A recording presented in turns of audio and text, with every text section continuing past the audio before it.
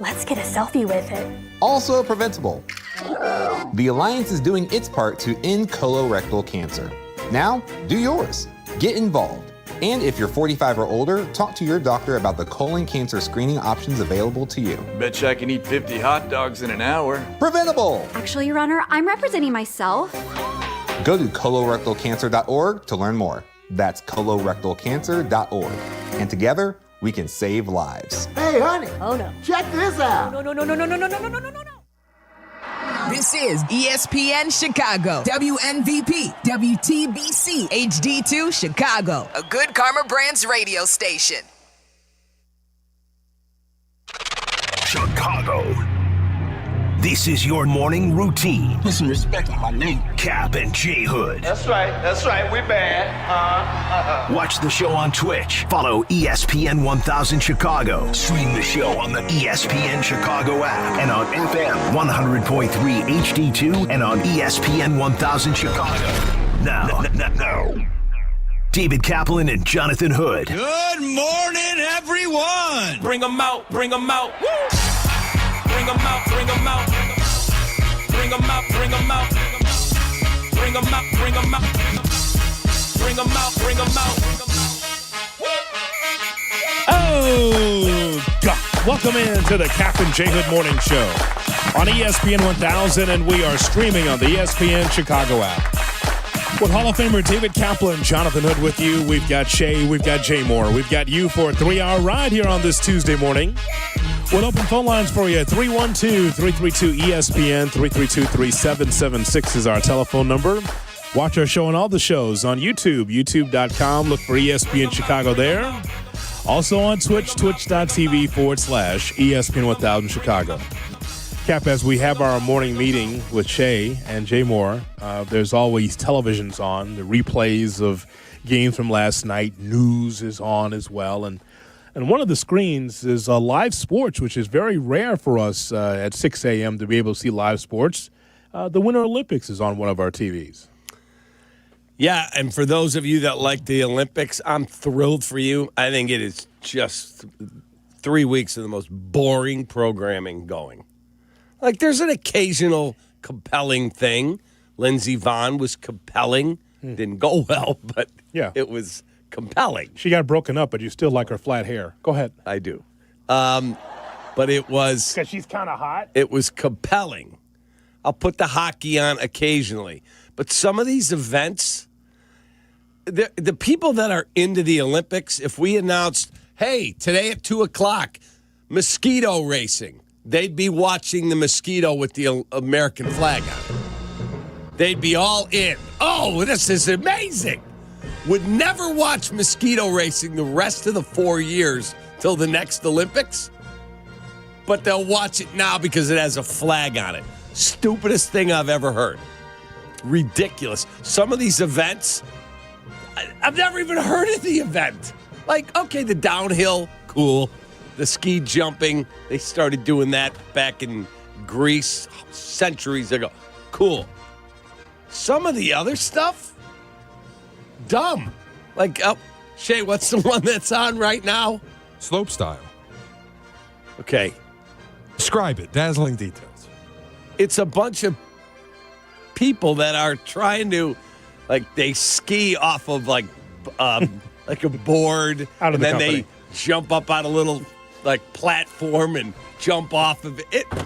It's like a bunch of guys that are, you know, like, what's the snowboarding?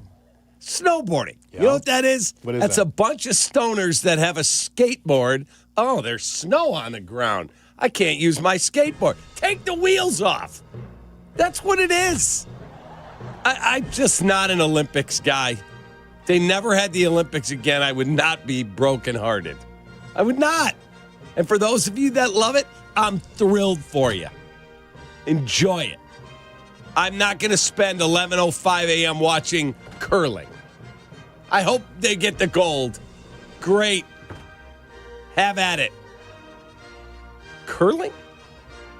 And I've tried curling. I went to the curling center. My wife got invited through her job. So her and Brett and I went. Okay. Good luck. Not for me. I'm not going to watch in the middle of my day mixed doubles curling. Not. It's boring. And any of you out there that tell me you're going to watch curling 6 months from now if it's on TV, you're lying. You're not. Well, there's no, anchor tied to your ass to be able to watch this stuff. No one's asking you to, You could just, They shove the Olympics down your throat. No, they don't. No, they don't. What are you talking about? No, they don't. That's such an old man sports radio thing to say. And no one's making you watch the Olympics. It's an option. Because we got phones now, We could look at other things. We could watch movies. We could watch the traditional sports. No one's making you. It's not like Phil Hirsch is still in the Tribune making you read about the Tribune. Well, you seen the paper? It's not like it used to be on page 2. You open it up. Oh, Cubs, Sox. Oh, God! Yeah. The whole spread, Hirsch! My God, we're 4 years away! He's not making you do that. It's Phil Hirsch. Open your mouth wide and take it. No one's making you do that. You're just an old man just fighting at clouds. These people that are out there want to be able to get the gold for their country. Look at this event. Sliding down some wooden board with the Olympic rings on it. Yeah. That was not around when the Olympics started. Well, things evolve, we have a skier among us that appreciates the sport. Jay Moore's a skier. He is not a skier. He doesn't do drugs. I'm talking about Shay Norling. He likes to ski. It's the wrong snow, Cap. I know. I know that Shay is a skier. Yeah. I was stunned by that. He didn't strike me as a skier, but I saw the video and it was impressive. To be fair, slope style's not really my thing. I'm more into the downhill stuff. Do you ski? Do you ski? Yes. Okay, that's all we were trying to get to. I didn't want to debate you on what kind of skiing. I was trying to put you over by letting everyone know that are listening for the first time that you ski. That's all I was doing. Like this event. I didn't want to have a battle about what type of skiing. That's Lindsey Vonn pulls out of the gate in hopes of more Olympic glory. I just know after the years of watching her, she will ski at her limit. The tone is set right here. Oh, my goodness, no!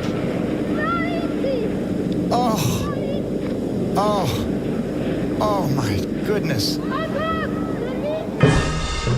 And those are the Olympic moments brought to you by the fine folks over at... Damn. How about that? Yeah. You can hear her writhing in pain. It was horrible. Damn. And I love Lindsey Vonn, which is one of my favorites. I love Lindsey Vonn. And her dad... Hot. She is. Yep. Her dad spoke yesterday and said, if I have anything to do with it, she's raced her last race. We're done. He was pissed. And she's having multiple surgeries. She posted on social. She had a severe fracture. Horrible. Absolutely horrible. But dumb for being out there, huh? The dumbest thing you ever seen? Dumbest thing you ever seen? I said the Olympics in general. Yes. I just don't get everybody caught up in the national pride for events they would never, ever watch except for the 2 weeks or 3 weeks that they're in Cortina, Italy. All right. That's the time of the Olympics, you see. They wouldn't have that in July because it would not be the Winter Olympics. Okay, but next January, they're in Milan. They're not going to be sitting in front of their TV watching some half-pipe event. Dude, this is your issue. You look at everything as a product. You see nothing as a feat of human strength or ability. It's all television product to you. All right, you won't watch the half pipe in a week, but you're watching it now because it's on, and it's the Olympics. What's the problem? Okay, and for me, it's boring. 1 million channels, and he's concerned about one that he would never watch. But it happens if it's beyond now, so he wants to rip it. What if I just put that on like MeTV? We wouldn't even start with this. Right. This was just I Love Lucy. It would be fine. It'd be way more entertaining. Would you rather I'll go in there and I'll put on the Charmed reruns on TNT. You want that? That's a marathon. No, I'll pass on. I don't know what Charmed is, but I have no interest. Hot, actually. Charmed. Three sisters. Three sisters, yeah. Three sisters. Another guy just went down. Yeah? You like it? 4 years of work in an event no one's heard of, and that'll be all. Oh, my God. I mean, what are we doing? They're doing the Olympics. They are battling for their country. They work all, for 3 years, 3.5 years to be able to be part of a special event. I mean, listen, that's the championship for the Olympics, you see. Right. Just like when we talk about the World Series and the Lombardi Trophy and all that, this is their championship. Yeah, I'm excited. Mosquito racing is next Tuesday at 9 a.m. when I get off. Again, the mosquito race does not land. Look at that. Look at the faces over there. Look at that. Hummingbird racing. But it's got a flag on it. Look at that. Gotta watch. Open your mouth wide and take it. The way he just discredits this guy. 4 years of work, up in the smoke. How terrible. That's all he sees. You're watching a human being operate at the peak of their ability. It's something you think is stupid. But the whole Winter Olympics you watch, and it's try not to die. Do this insane thing and don't die. And you're like... Right. Like, boring. what is the one where they go head first down on a luge? Skeleton. Yeah, I have no interest in seeing somebody maybe die. Skin Max, I think you're thinking about. Skin Max. Going headlong into, what'd you say? I said I don't want to watch somebody maybe die. I think what we've discovered about you over the years is that you're just not a big fan of sports that's individual, for individual accomplishment. You're a team sports guy. That's 100%. I like golf. No, besides that, it's the golfer against the course. But, I mean, when it comes to individual sports, you can't do it. You can't handle it. You only like team sports for the most part, like 99.9%. I mean, this is like breathtaking, adrenaline-fueled events that's happening, but mostly individual, and you don't like it. You for whatever reason, you don't like individual sports. Someone that's out there, it's like the person against the course, the person against the field. You like team sports, but someone out there individually, for someone like you to not like individual sports, who is a big individual, I'm surprised. You don't like individual sports. I had a friend of mine who won the gold in London in 2012. Yeah, is he hot? Good-looking guy. Mm-hmm. Connor Dwyer. He was part of the swim team with Michael Phelps and Ryan Lochte, and they won the gold. I watched it, and I was super happy for him and it was cool to see that team together. But you're probably right. I'm much more of a team sports guy. You're just not an individual sports guy. I think early in life, you didn't mind watching a little bowling because it was on TV. I did used to watch bowling as a kid. 10-pit tattler. Like, you'd watch that, right? You'd watch bowling. But ultimately, you are a team sports guy for whatever reason. I am. And I'm just a sports fan. I enjoy all sports. Because I enjoy all competition. That's why. I mean, in this situation here with the Olympics, it's the course against a skier that's doing all these kind of moves. It's like a skier who was, as a kid, he was, horsing around on the escalator with his mom when they went shopping. Like he's jumping up on the side of the escalator is basically what he's doing. Like, I don't get it. You're Tom Hanks, like Castaway, just by yourself. Yeah. Yes. You and the basketball. That's it. You and the ball. Wilson. By the way, where are your headphones? On my head. And the guard, the condom, where's that at? I don't have that with me. What? I'm sorry? I don't have the mic condom windscreen with me. Where is it? At my house. What do you use it for outside the microphone? I mean, you're supposed to use it for the mic. Why is it on the bedside table? Take that, Mindy. It's in my office. Cap loves it raw. Apparently. Oh. You understand, you need the tools of the trade to be able to do this. Those are not community headphones? They are. They're the community headphones. So here's a guy here that rips the Olympics, but can't come to work with the tools of the trade. Headphones, windscreen. Day 2, still didn't have it, huh? It's either it's unbelievable. It's either he hates individual sports or he hates anything that is not distinctly American. Because soccer and golf are two things that drive a hole through this theory of individual sports. But Hoodie comes into the office. He's taking things that aren't his. I mean, he hates the Olympics. He hates soccer. He hates tennis. If it isn't distinctly American, he's out. It's unbelievable. They just plant a flag. If it's the American flag, though, all good. America. Well said. I don't understand how you do this every day and don't have the tools of the trade. I always did. And then I was led astray by Danny, who said that, the 9th, you'll be in the new studios. So before I went on vacation, I took my little kit with my headphones and my windscreen with me, took it home so that I would have it for the 9th. I see. And then while I was out of the country, I got a text from the Grand Poobah Daniel Zetterman that said, yeah, you'll be back in the old studios on the 9th. I see. Oh, okay. You mean like where you work? Right. I thought we'd be at the new place. That's got nothing to do with you not having the tools of the trade. I have to remember to take them from the house and bring them back because I had a spot that I kept them in here. Yeah? This is ridiculous. You blame Danny and you blame Mexico. That's what you just did. Pretty much. Day 2, no windscreen and community headphones. You're a bum. Thank you. Sports Appreciate radio it. bum.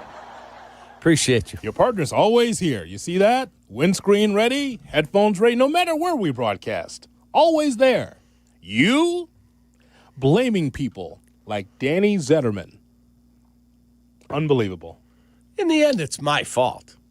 I should. It is? Yeah, I should have had them laid out. The audience agrees. Listen to that. So I will have them tomorrow. I don't think so. I did. I sent a text to my wife. Please take out my headphones Oh, my God. and set them on the counter, right where I put my keys. What do you do for yourself? Broadcast. Talk. Research. I work out. Workout, yeah. That's You're a it. trainer. You can't even stretch on your own. You talk about how you go get stretched by somebody every day. Not every day, twice a week. Well, he's got to get up. He's got to stretch. Oh, good morning, Mindy. That's his stretch. And then someone stretches him out later on today. It's unbelievable. Hey, before we start sweating, let's do our warm-up. There he is, him and Dick Simmons. Let's be your personal trainers today. Let this workout really boost your spirits. Deep breaths. Here we go. 1, 2, 1, 2, 1, 2. I actually have some interesting breaking news 3. that I've been working on. What a segue. Last one. 4. I want to share with the audience. Are you done stretching now with Dick Simmons? Yes. Okay. All right. Well, we'll get to that news coming up next. That's how we do that. That'd be great. We'll do that next. Done deal. Now that you think the heat's off of you. But I'm going to keep talking about this. You should have stuff. You're supposed to be leading around here. You know, it's the Kap ... and J Hood show. ... That's what you understand. So you're supposed to be the leader here. You're I the will coach. have them tomorrow. I'm just the player. You're the coach, you see. You're supposed to be teaching me. You have to be able to adapt to your surroundings. I do every morning. So I do every morning. Wow. And so does Jay Moore. We have some news that Kap would like to share with you. If you're a Bears fan, listen closely on the Kap and J Hood Morning Show. Kap and J Hood, morning 6 to 9, ESPN Chicago. Gary! Are you tuning? Take a stop at the ESPN Chicago page on YouTube. We got shorts to scroll, pressers to parse, interviews to intake. Subscribe and see it all at the ESPN Chicago page on YouTube. Tired of losing power when it storms? Call Four Seasons Heating, Air Conditioning, Plumbing, and Electric today for a free estimate on a whole home standby generator. Never be without power again. Fully installed systems starting at just $99 a month. How about your sump pump, your fridge, or your freezer, your garage doors, your heating and cooling? You can stay comfortable and safe in your home all year long. Four Seasons is the largest and most award-winning Generac dealer in Illinois and Northwest Indiana. For all the right reasons, call 866 4 Seasons. Hey guys, are you craving that legendary Chicago pizzeria taste without the wait or the price tag? Meet Connie's Frozen Pizza. Premium pizzeria-inspired pies from your freezer to your table. Oh, yeah. Born in Connie's restaurants, now in your freezer. Connie's brings that unmistakable flavor that says, I could have gone out, but why? Hosting, dodging cooking, or are you just hungry? The solution is Connie's. Find Connie's Frozen Pizza in your local freezer aisle. Connie's Frozen Pizza. Authentic Chicago taste without the pizzeria prices. Oh, could this vintage store be any cuter? Right? And the best part? They accept Discover. Accept Discover? In a little place like this? I don't think so, Jennifer. Oh, yeah, huh? Discover's accepted where I like to shop. Come on, baby, get with the times. Right, so we shouldn't get the parachute pants? These are making a comeback. I think. Discover is accepted at 99% of places that take credit cards nationwide. Based on the February 2025 Nielsen report. Access to education changes lives.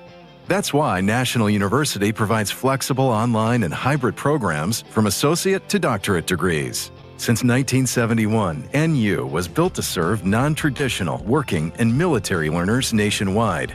NU understands the demands of work, family, and service. Each year, more than 130,000 learners trust National University to move forward. Visit nu.edu to learn more.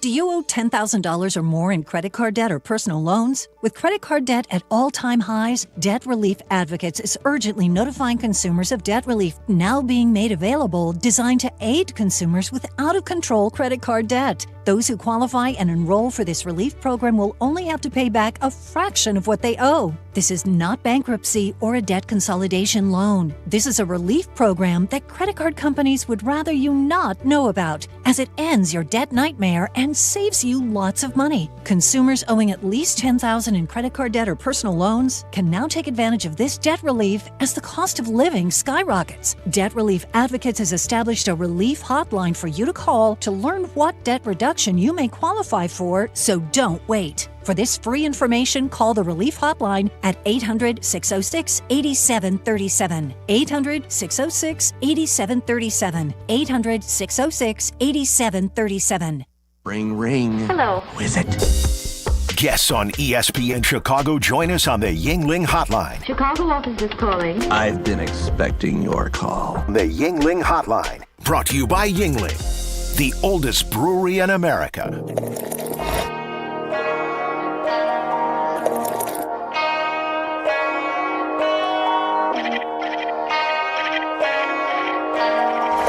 Kap and J Hood are back. Got me feeling lucky. I'm putting everything on black. ESPN Chicago. Here's hoping that you're going to have a great Tuesday. It's the Kap and J Hood Morning Show on ESPN 1000 and streaming on the ESPN Chicago app. Our Twitch and YouTube streams are brought to you by LaPorte County. Make your short drive and feel miles away. Plan your summer vacation in LaPorte County, Indiana at visitmichigancitylaporte.com. You've been working the phones regarding what's happening with the Chicago Bears and their future destination. I have been for a few days now, and as I said yesterday, Silvy was the first to report on the, it's not a hard deadline, but it's close. Silvy had a very good report last week regarding Indiana and their willingness to get something done. And if the state of Illinois doesn't get off its keister here very quickly, the Bears could be gone. And Silvy's report was right on it, and you can find all the details on the Waddle and Silvy podcast. As I made these calls, I was tipped off that there is a proposal on the table. I think Portage, Indiana, is going to have a press conference tomorrow to go over this. But I've got the proposal. And the proposal would be called Hallis Harbor. It's right near the lake in Portage, Indiana.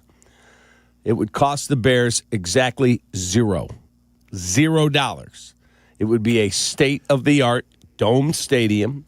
There would be another 275-plus acres that they could activate for, as you always like to talk about, you and Michelle going to the game, and you pull in the garage and you go, oh, let's go eat there. And I want to get a jersey there. And let's go do this right here. And so all of that would be available to the Chicago Bears. It would cost zero taxpayer dollars in Indiana through a creatively financed proposal, and it would cost the Bears $0 in rent. And they would basically have no obstructions. They could do, you want that? Done. You need that? Done. So I find it curious that as this started to leak out, Silvy's report last week, what I've learned over the last few days, I find it curious that all of a sudden now Illinois is back in play in Arlington Heights, trying to figure out how they can get the Bears to stay. I'd like to be able to circle back on the name that you just put out there, and people are probably hearing this for the first time. We know what Hallis Hall is. We know where to find it. But Hallis Harbor would speak to the region of where this would take place. Correct. Right along Lake Michigan. There's 3 places. I know Miller Beach is one of the places that they're considering. Where we were at the Hard Rock Casino in Gary is also one of the 6. So Hallis Harbor is a new name that we have not heard. Correct. So that is what their proposal is called. There's a marina right there. It's within 5 minutes of the lake. You could take a boat from Chicago. You could do a ferry service from downtown Chicago to the stadium. And it would be super cool. And you have a lot of highways that can get you there. You don't have to do a lot of the surface street driving that you do getting to Soldier Field. And for those out there, because somebody sent me a really nice email, very professional, but said, I'm not giving up hope that they can stay on the lakefront in Chicago. And you know better than anybody, being a resident of Chicago with the Friends of the Park, that's dead. That is never, ever going to happen. They don't have the financing. They don't have any type of a way to get that deal done. So it's either going to be Arlington Heights or Indiana.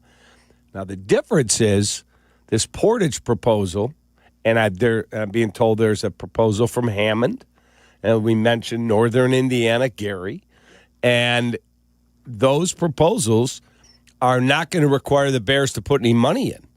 The Arlington Heights property, which is their preferred destination. Yes. They want to go to Arlington Heights. The Bears would have to put in north of $2 billion, and they're prepared to do that. Kevin Warren and George are prepared to put that type of financial commitment in. But this Indiana proposal from Portage is, I've watched the video. I just showed it to you. You and Shay and Jim saw it. Yep. It's wildly impressive. It is. However, let's talk about practicality and talk about the history of the Chicago Bears. Now, listen, for me as a fan, I understand that things change. Totally understand that things change. That everything can't be the way it was in the 60s, 70s, and 80s.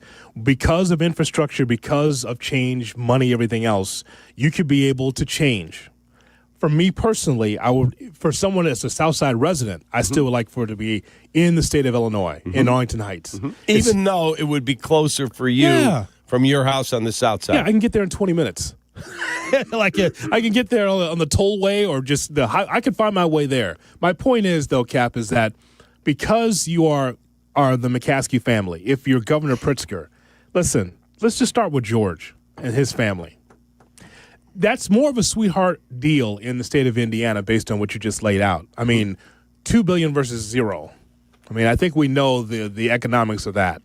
However, there's a principle of the thing. Do you really want the Chicago Bears to be in the state of Indiana, even though some would consider that region Chicagoland? Right. However, Cap, still, you're the Chicago Bears. It's sad that we can't find a place in this city to place a new stadium for the Chicago Bears. Actually, there are places that I'm sure they're just not looking in those places to put a new stadium. You could put it further southeast and not having to cross over the border of Indiana.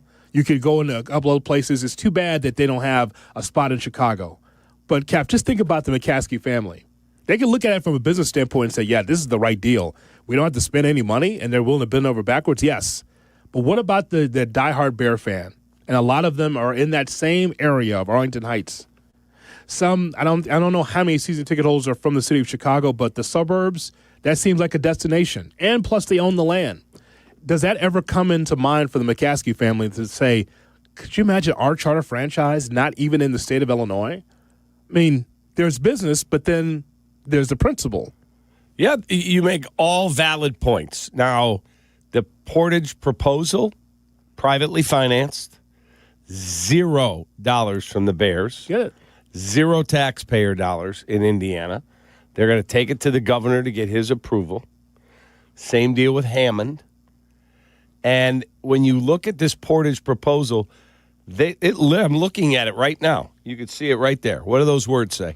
Shovel ready. By June of 2026. That's like 3 months away. They'll get it done. That they can have shovels in the ground building the stadium this June. That's how fast they've gotten everything in line. There's a Chicago businessman named Lou Weisbach, and his company has created this financing plan, and he's part of the team over in Portage, and they've called it Hallis Harbor. How difficult would that be for you? You're the McCaskey family. You're not rich. You're wealthy. You have generational wealth, but yet the Bears have always been in this state, and then you take that deal to Indiana. I mean, but how difficult is that for George? I mean, for George, business aside, that's tugging at your heartstrings. The Chicago Bears no longer being in Chicago land, not necessarily being in the city or in the state. It would be. Is that not a tough decision? Yeah, it would be a horrifically tough decision. Like, I would go to the nth degree, and I think Kevin has, and George, nth degree to say, I got to be in the state of Illinois. And if, in the end, the governor and the Speaker of the House and Chris Welch and Pritzker, if they don't want me here, and they go, sorry, we're out. We're not doing anything for you. Well, then you leave me no choice. I have a business I have to run. I need a new stadium. And they're giving me an unbelievable deal. But I really want to be over there, and I'm willing to put the money in. I've already planned it. I've got it budgeted. In the state of Illinois. Correct. I own land there. I wish that Virginia McCaskey was alive and of sound mind and put a mic in her beak and ask her what she would think. Right. I bet you as much money that's on the line, $2 billion, I think that she'd think about her dad, think about her family. Oh, we can't go to Indiana. I'm not sure that, of course, I don't know for sure, but I got a feeling that her heart is in this state, and that way the Chicago Bears will still be in Arlington Heights. But the bottom line is it's gotten to this point because the politicians in our state have been playing stiff arm. Yeah. Yeah, no, we're not. Oh, wait a minute. They might go where? Indiana. Yeah. Oh, God. We probably ought to get moving here a little bit. There's no one to blame here. I'm sure both sides have some level of culpability in each other's opinion. Sure. But the politicians in our state are the reason we don't have a deal done yet. Jay Moore? With the deals that Indiana has presented, what's the ownership situation with the stadium? Will the state own it, or will the Bears own it, seeing that they're willing to build it for them? In Indiana or Illinois? Indiana. Indiana, the state would be building it. It would be privately financed. No taxpayer dollars from the state of Indiana. Zero. So do you think ownership matters to the Bears? You're getting a free stadium, question. but, if you build in Arlington Heights, you own it. Yeah, that's correct. But it's a $2 billion commitment minimum by the Bears. But to Jay Moore's point, Arlington Heights is yours. Correct. You get all those revenue streams, or a good percentage of those revenue streams. Well, because it's yours. In Indiana, is it theirs? It's the state's. It would be rent-free to the Bears, and they would have say on everything. How much of that revenue do they get if they have Paradise in Indiana? What percentage? That I can't tell you. You know what I'm saying? What percentage Indiana? What question. percentage? Great question. Taylor Swift goes and plays in the new Bears Stadium and sells it out for 3 nights at huge money, I don't know how much of that goes to the Bears. I don't know the answer to that. I like the idea of having my own money. Yep. But listen, I think I'm going to get an ROI as owner of the Bears if I'm at Arlington Heights. $2 billion. Okay, I'm going to get that back. I'm going to get that money back at some point. Now, it won't be tomorrow. Correct. But I'll get that money back, and I'll still be able to save face by saying we saved our Bears. The Bears are in the state of Illinois. And this is, again, I know that we have a lot of new listeners and viewers that always are funneling in here. This is not a diss at Indiana by no stretch of imagination. We're just saying that the Chicago Bears should be in the state of Illinois. However, if Governor Pritzker and those on the Bears side cannot come to a deal, I can understand them going to Indiana. It's not like people are going to have – it's not like there's going to be empty seats at the new stadium if it's in Gary, Portage, Hammond. If Governor Pritzker and Chris Welch and other politicians, we can't get involved. Sorry, we can't help you. Okay, well then. They're not going to stay at Soldier Field until these guys are either voted out or retire or move on so that they can see that the next crew will help. They're not going to do that. Yes. They have got to get clarity. And I think what Silvy said, that at the end of February we may have some clarity, I think that's accurate. I do. I think he was right. Okay. Because the General Assembly in Indiana, their session ends the end of February. And they're not going to wait until February 27th, the last day of the month, and go, oh, God, we got to take care of this bear. No, they're trying to get that done like ASAP. Like in the next 2 weeks, we should know where the Bears are going to be. We're going to hear from Governor Pritzker coming up next. And your phone calls on this, 312-332-ESPN, 332-3776 is our phone number. Kap and J Hood, weekday morning starting at 6. This is your morning routine. Yeah. Kap and J Hood. Good morning. Morning. Good morning. Oh, and in case I don't see you, good afternoon, good evening, and good night. On ESPN Chicago. Sometimes the conversation can get away from the team on ESPN Chicago's Kap and J Hood show. Fortunately, there's always room for a sidebar. Just a quick sidebar, may I approach? Sidebars on the Kap and J Hood show are presented by Ankin Law.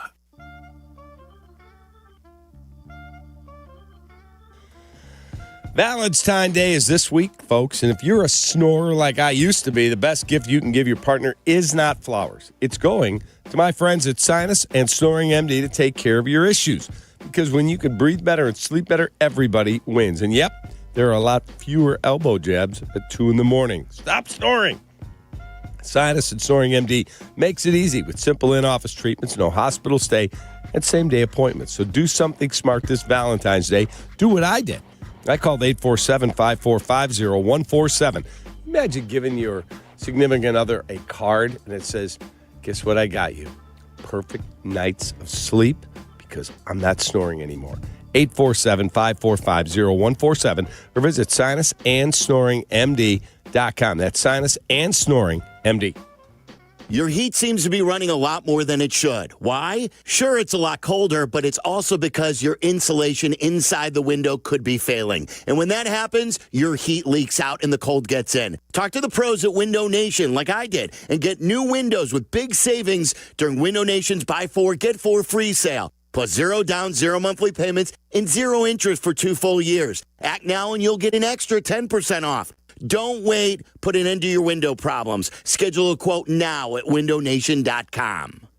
One good shot can change the trajectory of your career. Seize your moment and train for a future with potential at ETI School of Skilled Trades. In as little as 7 months, you can get started in welding or HVAC with hands-on training in the skills employers are looking for. We offer day and evening classes to fit your schedule. Take your shot. Visit eticampus.edu or call 888-830-7678 to learn more. ETI, it's your future. Own it. Good Karma Brands is proud to be an equal opportunity employer, providing equal employment, development, and advancement opportunities to all teammates and applicants. To learn more about careers with us, please send an email to talentacquisition@goodkarmabrands.com. That's talentacquisition@goodkarmabrands.com. For 100 days, I'm going to cross the 7 continents because the answers to everything important are out there at the edges of our world. I'm stepping into the unknown. Where are we going? To see our planet This is amazing! as it's never been seen before. From pole to pole. Pole to Pole with Will Smith from National Geographic. Now streaming on Disney Plus and Hulu. Show me the way. I'm Boomer Esiason. My mom died from cancer. She was only 37 years old. She didn't have life insurance, and that was devastating for my family. That's why having life insurance is so important to me. Ethos makes it fast and easy. Get a quote in seconds, apply in minutes, and get same-day coverage. You can get up to $3 million in coverage with no medical exam. Get your free quote at ethos.com/play. That's ethos.com/play. Paid spokesperson. Time spent on application may vary. Online health questions required. $2 million the Verdoyak Law Group wins again for their clients. That's right.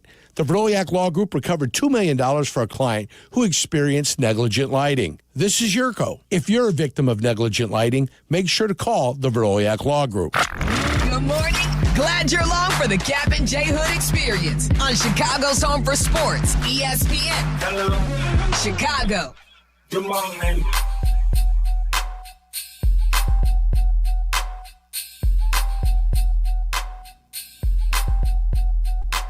It's the Kap and J Hood Morning Show on ESPN 1000 and streaming on the ESPN Chicago app. We're with you until 9 o'clock. Then it's Carmen Jurko at 9, followed by Rich Eisen at noon, and Waddle Silvy at 2 right here on your home for the Bears and the White Sox, ESPN 1000. 312-332-ESPN, 332-3776 is our phone number. If you're just joining us, we're talking about where the new stadium is going to be for the Chicago Bears. And I know that there's a section of our audience, Cap, that says, I don't care where they play. I just want to see the Bears play in Arlington Heights, whether it's in Northwest Indiana, whether it's in Soldier Field. I want to be able to see the Bears wherever. But I think this is a big story because we have seen traditionally the Bears play at Soldier Field for many, many years. For generations have been there to tailgate and see the Chicago Bears. And so when there's something new, it is noteworthy. It is interesting because on one end, as you lay out, there is the one offer from Northwest Indiana, and you just scratch your head as a Bears fan. It's like, could you imagine the Chicago Bears playing in Indiana and being in Northwest Indiana where they are rolling out the red carpet? Here's an opportunity here for you to be able to be part of something new in the region. And over here, you have the Chicago Bears in Arlington Heights. They have bought the land, and we've been waiting for years for shovels to be in the ground to start the infrastructure in Arlington Heights. But there's a difference between the two deals. There is, and one says your address is Arlington Heights, Illinois. The other says your address is Portage or Hammond, Indiana. Mm-hmm. But do you think we're going to get to a point, not today, but 20 years from now, 40 years from now, where Portage, Hammond, Chesterton, that whole area, the region as they call it, will be thought of as Chicago area? I mean, some already do.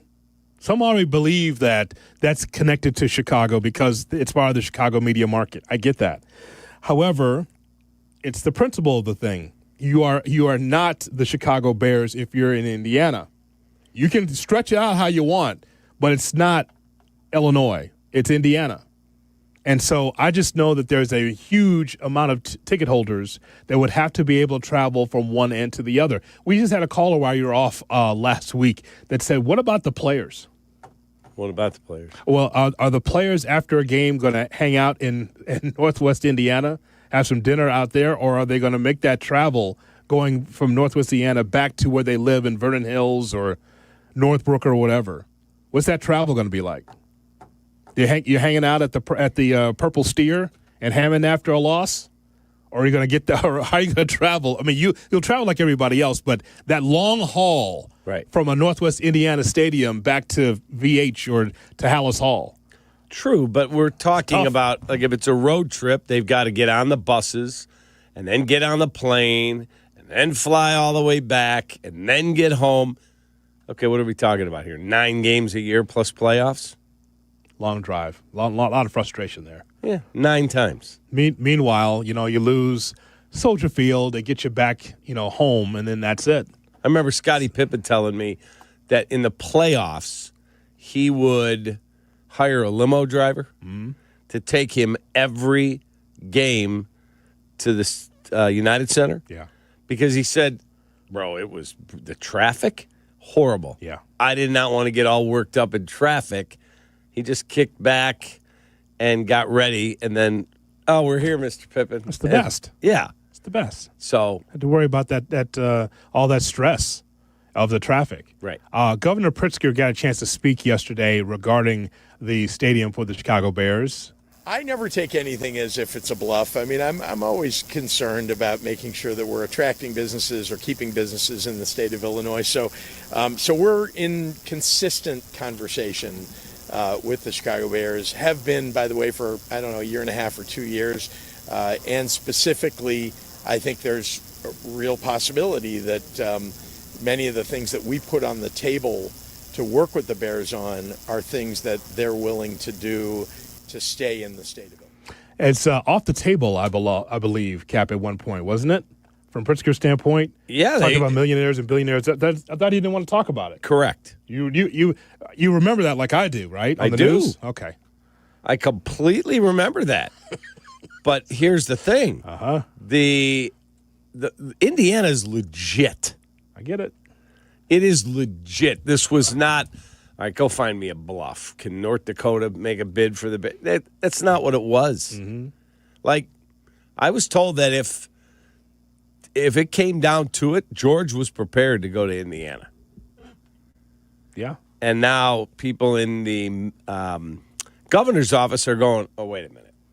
I don't really want that on my legacy, that I let the Chicago Bears, a charter franchise of the NFL, the most popular sports league in our country, I let them leave? Not good.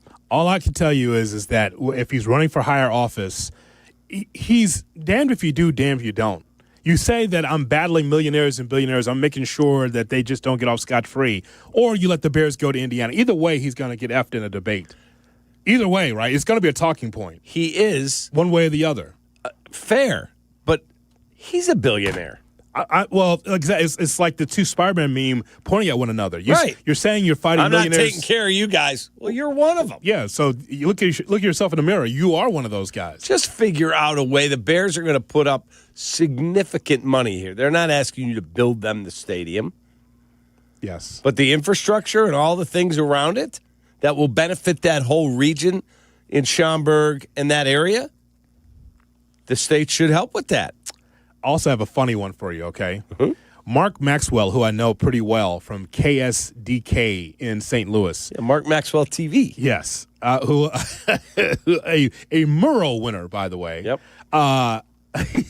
He was there to talk to Governor Pritzker. Now, again, Pritzker is not there just to talk about Chicago politics. It's the entire state. There's people that are on the St. Louis border and Springfield that have questions about everything. Here's Mark Maxwell asking about something that we hadn't thought about. There's not just one stadium issue. There might be two. Should pro sports teams read this version of the Star Bonds as the last, best, and final offer Illinois has? No. And if right now the owners of the Cardinals are saying, hey, Busch Stadium looks a little long in the tooth, is there any world in which you would try to attract them to cross state lines into Illinois? I am trying to attract businesses. I would. Yeah, I mean, we're all trying. I appreciate your asking the question. You said any world. Yeah, like every world in which we are trying to attract businesses, and that includes teams, but businesses to the state of Illinois. Completely thrown by that question. He was. He was like, what? Whoa. Cardinals in Illinois? How about that, Shay? Your East St. Louis Cardinals. How about that, Chippy? Wow. You know, Hoodie, I love alliteration. The Carbondale Cardinals. Carbondale Cardinals. Can you imagine that? I mean, now that's a thing, too, now. I didn't know Busch Stadium, there's a question about whether or not will they stay in Missouri? Their second Busch Stadium. You know, long in the tooth, looking maybe for a new stadium, and maybe Missouri doesn't have the stomach for it. But would Illinois have the stomach for the Cardinals being in Illinois? And Missouri just lost the Chiefs. Right. People forget that. The Chiefs are moving. They're in Kansas. They're going to Kansas. With the Royals. Right. Oh, boy. Could you imagine How would you take that, by the way? What if the Cardinals were in Springfield? Oh, what if, in Gallatin, East right? St. Louis. Yeah. Would you in Jefferson and Wayne down in there? What if they were in the bottom of the state? The Cardinals and the fans Cubs would puke.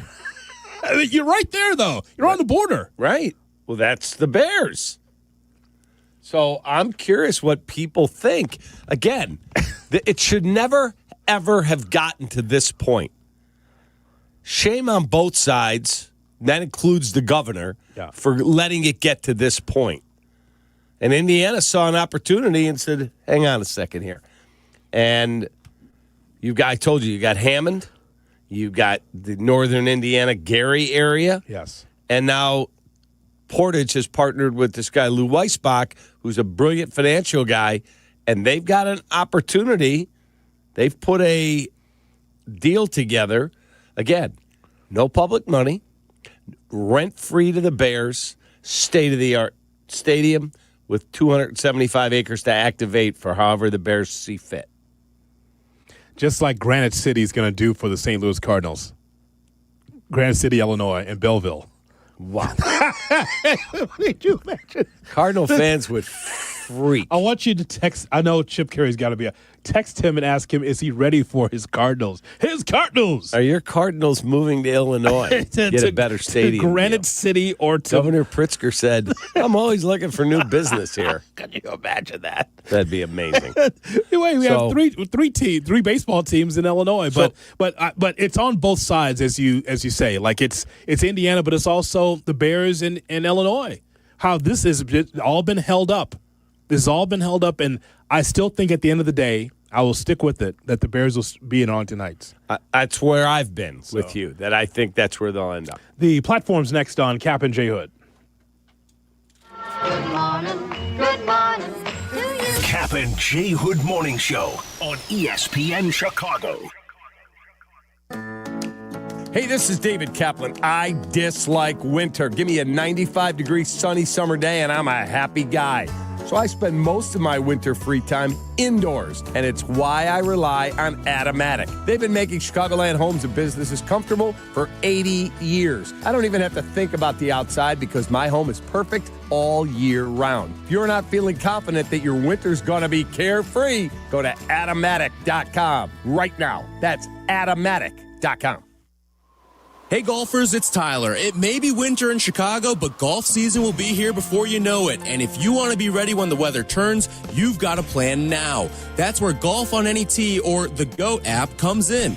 GOAT is a golf membership that gets you unlimited golf all year long at 20 courses across Chicagoland. No greens fees, no cart fees, just unlimited golf. Sign up now and book a tee time for the first day courses open. Visit golfonanytee.com or download the GOAT app today and golf like me, golf on any tee. Guys, this is Courtney Cronin. Let's be honest, most of us aren't great at saying what we feel. That's where jewelry does the talking. And nobody does it better than Rogers & Hollins, family owned since 1910. From engagement rings to stunning jewelry and watches, whether it's a gift that speaks for you or something that elevates your look, they've got it all. Jewelry says it best. Rogers & Hollins makes it last. See the Rogers & Hollins difference at a store near you or go to fornowandforever.com. As America's #1 motorcycle insurer, Progressive has your back. Oh, like roadside assistance. Oh yeah, Progressive offers that. Great. Do you have plans Saturday? My cousin canceled and I'd love to have someone to ride with. Actually, we just do insurance, not riding buddies. Cool, let's meet at noon. Actually, scratch that. 10 a.m., you and me, breakfast at a diner. To be clear, Progressive has your back for insurance only. So get a quote and see if you can save. Okay, so if you beat me there, get me the Lumberjack Special. We can share. Progressive Casualty Insurance Company and affiliates. Roadside assistance may require comprehensive coverage. Empower. After wanting one for years, Kevin is finally enjoying his new hot tub. This is the life. He worked with Empower to help him get good at money, so now he can be a little bad. Oh, no, not my phone. Oh, Kevin. Kevin's phone may be in hot water, but his finances aren't. Invest well, live a little. Start today at Empower.com. Hit the road in a brand new Chevy in less than 1 hour at Advantage Chevrolet Bridgeview. You can sign and drive away in 60 minutes or less. Seriously. Or they'll cover your first car payment. Every new Chevy is backed by the Advantage Plus program. Advantage Chevrolet Bridgeview. Together, let's drive. Getting and maintaining a lawn is no small task, but nobody makes it easier than True Green. I use True Green. True Green is the official lawn care treatment provider of the PGA Tour. So stop sweating and get the results that you've always wanted and sign up now for TrueGreen.com. Jay Moore. Welcome back to Kap and J Hood on Chicago's Home for Sports, ESPN Chicago.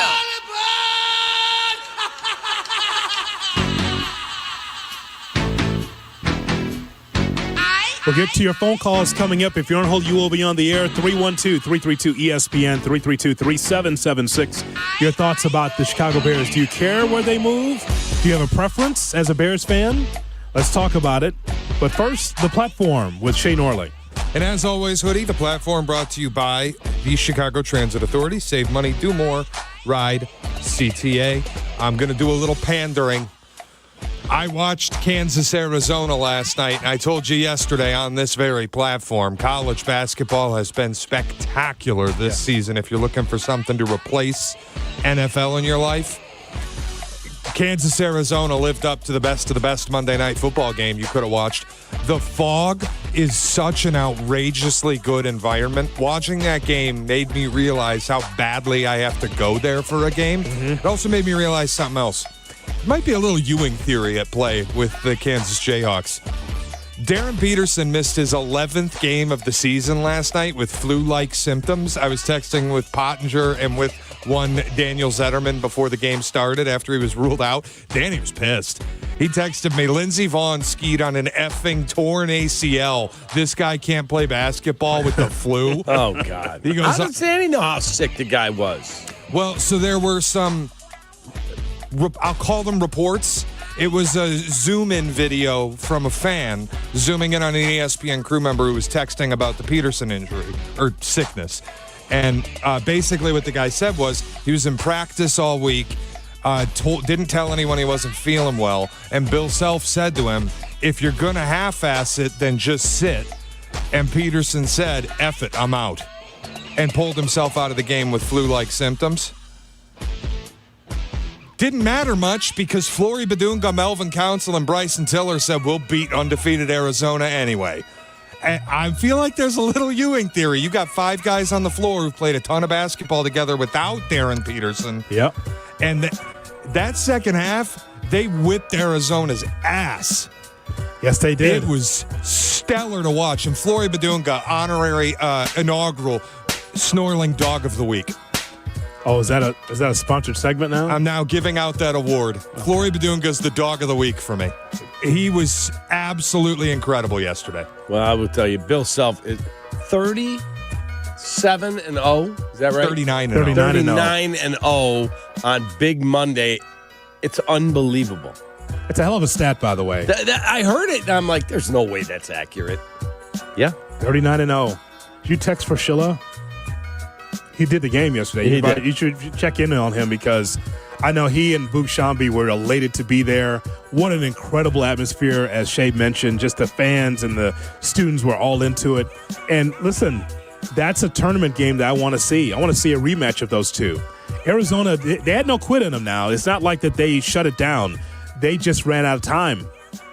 Arizona could have won that basketball game, but I really enjoyed what I saw there. That's the essence of what we love about college basketball right there.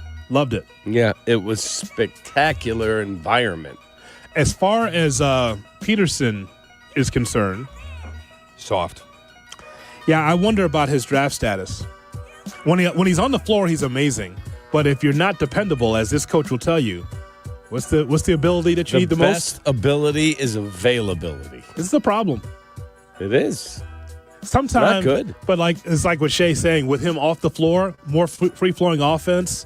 And yes, the KU was behind, but I just love their resolve, man, that second half. That was so much fun to watch. It's also not to say that they aren't great when he's on the floor, because when he's playing, he's the best basketball player in the country. He's incredible. Yes. He just doesn't play all that much. He had a hamstring issue where he missed a bunch of games early. Now he's got the flu-like symptoms thing. He's on like minutes limits occasionally where you feel like he's doing some load management stuff.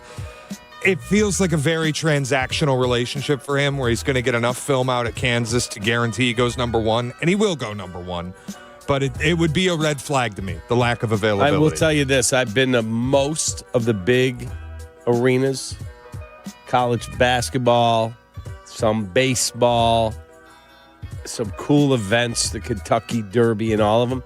Allen Fieldhouse is on the Mount Rushmore for me. Special. It is insane.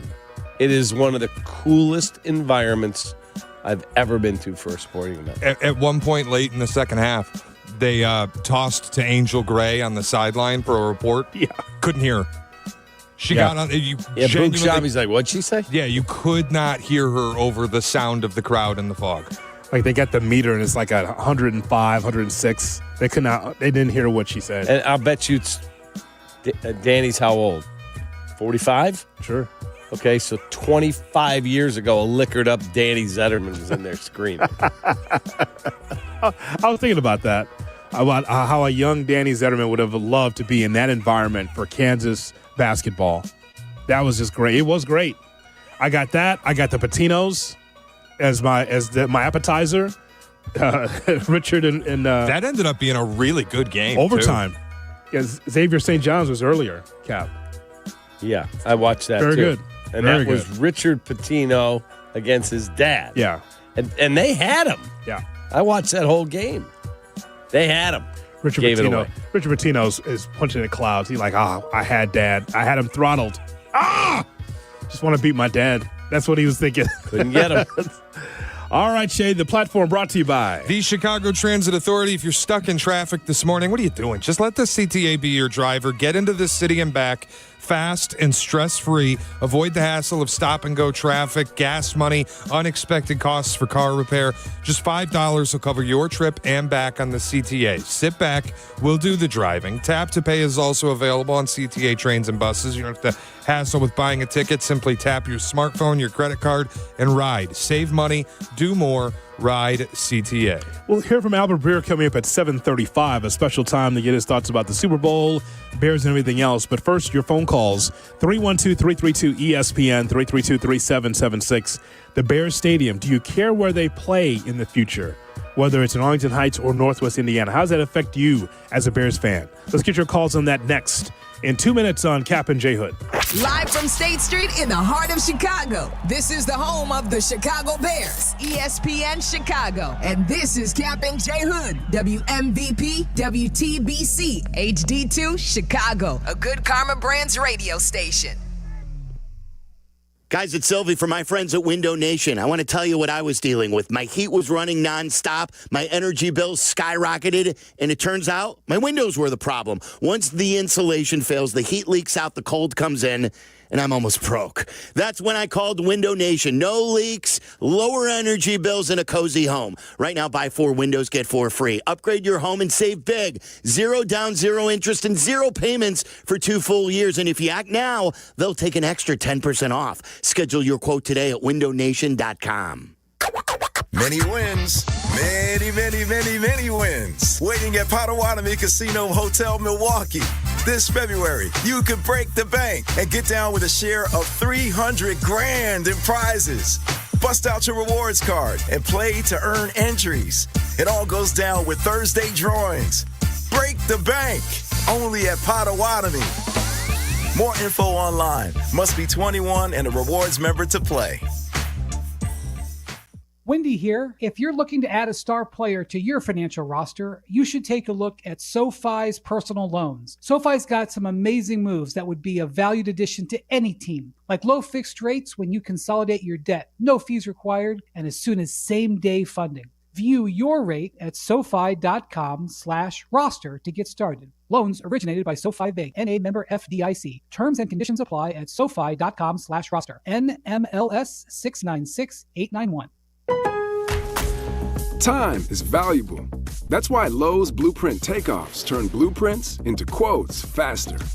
Bring us your plans, and we'll generate itemized material lists to make quoting easier, so you can get back to building. Plus, at the Lowe's Pro Desk, you get access to thousands of building materials not sold in store. And when your order's ready, we'll deliver everything to the job site. Improving is easy at Lowe's.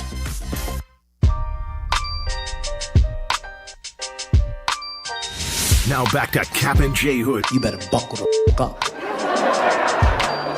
On ESPN Chicago.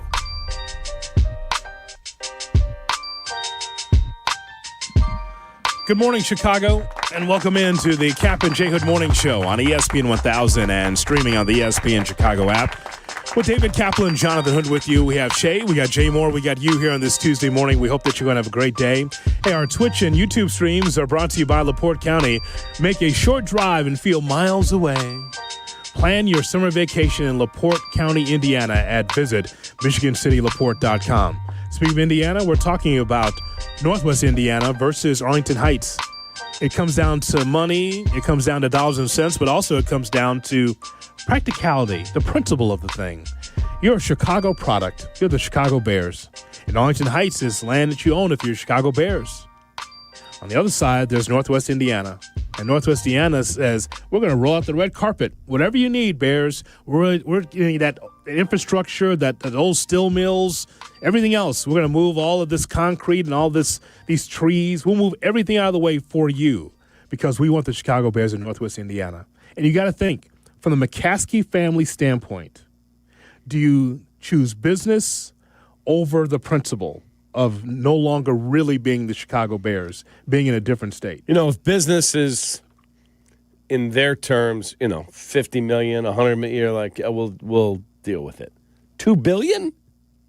$2 billion difference that you save if you go to Indiana.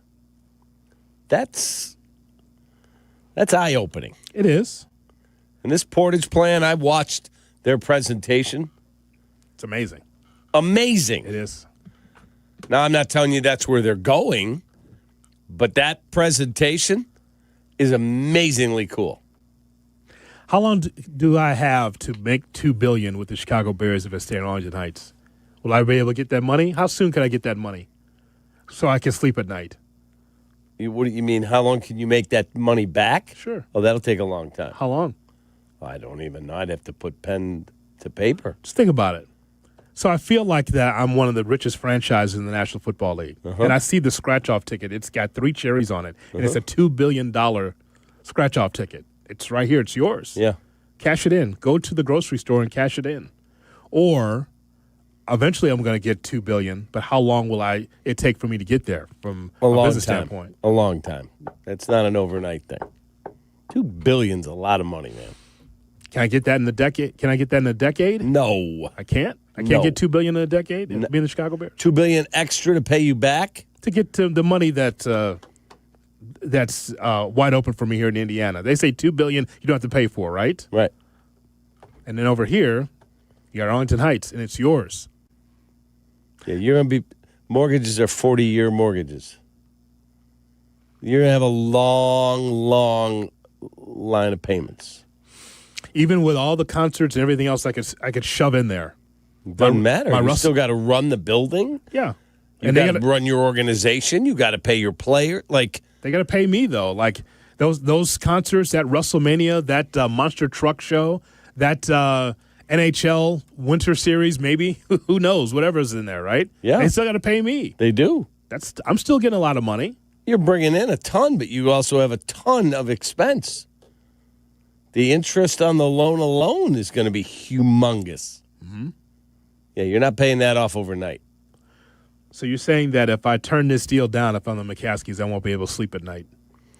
If I go to Arlington Heights, even though it's all mine and it's my revenue streams, here's the Indiana saying, no, we'll take care of everything. Don't worry about it. Whatever you want, you can have.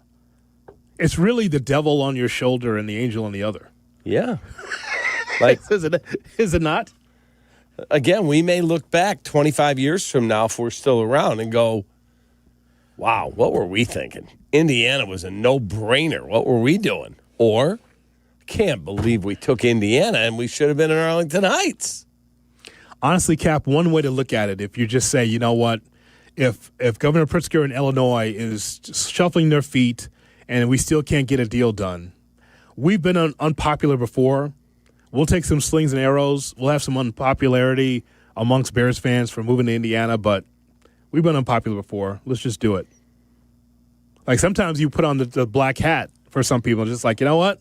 You're going to come. You're going to come to our stadium. You're going to still be a Chicago Bears fan, even though we will see what will happen from this. The burning of the jersey.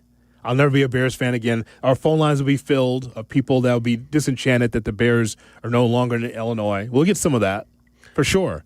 But you have to decide from a business standpoint, are you prepared for that backlash? Yeah, that's a thing. You are. You're right. You have to be prepared for it.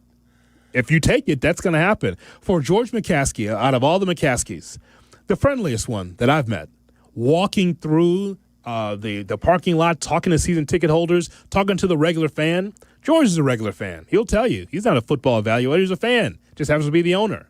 Could you imagine him walking through and saying, hey, our Bears are no longer in the Chicagoland area? That's tough. Yeah, that's tough. That is this is a legacy-defining decision. You know where I stand. I told you, even though selfishly, I would love to be able to all of a sudden be part of the pregame show because Hoodie lives the closest. Right. Me and Jurko live the closest Hoodie, to that. it's Danny. Can you get to the stadium? Yeah, I'll be there in 20 minutes. Yeah, sure. Oh, that'd be awesome. Yeah. Selfishly, it'd be cool to have that. But at the same time, I want it to be in Arlington Heights because they own the land. I think that'll be interesting. And I'll actually go for the first time in a long time to see what it looks like because I'd be curious. Yeah, I will. I haven't been to a game at Soldier Field, as I told you, in 22 years. But I would absolutely go to the new stadium in Indiana to see what it looks like. Wherever they build, I would like to, at least see it, experience it. So they're going to have a lot of options, whether that is Hammond, Gary, Northern Indiana, or you don't have to do that now. Portage. Just right down the line. Just call it what it is. Northern Indiana. Oh, my God. Scared of it. Or if it's Portage. Or do you go to Arlington Heights?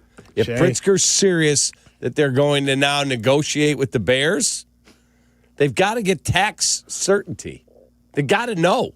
I think that in my research, I believe the Rams pay the highest property tax in the NFL, $8.5 million a year. They'd have to. Yeah. And the plan, until the Bears get clarity, they could pay 20 times that. Yeah. They got to know what they're paying. You can't build a stadium in Paradise and go, wait, what? We owe how much in taxes? Oh, I didn't know that. Too late. Shay, when we had our fantasy football convention a couple of years ago, what city was it in? Gary. Okay. 312-332-ESPN. It was at the Hard Rock Casino, Northern Indiana. All right, stop being afraid of it. That might be the new home of the Bears. That's it. Northern Indiana. Oh, my God. South Bend, here is Mark on Kap and J Hood. Hello, Mark. Hello, Hoodie. Hello, Cap. Got a great idea to stay in Arlington Heights. Yeah. Currently, the Bears are owned by 80% McCaskies and 20% Pat Ryan and the Aon Group. The Aon Group, Pat Ryan and Mark Walters of Guggenheim both sit on the Northwestern Board of Directors. I think that what could happen here is see if Mark Walters and the Guggenheim Group would be interested in purchasing 25% of the stock. That would still have the McCaskies being the majority owners with 55%. That 25% sale would bring in $3 billion to get the stadium built in Arlington Heights once the tax issues got solved. Yeah, from what I know, I don't think George wants to sell that size piece of the franchise. A. B, if you do a private equity deal, which the NFL now allows, the max can be 10% of the value of the franchise. Mm-hmm. So that would give you, based on the latest projections, about $880 million. Call it $1 billion. Venice Beach, Florida, listening on the ESPN Chicago app. Here is Nick on Kap and J Hood. Good morning, Nick. Hey, good morning, guys. What's up? So I think the Bears are staying in Arlington Heights, but what do you guys think Northwest Indiana may be trying to do some groundwork to entice the White Sox to come over there? They have told the White Sox that this plan could absolutely have enough space for a baseball stadium. Sox haven't done anything with that intel, but the Sox aren't stupid. Jerry's a smart businessman. Yeah. Jerry knows. You want to build a baseball stadium for me? I'm in. Oh, my God. Well, you know, Nick, that's a whole different conversation as a lifelong White Sox fan for them to be in Northwest Indiana. Yeah, I see that much more likely than the Bears going there. I could see Jerry taking them there, and there's a lot of Sox fans in Northwest Indiana. Yeah, and again, that would be close enough to me. But as either way, 35th Street or Northwest Indiana, it's fine for me as a Sox fan. But I guess I still believe that if the Sox are going to move that plot of land downtown next to the Fire, you can house the Fire and the Sox in the same plot of land. 78. Yeah. That's still there. It's still available. It's still available. Correct. Again, very quiet on the Sox part, by the way. Haven't heard much of all. Have you? No. I haven't heard a word. Because I think that the legislature in Illinois more concerned right now with getting the Bears deal done. I mean, not even a peep, though. Nothing. I haven't heard anything about that. Not since we saw the rendering of the 78, where the Fire just put it out there. It's like, hey, this is where we're gonna be. They're looking for walk-up tickets, I'm sure, after work people going to the Fire game, trying to establish something different since they've been with Soldier Field and Bridgeview. Why don't you guys just worry about spelling your players' names right on the locker? Did you see that? I did see that. Did you see that, Shay? He's listening to something else. Yeah, our phone calls. How do you not spell the name of one of your newest players right on his locker at spring training to the point where he went on social? Yep. Murakami. Well, let me tell you something. If Jerry was alive, this would never be a problem. And this is the one downside to having a great, popular superstar. How do you end it? How do you do it? Bulls had Michael Jordan. Jerry Reinsdorf, rest in peace, came out and said, okay, this is the last run. What? Okay, Colin. Jerry is alive and well in Scottsdale, Arizona. If Jerry was alive. He was in town the other day. Cap, if Jerry was alive, this would not be a problem with the spelling of the name. But, this is what it is, so. I mean, come on now. You got to be better than that. What do you mean? I mean, Colin Cowherd only works in the city limits. I'm not talking about Colin. I'm talking about whoever made the nameplate for Munetaka Murakami. Okay. What's more egregious, okay? Colin Cowherd, who works in Rosemont. So he got to know something about Chicago sports. He lives here. You're correct. And does not know that Jerry Reinsdorf's alive, or the misspelling of a name of a international import. Correct. What's more egregious? The misspelling of the name.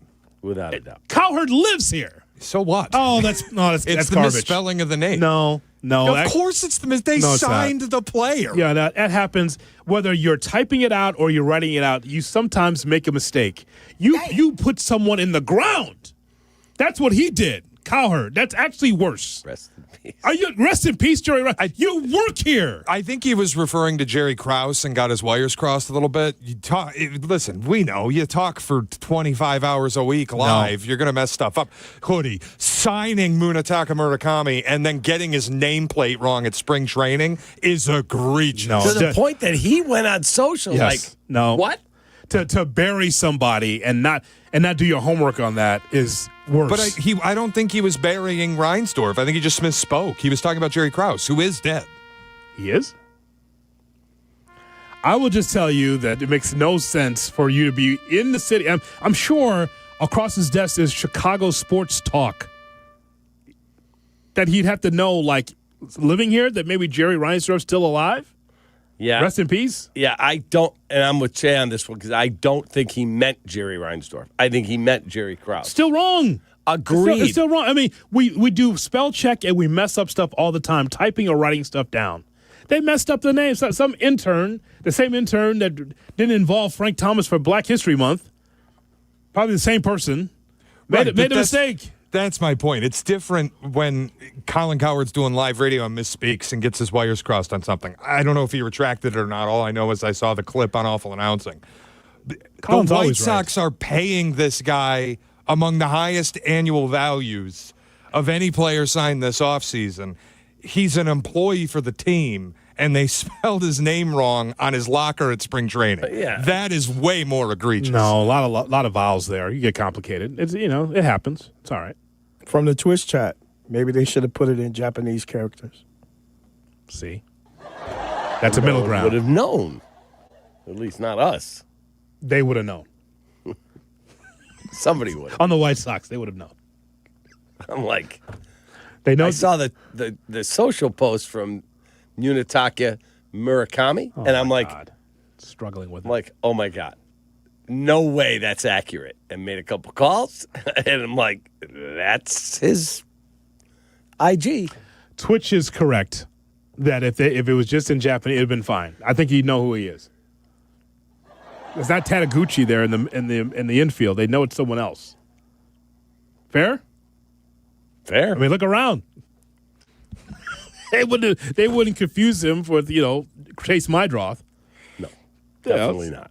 312-332-ESPN, 332-3776 is our phone number. We'll have Albert Breer coming up at 7:35. If you're on hold, you will be on the air on Kap and J Hood. Kap and J Hood, morning 6 to 9. This is how it should be done. ESPN Chicago.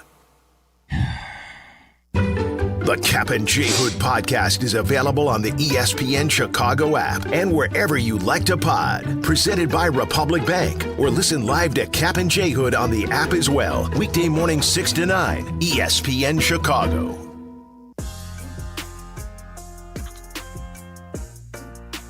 One guy who's never tired is Howard Ankin. Even though my partner bellowed that he's I just was stretching. Good to go. There is no tired. Because I know that if I ever have an issue, Howard Ankin will be there to take care of me. A, he's my friend. B, he is our partner here on the Kap and J Hood Show. And he brings us a sidebar. May I approach? Yes, you may. Countless commercials, hundreds of live reads, a partner at our fan favorite Grip and the Sip It Classic, and the list goes on and on. And now my guy, well, he's our guy, you see. He'd be my guy, and if you have a need for a personal injury attorney, a rideshare injury, medical malpractice, 312-6-million, Ankin Law. That's right. Our guy has 80 attorneys and staff ready to help anyone injured in Chicagoland understand their rights. That's right, folks. 312-6-million. 312-6-million, injury law made personal. That's Ankin Law, my guy. Our guy, Jay Moore. Go ahead. Back in my glory days, I always showed up ready to perform, whether it was on the field or off of it. Confidence, energy, swagger. I had it all. And yeah, even little Johnny was playing like an all-pro. Now, thanks to Blue Chew, those days don't have to stay in the past. Blue Chew's chewable tablets give you that extra boost of confidence when it matters most. Stronger, harder, longer lasting. Like someone gave you a pep talk right where you need it. And here's the best part. It's all online. No awkward doctor visits. No standing in line at the pharmacy. Their licensed medical providers help you find the right fit, and it ships right to your door in a discreet package. Made in the USA, less expensive than the pharmacy. So, fellas, when it's your time to perform, don't just hope for the glory days. Bring them back. Head to BlueChew.com. Use promo code ESPN, and your first month is free. Just pay $5 for shipping. Blue Chew. Chew it and do it. Hey, it's your friend Tom Waddle, and I drive a Hawk. The Auto Show's sales event is going on at all 12 Hawk Auto locations in Forest Park, St. Charles, Plainfield, Joliet, Carroll Stream, and now LaSalle, Peru. Shop thousands of vehicles from 13 brands and save with 0% financing for 60 months or make no payments for 90 days. Plus, save even more with $500 to $2,000 bonus cash. Get your Auto Show savings at hawkauto.com and drive what I drive. Drive a Hawk. HawkAuto.com. Financing on select models with approved credit. Access to education changes lives. That's why National University provides flexible online and hybrid programs from associate to doctorate degrees. Since 1971, NU was built to serve non-traditional, working, and military learners nationwide. NU understands the demands of work, family, and service. Each year, more than 130,000 learners trust National University to move forward. Visit nu.edu to learn more. Talk about stepping up. time to level up your game. Introducing the all-new ESPN app. All of ESPN, all in one place. Your home for the most live sports and the best championship moments. The electricity is palpable. Step up your game with no annual contract required. It's the ultimate fan experience. Level up for more on the ESPN app or at stream.espn.com. Sign up now. Bulls season ticket plans are still available. Season ticket holders receive exclusive benefits and invites, plus savings on parking, merchandise, individual game pricing, and more. Learn more at bulls.com/tickets.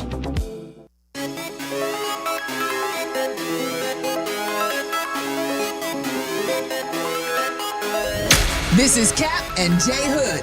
They beaten the traffic commute, so you don't have to. Say it again. Say something else. Oh. On ESPN Chicago. We'll hear from Albert Breer, his thoughts about the Super Bowl and the Bears and everything else coming up at 7:30 right here on your home for the Bears and the White Sox. ESPN 1000, 312-332. ESPN is our phone number. Let's go to the phone lines to talk to you, Valparaiso, Indiana. Here is Jarrett with us here on Kap and J Hood. Hey, Jarrett, good morning. Yes, sir. Hey, I was just calling about Bears moving to Northwest Indiana, and maybe I'm thinking about it wrong, but I don't think it'll be that big of a change for the fans. I mean, I know it's a legacy in Chicago, but Hammond's only 20 miles from Soldier Field, where Arlington Heights is 35. And then, the Giants and the Jets, they play in New Jersey, so we're still part of the Chicagoland area, so I don't know. I just don't feel like it would be that big of a change, and saving $2 billion sounds like a good idea. The money part does sound like a good idea, but it's, again, the Giants and the Jets, because there's no infrastructure in New York or Manhattan to have a stadium, they've reconciled that they have to play in New Jersey. That's fine. But the problem is it's not an infrastructure thing in Chicago as much as it is just not being able to come to the table and take care of Arlington Heights. Jared, I have nothing against the state of Indiana at all. I've told the story many times about my family coming from the South to be able to live in Indiana before they got a home in Chicago. But the point is, though, is that it's not the Chicago Bears necessarily if they move to Northwest Indiana. It'd be in Indiana. You might consider it Chicagoland. Some do. But, again, the Chicago Bears should be in the land of Lincoln. It's what it always has been. Yeah, I'm not opposed to where you're at. I'm on your side on that. I have been. I've always said it should be Arlington Heights, not even the lakefront downtown. It's 12 miles, 29 minutes if traffic isn't bad, from Lower Manhattan to the Meadowlands Sports Complex. Yeah. And you're correct. There is no land in Manhattan to put a stadium. Yeah. So they've reconciled by putting in New Jersey for years, and that's fine. But the difference is, Jared, is that, again, Chicagoland, talking about Arlington Heights, Chicago, they could have a stadium. But, again, the red tape in this state politically has put this to a pause, unfortunately. Yeah. What about, San Francisco 49ers? They're in Santa Clara now. I know it's the same state, but kind of similar. Is it? Yeah. Look, I don't know how far from San Francisco to Santa Clara. I haven't been there to that stadium. But there's nowhere downtown San Francisco that they wanted to be able to build. Jay Moore says it's an hour. An hour. Yep. So it's the same. Glendale, Arizona to Phoenix with traffic, that's no picnic. I've done that. Yep. But the White Sox are in Glendale. Yeah. Try to go from Cubs to White Sox in the same day and have a tight deadline. Tough. Not great. That's tough, right? Not fun. To cover both. That's correct. In the same day. And they got those speed cameras on the highways out there. Mm. Oh, I made it. Yeah, about 2 months later, you get a ticket in the mail for $200. Jared, when you, again, nothing against those other franchises, but we're talking about Chicago sports. The Bears have always been in the Chicagoland area. And so just being in Indiana would just be, it would be different, that is for sure. But as I told you, Cap, that no matter where the Bears are, Bears fans will be there. There'll be a lot of bitching and moaning about if they were to move to Indiana because of the history. People forget, I mean, everyone looks at business first. You can if you want, but there's also at work the tradition of being in this state to be able to have a football team in this state. And if you're Governor Pritzker, do you really want to have that on your resume? If you go to a higher office and leave the governor's chair, do you really want to be the guy that say, yeah, you know what? We turned our back on the Bears. We couldn't come to an agreement. Correct. Do you want that? And it wouldn't be that you couldn't come to an agreement. It was, yeah, we don't even have it on the agenda for 2026. Remember how arrogantly it wasn't Pritzker. I think it was Chris Welch. But it was one of the leading politicians in Illinois. It's not even on our agenda all year. Okay, well, that's a stupid thing for you to say. That's an arrogant, stupid comment. Yes, it should be on there because, again, it's the charter franchise. It's in your state. Yes, it means a lot to a lot of people. Yeah. People coming far and wide to be able to see the Chicago Bears play all throughout the state. And so now you can turn a blind eye to it and say, oh, no, Indiana can have them. Now, this is why and Kap and I are not a political show by any stretch of the imagination. However, because of the parents that we had, we were politically inclined to learn at an early age to look at the front of the paper, find out what's going on. Yeah, I remember my dad saying, boys, you don't have to only read the back of the paper. Know what's going on in the world. We know enough to know that how the red tape is in this state about trying to get things done. Correct. It might be 11th hour, but the perfect example is Jim Thompson and the White Sox, Governor Thompson and the White Sox, where I remember as a kid watching the late news. When you saw news after 10:30, you go, what's going on here? Is there something that – because you never saw news after 10:30. Other than on election night. Yes. And they saw all of a sudden, it's like, it's midnight. I remember staying up going, oh, God. I just remember the camera just running behind the legislation, like right here, downtown, right? Yeah. To see at the 11th hour, save our Sox. And finally, the Sox are going to get a stadium. They didn't have to move to Tampa, St. Pete. St. Petersburg, yeah. I think Denver was on the table as well before the Rockies came along. That was on the table as I remember. It's crazy. That the Sox, Shay, there was a time where at the 11th hour, same thing, the Sox almost they were going to be the Rays. The Sox were going to be out of town and be It was like 1:30, 1:20 in the morning. Yeah. They ended up announcing, we have a deal, they're going to stay. So, remember that? But again, that just gives you the example of the 11th hour, red tape, almost something happening, all of a sudden, okay, let's come to an agreement. Yeah. Could you imagine? Yep, not good. Not good. So another situation where here we are at the 11th hour, and we don't know exactly what's happening, but we know that, as we heard from earlier, Governor Pritzker, a little bit more talkative about this, a little bit more interested now. Yeah, all of a sudden. And then we had the Fox 32 report that dropped yesterday. I think Waddle and Silvy covered that on their show, that they've restarted discussions with the Bears. Funny, when Portage, Indiana, Hammond, Indiana, Silvy's report last week, when all that stuff gets out there, people are like, quietly, can we have a meeting? Better hurry, because the Indiana's waiting. This state's something else. Albert Breer with the latest on the Super Bowl and the NFL. And Max Crosby. It's all part of the mix with Albert Breer from SI.com. Next on Kap and J Hood.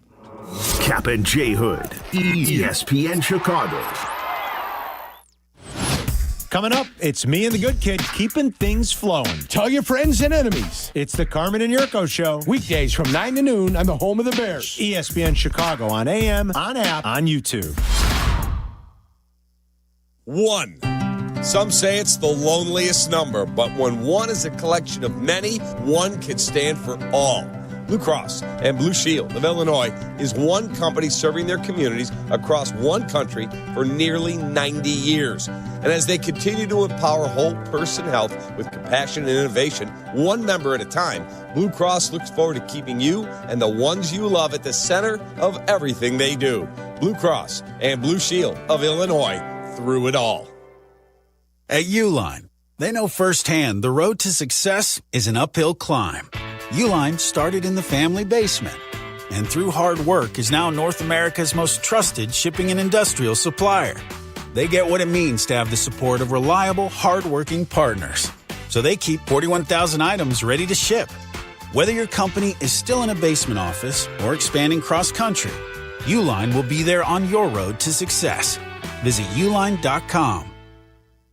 Hey guys, it's Silvy. Football is over, but this is one of my favorite betting stretches of the year. Pro basketball every night, college hoops deep into conference play, and futures starting to take shape. This is when having the right numbers matter, and that's why I'm on Circa Sports Illinois, the world's largest sports book with some of the best odds you'll find. I'm on Circa every day, playing props, totals, and digging into futures. Real limits, low holds, zero bet fees. Download the Circa Sports app today. Got to be 21 years or older. Gambling problem? Call 1-800-GAMBLER. Hey, this is David Kaplan. I dislike winter. Give me a 95-degree sunny summer day, and I'm a happy guy. So I spend most of my winter free time indoors, and it's why I rely on Automatic. They've been making Chicagoland homes and businesses comfortable for 80 years. I don't even have to think about the outside because my home is perfect all year round. If you're not feeling confident that your winter's going to be carefree, go to Automatic.com right now. That's Automatic.com. Progressive presents ways to save money that aren't bundling your home and auto insurance with Progressive. Thanks again for taking me to the game, man. I can't wait to get in there. By the way, what's in the bag? Oh, I bring my own hot dog and peanuts. Saves a ton. Savvy. And what about the beach chairs? Why buy seats when you can save big and bring your own? We can't get in without tickets. Tickets? What do you think the portable TV is for? Don't save money pretending to go to the game. You could save hundreds by switching to Progressive. Get a quote at Progressive.com. Progressive Casualty Insurance Company, affiliates, and other insurers. Not available in all states or situations. Whether you're building a single roof or a successful roofing business, roofing contractors like you need the right tools for the job, and software is no exception. Service Titan is on a mission to be the most powerful software platform for the trades, with purpose-built technology proven to maximize revenue, streamline operations, and deliver 5-star customer experiences. We are taking roofing companies like yours to the next level and beyond. Service Titan, we are built for this. See what we can do for roofers at servicetitan.com. Hit the road in a brand new Chevy in less than 1 hour at Advantage Chevrolet Bolingbrook. You can sign and drive away in 60 minutes or less. Seriously. Or they'll cover your first car payment. Every new Chevy is backed by the Advantage Plus program. Advantage Chevrolet Bolingbrook. Together, let's drive. Guys, a quick PSA for getting Valentine's Day flowers is not the move. Trust me, go to the Bouquet Company every time. Bouquet delivers modern bouquets fresh to her door. Plus, with promo code Canty, you can get 25% off. Valentine's Day is February 14th, right after the big game, you know. So don't fumble this. Order now. Go to Bouqs.com. Use promo code Canty for 25% off. That's BOUQS.com. Promo code Canty. Bouqs, promo code Canty. Jay Moore. If you missed something, get the podcast on the ESPN Chicago app. Kap and J Hood are back on Chicago's home for sports, ESPN Chicago. Hello. Football on ESPN 1000. Hello, Bert. Albert Breer. Hey, Bert. Senior NFL writer for SI.com joins Kap and J Hood. Bert's it. What? You're it, Bert. On ESPN 1000. What do you mean I'm it? Well, you see, that's the game. I just tagged you, and you're it until you tag somebody else. Albert Breer. No, I'm not playing a game. I'm reading, Ernie, and I'm not it. Okay. On Chicago's home for sports. What Bert is it? Go to SI.com, Monday Morning Quarterback, and check out Albert Breer, who's on the Yuengling Hotline. Yuengling, the oldest brewery in America. Good morning, Albert. How are you? Good morning, guys. How we doing? We're doing well. We're on to 2026. All right. The 25 season has come to an end. And now our focus is on A, where the Bears may be building a stadium, and B, what they're going to do to improve their left tackle and their pass rush. Let's start with Max Crosby. Do you, A, think he gets moved, and B, is the price going to be so extreme that the Bears wouldn't be able to give up all the picks they need to? Well, we're back to Arlington Heights in the first thing, right? I think that's what it seems like. Yes. So they're not going to be playing Gary, Indiana after all, I guess. Although I kind of like the ring of the Gary Bears. It's not bad. Oh, wow. No. Yeah. So, I would say with Max, I don't think the ship has sailed on him staying with the Raiders, just because there's a new coach in there now, and we have no idea how Clint Kubiak is going to address that situation. We don't know how Clint Kubiak is going to staff it. And I would tell you that Max Crosby is fiercely loyal to Mark Davis and to the Raiders brand. Like he, I think, would love to be a guy who played his entire career for one organization. Now, that said, what happened at the end of the year happened, and you can't erase that. And things, I don't think, are great between he and Tom Brady right now. I don't think things are great between he and Alex Guerrero right now.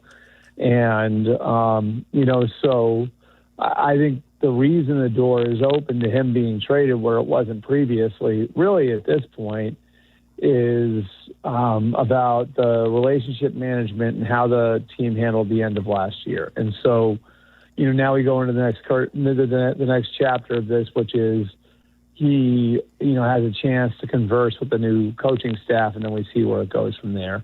I think this thing comes to a head in 2 weeks at the Combine. That would be my guess right now. What is that going to look like? We'll see. But I think really these are the dates that you have to circle. It's it's starting, really a week from yesterday when all the teams get there, and there's an opportunity for his agent to sit down with the Raiders in person, and then the Raiders potentially sit down with other teams to talk about offers. Albert, what have we learned about the NFL the last couple of Super Bowls, with the Eagles winning and the Seahawks winning, when defenses were really the calling card, the distinguishing characteristic of those games? Yeah, this is a funny year that way. Last year was interesting because the Eagles beat Mahomes, right? And that's what we've gotten used to. Is in the AFC you've got you got the best quarterbacks, and so Mahomes went through Josh Allen to get there, and Joe Burrow was hurt last year, and so they missed the playoffs, and Lamar Jackson and the Ravens have I'd say over the last couple of years leveled off a little bit from where they were in 2023 when he was the MVP of the league, although he was really good last year too. And so I think this is a different year in that Lamar missed time, Burrow missed time, Mahomes wound up out for the year, and the Chiefs were a little down.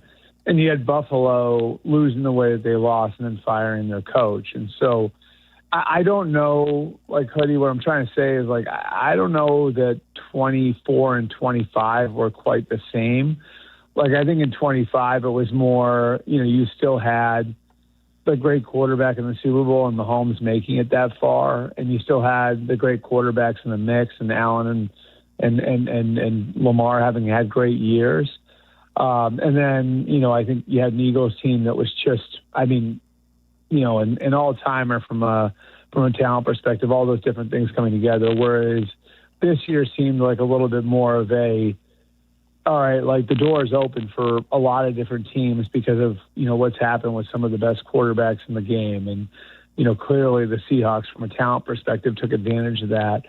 And the door was open and they walked right through it. And they've got a really complete team too. But I think it shows you that, over the last couple of years that, you can be very good, maybe not great at quarterback and still win a championship, which is a good thing for everybody because I don't think anybody wants to see this about, just the 2 or 3 best quarterbacks in football. Albert, in terms of Drake May, the Patriots, you're out there, you watch the Super Bowl. If you were looking at that team, do you think that's an emerging contender, or, boy, their schedule was so weak and they really scuffled in the playoffs offensively that you still have your doubts about the long-term viability of that team right now? Doubts is probably the wrong word. I would say they have to be realistic about where they are, and I wonder if the Commanders are a little bit of a cautionary tale from last year. Now the Commanders didn't make it quite this far, but the Commanders got old in a hurry because they went all in and maybe didn't recognize their situation fully for what it was, where a lot of things came together at once and it was hard to replicate it. And that and this has nothing to do with Jaden Daniels, although Jaden Daniels did wind up getting hurt this year. It's more if you look, they were relying on so many older players, and in guys like Bobby Wagner and Dorrance Armstrong, and then they got even older in trading for Laramie Tunsil and trading for Deebo Samuel and trading for Marshawn Lattimore, and then before you know it, like they go from one of the healthiest teams in football in 24 to one of the most banged up teams in football this year. And you can chalk that up to luck if you want, but generally an older team, that's going to happen. It's just sort of the natural way it goes, And so I think for the Patriots, like they've got a great opportunity in that they've got the coach and quarterback, right? Like, so we know Drake May's got a shot, just like Jaden Daniels, to become one of the top 5 quarterbacks in football, and maybe get onto that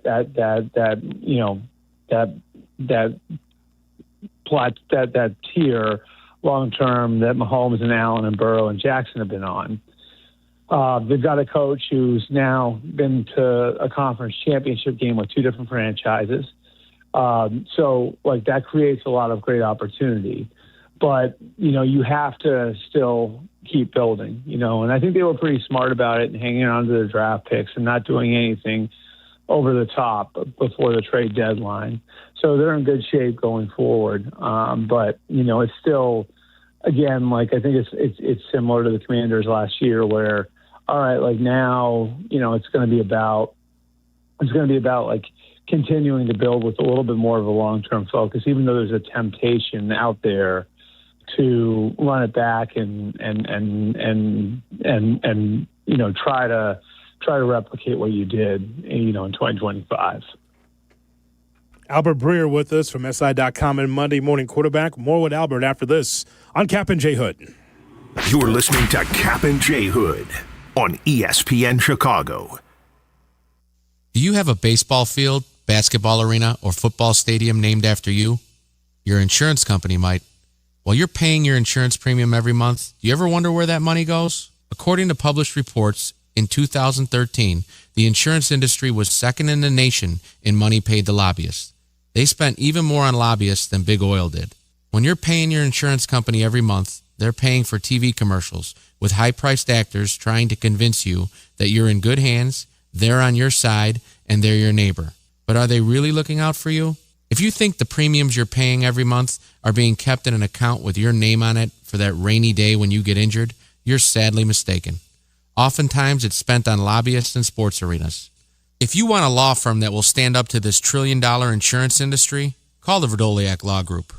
We've been fighting for injured people for over 55 years. Call 844-4VLG-LAW. Here's David Kaplan. Thank you, John. Valentine's Day is this week, folks, and if you are a snorer, the best gift you can give your partner is not flowers. It's doing what I did. I went to Sinus and Snoring MD. I took care of my issue. No more snoring. And it's so pleasant to sleep without snoring because when you can breathe better and sleep better, everybody wins. And yep, there are a lot fewer elbow jabs at 2 in the morning. Sinus and Snoring MD makes it easy. It's simple. In-office treatments, no hospital stays, and same-day appointments. Do something smart this Valentine's Day. Do what I did. I called 847-545-0147. That's 847-545-0147. Or I visited sinusandsnoringmd.com. That's Sinus and Snoring MD. For over 50 years, M&M Home Remodeling has delivered expert craftsmanship, honest service, and the industry's best warranties across Chicagoland, earning the Better Business Bureau Torch Award for business ethics twice. Now, the trusted name in home remodeling also powers M&M Commercial Roofing. From leak repairs to full roof replacements, your business gets the same quality, transparency, and long-term protection you expect from M&M. Protect your property. Call M&M Home Remodeling and M&M Commercial Roofing. Your peace of mind is guaranteed. My name is Whitney Allen, and I'm a widow. My husband, Ryan, died. We never thought we'd ever have to use life insurance, but the unexpected happened. With Ethos, signing up was fast and 100% online. You can get a quote in seconds, apply in minutes, and get same-day coverage. No medical exams, and you can get up to $3 million worth of coverage. I'm grateful we were prepared. Get your free quote at ethos.com/game. That's ethos.com/game. Paid spokesperson. Time spent on application may vary. Online health questions required. Small's here. Life is full of choices, some big, some small. And when you choose an H&R Block Tax Pro, you're choosing the largest network of tax expertise to be in your corner. For when your big ambitions need help with the small details. For when your six figures come from 6 different places. For when your gaming stream becomes your revenue stream. For when your business's year one needs 70 years of tax know-how. At H&R Block, they've seen it all. And they're here to help you make the most out of your money for life outside the box. Republic Bank of Chicago's business banking solutions can reignite your business. Our team is ready to get you back in the game and moving in the right direction. Experience banking beyond expectations. Only at Republic Bank of Chicago. Member FDIC. You're listening to Kap and J Hood. Follow the show on Instagram at The Catman and at IGJ Hood. This is ESPN Chicago, Chicago's home for sports. Albert Breer is with us from SI.com and Monday Morning Quarterback on the Kap and J Hood Morning Show on ESPN 1000 and streaming on the ESPN Chicago app. Okay, Albert, you know that everyone on the show reads SI.com and your column. Okay, what is this? You try to sneak this in at the bottom of the column. Finally, I really love the pairing of Matt Nagy and Greg Roman with the Giants under John Harbaugh. Can I ask you a question? Give me the last time that Matt Nagy developed a young quarterback. And can I just tell you, like, Jackson Dart's going to be buried in the end zone with Hoffa in New Jersey. That's going to happen, you know. Oh, wait a minute. Now, are we blaming him for Mitch Trubisky not working out in Chicago? Yes. We are. Chained him to the pocket. Mitch would have been a star. Mitch Trubisky would be playing in a Super Bowl right now or something. He probably have played in 2 or 3 already. Yeah. Matt Nagy, can you imagine that? Matt Nagy. Nagy just won 2. Matt Nagy just won 2 Super Bowls as an offensive coordinator. You realize that, right? So did the trainer. Oh my God. Yeah. All right. Come on now. I like the pair here. Like, hear me out on this. I like the pairing of them because I think they have different strengths, and they both have background in the Harbaugh system. With Matt, it's through Andy Reid, of course, and then Greg is coached for him directly. But I think having those 2 guys working together is it kind of covers all your bases. And then I just look stylistically at Jackson Dart, and I actually think there are some similarities to Alex Smith. And, I think if you look at Matt Nagy's track record from Kansas City the first time around, I know it was a while ago, but he did some things with some spread elements, mixing it with the West Coast offense that I think helped them maximize Alex Smith and sort of set the table for Patrick Mahomes to become the quarterback there. In that, they were incorporating college concepts that they knew when Pat became the starter, which, when happened after Matt went to Chicago, would help assimilate him to the NFL game. So I like that. I like those pieces of it. I think it can work. We haven't seen Matt work with a young quarterback in a few years, of course. But I don't know that the guys that he worked with in Chicago were going to make it anyway. And the young quarterback he worked with before that was Mahomes in Kansas City. So it's not all bad. I know you guys still have a you-know-what across your you-know-what for him, but I would tell you the track record isn't as bad as some people make it out to be. Hey, before we let you go, the draft is not that far away. We got the combine in less than 2 weeks. I know. We're gonna see you guys there. I don't think we're coming. I don't think we're going to be there. Man, that's lazy, you guys. It's a 3-hour drive. It's nothing. I think they're going to – if anybody goes, it'll be our afternoon show. But my question is Fernando Mendoza a lock at the top of the draft? Lock is strong, but as close as you can be to a lock. What's today on February the 10th? The 10th. Am I right about that? Yep. Okay. As close as you can be to a lock on February the 10th, that's where Fernando Mendoza is. The Raiders need a quarterback. There is no other quarterback that is worthy of that high a pick, and maybe worthy of going the first round. We'll see how the rest of that plays out. And I like, is he Is he what Caleb was coming out 2 years ago? No. In fact, I think if you plugged him into that draft class, he might be the fourth pick, or the fourth quarterback to go behind Caleb Williams, Jaden Daniels, and Drake May. But, I think he's got a shot to be a really good NFL quarterback. And, they bring in a quarterbacks guy in Clint Kubiak. Obviously they've already invested time in going and seeing Mendoza and scouting him live. So I would be stunned if Mendoza wasn't a Las Vegas Raider. And if he isn't, for one reason or another, my guess would be that he'll still be the first pick, and it'll be the Raiders trading out of that spot and somebody coming up to get him. Albert, as you wrote, this quarterback carousel is going to be very interesting. So he wrote about the Dolphins. Now, there's quarterbacks in place, but you got to think about, moves here in the offseason. Getting rid of Tua. Dolphins, Jets, Steelers, Browns, Raiders, Vikings, Saints, Cardinals. And then you have teams like the Panthers, Texans, and Buccaneers where contractual decisions are coming that could affect the quarterbacks in place. So there's quarterbacks that you say, well, they could start, but there could be changes, as you wrote. Yeah, and like the Texans and Panthers obviously have decisions to make on the fifth-year options. I think with the Panthers, you look at it and say, okay, Bryce Young has his fifth-year option picked up. I don't think there's going to be a huge problem there. I think they just go forward. The Texans, I think, could be rockier, right? Like where if they extend Will Anderson and not C.J. Stroud, what sort of effect does that have on the relationship there? They just signed Davis Mills to an extension, so that's sort of a stay-tuned situation for me. The Buccaneers, going into a contract year with Baker Mayfield, how do they handle that? Like, that's going to be an interesting one. So, I think a number of these situations, you look at them and say, okay, like, what's that going to look like in a month? And it could look materially different than it does right now. And then I think you've got, the Tua Tagovailoa situation in Miami. I think if all things are equal, he's probably not there next year. You look at the Kyler Murray situation in Arizona, same thing. I would be surprised if he was an Arizona Cardinal next year. And so how does this game of musical chairs play out? I think it's going to be really interesting.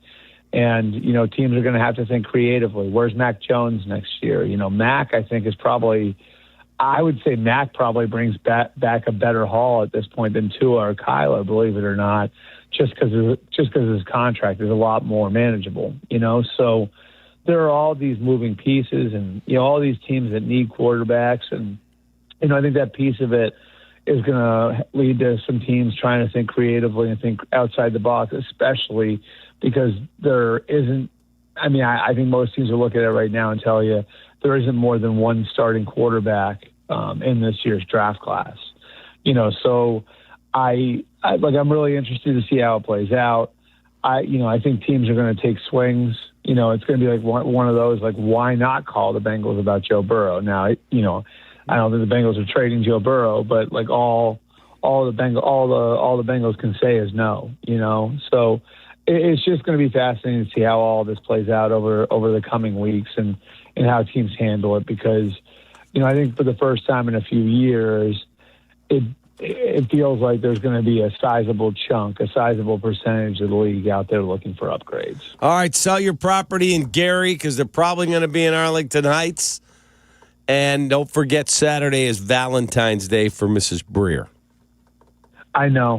Valentine's Day is a big day around here. She's sitting right next to me now, so she could hear you talking about it. All right, take care of her. She just looked at me like I have three heads. There you go. I think we have youth lacrosse or youth soccer or something on Saturday. All right, you got it. Well, take care of her. Romantic. You have a great day, and we'll talk to you next week. We look forward to it.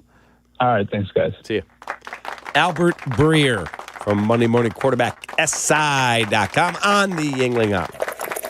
Yuengling, the oldest brewery in America. Shot or no shot in 2 minutes on Kap and J Hood. Kap and J Hood, morning 6 to 9, ESPN Chicago. What can Brown do for you? Hey, it's your friend Tom Waddle, and I drive a Hawk. The Auto Show sales event is going on at all 12 Hawk Auto locations in Forest Park, St. Charles, Plainfield, Joliet, Carroll Stream, and now LaSalle, Peru. Shop thousands of vehicles from 13 brands and save with 0% financing for 60 months or make no payments for 90 days. Plus, save even more with $500 to $2,000 bonus cash. Get your Auto Show savings at hawkauto.com and drive what I drive. Drive a Hawk. HawkAuto.com. Financing on select models with approved credit. Kap and J Hood here with Howard Ankin. Howard, it's really nice to work with a law firm who's there for you and has your back when you're injured. That's right, Hoodie. With Howard, it's personal. Thanks, guys. And well, after all, Ankin Law is injury law made personal. Auto, truck, rideshare, work injuries, and medical mistakes. If you've been injured, call Howard. I'm here to help. Call 312-6-million. Injury law made personal is Howard Ankin, our attorney on the Kap J Hood Show, weekday mornings on ESPN Chicago. This Valentine's Day, create a space that feels warm and welcoming with help from Menards. Whether it's a small refresh or a big project, Menards has the tools and materials you need. Build something together and make your home a place you both love coming back to. Don't forget the sweets for your sweetheart. Get a 6-ounce bag of Russell Stover chocolate candies for $3.99 now through February 14th. Save big money and finish your projects together at Menards. Save big money at Menards. After seeing some hoops or pucks at the UC, let the CTA be your drive home. The number 19 United Center Express bus takes you from the arena to Union Station, Ogilvie, and Michigan Avenue for just $3. If you've ever waited for a ride share at the UC, you know it's awful. Take the CTA. Buses run express for an hour after each game and will take you to Metro stops and hotels along Michigan Avenue. At under $3, you've got more money for merch or food at the game. Find the CTA Express buses right outside the stadium.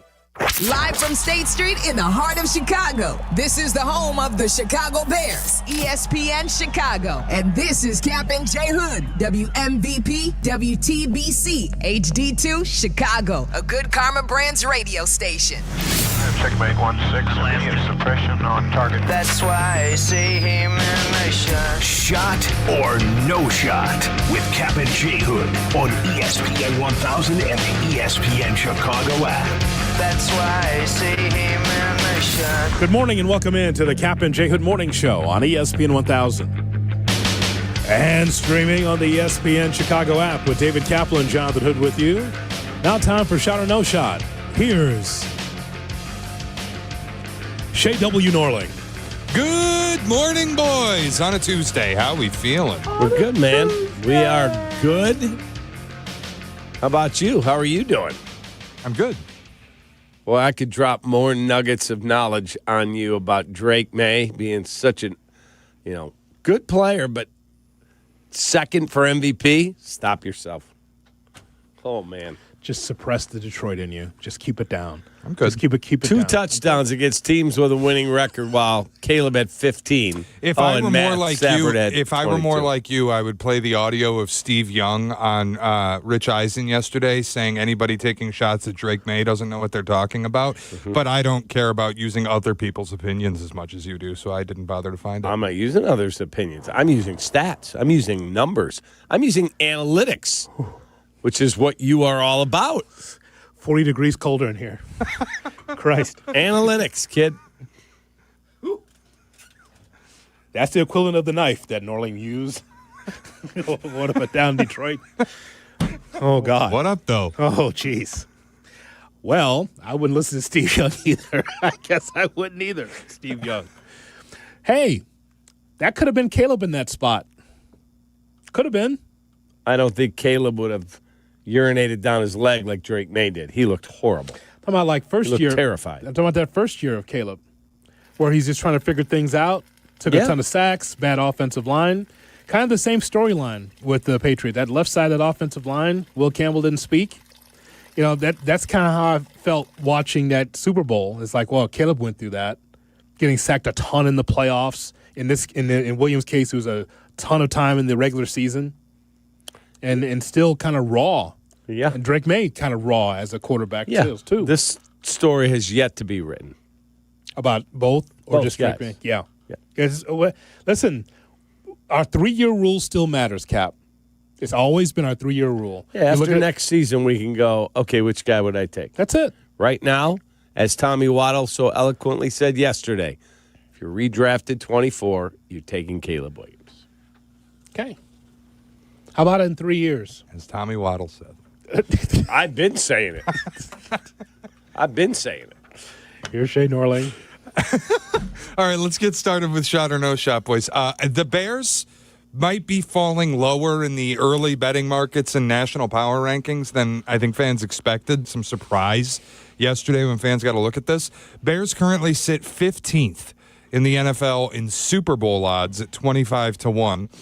They're also in ESPN's way too early power rankings, checking in outside the top 10 at 11th.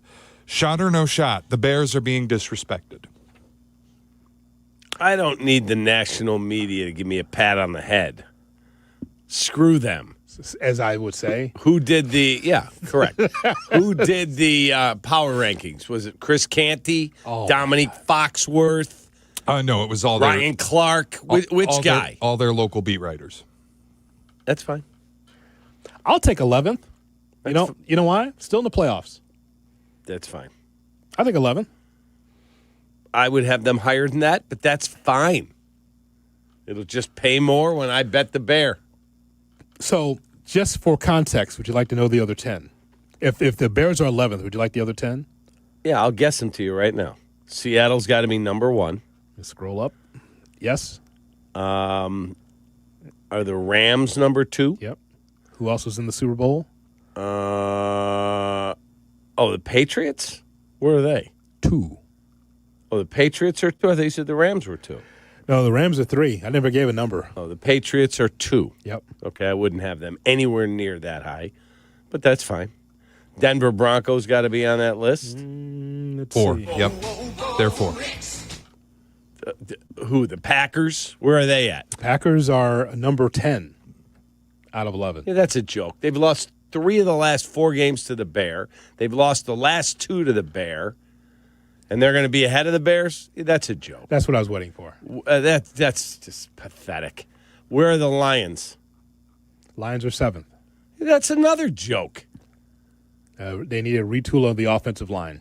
Yeah. Yeah, no blank. They did beat the Bears twice and had the highest point differential in the division. And didn't make the playoffs. Okay. So to put them ahead of the Bears, you want to write 12 Detroit Lions. Could be an emerging team if they get their offensive line straightened out and jump right back to the top of the division. But then again, your problem isn't people prognosticating what they believe 2026 will be. Your problem is that it's not the 2025 standings. No, not necessarily. Absolutely not. Oh, man. Absolutely not. It's blood just all over the studio. Like, I think God that almighty. the Dallas Cowboys should be higher than they probably are. Cowboys. Let me find that for you. Scroll. 18th. 18. Yeah, I would probably have them higher. They did have the 32nd defense in the league. Yeah, why would you have them higher, Cap? I think they could be a much better team next year. Yeah, how much better, Cap? I think they could win that division. Oh, my God. He's back. I think they can win the division. It only pays more when I bet it, kid. I think they could win the division. We will talk you out of that before you can actually bet on it. Like where they have the 49ers. 6th. Yeah, which that's a joke. I do think is way too high. That's a joke. The Bills, to finish that off, the Bills are 5. Fair. And Jacksonville's 9th. So there you have it. So Jacksonville ahead of the Bear. Yeah, I wouldn't have Jacksonville ahead of the Bear. Mm-hmm. I probably would. I'd probably have Jacksonville more where the Niners are, to be honest with you. Yeah, I would not. And they're good. So they haven't earned it. So here's the thing. I'm okay with that. You know why I'm okay with that? Because Ben Johnson's okay with that. Mm-hmm. You know what he did? He took the little piece out of the Jenga tower and said, F this, we're starting over. What do you mean we're starting over? We're ahead of schedule. Nope, we're starting over from scratch. This is our year. We didn't get to the Super Bowl. Yeah, we're starting over. Yep. That's what he did. That's fair. He etch-a-sketched his own season. That's cool the way he handles his team. He just and just but wait, don't erase that. Don't you want to show mom and dad what you put together? No, we're starting over. That's what he did. Yeah, that's cool. Him as a coach. As a prognosticator, the Bears being 11 and Jacksonville being what, 5? 6? 9. 9. I mean, some of those are just the Green Bay being ahead of the Bears. That's just dumb. How many seconds did the Bears lead against the Packers this year? They won 3 of the last 4, and they beat them 2 consecutive games. I'm being snarky, but I am just also making the point that when you're prognosticating out, it can't just be wins and losses. The Bears led for 0 seconds against the Packers. Yes, and we're also that's actually not accurate because they won. They won in walk-off fashion twice. They led for 0 seconds in the 2 games that they won. We're also not concerned with what the national media thinks. Yeah, he doesn't need a pat on the head. Yeah, and they did not win in walk-off fashion in the playoff. They had to hold them, and they did that. So whatever, 30 seconds. My point, Cap, is that when we have stuff like this, you file it away, like Jerry Manuel used to say. We'll just file it away. Mm-hmm. So that way, when we get ready for the season, remember when people had the Bears in the middle of the pack, 15, 11? Well, look where they are now. I just file it away. It's fine. Because Ben Johnson would be fine with it, too. Like, oh, I'll use that for fuel. He'll use anything for fuel. So it's fine. I got no problem from a Bears team that were a heartbeat away from getting the NFC title game for them to be 11th. And other writers think that the Bears are in the middle of the pack of the NFL. Okay, no problem. All I can tell everyone who's writing is that the Bears are ahead of schedule from where they're supposed to be. First-year coach is not supposed to get this embarrassment of riches. Are you kidding me? Offensive line, offensive weaponry, you're not supposed to get all of that? And I'm a first-year head coach? Oh, my. Kwanzaa come early. There you go. Crazy. I do hope he takes it as disrespect. Sure. Fuel. I have no problem with it, though, because we don't care what the national media thinks, right, Cap? I don't need the pat on the head from Dominique Foxworth. He's a good man, Fox. I'm sure he is. Yes. Here's Shay Norling. Adam Schefter was on with Pat McAfee yesterday, revealing a rule change that could be coming to NFL trades. Said there will be a push this offseason to extend NFL trades from 3 years of draft picks to 5 years of draft picks. Mm-hmm. Under those rules, teams could offer a maximum of 5 first-round picks in any trade. My concern is you're going to end up with, we'll say, inflationary trade offers because you can now add additional first-round picks. And I wonder if this is why Jay Glazer said he believes that Max Crosby is going to cost more than Micah Parsons did. But my question's different. There are more exit rumors today about Myles Garrett in Cleveland because he said his next goal is a Super Bowl and a Super Bowl MVP. Shot or no shot, you would trade 5 first-round picks to get Myles Garrett. It's a no shot. No shot. Can't do it. That's just idiotic. No. I would not. How about 2? Now we're talking. Would you flip 3? 3 number 1 picks? No, probably not. I think it's a bad idea to extend it out to 5 years because that's the type of trade offer you're going to be dealing with. A team like the Rams or a GM like Les Snead who has a habit of literally saying on the record, F them picks. If you're offering 2 and their agent calls Les Snead and says you can have him for 3, he might.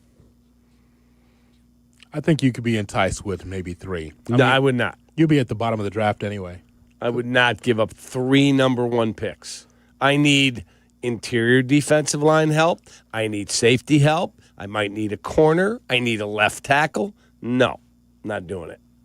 You'll be at the bottom of the draft with 2 championships, though, so it doesn't matter. With Myles Garrett, you already got two titles under your belt. If you drop Myles Garrett on this team without addressing the other stuff, you're not winning the championship. He's not the only I mean, there's other ways to be able to acquire draft picks and free agency. You can do it without the first-round draft pick. I mean, the people in the secondary, by the way, as far as I could tell, will not be first-round draft picks. When you fill out the rest of your roster, your backups, those won't be high draft. If you take his $40 million salary onto your cap, you are not going to have the ability to do certain things in free agency. Who's $40 million salary? Myles Garrett. He doesn't make $40 million. What is his cap hit this year? 25. Okay, so he's $10 million cheaper than Max Crosby. Okay, so you're $25 million. Doesn't he have another? There's multiple years that get but it's the all high 30s. It's all non-guaranteed. He's got a $60 million cap hit if that's never going to happen. Multiple years of first-round picks, he better be here for quite a while. And to be clear, to fill out the rest of your roster, if you have Myles Garrett, it doesn't mean that you're hamstrung to do anything else. Doesn't mean like, well, you got Myles Garrett. Well, I guess you got to close it up now. Because some of these bodies that the Bears will need will be off the scrap heap. Your secondary help is not going to be a first-round pick. It won't be. Your safety you're looking for, is that a first-round pick? No, it'll be down the line in the draft or in free agency. Bargain basement. Not necessarily the bottom, but you don't necessarily going to get top shelf Two guys. number ones I would. You consider it. Yes. Of course you would. Yes, I would. Especially if you get a Super Bowl. Three number ones? Yeah. No, I'm not doing that. But for a guy in his 30s? But no, what is he, 31, 30? Yeah, no, I'm not doing that. Shay, to be clear, and I think we've talked about this, if you're trying to fill out the rest of that roster, not left tackle, but talking about guys in your secondary, that's not going to be first-round picks. That's not going to be a first-round pick. You're not going to get a star as a safety. One of the mock drafts that was just who was talking about it? It wasn't Albert. Somebody I just saw on ESPN was talking about one of the mock drafts has the Bears taking a safety at 25. Yeah, the kid out of Oregon. I think Daniel Jeremiah had that Maybe in his that's initial what I mock saw on draft. NFL Network. I would tell you that there's a lot more fish to fry than that. Like, yes, it's a need, but not like left tackle and not like that defensive line. That's strong. Right. I'd be pretty pissed if they spent 25 on a safety in this edge class. I'd be more than a little annoyed the day after the draft. Yeah, I don't really pay attention to mock drafts other than yours, Shay. You don't pay attention to those. Kind of. See?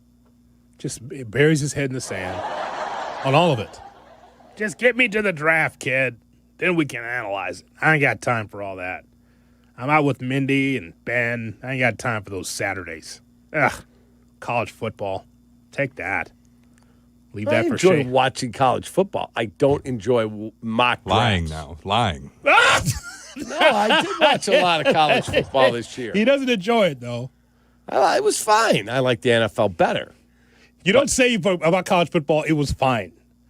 It was fun. I enjoyed it. It was fine. I enjoyed it. There were some good games. This is why it's an ensemble show. We're here to help. But I'm not going to be locked in on mock drafts. But Shay's, though, quality. Every year it gives you a gem. Every year, right? Sure. See? No credit. Wrong. You. Wrong. I said sure. Yeah, that's not a ringing endorsement. What would you like me to say? Yeah, you could be more supportive than that. I am supportive. Shay knows I support him. Doesn't sound like it. Jay Moore, that sound like supportive down the third baseline. Is he supporting Shay? Is he? You're holding the game up. Is he supporting? I'm waiting on confirmation from New York. Oh my God! Oh, well, you never get it. Out. They'll agree with the call on the field. That's it. See? So there it is. You're not supporting the young man and his work. I support him. Support him what? 100%. Okay. Sounded incomplete to me. I'm sorry, Shay. I apologize. All good. On his behalf. Can you squeeze in one more? I know we have Around the NFL. I don't even know what the theme is for Around the NFL. We got to wrap up the AFC side of who will be back in the playoffs or not back in the playoffs. All right. Get Nico Horner out of here, and we can complete shot or no shot. The Bulls lost their 5th straight game last night, was their 8th loss in their last 9. They sit 1 game out of the play-in tournament, getting accustomed to basically an entirely new roster. If anybody cares, they'll see old friend Vucevic tomorrow as they play the Celtics in Boston. Shot or no shot. The Bulls are finally going to miss the play-in tournament. That's a shot. That'll be all. That'll be all. They're done. They picked a lane, but it's way too late. They picked the lane, but it's way too late for the lane they picked. And can I just put a cherry on the crap sundae? This is not what Billy Donovan signed up for. He did not. He did not. He was not even trying to coach after Oklahoma City, but it was a great job by Connor Shovis to go to the top shelf and get Billy Donovan. Donovan thought, well, if I'm coaching Lonzo Ball and Zach LaVine, DeMar DeRozan, well, we got a shot at this thing. Okay, no problem. Nico, we can work with Nikola Vucevic, but this is all a part of the most brutal front office in Chicago sports in Connor Shovis and Eversley. It's just amazing. You decide now you're going to pull the plug. Cap, I always tell you, as I have NBA sources I've had over the last decade. When they call me or text me and say, "What are you guys doing?" I said, "Well, I'm not in the front office." He goes, "No. What are you doing?" These are from good teams. They're like, we tried to call the Bulls, but they want to have pie in the sky for some of their assets. This is why he was left with second-round draft picks, because he waited too long. If you make this deal last year or even a year beforehand, now maybe Kobe White's looked at as a first-round pick that you could flip. But when you wait till the 11th hour, this is why you got a stockpile of second-round picks, because you waited too long. You got 13 second-round picks. 13. You know my GMs have, or people in the front offices that have texted me and go, "I don't know what you guys are doing, but we're willing to get this player, but he either won't pick up the phone or he wants everything. He wants the whole kit and caboodle." It's like, you're the Bulls. We're not going to give you our top-line guys for your non-stars. I could put it that way. Because you ain't seen any stars in the Bulls? No. Have you seen any stars in the Bulls the last 3 years? No, you have not. You have not. You have not. Not like, you know what a star when you see one. But explain to me why you would allow these two guys in the front office to continue to make decisions. That's a Michael Reinsdorf question. Well, then he doesn't care about winning. And don't tell me, well, we've got 2 years to buy out on their contract. If the microphones Danny bought in the new studio sound like, "You can't hear us," he's going to get rid of the microphones. He's not going to go, "Well, we paid for them. We got to use them." Correct. It's a sunk cost. You hired terrible executives. They're horrible at their job. Get rid of them. Rip off the Band-Aid and bring back some pride to the freaking organization. The Chicago Bulls are the biggest embarrassment in Chicago sports. You cannot trust Jordan Love. Cannot. Thank you, Homer. That's not what we were talking about, but you are correct, Homer. Thank you very much. Homer True, everybody, from ESPN Milwaukee. Coming up, we go around the NFL on Kap and J Hood. Kap and J Hood. Morning 6 to 9. ESPN Chicago. It's a bad take. Here comes the Chicago Bears podcast. It drops daily on the ESPN Chicago app, and its rotating co-hosts make an essential pod for Bears fans. Join host Pat the Designer and company for the Chicago Bears podcast from ESPN Chicago. Your home for Chicago Bears content. Yep. Illinois-born, nation strong. That's Blue Cross Blue Shield of Illinois, sharing the same communities with their members for nearly 90 years. And while they'll always be your one local and trusted healthcare partner, their national network of products and innovations continues to ensure access to the highest quality, affordable care. Because wherever your journey leads, Blue Cross will make sure you always feel right at home. Blue Cross and Blue Shield of Illinois. Through it all. Smart capital planning starts with the roof. M&M Commercial Roofing, powered by over 50 years of trusted craftsmanship from M&M Home Remodeling, helps Chicagoland properties and facilities plan, not just react. M&M Commercial Roofing starts with detailed inspections and clear reports, then guides you through options, repairs, recover systems, coatings, replacements, or new construction. This is roofing built around your priorities, timeline, and long-term plan. Schedule a consultation with M&M Commercial Roofing and plan with confidence. Hey guys, it's Silvy. We say it every year, new you. But this year I'm actually doing something about it. I've been going to Cairo One Wellness Centers for months now. My body feels great and I'm moving better than ever. If one of your New Year's resolutions is to feel better and actually take care of your body, you gotta check out Cairo One. They have 50 locations across Chicagoland, so there is one near you. No drugs, no surgeries, just personalized chiropractic care. Visit ChiroOne.com today and let them know that Silvy sent ya. Grab the dial and crank it up, baby, because Potawatomi Casino Hotel Milwaukee is spinning its Winning Hits collection. Over the next 3 months, you could win a share of over $1 million in prizes. On top of thousands in cash and reward play, you could win one of 3 new Ford vehicles in the grand finale drawings on March 27th. Just play with your rewards card to earn entries. Press play on the Winning Hits collection, only at Potawatomi. More info online. Must be 21 and a rewards member to play. Okay, guys, quick PSA. Forgetting Valentine's Day flowers is not the move. Get it right this year. Send farm fresh flowers from the Books Company. And right now, get 25% off with code CANTY. Books flowers are cut fresh, so you get bigger, brighter blooms that last way longer. And it's easy. Pick the bouquet, the delivery date, and you're done. Valentine's Day is February 14th, right after the big game, so order now. Go to Books.com and use code CANTY for 25% off. That's BOUQS.com. Time is valuable. That's why Lowe's Blueprint Takeoffs turn blueprints into quotes faster. Bring us your plans, and we'll generate itemized material lists to make quoting easier so you can get back to building. Plus, at the Lowe's Pro Desk, you get access to thousands of building materials not sold in store.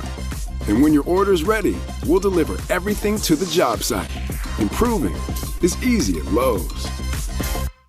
Hit the road in a brand new Toyota in less than 1 hour. At Advantage Toyota River Oaks, you can sign and drive away in 60 minutes or less. Seriously. Or they'll cover your first car payment. Every new Toyota is backed by the Advantage Plus program. Advantage Toyota River Oaks. Restrictions apply. See dealer for details. Follow Chicago's Home for Sports on Twitch at ESPN 1000 Chicago. Kap and J Hood are back on Chicago's Home for Sports. ESPN Chicago. Nick Foles sucks. He sucks. I'm just a fan. I'm not a football evaluator. I love the Green Bay Packers. The guy is drunk, but there he goes. This is not Detroit, man. This is the Super Bowl. I want winners. He starts to come and then he pulls out. This is a really thickly built guy. I mean, what's the answer you're looking for on these things here? We go around the NFL with Shane Orling. Shane? Oop. All right, Hoodie, let's get to around the NFL. Yesterday, we did the NFC side of this. It was during the Super Bowl, how much Mike Tirico mentioned that you may never get back here. This could be your one shot, and we know Dan Campbell said 17-point lead in the NFC title. That may have been our best shot. Yes. So far, it looks like he's absolutely correct. We did that yesterday on ESPN 1000 and also on YouTube. That's correct. We did do that on YouTube. So today, we're going to do the AFC side of it. Will these AFC playoff teams return to the playoffs in 2026? Okay. And we'll start with the 1 seed Denver Broncos. Yes. Broncos in. Yes, in. Yep. No disagreements. How Denver? much of it has to do with the, Patrick Mahomes being potentially out to start the season? Big part of it. Yes, big part of it. But also, actually not as big a part as John might think it is, because I don't think the Chiefs are that good. I don't. Well, certainly not now. Now that Matt Nagy's gone, it's going to be a step back. No question. That offense takes a hit. This Albert Breer, I swear to God, like, what's he doing there? He's on in Chicago, and also like hyping up the virtues of Matt Nagy as an OC with the Giants. Was Nagy really the coffee and nuggies guy? Yes. You think he was calling plays? You saw Reed with the Denny's menu in front of him because he's the one calling plays. He's the wind beneath the wings for the Chiefs, you see. You think Nagy was doing anything there? Stop. He's a glorified quarterbacks coach to me. He's never called plays. Never. 2 years or less with the Giants. Over and out.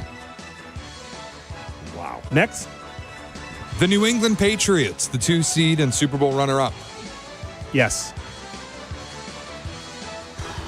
Boy. What are you taking so long for? That the Patriots will be in the playoffs next year. As a wild card at best. 14-3, no, but playoffs, yes. Yeah, I'm okay with wild card. Look, if they don't fix that offensive line, they might be out. Their schedule will not be. I would not be shocked if they missed the playoffs. I wouldn't either. Their schedule's not going to be 800th out of the last 800 next year. Patriots are in the playoffs. It's enough good players to keep them there, for sure. If Will Campbell's still playing left tackle, they're going to have some problems. And you expect him to be a guard, right? He's kicked inside? Yeah, I mean, they drafted Jared Wilson, who's a center in college, and put him at left guard. He can't play left guard. They drafted Will Campbell to be left tackle. He can't play left tackle. He's got to kick in. You kick Jared Wilson in, and you draft a left tackle. Now, there were multiple guys. Willie Anderson yesterday, the former Bengal All-Pro. Olin Kreutz, that do not think he has to. Now, again, both guys have never worked with him. They both talked about that the short arm thing can be not as big an impediment as people think. But don't worry about what Steve Young has to say about Drake May. Drake May sucks. I don't evaluate. I didn't say he sucked. He's not like the top quarterback in the NFL like you have a poster above your bed of him. Well, the blood runs cold through the studio, man. Jay Moore, can you get to the people downstairs to just mop up this blood? Just before 9. Thank you. They're on their way. Oh, my God. It has been something. The Jacksonville Jaguars as we move on. Jacksonville Jaguars, playoffs, yes. Yes. Cap, these Jags are, you and I, this is our rare agreement spot. I like them. They're our like our pet team. They're in the good. AFC. They're good. Pittsburgh Steelers. This should be easy and unanimous. Otherwise, I'm going to have to go in there and take care of Kaplan. So, who's that quarterback? Aaron. Oh, my God. He's coming back. So, no, they will not be back in the playoffs then. I say no, which is going to just, you know what's going to happen now, Jay Moore, in hindsight. McCarthy first year, under 500, non-playoff, should have kept the brother in there. Yeah. At least we were in the mix. Those Yinzers up there will be pissed off. The brother. And when you have McCarthy not being able to get the job done, because if nothing else, Tomlin had the magic to keep you over 500 in the playoffs. How about that? Well, you're telling me Cleveland and Cincinnati are going to make a run to the division title? I'll tell you no. Baltimore. Next one? Maybe. Steelers, no. I could see Cincinnati making a run, too, if they take things seriously. Next up is the Houston Texans. Okay. This is tough. So, remember, we just talked to Albert about the quarterback position. So, what do you think? Different quarterback, same quarterback? They were 12-5 last year. They've got a really good defense. I'm just not all in on C.J. Stroud. New haircut. Who this? Is it? Yep. Yeah, he shaved it off. He's got a nice little fro going. Let's see. Their division is Houston, Jags, Colts, and who? Titans. I'm going to say Houston makes it back to the playoffs. I agree. Because I love that defense. Yeah. I think that defense, again, will be able to carry along the Texans team. Was Albert trying to say, Shay, that there's a possibility that they'll move on from Stroud because they don't see him as a $50-60 million a year quarterback? Could you imagine if they if they're the team that trades for Mac Jones? I mean, we know, like, C.J. Stroud doesn't have a talent problem. C.J. Stroud's a very good player. He has a problem of believing he's way better than he is. I think Troy Aikman kind of said as much without saying it when they lost to the Patriots. We know what the issue is. It doesn't feel like a guy who wants to put the work in. He believes he's entitled to it, and he's been given all of it, and you can tell that as evidenced. Every podcast he goes on, he wants to tell you that he's better than Josh Allen, and he's better than Patrick Mahomes, and he's a top 5 quarterback in the league. And then you watch him play, and you're like, you haven't developed at all since a rookie year. I like C.J. Stroud. I may not love C.J. Stroud, but just say it out loud. $60 million a year for C.J. Stroud. That's tough. That's obscene to me. Hell, Has he been on any podcasts lately? I've never heard C.J. Stroud. I'll tell you what. Lately. I'm not. Jim, I was going to say it's a yes for me on the Texans unless I see C.J. Stroud popping up on podcasts this summer, and then it'll become a no. It can't happen. I think he's done with that. Your top shelf of Dak Prescott, Josh Allen, $60 million makes sense, right? Yep. But then, like we said this about Jordan Love too, right? Just like, really? This is how much money you're going to pay Jordan Love, and he hasn't really come to, over the threshold yet as a good to great quarterback. Maybe good, but maybe not close to great yet. Boy, may never get there. May never. Good player, pretty good kid. This is why the musical chairs of quarterback is very interesting. It's also if you're not a mobile quarterback in the NFL in 2026, you have to be so elite between the ears at processing and making the correct throw accurately every time. And I think that's where Stroud is struggling right now. He doesn't have the athleticism of Caleb Williams to bail him out of bad situations. Nor the necessities. What happened to the rookie year, man? He was all everyone talked about the rookie year. Remember how they were ripping the Bears for trading the number 1 pick away? You could have had him. We could have had him. J. Moore, I think it got to his head. I mean, the way he sunned Caleb in week 2 last season after they won. Yeah. And he's acting like he's some savvy vet that's been around You and could he tell knows that did not sit well with Caleb. Yeah, that's fine.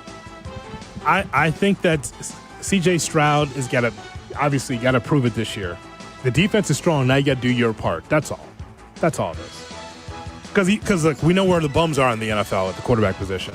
Kyler Murray. Yes, that's Tua. That's when you know you've seen it all. Now it's up to him to pull the nose up on his own career. Correct. Yeah, some of these bums are on the comeback. Sam Darnold. T-Law. Kirk Cousins. Minnesota Viking, hoodie. Yeah, he's probably headed to the Vikings. Next one. The Buffalo Bills. Yes. Yeah, I think they win the division, in fact. Buffalo stance. Next. The LA Chargers, the final playoff team in the AFC. Now, remember, they dealt with so much injury and still got in. They can't possibly be that injured again. By default, they're in. But the Chiefs may have something to say about it. Correct. You got Denver. You got the Chiefs. What's that? Did you say the Chiefs have something to say?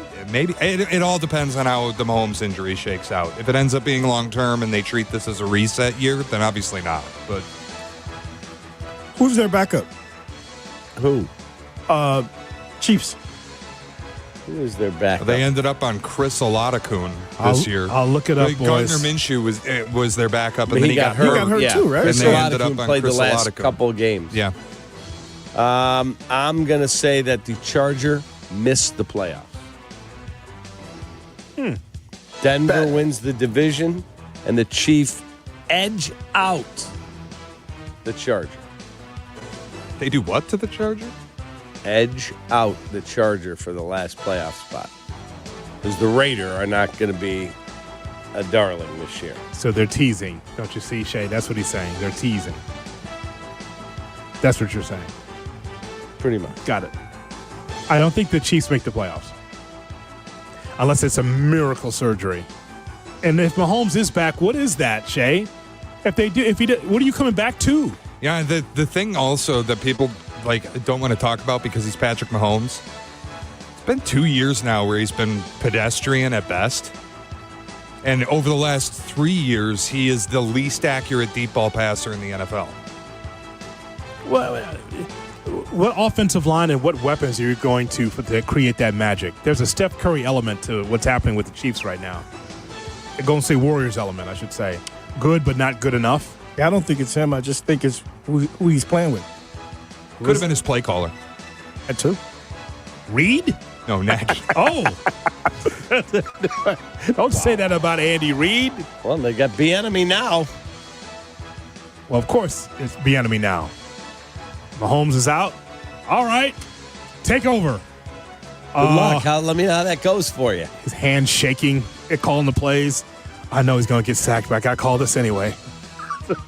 Why does he get the job now? Why can't he have it with a healthy Mahomes? That's why they got rid of Nagy. It was like the Jerry Seinfeld's dad on Festivus, or George's dad on Festivus. Bieniemy now. Bieniemy now. That was what happened in Kansas City. They saw what Matt Nagy did to that offense. Remember, I was an early adopter. Nagy killed Mahomes. Chris Olatakun for like 7 games, and they'll say, the offense is struggling. Eric, get out. What? Wow. I didn't have Mahomes. Yeah, now you can get in there. Olatakun, South Dakota State, huh? Let me know how that works out for you. Good luck, Eric. And that is Around the NFL, right here on Kap J Hood, on Chicago's Home for Sports. Kap J Hood, ESPN Chicago. ESPN's The Hot Hockey Show. Ready to rock the rinks with Chicago's best hockey knowledge. Brought to you by Chevy Drive Chicago.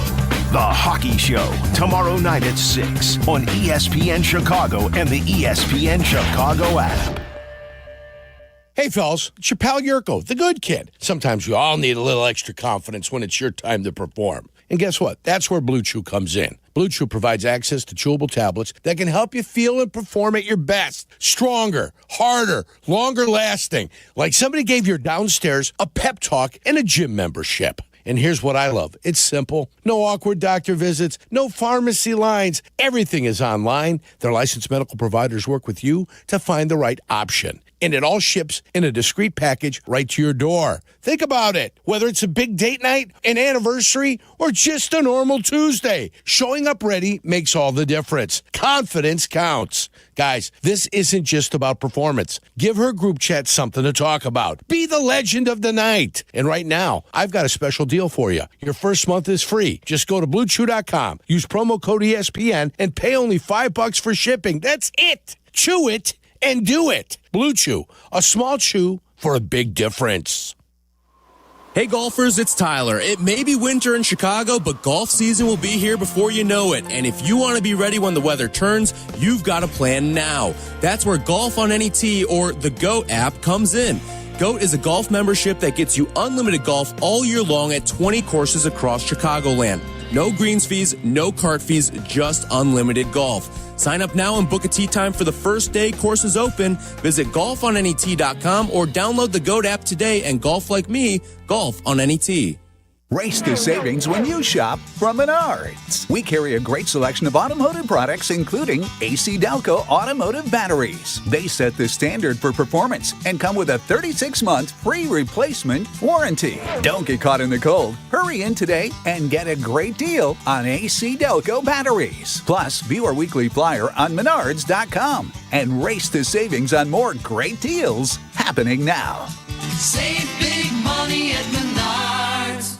Texting enrolls you in a recurring automated marketing text messages. Consent not required to purchase. Message and data rates may apply. The team's looking good this season. I think so. Man, I miss playing football. Ever since I turned 40, I just can't find that fire I used to have. Think it could be lower testosterone? What do you mean? I was feeling the same way. After 40, the body has less testosterone, and men lose their edge. That's why I take Nugenix Total T2. That's the testosterone booster, right? Yes, but Total T2 is their brand new formula that skyrockets nitric oxide levels in as little as 3 hours. Since I started taking it, I've been lifting like when we played for Coach Carter. My energy is way up, and it even spiced up things between me and the missus. Are they still giving out complimentary bottles? Yep, just send a text. Text HAWK to 321-321 for your complimentary bottle of Nugenix Total T2, the next generation testosterone booster. Text now and we'll include a bottle of Nugenix Thermo X, our newest, most powerful fat burner ever, absolutely free. Text HAWK to 321-321. That's HAWK to 321-321. These statements have not been evaluated by the FDA. This product is not intended to diagnose, treat, cure, or prevent any disease.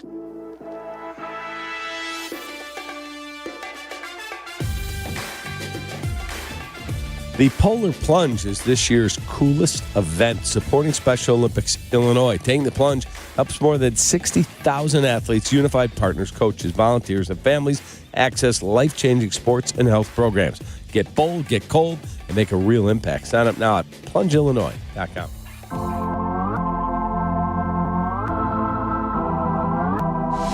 Kap and J Hood are back. Going up on a Tuesday. ESPN Chicago.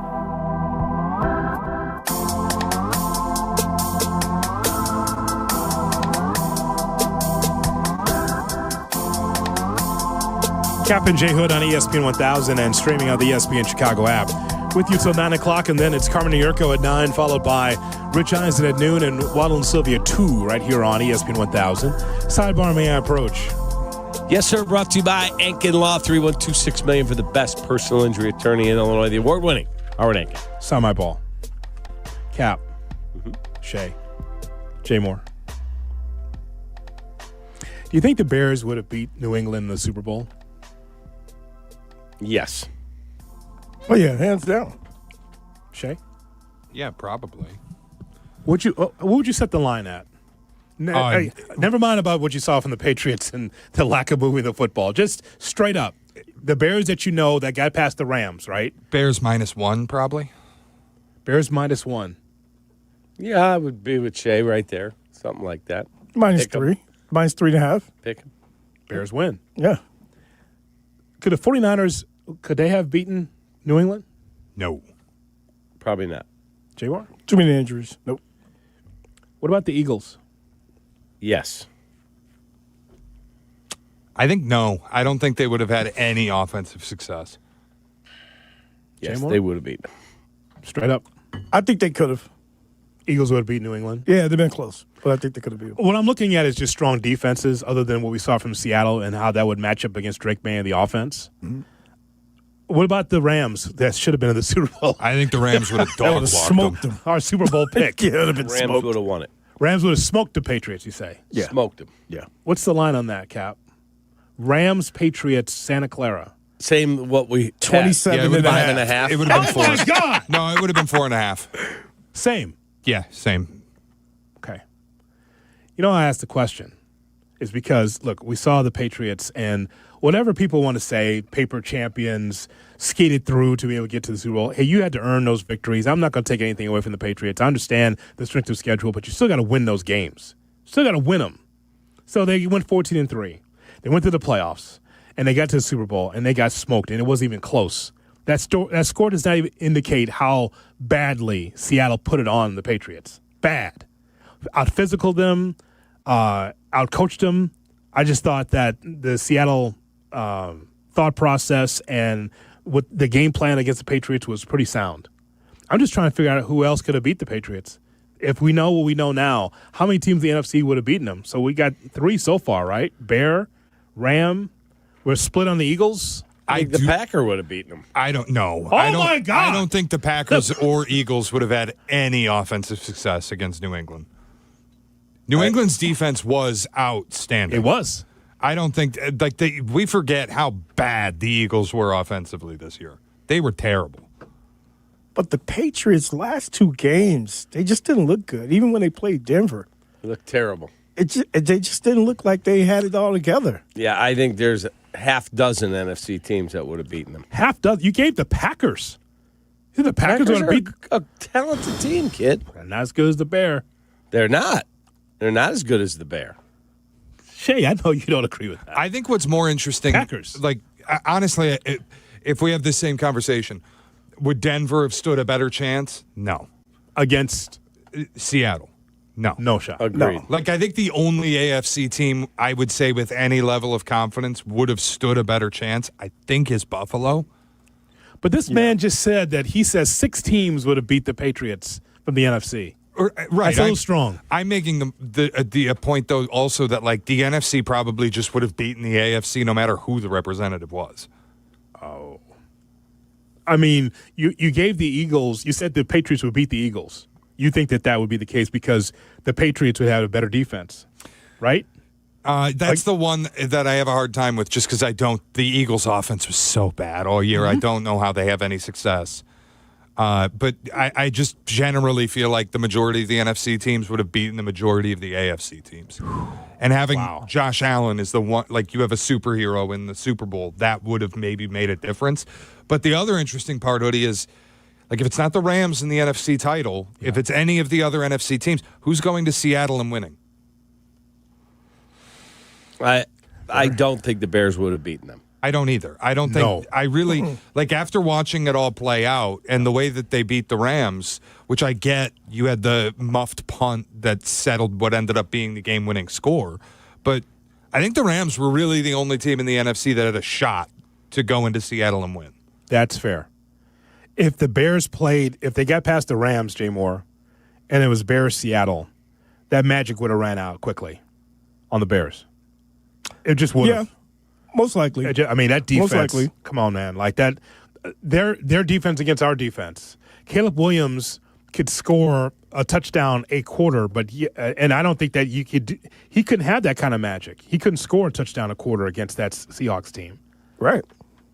It would have been really difficult to score on that defense. That's reality. Yeah, to run the football would have been really tough. That's not happening. I don't know. I mean, no. You saw the Seahawks. That's a different animal. You saw them come off the edge. Our defense is so slow compared to the Seahawks. It's as if we're watching that on a slow speed, the Bears defense. The line, the secondary, But look at the Patriots' play calling. There were no design runs for May at all. And the thing about it is, it's like if you go Monangai, you go Swift, and you go Caleb, and you put a package together with some runs, if the passing is not working, I mean, May probably would have moved the ball. 40 yards. The problem there, dude, though, it's like we talked all year, though, too. Like, the Bears didn't design runs for Caleb. It felt like most of his runs were scrambles, if not all of them. So I don't know. I have a hard time being like, if the Bears had just beaten the Rams, they'd go into Seattle and win. I kind of feel like Seattle would have rocked them, to be honest. And that's okay. No, it's true. Because there's levels to this. I just would have loved to see them in the NFC title game. I don't think they would have won it, but it would have been nice for them to go and play. Rocked them? Yeah. But I think Seattle would have beaten them. Dude, you saw that defense. Yeah, and I think the Bears would have made some plays. I don't think Sam Darnold – is Sam Darnold a top 10 quarterback because he won a Super Bowl? He's not. No. He is not, but boy, you turn on the radio, it's a lot of that over the last 48 hours. Look at the Patriots' offensive line versus the Bears' offensive line. The Bears, and it's not close. Who would have gotten home? Would Seattle have gotten home playing against the Bears' offensive line? Not as much as they did against the Patriots. No, but you got to worry about that blitz, though, from the secondary. You have to be concerned. Well, no question. That, and the other thing is, would the Bears have bothered Sam Darnold even close to as much as the Patriots did? No. Probably not. And that's where those deep balls that he missed to Shaheed and to JSN, where we feel like the Seahawks could have blown out the Patriots if Darnold hits those passes. He might have hit them against the Bears because he wouldn't have been under duress. Yeah, he probably would have connected. You know who also knows that, Shay? You know they know that at House Hall. They watched. They're like, okay, this is what's needed. We need a little of that. We're good, but we could be a lot better. That's a whole different defense that we're watching. I'm talking about Patriots and Seahawks. It's you think different. the Seahawks can repeat? No. I don't either. Like, no disrespect to the Bears, but you go play Seattle. Who is your Christian Gonzalez that's going to run in the shadow of Jackson Smith and Jigba? You don't have one. You don't. And that's why there's levels to this. And it's okay. Are you telling me if Jalen Johnson's back to 100%? Would he have been? No. So, no. No, not this year. I'm saying next year. If you went there next fall. I have no idea. He's 3 years older than the last time he was truly elite as a cover corner. I have no clue. That's the one thing we don't know for sure. Right. You would like to think as a Bears fan that he could be at that top shelf level again, and I don't know the answer to that. Yeah, I don't but you need more help than that, though, than Johnson. And that secondary, you need a lot more help. Absolutely. You got to get Byard re-signed and then figure out strong safety. All right, we have got the Kap and J Hood cut of the day. It's right around the corner on Chicago's Home for Sports. This is your morning routine. Yeah. Kap and J Hood. Good morning. Morning. Good morning. Oh, and in case I don't see you, good afternoon, good evening, and good night. On ESPN Chicago. Coming up, it's me and the good kid keeping things flowing. Tell your friends and enemies. It's the Carmen and Jurko Show. Weekdays from 9 to noon on the home of the Bears. ESPN Chicago on AM, on app, on YouTube. We are officially into the football offseason. No games, no distractions, which makes it the perfect time to take care of things you've been putting off. We've all been busy. That includes making sure your HVAC systems are running the way they should at home and at your business. Automatic is the team you can trust to inspect, repair, keep everything running efficiently, especially during the cold months and into spring. Automatic has a stellar reputation throughout Chicagoland, and you should see why. Call Automatic or visit automatic.com to make sure your HVAC system is ready for whatsoever the off-season brings. Jay Moore. Winter is here. Snowball fights, sledding, and more good times with your kids. What a great family you've created. You want things to stay just as they are. It's time to start thinking about the next step for your future, a vasectomy. Take that step with Vasectomy Clinics of Chicago, because experience really does matter, especially with this procedure. Vasectomy Clinics of Chicago makes it so easy with their 30-minute, no needle, no scalpel, in-office vasectomy. Log on to vasectomychicago.com, read their testimonials, and learn more about their procedure at Vasectomy Clinics of Chicago. 5 locations to serve you: downtown Chicago at Lake Point Tower, by Navy Pier, and with free valet parking. Also in Naperville, Tinley Park, Arlington Heights, and Barrington. Most insurance accepted. Visit vasectomychicago.com or call toll-free 877-877-4VAS. That's 877-877-4827. How about fresh seafood? From crispy calamari to tender clams, it all awaits at Donnie G's. Good call. How about a legendary sandwich from Johnny's Beef? Yes, the heavyweight champ. We could do this all day, Carm. You know, we really could. I'm here with Elmwood Park Mayor Skip Saviano. Skip, food is at the very heart of your community. Absolutely. And I invite everyone to experience Elmwood Park's historic dining scene, Carm. Oh, and what a perfect time. It's Restaurant Week now through February 15th. Grab the family and your friends, bring your appetite, and don't just take my word for it. Mayor Skip says it all. Elmwood Park is waiting for you. Access to education changes lives. That's why National University provides flexible online and hybrid programs from associate to doctorate degrees. Since 1971, NU was built to serve non-traditional, working, and military learners nationwide.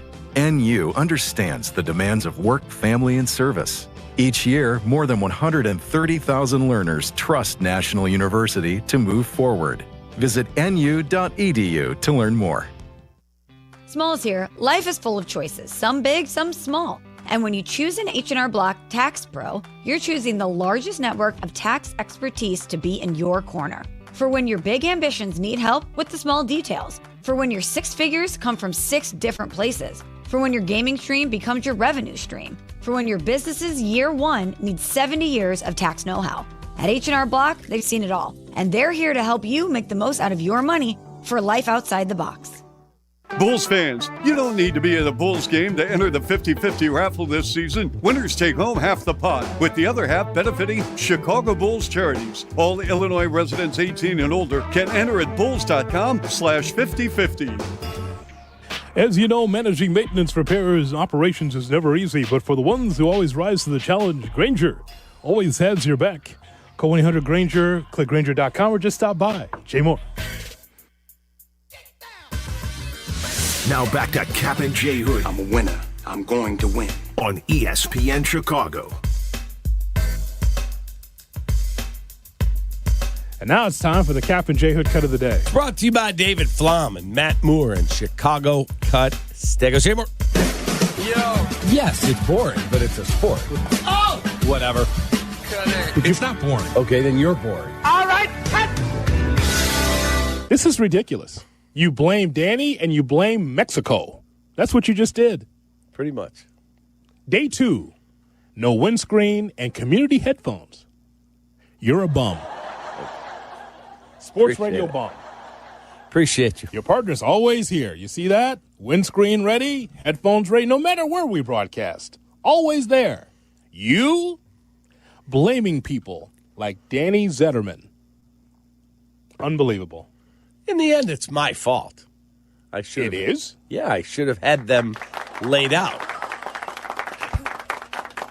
The audience agrees. Listen to that. So I will have them tomorrow. I don't think so. I did. I sent a text to my wife. Please take out my headphones. Oh, my God. And set them on the counter. Right where I put my keys. What do you do for yourself? Broadcast. Talk. Research. I work out. Yeah. That's You're it. the trainer. You can't even stretch on your own. You talk about how you go get stretched by somebody every day. Not every day. Twice a week. Well, he's got to get up. He's got to stretch. Oh, good morning, Mindy. That's his stretch. And then someone stretches him out later on today. It's unbelievable. Hey, before we start sweating, let's do our warm-up. There he is. Him and Dick Simmons. Let's be your personal trainers today. Let this workout really boost your spirits. Deep breaths. Here we go. 1, 2, 1, 2, 1, 2. I actually have some interesting breaking news 3. that I've been working on. What a segue. Last one. 4. I want to share with the audience. Are you done stretching now with Dick Simmons? Yes. Okay. And that's all, folks. Kap and J Hood Cut of the Day. You're something else. Brought to you by Chicago Cut Steakhouse on LaSalle, north side of the Chicago River. I've never seen you with an umbrella. Usually let it rain on you because it's National Umbrella Day. I've never seen you with an umbrella. I guess because we're guys. I don't even own an umbrella. My wife has multiple ones, so if we're going out, she's like, hon, you want to use this umbrella? Sure. But we're kind of guys. We can get through it. I don't have one in my car. I do not. Also, it is National Home Warranty Day. Make sure you check on that home warranty. I will do that. Yes, we all Andy, should. do we have a home warranty? Thank you, Shay. Thank you, Jay Moore. And thank you for watching and listening to Kap J Hood. How about a Waddle Wednesday tomorrow? Oh, that'd be awesome. Love it. I'm in. So long, everybody. Take that. From Chicago. Well, see you later. I've got the best job, Carm. Kap J Hood, morning 6 to 9. ESPN Chicago. Your heat seems to be running a lot more than it should. Why? Sure, it's a lot colder, but it's also because your insulation inside the window could be failing. And when that happens, your heat leaks out and the cold gets in. Talk to the pros at Window Nation like I did and get new windows with big savings during Window Nation's Buy 4, Get 4 free sale. Plus 0 down, 0 monthly payments, and 0 interest for 2 full years. Act now and you'll get an extra 10% off. Don't wait. Put an end to your window problems. Schedule a quote now at windownation.com. Hey, it's Cap. Football season is officially done, and now we're into the offseason. No games, no distractions, which means it's a great time to finally take care of the stuff you've been putting off. You're not sleeping well or you're dealing with constant congestion, check out Sinus and Snoring MD. Do what I did. Call 847-545-0147. Get yourself ready to feel better. That's 847-545-0147 or sinusandsnoringmd.com. Dear Winter, Toyota can't get enough of you. Because Toyota's got 25 vehicles with available all-wheel drive and four-wheel drive. And that's more than any other auto brand. From the versatile RAV4 to the svelte Crown, the sleek Camry all-wheel drive, the Corolla Hybrid all-wheel drive, the rugged Tacoma, the tenacious Tundra, and the spacious Grand Highlander with all-wheel drive to keep you and yours safe. Hey, you bring the action, we'll bring the traction. Toyota, let's go places. Based on manufacturer's websites as of 10/20/25. When your life turns upside down after an accident, you need an advocate like Wallner Law. I'm John Wallner, and for over 50 years, Wallner Law has fought for people just like you, injured, overwhelmed, and searching for answers. We don't just take cases, we take care of people, and we win for you. From car crashes to workplace injuries, Wallner Law stands by your side every step of the way. So call us today, 312-8-MILLION, and win with Wallner. Live from State Street in the heart of Chicago, this is the home of the Chicago Bears, ESPN Chicago. And this is Carmen Jurko, WMVP, WTBC, HD2, Chicago, a good Karma Brands radio station. Hey guys, you ready to let the dogs out? What? Carmen DeFalco. It's kind of impressive. John Yurkovich. Yes! This is the Carmen and Yurko Show on ESPN Chicago. It's like it's out there for everybody to see. It is what it is. Carmen Yurko. Check this out. Good morning, everybody. It is nice and balmy outside. I'll tell you. I got shorts on, Carm. It's 41, and it might as well be 65. It is beautiful outside. It was 48 in the southern suburbs, Let's Carm. go. In Cherville, Indiana this morning, it was 48 as I was heading out. I got to about 95th Street, and 7-degree difference. Amazing. 7-degree difference, and I heard the weatherman say it was going to be I-80. Yeah. At I-80, it's probably going to feel a little bit of a temperature change. This morning, it was a little further north, but I imagine everything south I-80 is going to be a little bit warmer. It's beautiful. Than if, say, if you're in Antioch. If you're in Antioch, might be a little bit colder. If you're in the Skevinston area, the Skokie-Evanston area, maybe a little bit colder. Yes. Area. Skevinston. It's 41 downtown right now. Beautiful. Believe that? Beautiful. Walking over this morning, I was like, oh my God, you didn't even need to duck into any buildings to warm up. It's just beautiful. 48 by me. Beautiful. Love it. Well, happy Tuesday morning to everybody. Welcome aboard. We have a Tuesday with Tom. Tommy Tuesday. See, they have Wednesdays with Waddle on the Cap and J Hood show. We have Tuesdays with Tom. Tom Thayer. We'll recap Super Bowl 60 with us. So we lose Thayer after today. I think maybe we we'll might get him a couple of pops during the year, maybe for the little bit of free agency. And then to respond to something Jack, in the what are you saying draft. over there? We got him through the rest of the month. Oh, we do. We get him for a few more weeks. At one point, All right. we do lose him, though. That's right. Well, at some point, he's going to Hawaii. And then we inherit Jesse Rogers. We start Jesse Rogers. Boy, the you weekly talking visit about- with Jesse starts tomorrow. Talk about a trade down. That's not a trade. Wow. Stop it. Wow. Former Super Bowl champion. Well. 10-year NFL veteran. All right, I'll give you that. Wow. I'll give you that. Wow. And then you go to Jesse Rogers. It's a little bit of a trade down. Oh, boy. Stop it. Don't be a jerk. Oh, boy. Why do you have to start You right know this morning? how I love all my teammates equally, right? You're full of piss and vinegar this morning. You know how much I love all my teammates You've been equally. taking shots at everybody since the moment you stepped in. The here minute this I walked in the room, you know why? Who pissed in your Cheerios? Nothing. Nobody has. That's the way I am normally. I'm normally a very negative, irritable person. You're like ultra surly this morning. Yeah. Can't wait. I don't know what happened. I don't know either. I'm feeling good, though. Are you? Yeah, Good. maybe You I got the watched shorts maybe on. I watched the news. I got the shorts on. I'm feeling good. Got to do a little stretching here. Lower back's tight and taut from a tough winter. Tight and taut from a tough winter. I know. I got to limber up. I got to do some flexibility extra. Like Cap, go get stretched. Poor guy's going to go get stretched this morning. I need to get stretched. Stretch labs. They've got Yeah. these places called stretch labs Oh, now. yeah. Make sure you bring a mortgage on the house. Sylvie swears by it. Make sure you bring a mortgage on the house. I'll tell you, when you get older, though, you could use it. How much? You could use it a little bit. How much? For stretching? Not even a massage? Am I going to get a craft special here? We'll start. We'll start today with Bears Stadium stuff because it feels like it's entering the ridiculous period. Well, I feel like it's been ridiculous for a while. Is it in the 11th hour, Carm? It feels like we're finally getting close, doesn't it? Yeah. And the state of Indiana has made its push, and they're serious. I'm looking for a Mike What are you condom, looking for? by the way. Mike I'm condom? popping my peas today. Peter Pan. So if you're watching on YouTube, don't worry about me. You just go ahead with your little soliloquy. I'm going to go look for this. These are called. We call these Mike condoms. If you're watching on YouTube, I'll show you. I'll show you in the camera. That's right. You should be watching on YouTube. YouTube.com/@Carmen and Jurko, and like and subscribe for us. I'm going to get electrocuted. It's way under there. These are called Mike condoms. There you go, Jack. There you go, Jackie boy. And you I'm going put to get these, the other one at the break, though. There's one under there. You put these over the shaft. Yes. And it stops you from popping your peas. You don't pop the At peas, least- then.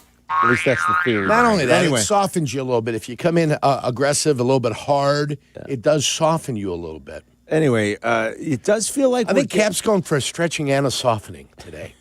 So it's the combination, the SS combination. I'm going to open up that Jurko's House of Stretching and Softening. I really do think that's like a business model of some sort that I have. What's gotten We're going into to that? figure out exactly what the hell's going on. What has gotten into I'm a that? little bit giddy, Carm. Is it the Olympics? What is it? I mean, we're watching curling this morning. We watched Italy win bronze. The U.S. goes for gold in the Yes, they mixed do. curling They play today. Sweden today. They play Sweden. And that's Yeah. coming up at 11 o'clock, Carm. Yeah. The gold medal against Sweden and the U.S. of A. Sweden, they say is like a 3-5 favorite. in Oh, this my one. God. Yeah. Well, it's Sweden. The I mean, what Swedes. else are they doing? They're the But Swedes, They're playing Carl. hockey and they're curling. Yes, and they're they are. eating mackerel. I mean, what Yes, are smoked yes. fish? What else are they doing? There's, nothing Nothing what else they got to going do on. in Sweden. It does feel like we're getting close on where the Bears are going to end up settling. And it's funny how Illinois will, at every turn here, they'll be like, no, we're not negotiating with anybody. We're just all of a sudden they're advancing things down the road. No, this is meant We're for not every in business in the competition. state. Yeah, we're not in competition with Indiana. Well, you kind of are. This is meant for every business in the state. Yeah. Every business in the state could utilize these funds. But it's funny how they are singing a different tune in Springfield now. And all of a sudden it's, no, we're talking and, we're moving things along and things are progressing. The Bears' preference is to stay in Arlington Heights. I mean, Silvy reported that when he had the news about Indiana being real and not just leverage. Leverage, yes. As someone inside the organization told him, the preference is still to be in Illinois. The Arlington Heights site still makes the most sense. They bought the land, they own it. They've come up with the funds. They said they'll pay for it, much to my delight. They said they'll pay for it. I understand asking for infrastructure help. Like, I can understand that. Mm-hmm. You can't complain about everything, right? I can understand that. Carm, the devil is in the details. Oh, well, I'm sure it is. But I can devil understand is asking in for the infrastructure details. help. As far as the tax certainty, that is something I know very little about. It would seem that whatever the state is proposing to the Bears is a little bit out of whack. When you hear what other teams are paying after recent builds, when you hear they're paying $8 million in LA for SoFi, and that the state wants to charge the Bears like $150 million, or what the Cubs are paying, because the Cubs got their stadium, they own it. You know what they get? They paying their taxes on there. No taxes on Soldier Field because the Park District owns There's it. no tax there. And a state authority owns the Southside Park, guaranteed rate. Yeah. Yeah, and Mansueto's going to probably agree to something when Mansueto builds his little soccer emporium over there. And I doubt it'll be $150 million. Well, it probably undoubtedly will not be. So, like, I could understand the Bears saying, hey, that's something not right here. You know? So I understand their position on this and the way they're trying to negotiate this. I think ultimately they'll end up in Arlington Heights. I think forever it's made too much sense. It's a good plot of land for them. They own it. They bought it. Yeah. They've now secured the funds to go ahead and build their stadium, and they don't have to ask the state for money to build their actual facility. They'll hammer out the final aspects of this deal at some point, and I think ultimately that's where they're going to go. And that's not to say that Indiana isn't being aggressive and isn't totally serious. Paris Schutz, for what it's worth, who's done good work on this and is one of the political reporters for Fox 32, wrote in his latest article, in his report yesterday, that there is only one site in Indiana that the Bears are considering, and that's Hammond, Indiana. That's the Wolf Lake site. Yeah. Near Wolf Lake, which is very close to the border. It's less than 20 miles from Soldier Field. Yeah. It's about, we looked it up last week. It's about 17 miles from Soldier Field. It's right next to Lost Marsh. Is right next to Lost Marsh. To Lost Marsh. If they're going to move there, that would make sense. You could see it from the border. If you saw Nelly play, when they do their little thing, they got in Hammond, Indiana. They rock the region. They got Nelly played there at a concert facility that they have, outdoor concert facility, like a band shell almost. Carm. That in essence is where you're at. Oh yeah, I mean right it's close. There. You can see it. There. You want to be able to see it from the border, pretty much. Like if you're in Manhattan, you can kind of see the Meadowlands. You know, they're playing in a different state. From the Meadowlands. When you're in the Meadowlands, you can see the skyline for sure. When you're at the new Bear Stadium, can you see the skyline? Can you see the skyline? You go to Portage, I don't think you can see the skyline. I don't know what you could see in Portage. that would seem like a reach. I've been to Valpo's, the county seat for Porter County. You Just know as that, I right? say that, I see Matt in Portage on the line saying Portage is the best option. I don't know. That to me seems like a little bit more of a reach. Hey, we might actually have a mayor call us back. This could be Matt We're trying the to mayor. get the mayor Hammond. Waddle and Silvy had the mayor of Arlington Heights. Sure. We're like, hey, fair and equal. Let's get the mayor of Hammond. Let's get his pitch. I used to play poker with his old man. Oh, is that right? Yeah, his old man used to be the mayor. Boy, it's a family business. Huh? Well, it's politics. It's nepotism at its finest. But either way, we'll make the request. If I got to go down to Hammond City Hall and say, hey, what the H is going on? Yeah. Me and the old man used to play cards together. I mean, what's going on here? So it feels like now both states, both municipalities, and the legislators involved are like kind of in the coming weeks here, kind of putting on the final press, if you want to use that expression. I mean, Indiana is going to have a decision on this. I think they break for the spring at the end of the month. Yeah. So like they're in their minds, they're fast tracking and they're making a very appealing offer to the Bears. They're getting business done. They collect tax receipts. They see how much they get. Yeah. And they spend less than that. So see, all the monies you bring in, if you spend less than that, then you're not operating in a bad area. Yeah. State of Illinois likes to bring all the tax receipts in, right? Mm-hmm. Look at it, spend double that amount, sure, and then cry on how they got to raise everybody's taxes all the time. It's funny how that works. Real wonderful piece of business. If you had to operate, if you had to predict at some point this spring, like they're going to finally make an announcement as to where this is going to be. April 1st. Where would it be? April 1st. April 1st, and where? On April 1st.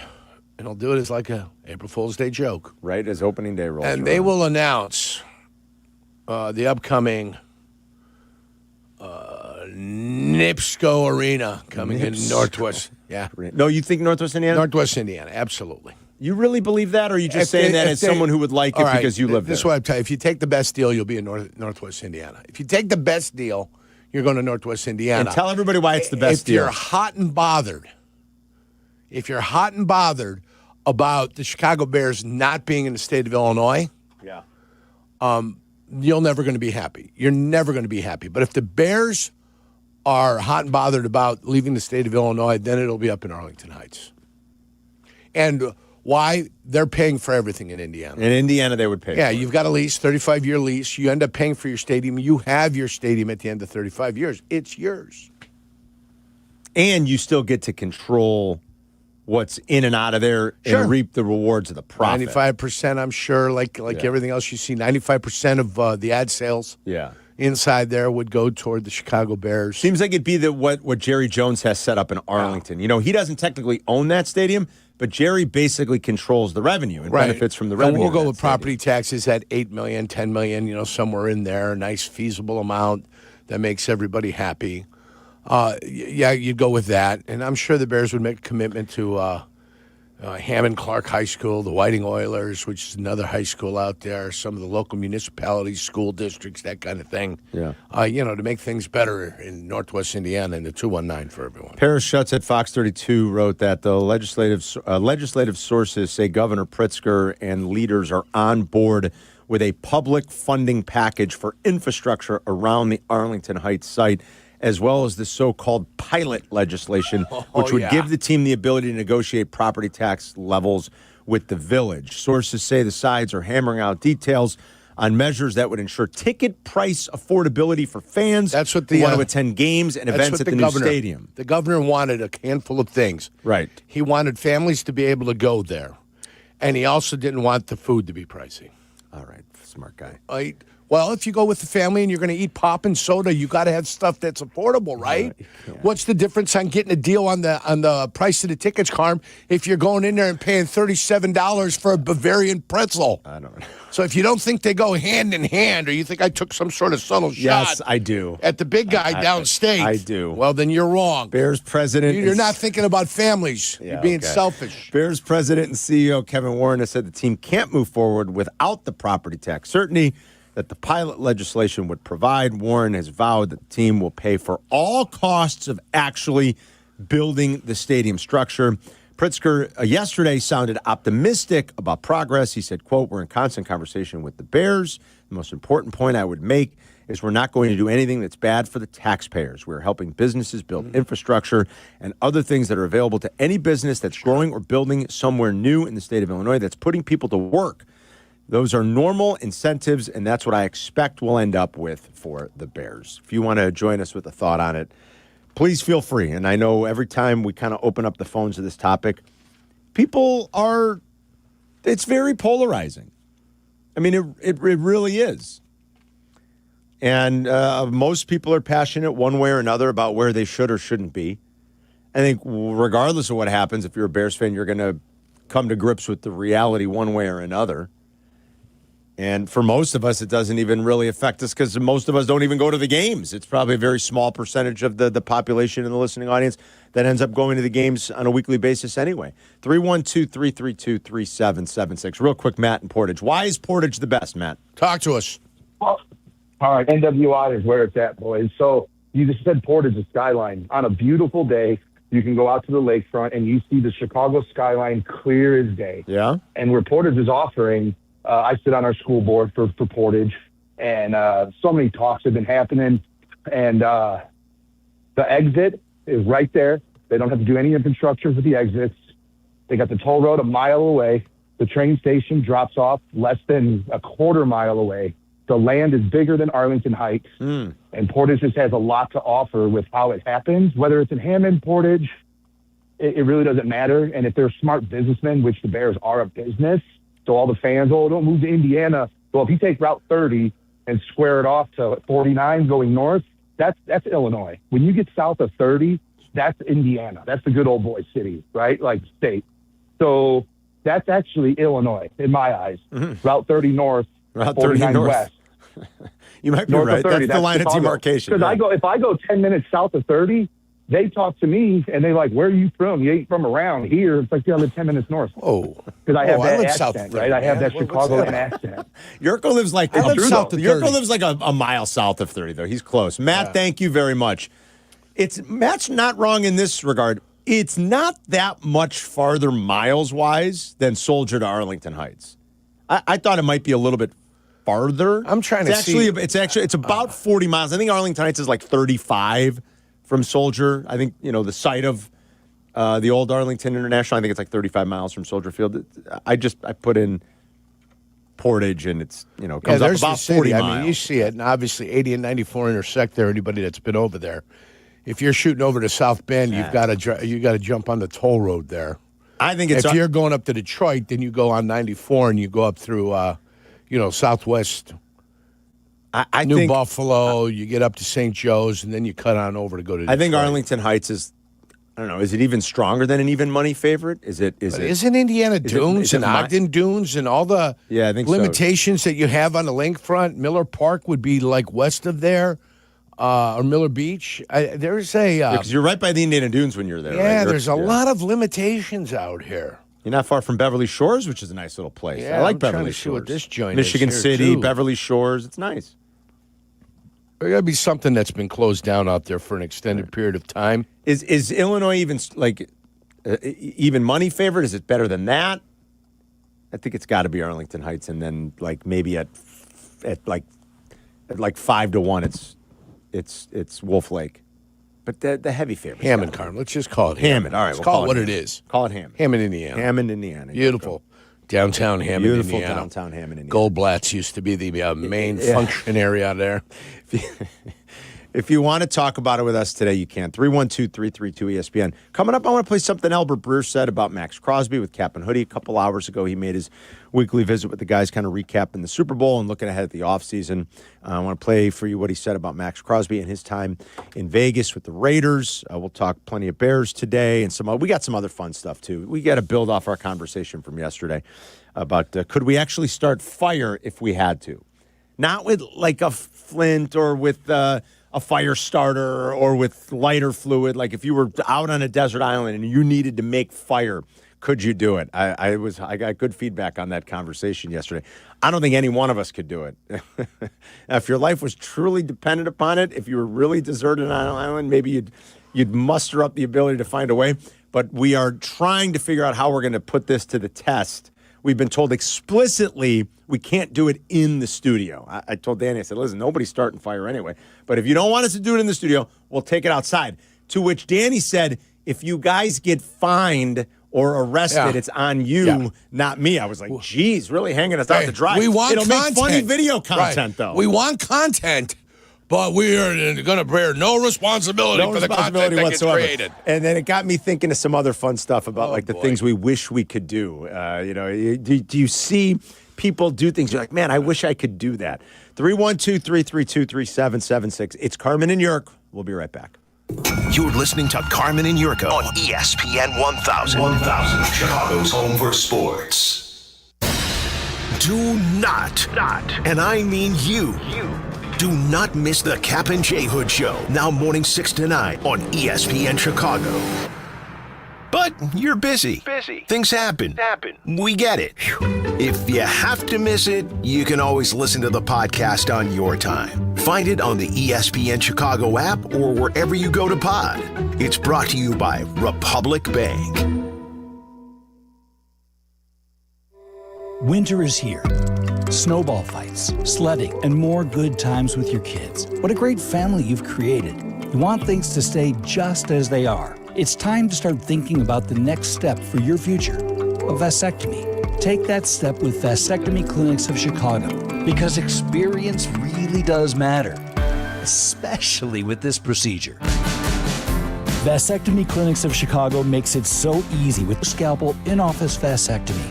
Log on to vasectomychicago.com, read their testimonials, and learn more about their procedure at Vasectomy Clinics of Chicago. 5 locations to serve you: downtown Chicago at Lake Point Tower, by Navy Pier, and with free valet parking. Also in Naperville, Tinley Park, Arlington Heights, and Barrington.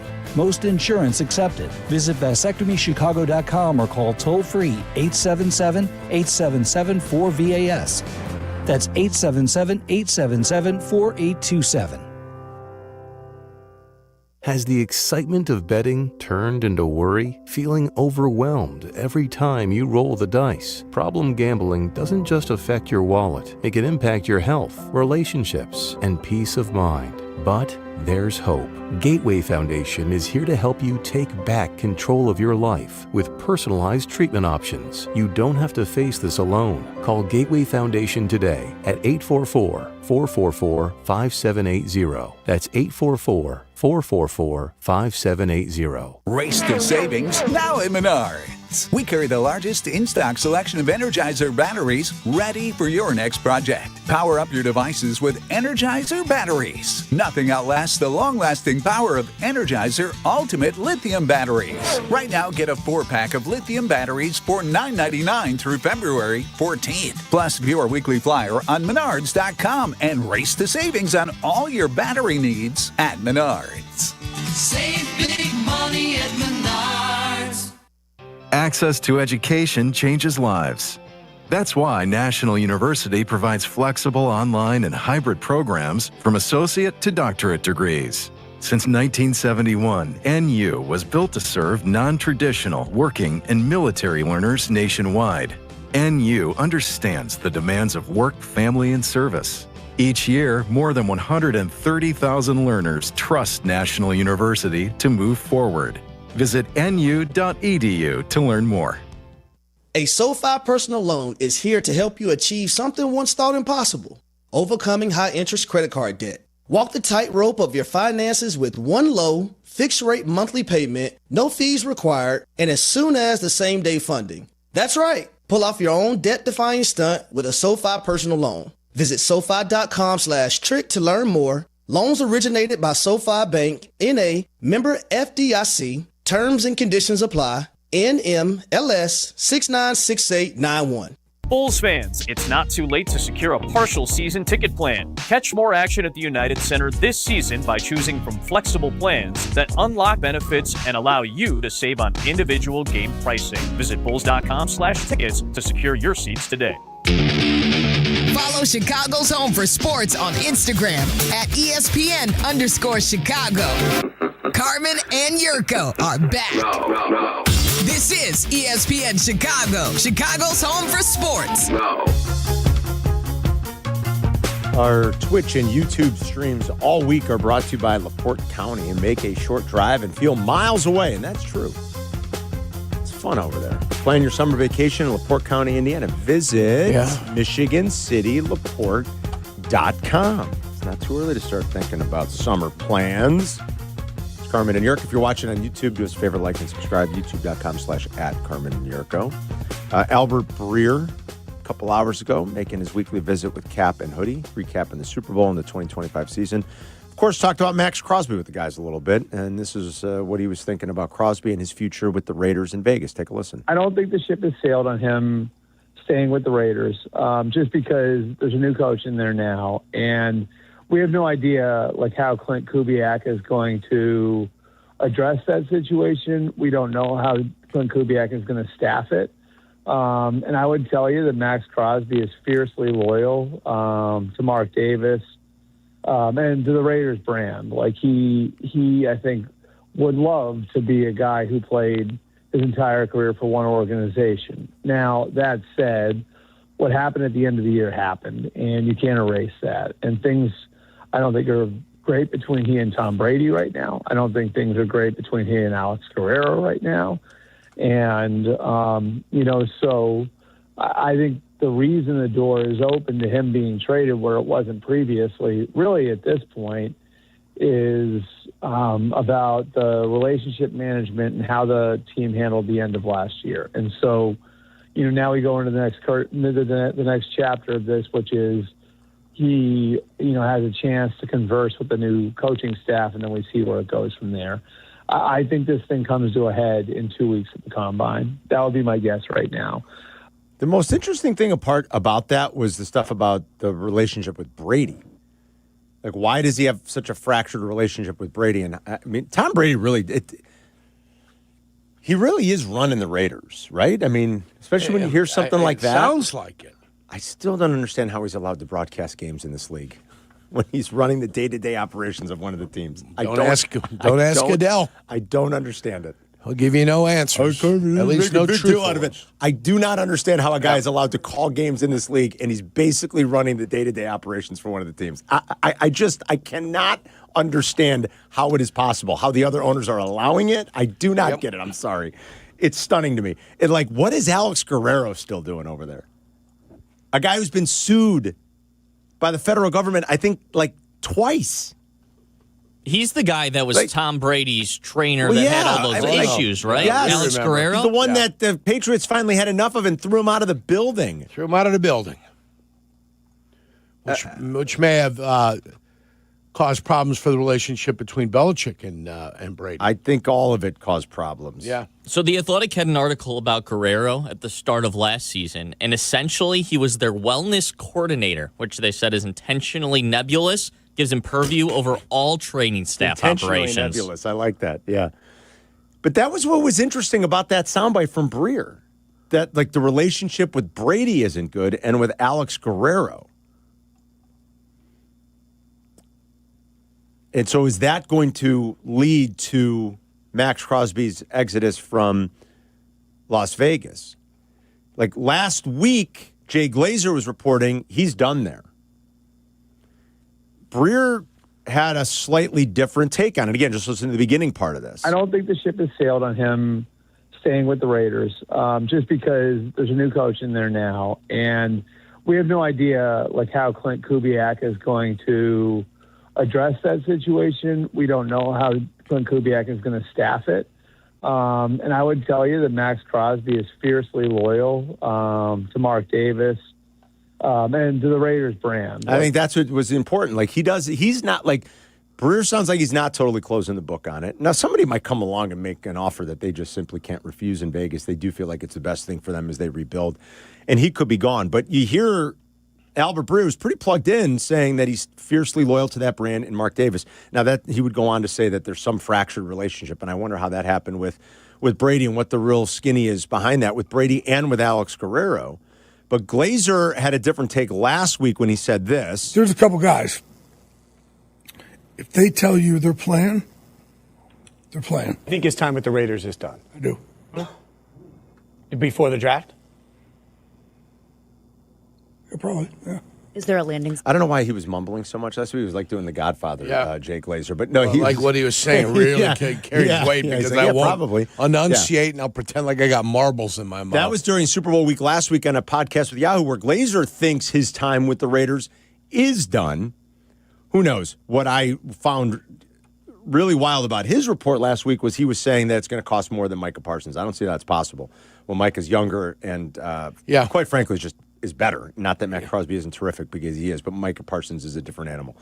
And there might not be, there might be one pass rusher better in the league than Micah Parsons, and that's Myles Garrett. So that would surprise me if it's going to cost as much. And if it was going to cost as much or more, then I'm not in on the Bears going to get Max Crosby. I'm not giving up 2 first-round draft picks for Max Crosby. Are you? I prefer not to, no. Not would you prefer, would you? No. I would not either. I would just pay the money to Trey Hendrickson. At that point, I'm with you. I would rather pay money to Trey Hendrickson. That's it. Simple. I'm not giving up multiple first-rounders or even, I don't even want to give up a first and a second. I understand. And a player for Max Crosby at this point. As badly as the Bears need to find someone to help them across their defensive line. But who's going to take anything for Micah Parsons that's got an ACL injury, right? No. He's saying it's going to cost more than what the deal cost the Packers to get Micah. More than that, yeah. Now, 2 first rounds is about the limit, I think. I wouldn't even do that. But I'm just saying that would be the limit. That would be the limit. Yeah. That maybe some desperate team does that. Right. All right, what do you think, Bears fans? 312-332-ESPN if you want to ring us up. We'll be right back. You're listening to Carmen and Jurko on ESPN Chicago, Chicago's home for sports. Sometimes the conversation can get away from the team on ESPN Chicago's Kap J Hood show. Fortunately, there's always room for a sidebar. Just a quick sidebar, may I approach? Sidebars on the Kap J Hood show are presented by Ankin Law. Hey, fellas, it's your pal Jurko, Johnny Handsome, the good kid. Sometimes you all need a little extra confidence when it's your time to perform, and that's where Blue Chew comes in. Blue Chew provides access to chewable tablets that can help you feel and perform at your best. Stronger, harder, longer lasting. Like somebody gave you downstairs a pep talk and a gym membership. And here's what I love. It's simple. No doctor visits, no pharmacy lines. Everything's online. Licensed medical providers work with you to find the right option, and it all ships in a discreet package right to your door. Think about it, whether it's that big date night and anniversary or just another Tuesday where you want to make your partner feel special. Showing up ready makes all the difference in confidence. It counts. Guys, it's not about performance, not just about performance.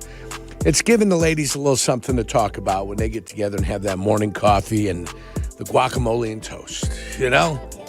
Give them something to say, hey, whoa. I think that's avocado what toast. A night. Yeah, guacamole or avocado. What do you have in guacamole? That's great. Avocados. I mean, quit being such a smart aleck.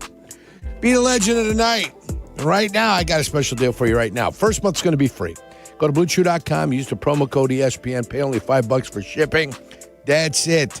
Chew it and do it. Blue Chew, a small chew for a big difference. I want to dive into the local delicacies of Alpine Food Shop. An original yardstick pizza from Armin's will do the trick if you're hungry enough. Oh, baby, I'm hungry. We could do this all day, Carm. You know, we really could. I'm here with Elmwood Park Mayor Skip Saviano. Skip, food is at the very heart of your community. Absolutely. Food brings us all together. And I invite everyone to experience Elmwood Park's historic dining scene, Carm. Perfect time. Restaurant Week is on now through February 15th. Grab the family and your friends, bring your appetite, and don't just take my word for it. Mayor Skip says it all. Elmwood Park is waiting for you. Hey, it's your friend Tom Waddle, and I drive a Hawk. The Auto Show's sales event is going on at all 12 Hawk Auto locations in Forest Park, St. Charles, Plainfield, Joliet, Carroll Stream, and now LaSalle, Peru. Shop thousands of vehicles from 13 brands and save with 0% financing for 60 months or make no payments for 90 days. Plus, save even more with $500 to $2,000 bonus cash. Get your Auto Show savings at hawkauto.com and drive what I drive. Drive a Hawk. HawkAuto.com. Financing on select models with approved credit. Hey, it's Rich Eisen for Pella Windows and Doors. Sometimes teams take a timeout to regroup and call the right play. When it comes to your home, Pella Windows and Doors always has the winning game plan. They do it every day, and that's why your neighbors trust them. Visit Pella.com/Eisen today. Right now, Pella Windows and Doors of Greater Chicago and Northwest Indiana is offering 25% off windows and doors and 0% APR for 24 months. Some restrictions may apply. See store for details. Offer ends February 28th, 2026. Rich Eisen here. For small businesses, every hire counts, and so does your time. Hiring can quickly become overwhelming, from sorting applications to figuring out who's truly qualified. That's where LinkedIn Hiring Pro helps. It streamlines the process so you can focus on connecting with the right candidates, not managing the noise. Hire right the first time. Post your job and get $100 off towards your job post at linkedin.com/Eisen. That's linkedin.com/Eisen. Terms and conditions apply. Prizes, flyaways, even cash money. You want it? We've got it. Find a list of all contests and official rules by visiting ESPNChicagoContests.com. That's ESPNChicagoContests.com. Follow Chicago's Home for Sports on Twitch at ESPN 1000 Chicago. Carmen and Jurko are back. This is Chicago's Home for Sports. ESPN Chicago. He's one of the best in the league. One of the best play callers, without a doubt. He does an incredible job in all facets of offense. You know what I mean? Like the run game, to the pass game, to the trickeration. He's really got all that. He's somebody I respect a lot. I can't say much bad things about him. You know what I mean? Every time you go out there against an offense led by him, like you got to be on your shit and be at your best, because he's going to make it difficult. So yeah, respect the hell out of him. He has said a lot of nice things about Ben Johnson, about Caleb Williams. There's a lot of reporting that if he is going to get traded, his preferred destination is Michigan. He is a native of Michigan. He played at Eastern Michigan. So I guess it makes sense. The Lions would maybe be the team he would like to go play for. That'd be a pretty formidable duo with Aiden Hutchinson on one side. Yeah, who goes to the other side? Max Crosby on the other. Who goes to the other side? Yeah, because they're both mostly left. Yeah. Although I feel like Aiden's played some right, or am I crazy? Not too much? I've seen him on the left. Mostly on the left? I mean, can somebody go to the right? Probably. Yeah. But who would it be? I don't know. I don't know. That'd be for them to decide. 312-332-ESPN for Carmen and Jurko. Hope everyone's having a great morning. Ryan is in Mount Prospect. What's up, Ryan? Hey, guys, great show. Carm, I got to disagree with you. I would give up multiple ones and multiple twos to get Max Crosby. Really? Their window is 2 to 3 years before you pay Caleb Williams, $500 million realistically? You got to win now. I'm sorry, the draft picks only do you so much good, and we always complain the Bears never say go for it. They did it with Khalil Mack. I appreciate that they did it. This is their chance. Damn frickin' Darnold just won the Super Bowl, not because of Darnold, but because of their defense. You need a guy like this. I'm sorry. I'm all in. Give whatever it takes. You want naming rights to my firstborn? Whatever you want. I want that guy. If you have another defensive stopper that's that good, that's available, show him to me. I would give up a lot for Myles Garrett, too, but those are the two guys, and I'm sorry. I want to win. I just want to win. I do, too. I'd like to win, I mean, man. I do, too, and I don't think I've ever complained the Bears don't go for it. I don't know that I believe in you got to constantly be trading draft picks and important draft capital, and that means you're going for it. I guess that's just where we would disagree. The Seahawks won with their defense off of all guys they drafted. That's how the Seahawks won. Yeah, that's true. Other than Lawrence, I guess. It's all guys they drafted. Yeah, they did bring him in. So, like, they're not trading draft picks to go get Max Crosby or anybody else. They're drafting guys, and they're winning with Sam Darnold. So I would just do that. I would not give up 2 firsts and 2 seconds for a 29-year-old pass rusher that's making a lot of money. But, hey, different strokes for different folks. It's all good. We went through it yesterday. If you missed it, I mean, what John Schneider has done. They just continue to hit it out of the park with the draft. He's been doing this for the better part of 15 years there. I mean, he's built a couple of impressive teams through the draft. Yeah. Look, they got the best out of Russell Wilson. They found Russell Wilson in the 3rd round, remember? That they did. And they got the best. And then when he wanted out, they used the capital they got in return, and they used it well and smartly. I think that's what the good teams in this league do. So I would prefer them to take that approach. Henry is in Cherville. What's going on, Henry? Henry. Hey, good morning, guys. Morning, bud. Morning, Henry. I got a couple of things, but first and foremost, Carmen, my guy saw you last week at that thing at that restaurant. Which one? Bosses don't wear short pants, my friend. Which one? The thing with the guy at the restaurant last week. With the guy at the restaurant last week. He's doing a line from the movie. Yeah, bosses don't wear pants. shorts. You're doing a movie line? Oh, okay. You're doing Sopranos. Sopranos. You're doing Sopranos. Yes. Bosses. I didn't get it. I got a couple of questions about this the stadium thing. Like, I drive through that area in Hammond every day, and I don't see where you could fit a Soldier Field, let alone anything bigger. What a beautiful facility they have down there, isn't it? In Hammond? He hasn't been down. Yeah. You go down Calumet Avenue there? Yeah, right by the fire department. Yeah. Like you were saying, where they do the Festival of the Lakes. Yeah, they put the Festival of the Lakes, Carm, right there. Yeah. You got to go a little south of there. They're going to have to do what they call eminent domain. And they're going to have to pay some people off, and they're going to have to tear some things down. Eminent domain. The other question I have is, realistically, from downtown, how long of a drive would that be heading northwest to Arlington Heights from people? Oh, brutal. Yeah, I know. It's not that. That's no picnic, Henry. You're not wrong about that. That is no picnic. It isn't. But there's no easy way to get around stupid traffic, Yerk. I mean, there's no easy way. The infrastructure stinks. It's old. There's not enough room. There's not adequate space. What are you going to do? I mean, the traffic's going to be brutal no matter what. Traffic stinks no matter what. No matter what. I mean, you're living in a big metropolis. When you're putting a bunch stinks. of people into a facility and taking a bunch of people out of the facility. All of that. Even if you're taking public transportation it's a and pain it in dropped you off at a station that was going to let you walk in and walk out, at some point you were going to be waiting in line to do something. Traffic stinks everywhere. Yeah. You know what I mean? You're living in a big metropolis. That's tough. Cap said this morning, you get from Midtown to the Meadowlands in 12 minutes. What? When? And maybe at midnight. You can't get from Midtown to the Meadowlands in 12 minutes. Uh-huh. And now it's probably, if I'm ballparking it, I mean, it can't be more than 15 miles probably. But, you're not getting there in 12 minutes out of Manhattan. I mean, spitballing it. Yeah. That'd be my guess, give or take. Yeah. It's going to be a pain in the ass. If you live in the city, it's going to be a pain in the ass to get to Soldier Field if they go to Arlington Heights. I was at McCormick Place, merging on the Lakeshore Drive. It took me 22 minutes to get there to here, to the building. 22 minutes. That's what I mean. And it's 4 miles, tops, right, 4.5 miles. You live in a big metropolis. Come on, That's guys. kind of the way it is. Come on. The traffic stinks. Can't wait You think for every President's time Day. we're on the Eisenhower. Can't wait for I President's know. Day. Every time I'm on the Eisenhower. Keep these people off the road.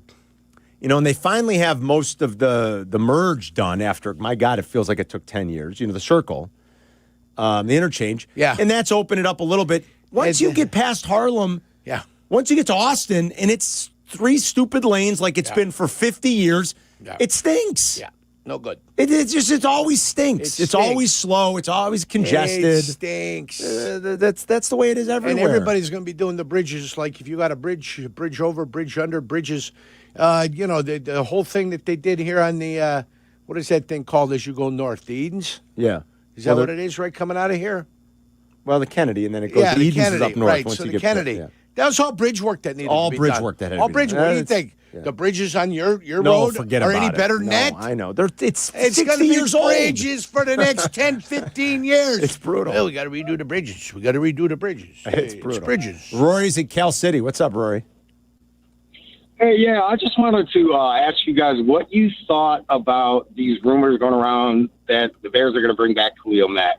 I heard he bought a $18 million house or something like that in Chicago. Yeah.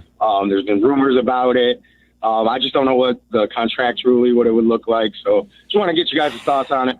I think it's like if they're out of options, Rory, I mean, is Khalil Mack a buy low, still somewhat productive option for the Bears? I guess I wouldn't totally close the book on it. What are you paying him? Are you paying him $30 million a year? No. He didn't make that last year. I'm asking a question. No way. What's the going rate for an aging pass rusher? I was going to say more like the $18 to $20 million He was range. 18 last year. Yeah, he made 18 last year. Signing bonuses, 8 and 7. He's not making $30 million. He's 35. I mean, no. I'm not paying him more than $18 or $20 million. Is that a reasonable option if the Bears, they kick the tires on Crosby, let's say they get to a point where they're like, this is going to cost too much. We don't want to give up all those picks. If they're a little turned off by Hendrickson, if they're a little turned off by coming off a surgery in an injury-plagued year, you kick the tires on maybe a few of the younger pass rushers that are out there. What's going to happen with Jalen Phillips? Are the Eagles going to keep him after trading for him? I mean, he's a UFA, right? Mack last year played 12 games, had 5.5 sacks, still had double-digit TFLs I'm sorry, no, he didn't. Forgive me, he did not. He had double-digit quarterback hits. But you're paying a 35-year-old pass rusher. Yeah, you got to be careful. It might be just like a buy low option if you exhaust every other avenue, I guess I would say, Roy. Sit tight, guys. We'll grab more of your calls, whether it's stadium, pass rusher stuff. Would you give up all of it to go get a Crosby? Ryan said, yeah, absolutely. And he said they could name his firstborn child, too. I mean, that's very generous. It's Carmen and Jurko. We'll be right back. You're listening to Carmen and Jurko on ESPN 1000, Chicago's home for sports. $2 million the Verloyak Law Group wins again for their clients. That's right. The Verloyak Law Group recovered $2 million for a client who experienced negligent lighting. If you're a victim of negligent lighting, make sure to call the Verloyak Law Group. Hey, this is Jurko. You all know I played professional football. I've been on the radio for many years. I've had the chance to endorse a lot of products and companies, but I've always believed in only backing the ones I truly trust. And now I get to endorse a company owned by close friends, the Verloyak Law Group. They've been helping people for over 60 years, even some of my friends and neighbors. Just like choosing an experienced doctor, you want skilled lawyers by your side. With $9 billion recovered and 40,000 clients served, they're proven experts in personal injury, accidents, wrongful death, and more. Call my friends at 844-4VLG-LAW. The Verdoliak Law Group will do great for you, too. Call 844-4VLG-LAW. Make unforgettable memories with LaPorte County, Indiana's biggest summer events. Experience the adrenaline of the X-Insurance Great Lakes Grand Prix, July 27th through August 2nd. Enjoy the tradition of the LaPorte County Fair, July 11th through 18th. Marvel at the artistry of the Singing Sand Sculpting Festival, July 17th through 19th. And delight in the abundant summer family fun at LaPorte Lake Fest, July 24th through 26th. Make a short drive and feel miles away. Make plans to make your summer bigger and better at visitmichigancitylaporte.com. Attention Link EBT card holders. If you use SNAP benefits to buy food, please listen carefully. Rules for SNAP eligibility have changed. You could lose your benefits if you don't act soon. Visit SaveOurSNAP.org to learn about new rules, how they impact you, and the steps you should take to keep your food benefits. Don't wait. Go to SaveOurSNAP.org today. Sponsored by the Illinois Commission to End Hunger. Aired in cooperation with the Illinois Broadcasters Association and this station. For 100 days, I'm going to cross the 7 continents because the answers to everything important are out there at the edges of our world.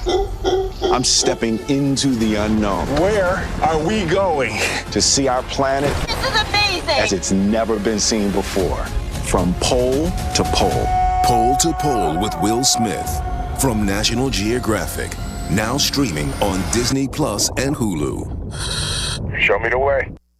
My name is Whitney Allen, and I'm a widow. My husband, Ryan, died. We never thought we'd ever have to use life insurance, but the unexpected happened. With Ethos, signing up was fast and 100% online. You can get a quote in seconds, apply in minutes, and get same-day coverage. No medical exams, and you can get up to $3 million worth of coverage. I'm grateful we were prepared. Get your free quote at ethos.com/game. That's ethos.com/game. Paid spokesperson. Time spent on application may vary. Online health questions required. Hey guys, Silvy for Window Nation. Listen up. Right now you can buy 4 windows and get 4 free. No payments, no interest for 2 full years. And if you schedule a quote today, you'll get an extra 10% off. So don't sit on this. It ends soon. Go to windownation.com.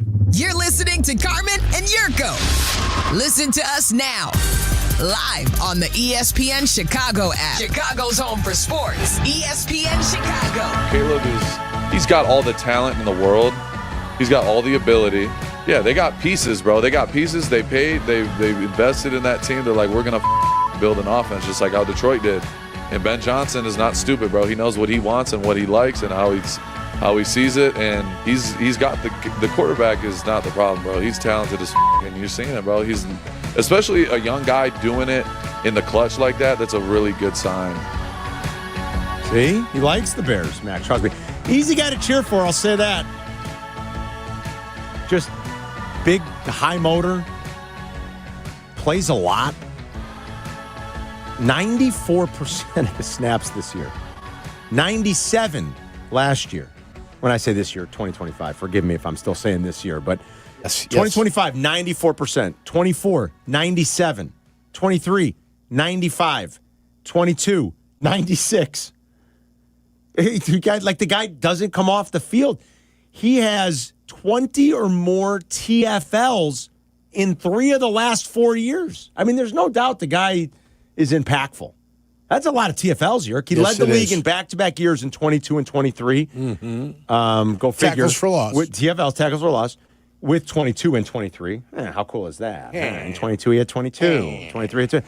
Last year, he had 28. He missed 2 games. He had 28 TFLs. It's a lot of TFLs. A lot of negative plays. 20 quarterback hits, 10 sacks. Yeah, I mean, there's no doubt he's an impactful player. He's going to be 29.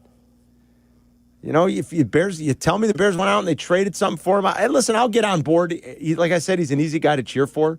I'm just giving you my thoughts on how I think teams should try to build But I understand the allure and the draw to him, right? Sure. I mean, I get it. For a team that needs a pass rusher, like someone a little bit more impactful and a little bit more dominant. Montez Sweat's a good player, but I kind of feel like we know what he is. I feel like he's reached it, right? Yeah. I feel like he's reached it. Yeah. And he's a good player, but he's not impactful the way Max Crosby is. No. I don't know how true this is, but from the Twitch chat, they say that their stats are identical. Who's Sweat and Crosby. Is that the case? Which stats are they looking at? Sacks and pressures. And of course, I've broken that down. Well, their pressure rates this year might have been very similar. Yeah, that is true. One played on a winning team that had leads in fourth quarters. The other one played on a losing team that didn't have lead in fourth quarters. So the quality of pass rushing opportunities, I would argue, there would be a difference. Montez Sweat has never in any season had 20 TFLs. I just told you this guy's got 3 seasons of 20 TFLs in the last 4 years.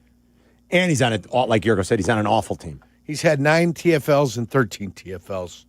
He's got less TFLs than I did, and I only played 30% of the downs. 32%. Max Crosby also has 10 more sacks in about the same number of games, in fairness.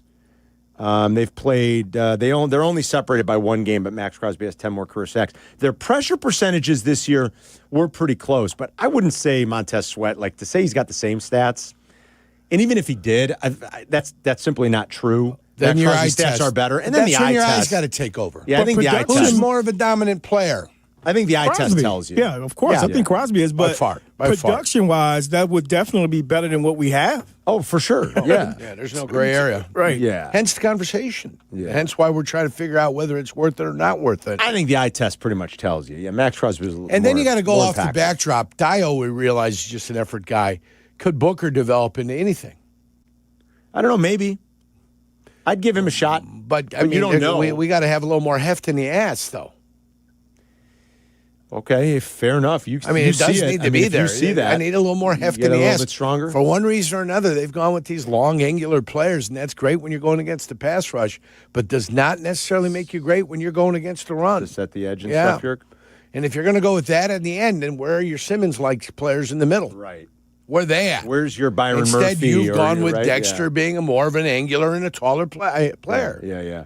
And the guys that you have that are in the interior, who used to be your stout guys, became way, way, way too stout as far as physical. Yeah, like you've lost the glory days of Akeem Hicks when he was doing that job in the middle, right? I mean, Or Billings when he was Billingsley good. at 320 and 325 is different than the Billings at 400. Yeah. No, I hear you. I know what you're saying. And that's only an estimation. That's not I actually know that he weighs 400 pounds. That's another eye but test. we all realize he had another person that he was carrying out there. It seemed like it. It did seem like it. Dean's Grande, downtown. shaken espresso with 2% milk. Dean, give me a triple What are you ordering? espresso. Oh, what's happening Grande. here? Hey, I'm here. Ordering Hey, can I espresso? get What's 2% going on? milk with that? Oh, he's in the middle of a Sorry, Starbucks offer. I'm getting I the love coffee it. for the lady. And Hey, this is how it happens, hop though. along, case of each. You know, if they move to Hammond, are you going to take your horse from Naperville? No, what do you mean? I'm not. I don't go to the games anyway. I've taken the caller's advice, the listener's advice. I've recused myself from the conversation. I'm not going regardless. I'm going to watch from my couch wherever they can play on Mars. I don't care. I'll watch them. The guy got it wrong. It's Adon doesn't wear shorts. That's the correct. Adon, yeah. I didn't get the reference. I mean, of course, I know what it's from. It's from, Carmine tells Tony. He says Adon doesn't wear shorts. I don't understand. I don't think he saw you anywhere. People these days just want to throw a Sopranos reference out there. But anyways, I couldn't agree more with a couple callers ago that said that we got to go for this. But I was mostly surprised to hear you guys say you want to go with Hendrickson. I was telling Jack, you're just going to overpay on the free agent market again for some guy who might not even play. Like you guys say, defensive ends are good into their mid-30s. That's the good ones. I get it. Myles Garrett and Micah Parsons are in a different class. They're like Mercedes and BMW. But I think that Max Crosby is, a man amongst the Toyotas. He's like a Lexus out there. It's the next best thing. It's worth starting the conversation at 2 first-round picks. And I told you I think I would try to dangle Roman there, but whatever. Because in this league, the parity from year to year, it doesn't appear to me to see teams put themselves in huge holes from terrible trades. So you got Ben Johnson now, you got Caleb now. Do it. Do it. She worked hard for the money. All right, thank you, Dean. So hard for the money. Dean needs his own show somewhere. Thank you, Dean. She works hard for the money, and you better treat her right. Appreciate it, Dino. Thank you. By the way, congrats to Mike from By the way, Logan Square. Donald Summer. Donald Summer right there. Go ahead. Thank you to, congrats, to Mike from Logan Square. Mike was the winner of our fun little Italy trivia that we did. Not even so much trivia, just our little factoids that we gave out. Factoids, Carm. And then we were taking qualifiers the last couple of weeks for that. He wins the $100 gift card to go dine in Elmwood Park. So congrats to Mike from Logan Square. And yeah, Mayor Skip's coming in today, by the way. I'm not surprised. He'll be in the building at the end of the show. We're cutting some new commercials. Our building here. Our building here. Which building will he be in? I believe here. The other studios aren't ready yet. So I can't wait hope to they're bringing him here. I can't wait to reintroduce myself to the rest of the family. Yes. Yeah, you haven't seen the Been rest of 6 the weeks. staff. Yes, it's been about 6 weeks. It's been 6 weeks since they looked at me. Yeah, not good. It's coming along, Yurko. Not good. Yurko's the last person in the company that hasn't seen the new studio yet. It feels identical to when Mike Thomas banished me from the building. Yes. Because I didn't have my shot. That's right. Said, you will be banished. Well, I came back from Pebble Beach, and he says, guys are afraid. They're That afraid. wasn't because you That's didn't what they have a shot. said. That was, They're afraid because you was in All right, California. Stop being a jag. You was in California, and they's afraid of you. Stop being a jag. No, Seriously. that's the truth. Yes, It's my rightfully conversation. so. It's my It was the conversation. truth. It wasn't your conversation. You're being a jag. You didn't have that conversation. I'm That not was my disagreeing with you. conversation. You're being a jag. No, I'm not. Yes, you are. That's Jag what you is are a being. tremendous You're being a division jag. of the Navy. You're going back And and if that's what complaining you're about talking to something me, from 5 years ago. If you're talking to me, 6. that You're I being am a a tremendous jag. part of the Navy, then you're right. You're being a jag. Damn. You're complaining about something from 6 years ago. right. You're like a child. Yes. Get over it. No, I'm a child. We've moved on. Let me be a child. I haven't moved on, Well, obviously. then It's go obvious see a I haven't therapist. moved on. Go talk to a shrink. I don't like therapists. Help yourself a They little cost bit. too much If money. You can't get over it. They cost Something too from much 6 money. years They're ago. too expensive. Stop. I mean, really. I mean, give me a break. Nobody cares. I do. What Mike Thomas did to you I 6 do. years ago. I care.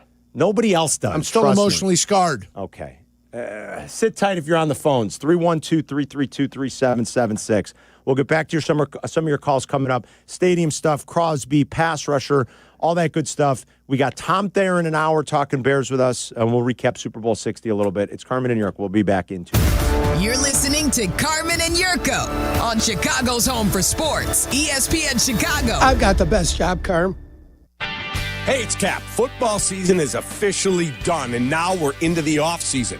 No games, no distractions, which means it's a great time to finally take care of the stuff you've been putting off. You're not sleeping well or you're dealing with constant congestion, check out Sinus and Snoring MD. Do what I did. Call 847-545-0147 and get yourself ready to feel better. That's 847-545-0147 or sinusandsnoringmd.com. Race into savings now at Menards. Mastercraft makes great doors inside and out, building the highest quality doors in a wide variety of styles. Add beauty to your home with interior doors from Mastercraft.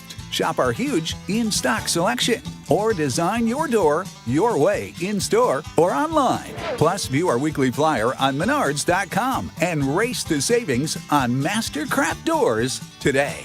Save big money at Menards.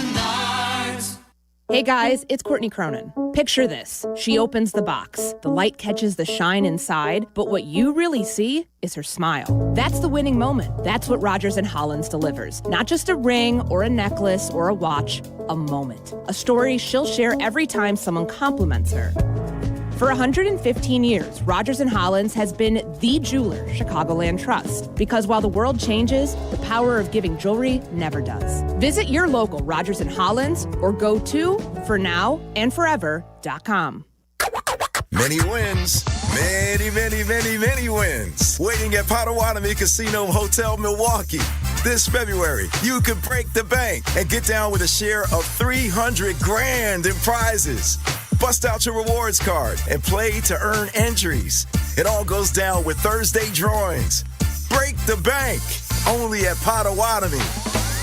More info online. Must be 21 and a rewards member to play.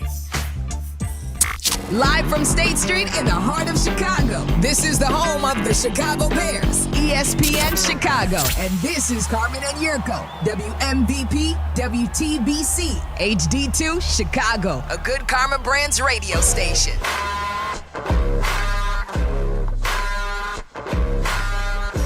Talking stadium stuff, talking Bears pass rusher, where they're going to find one, interior, outside, who's it going to be.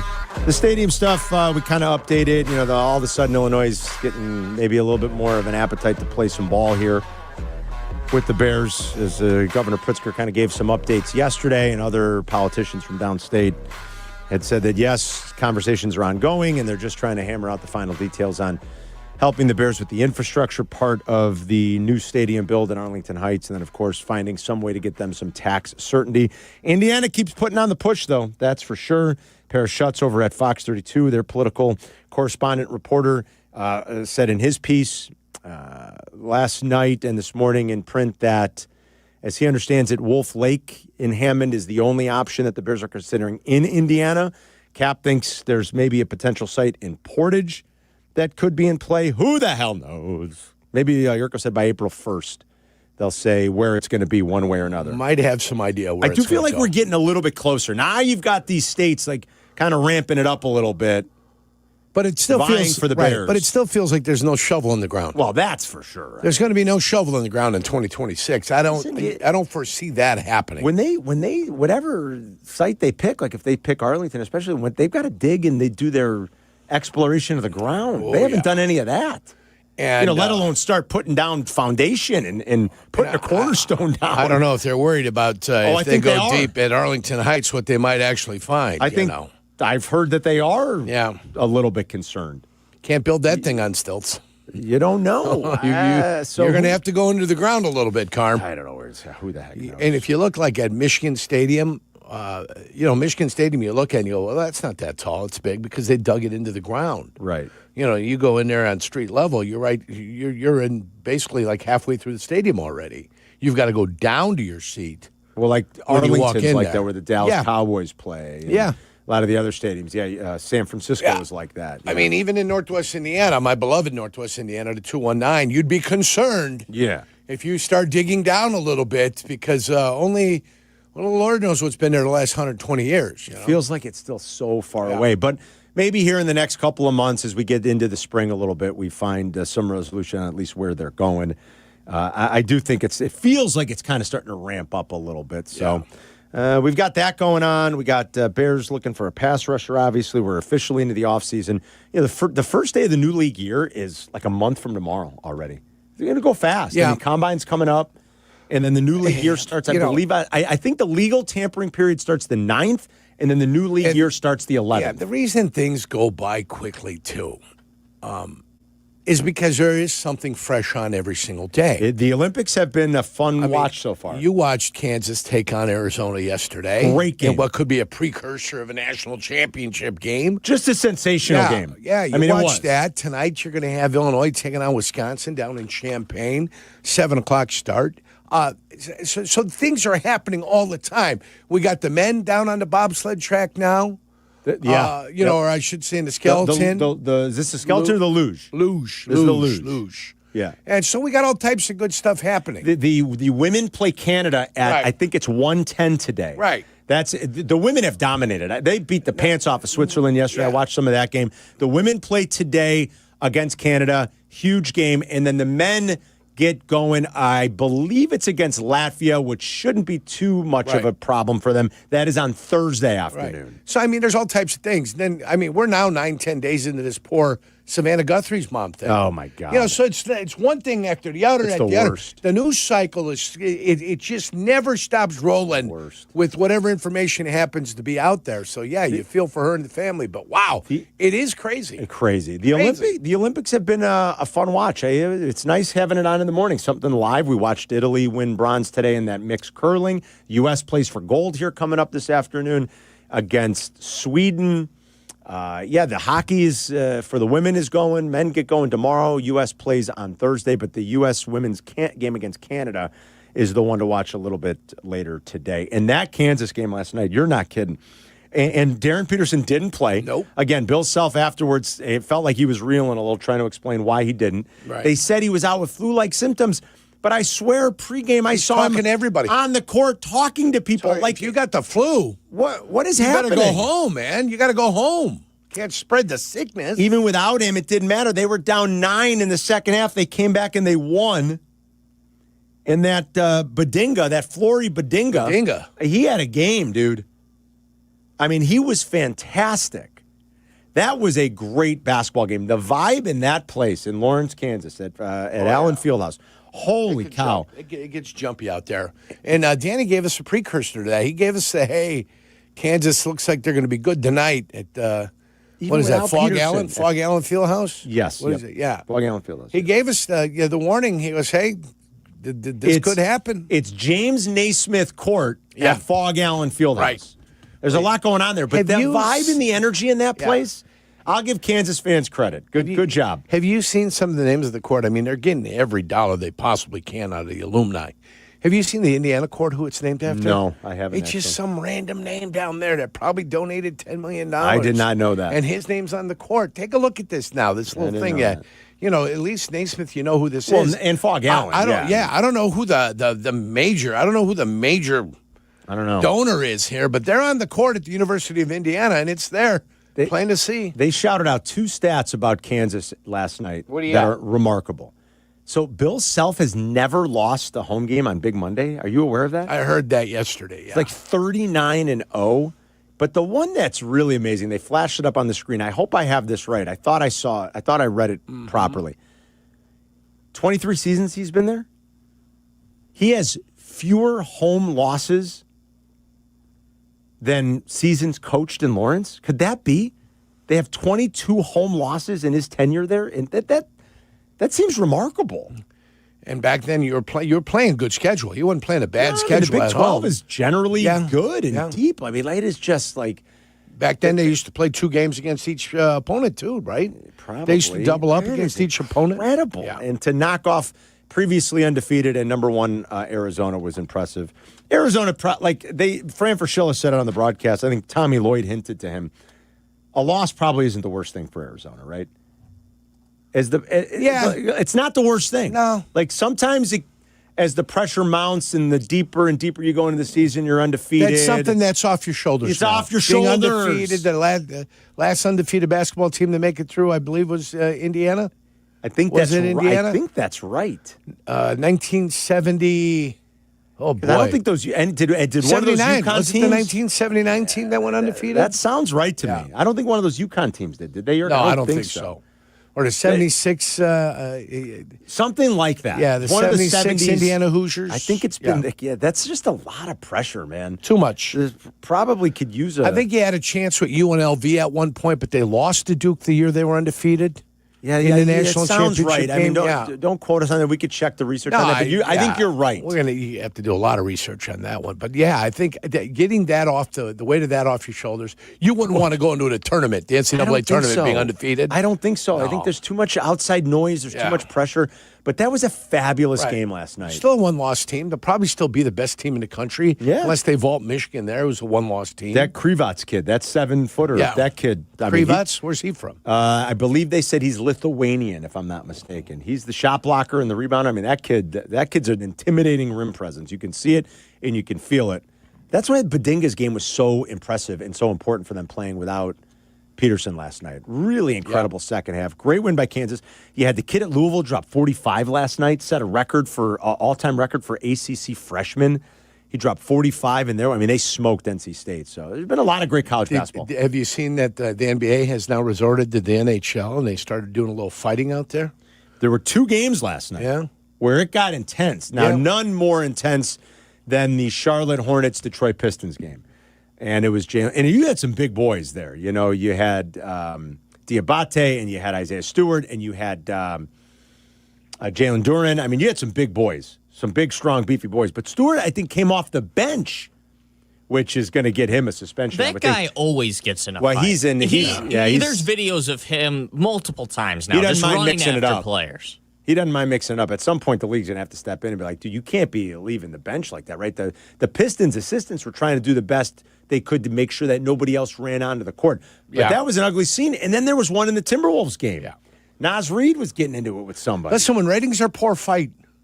If there's a chance of a fight breaking out in a basketball game, might bring my eyeballs to it. The basketball won't, but the chance of fighting will.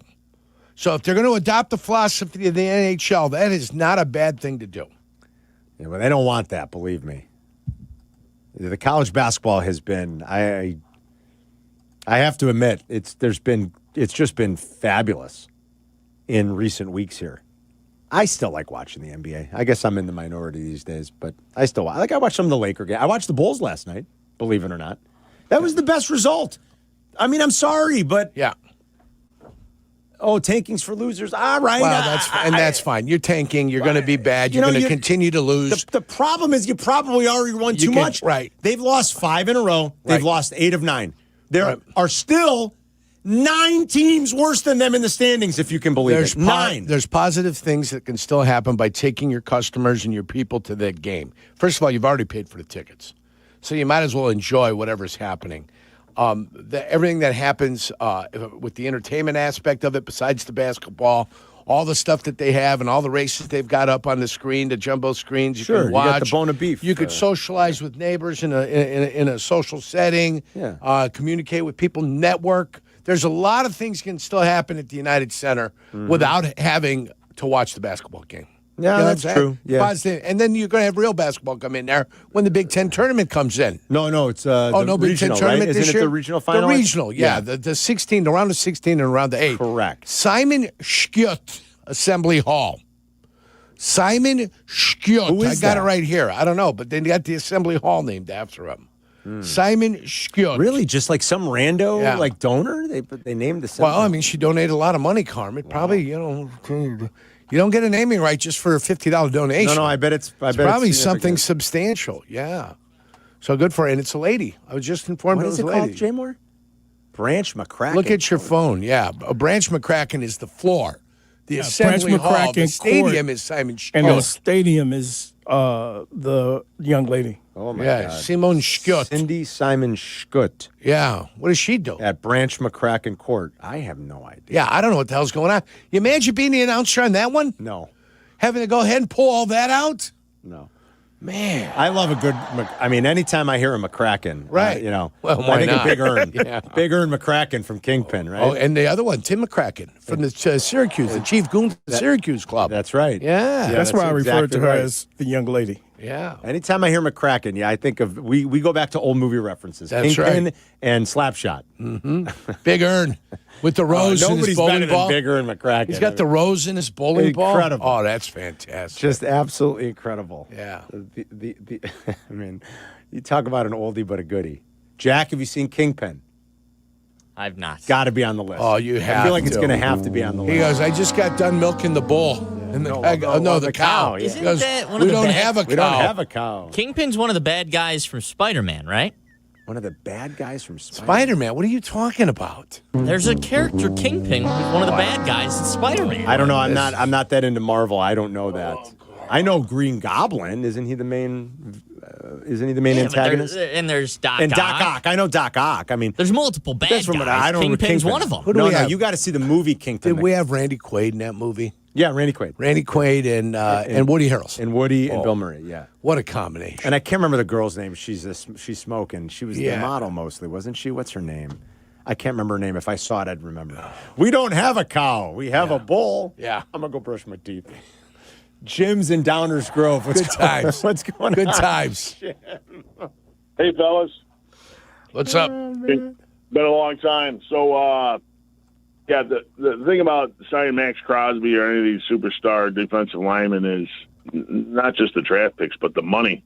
And, I mean, the Raiders are a last-place team. Cleveland's a last-place team. One man does not build your defense. I would really, really be scared to trade a bunch of capital and sign a massive contract for one guy. That guy gets hurt, like what happened in Green Bay. It's just, you got to build the defense with draft picks young guys and an army of defensive linemen. And you've already made the mistake with Montez Sweat. Thanks, Jim. You already made the mistake with identifying one of the 4 Washington Redskin defensive linemen that were made available to others. Now, one is less than the others because of injury. Chase Young, I believe. Chase Young. Yeah, because of injury. I think that's why his career is kind of muddled a little bit. He's still probably the best one out of the group. Probably. But with injury, then all of a sudden, how do we trust that? Those are the question marks that come there. Yeah. The guys that played in the interior there were pretty darn good players too. And then you ended up trading a second rounder for Sweat. Yeah. Yeah. And he's been okay. I mean, he's been okay. Yeah, the depth. I think when you do that and you trade and he's got a contract and that's pretty much what you can say about it. He's been okay. It's not a ringing endorsement for the move that you had made. That's all. The I don't know how much of a theme it is because it's I'm only talking about back-to-back years here. That's not a ton of data points. I get it, and there's always more than one way to skin a cat, but the theme the last couple of years for these defenses that have won, that have played great in the Eagles and the Seahawks, the theme has been, well, it's funny how similar their styles are because Fangio and McDonald play such a similar style of defense. They're not these exotic blitz-heavy defenses. They're these, we're just going to fool you and kind of disguise. Basically, we're going to be in too high. We're going to kind of disguise what we're playing around that, but we're going to rush you with 4, and they just kind of have like waves of pass rushers. They got a bunch of guys. All those sacks spread out amongst a bunch of guys, not a single double-digit. Well, they had sack 6 guy, of them in the game, and the pressure obviously was consistent all day. Yeah. And really, that's what you want to be able to do. Now that pressure, it resulted in sacks this time. Yeah. But the pressure itself is what I need to have all the time. And they, from the word go, they pressured Drake May, and it just flustered him the whole game. And then the sacks came because of the consistent pressure that you had. They walked him from behind. He couldn't get away from them. And now he put that clock in his head. Yeah, right. And he had that clock in his head the whole day. And it made a mess of him for the whole game. Oh, absolutely. Yeah. It's Carmen and York. We'll be right back. You're listening to Carmen and Jurko on ESPN 1000, Chicago's home for sports. Got a few minutes? Check out our shorts. YouTube. Got an hour? Watch interviews and silly show moments. YouTube. Got nothing going on now? Join us on our live stream. It's all on YouTube right now. Subscribe at ESPN 1000 Chicago. Hi, this is Dave Musial, owner of 4 Seasons Heating, Air Conditioning, Plumbing, and Electric, and I want to guarantee you a breakdown-free winter. Did you know that a dirty furnace costs more to operate and can lead to higher utility bills and untimely breakdowns? Now is the time to schedule your 4 Seasons furnace tune-up and save $50. A 4 Seasons furnace tune-up includes a 35-point inspection, complete cleaning, and we calibrate every component of your furnace. So call today. For all the right reasons, call 866-4 Seasons. Hey guys, are you craving that legendary Chicago pizzeria taste without the wait or the price tag? Meet Connie's Frozen Pizza. Premium pizzeria-inspired pies from your freezer to your table. Oh, yeah. Born in Connie's restaurants, now in your freezer. Connie's brings that unmistakable flavor that says, I could have gone out, but why? Hosting, dodging cooking, or are you just hungry? The solution is Connie's. Find Connie's Frozen Pizza in your local freezer aisle. Connie's Frozen Pizza. Authentic Chicago taste without the pizzeria prices. Illinois born, nation strong. That's Blue Cross and Blue Shield of Illinois, sharing the same communities with their members for nearly 90 years. And while they'll always be your one local and trusted healthcare partner, their national network of products and innovations continues to ensure access to the highest quality, affordable care. Because wherever your journey leads, Blue Cross will make sure you always feel right at home. Blue Cross and Blue Shield of Illinois, through it all. One good shot can change the trajectory of your career. Seize your moment and train for a future with potential at ETI School of Skilled Trades. In as little as 7 months, you can get started in welding or HVAC with hands-on training and the skills employers are looking for. We offer day and evening classes to fit your schedule. Take your shot. Visit eticampus.edu or call 888-830-7678 to learn more. ETI, it's your future. Own it. If you're tired of hearing scary ads about the IRS, Tax Relief Advocates wants you to know you don't have to be afraid. No matter what challenging life situation you're facing while owing 10 or even hundreds of thousands in back taxes to the IRS, we have a solution. TRA has already negotiated over $1.5 billion in taxes owed by over 180,000 struggling taxpayers since 2017, earning over 1,000 5-star Google reviews and an A+ rating with the Better Business Bureau. Generous tax debt forgiveness programs are currently available that can end your tax nightmare and may reduce or eliminate what you owe the IRS. If you're facing collections or an audit, don't lose hope. Act now to check what tax relief you may qualify for. Simply visit TRA.com or call 800-583-4890. 800-583-4890. Again, that's 800-583-4890. Tax Relief Advocates. Real solutions for real people.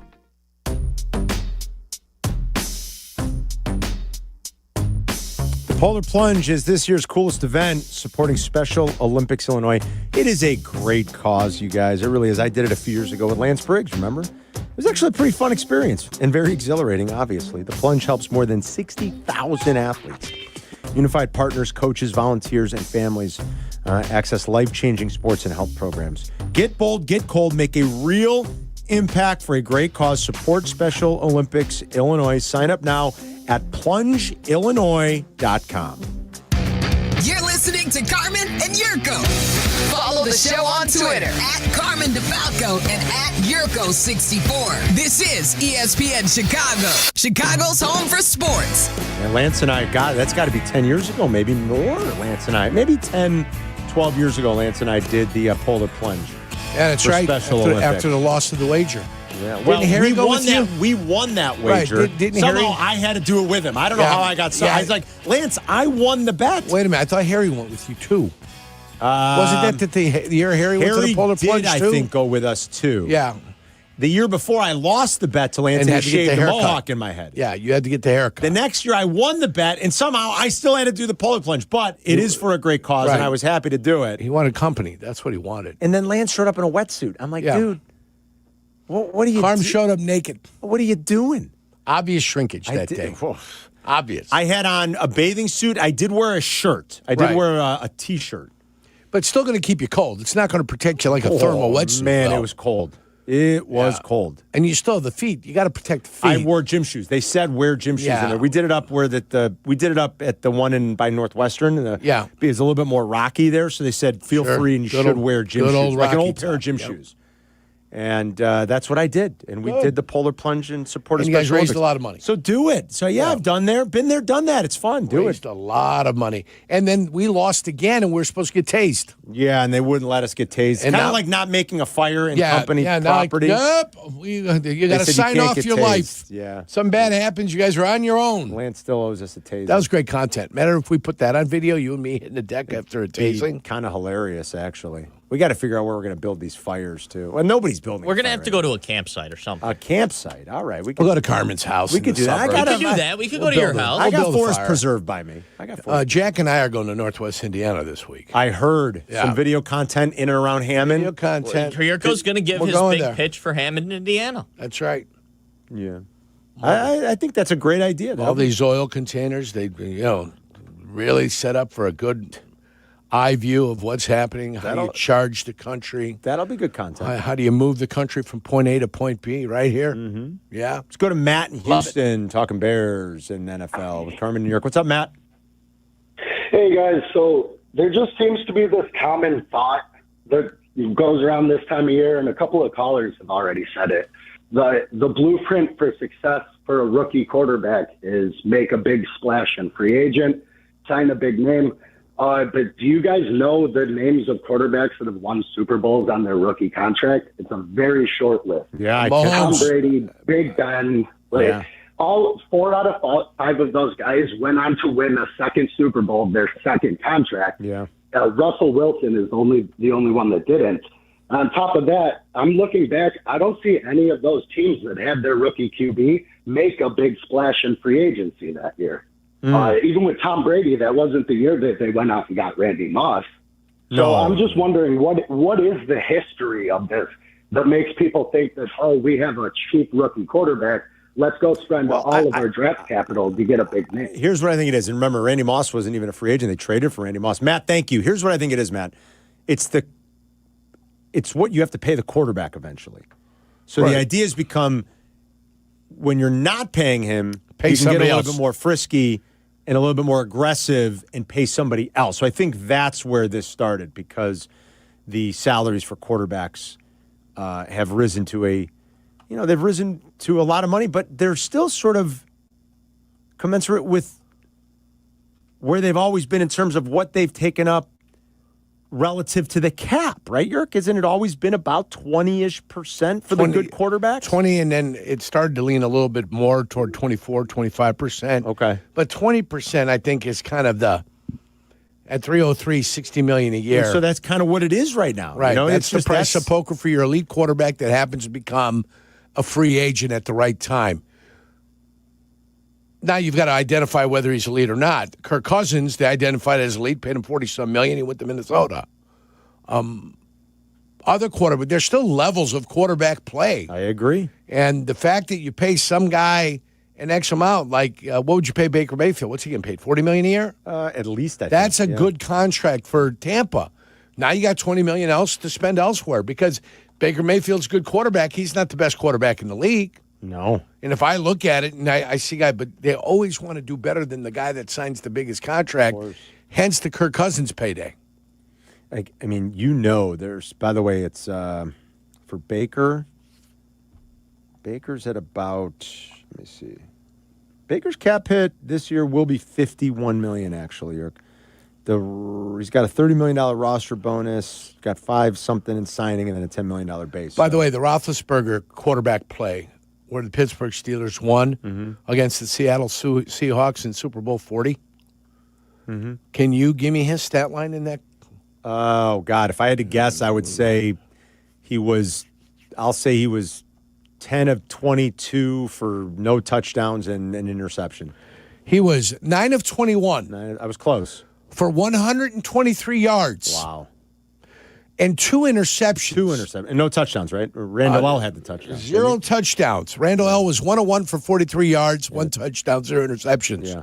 He raised the quarterback rating for the day from 22.6 to 48.7. So that being said, to the caller's point, Roethlisberger was awful. Yeah. He was horrific. He was terrible. Their defense won him that Super Bowl. And Randall L. And Antoine Randall L. and that one beautiful pass that he had. On the other side, it's 26-49 for 273 yards. Hasselbeck? 1 TD, 1 interception. Sean Alexander had 95 yards rushing, 20 carries.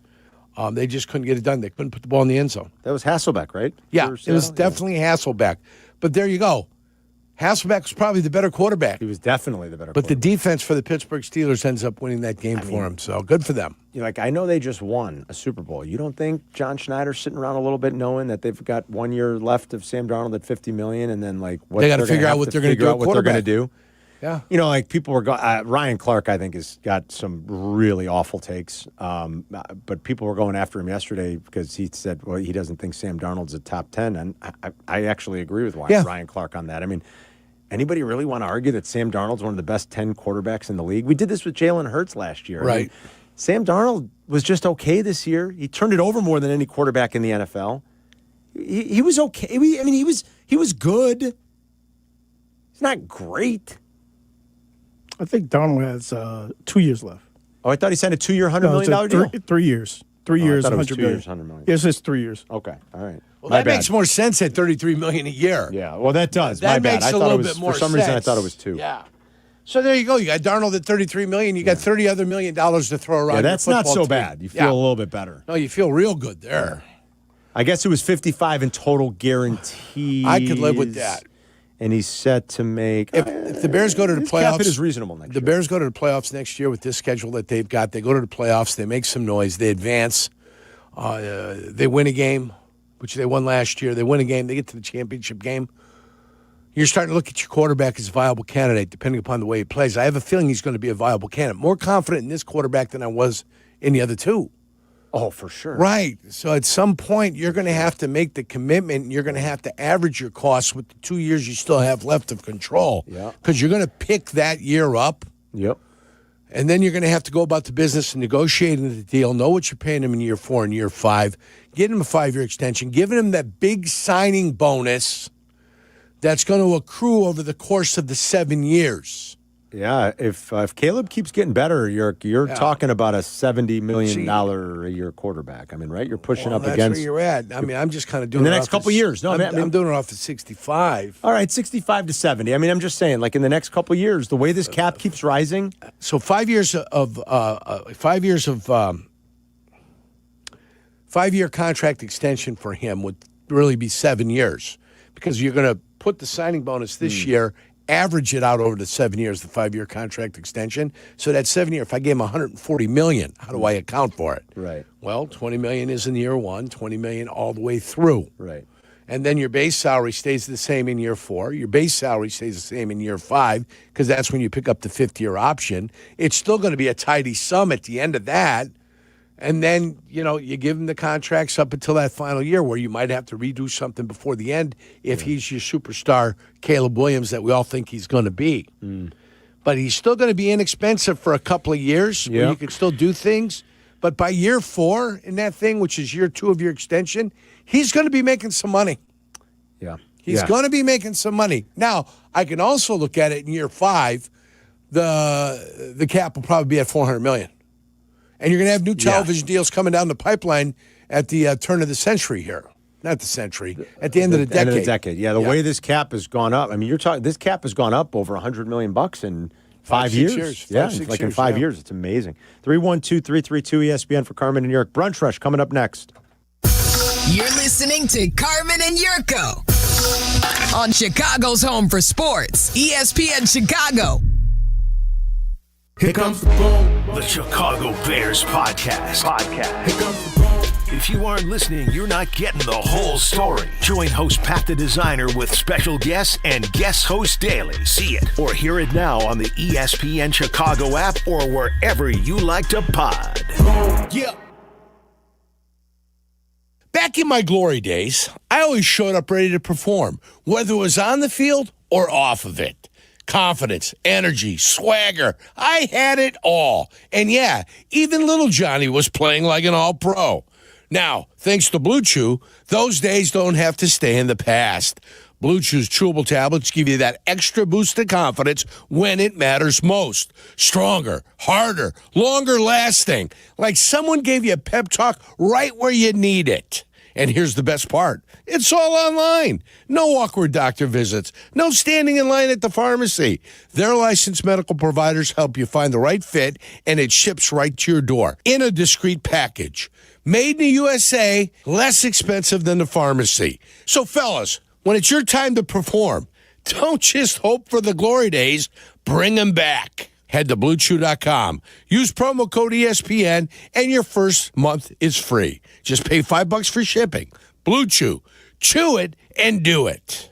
Wallner Law helped me get the compensation that I deserve. Wallner Law helped me get back on my feet.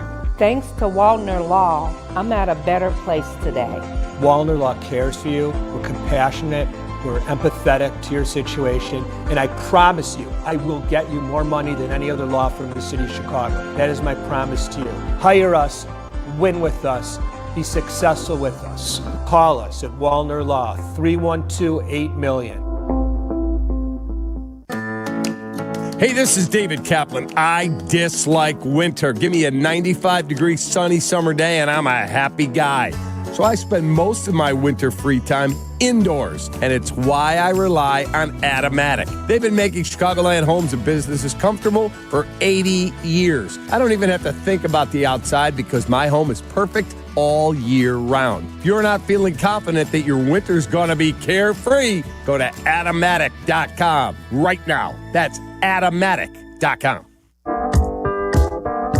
When I wake up The best mornings in the morning light, start with Wrangler. pull on my jeans and I feel alright. Jeans, jackets, and shirts that get your day started on the right foot. I pull my blue jeans on. I pull my old blue jeans on. Good mornings make for better days. I pull my blue jeans on. I pull my old blue jeans on. Wrangler, for the ride of life.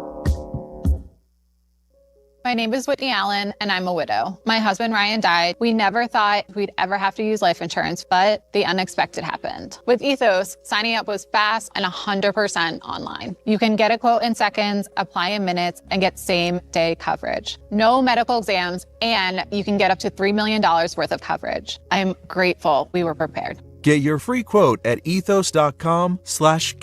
That's ethos.com/game. Paid spokesperson. Time spent on application may vary. Online health questions required. Ring, ring. Hello. Who is it? Guests on ESPN Chicago join us on the Yingling Hotline. Chicago office is calling. I've been expecting your call. The Yingling Hotline. Brought to you by Yingling, the oldest brewery in America.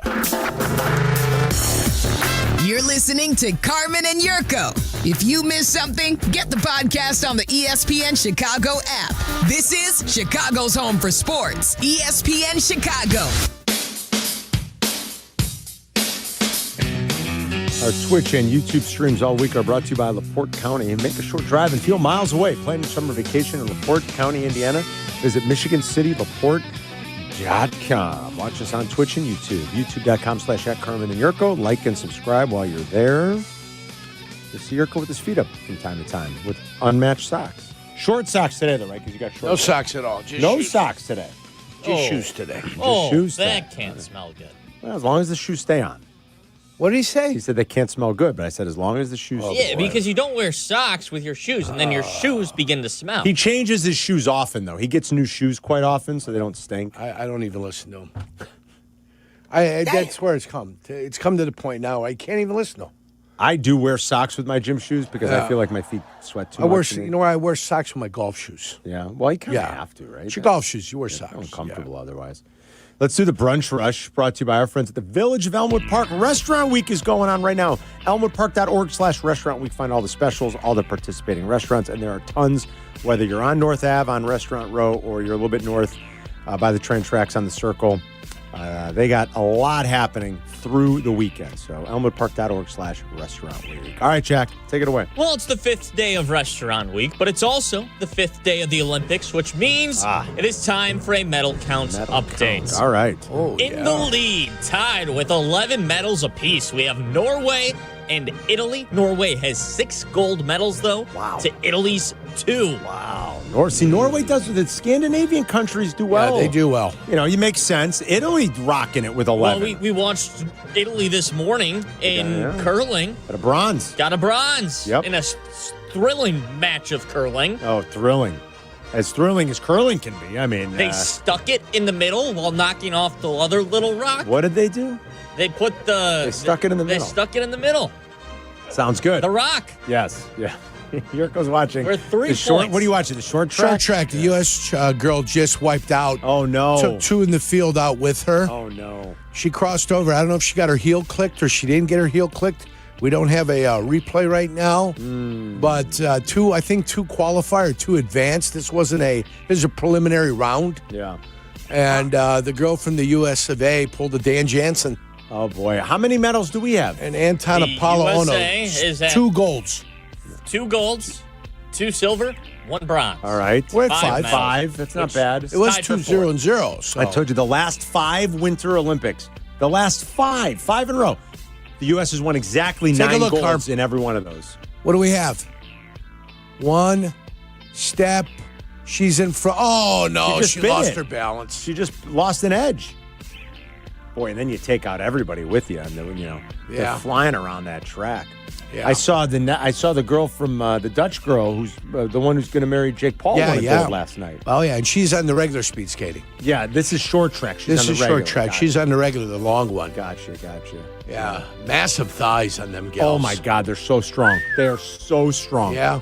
You can see the strength in their legs through the suit when you're watching them. Absolutely. Incredible. The power. Disappointment in the USA right there. You could see she's disappointed. Well, I know.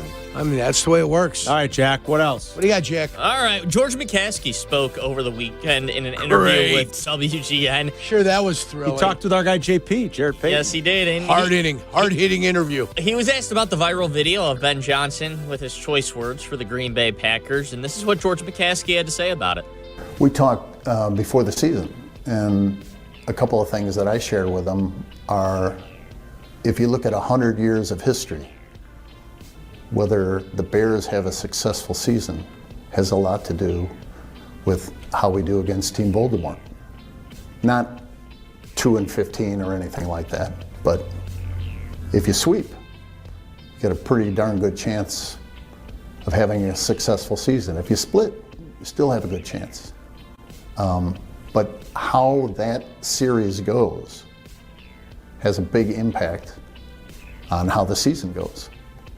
And the other thing I told them was, when you're with your players, you got to be authentic. They can spot a phony. You got to do what comes naturally. So yeah, we talked and we're on the same page. Well, encouraging to hear, and he calls them Team Voldemort. Team Voldemort, which is very George-esque, that he would call them Team Voldemort. And yeah, you do well against your division, you're probably going to do well. George is not wrong there. It makes a mistake. Last year was an outlier. You go 2-4 in your own division and you make the playoffs, you win a game. Yeah, a little weird. You're right. Yeah, a little weird. We'll see if they can make that better this year. And really, I think they're going 11-6 is then dependent upon them going 4-2 in their own division, and then you end up getting beat twice sometime during the year in those games. You know what I'm saying? How that kind of breaks down. I do not know much about Harry Potter. I haven't watched the movies. I've never read the books. That's from Harry Potter? That's for Voldemort? Yes. Yeah, that's from Harry Potter. Yeah. So I don't get it seems so George to me that that's something evil, though, I take it. Voldemort's the bad guy. I mean, it's one of the biggest villains in movie and book history. He is the big bad villain, and nobody says his name. Wouldn't you go with like one of the worst houses, I don't know. Like House Slytherin or a house, you know what I'm saying? Oh, yeah, but... I mean, that would be the whole team. It wouldn't just be one guy. But Voldemort had his followers, and he was a bad guy. But he's evil. I've also never read that's what the I books. assumed, that he had to be something very bad. I said one of the houses. He looked at me cross-eyed. Well, do you know the houses? I said Slytherin. I said Slytherin, but when I said it originally, he was like, well, yeah, because I what disagree. What are you talking about? I disagree with the sentiment. I don't think you should be referring to them as the houses. Right. I'm looking at you cross-eyed because I didn't agree with the Because Voldemort is one person. Well, but he's he's one person. But is he the worst of the worst? As opposed to being many people, which is what the Green Bay Packers are. It's kind of like, who's responsible for the Red Wedding? Why do you gotta be so salty? Who's the Red Wedding? Who's the Red Wedding? My God. Game of Thrones? Yeah, who was that? Which house was that? I gotta remember. Like, maybe you could reuse that reference. What was that house? I can't remember now. Targaryen? Remember? No, not Targaryen. Yeah, who was the Red Wedding? Twitch will know.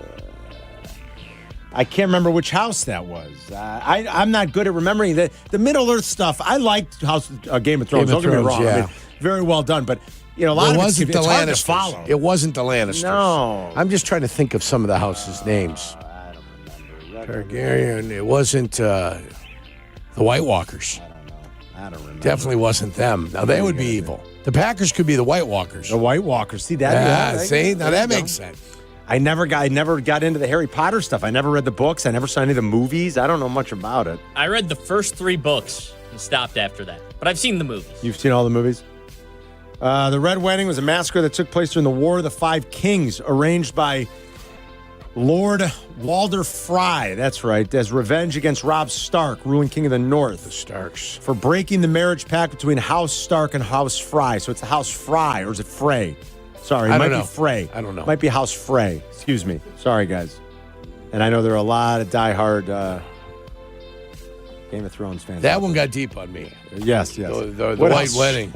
It's a nice day for a white wedding. That was a cool episode, though. Yeah. And I like the one then, which one a few years later, remember when doesn't the young Stark, she goes and gets her revenge. Oh, yeah. Ariana. Arya Stark, right? Ariana. I think it was Arya. Arya. Is it Arya? See, I don't remember all the names. I'm sorry. Her sister thought she was going to kill her. She goes and gets revenge. Yeah. On House Frey. That was a really good one. You bet she did. That was really good. You ever watch that, Jack? You guys watch Game of Thrones? Not really. No. No, not really. Yeah. It was good. Arya Stark, yeah. She goes and gets revenge. All right, what else, Jack? Charles Bediako, the Alabama player. Yeah. I'm glad you brought this up. This center who was drafted and then was in the G League and went back to Alabama. He, in essence, is the American version of everything the European players are doing over at Illinois. He's the American version of what they're doing at Illinois with the European guys. Played 5 games, was ruled eligible And now a judge ruled he's ineligible, so he can't play for Alabama. He can't play. The NCAA came out and said, this is a win for common sense, that they've got to protect, this generation of student athletes. We'll use that term loosely, but student athletes in that this, you can't go play professional basketball, even though he never made the NBA. He's playing in the G League, and then come back and play college. The NCAA, for Bama's counter to this, is that the NCAA has granted eligibility to over 100 current basketball players with prior pro/G League experience, or pro experience either in the G League or overseas. Right. I'm not sure what's right in this situation. I'm not an expert on this. Yep. If you have eligibility, though, what's the holdup? Well, your dilemma is European players have been played professionally over in Europe. And that's what Alabama's saying. They're going, well, wait a minute. And so, but all of their stuff was done before the season. All their eligibility was given before the season. The difference here was, I think it was done midstream, in the middle of the year. Yeah, it was. Which is problematic. If you're going to come to them with eligibility issues at the beginning of the year, let's come to the NCAA and say, hey, here's our case, here's our guy. They had to do it. When Ivisic came over, he couldn't play right away. And that was when he was either with Kentucky. I think Kentucky. He had to sit. He couldn't play. Okay. And he sat for half the season while they were trying to figure a ruling out on him. Now that it was here, he transferred to Arkansas when Calipari went over there. From Arkansas, he came to Illinois, where his brother was at. And the Petrovic guy that's not playing at all right now is the guy that played over in Europe and came over. And the same thing with Mirkovic. So, okay. Mirkovic is a guy that played professionally overseas, has come over here, and he's a 22-year-old freshman. Bediako played in the G League as recently as mid-January. Yeah. A month ago. Mm-hmm. So I see where you're at. So maybe that's the hang-up I think here? that's the problem. That's your dilemma. It's a tricky one, kind of. Yeah. Like, to me, it's if you've got the eligibility, is it dirty pool? I mean, you know what the rules are, and if you've got eligibility, it's a tricky one. I'm not saying I have the right answer on this one, but I did. Well, and that's why, to me, if you're going to do apples and apples, he should be allowed to play. But if your question is in the middle of the year, how did this happen? Mm-hmm. We've had problems, we've had injuries. This guy's academically ineligible. I'm going to go pick up a guy from the G League. That's kind of not in the spirit of the spirit thing, of, okay, I could buy because not only either that, this side of guy's that. supposed to be in school. He's supposed to be taking 12 hours. The shroud or the student athlete scenario is that he's still supposed to be going to school. Well, I would, yeah. And when you pick up a guy in the middle of January, I know you're starting your second semester. Right. And you're coming in right theoretically after. But I don't know if they want to do this mid-semester-wise. Got it. They want to do it at the beginning of the year. All right. It's an interesting one. And I could be totally wrong. It sounds like you're making a little bit of sense. All right. What else, Jack? That's it. That's the Brunch Rush. It's brought to you by the Village of Elmwood Park. We'll be right back. You're listening to Carmen and Jurko on ESPN Chicago, Chicago's home for sports. Apt, your number one destination for the home, has the best TVs for the perfect game day setup. Enjoy all the action with the superior motion handling of an OLED TV. And there's no bad seat in the house when you're watching on an 85-inch screen. You'll hear the roar of the crowd with a new soundbar. Plus, Apt will deliver and install it so your TV is ready before game day. For free local delivery, professional installation, and complete satisfaction, shop where I shop at Apt. Pleasing people since 1936. With 3 locations to serve Chicagoland, Advantage Chevrolet gives you so much more. Visit and see the amazing inventory and savings at Advantage Chevrolet Bridgeview. And Advantage Chevrolet values your time. They'll have you in your new Chevy in less than 60 minutes, or they'll make your first car payment. That's right. Drive off in your new Chevy in less than 60 minutes, or they will make your first car payment. Visit AdvantageChevrolet.com. Together, let's drive. Must mention offer upon arrival before negotiation. Restrictions apply. Ask dealer for details.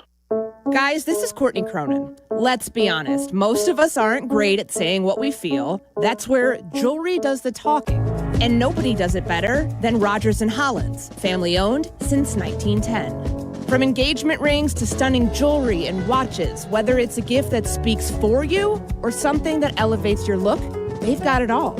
Jewelry says it best. Rogers & Hollins makes it last. See the Rogers & Hollins difference at a store near you or go to fornowandforever.com. Hey, it's Dionne Miller, and if you're in the market or even think you should be in the market for new windows, you need to call Russ Armstrong, the Chicago window guy. For over 30 years, Russ has done things differently. He offers the most energy-efficient windows and doors at the lowest price, and they come with a lifetime guarantee. And when you call Chicago window guys like I did, you get to deal directly with Russ, and you will not be sorry. So call Chicago window guys today at 847-881-3060 or check them out for yourself at ChicagoWindowGuys.com. ChicagoWindowGuys.com. Life is full of choices, some big, some small. And when you choose an H&R Block Tax Pro, you're choosing the largest network of tax expertise to be in your corner. For when your big ambitions need help with the small details. For when your six figures come from 6 different places. For when your gaming stream becomes your revenue stream. For when your business's year one needs 70 years of tax know-how. At H&R Block, we've seen it all, and we're here to help you make the most out of your money for life outside the box. Get started at hrblock.com. Progressive presents the Passionate Sports Fan Checklist. Signed jersey of your favorite bench warmer? Check. 14 bobbleheads that look nothing like the players they're emulating? Check. Twin TVs so you can watch the game on 2 different networks simultaneously? Check. Life-size wall sticker of your favorite player that routinely freaks you out at night? Check. A second life-size wall sticker so after the first one freaks you out, you see the second and you're like, oh right, the wall stickers. Check and mate. Bundle your renters and auto insurance with Progressive and save on protection for the things on your checklist. Get a quote at Progressive.com. Progressive Casualty Insurance Company affiliates and third-party insurers not available in all states or situations covered subject to policy terms. The official Sea Red Bulls Bar Network, presented by Corona, is back. Cheer on the Bulls with fellow fans at participating bars across the city this season. Visit bulls.com/bar network to learn more. Follow Chicago's Home for Sports on Instagram at ESPN_Chicago. Carmen and Jurko are back. This is ESPN Chicago, Chicago's Home for Sports.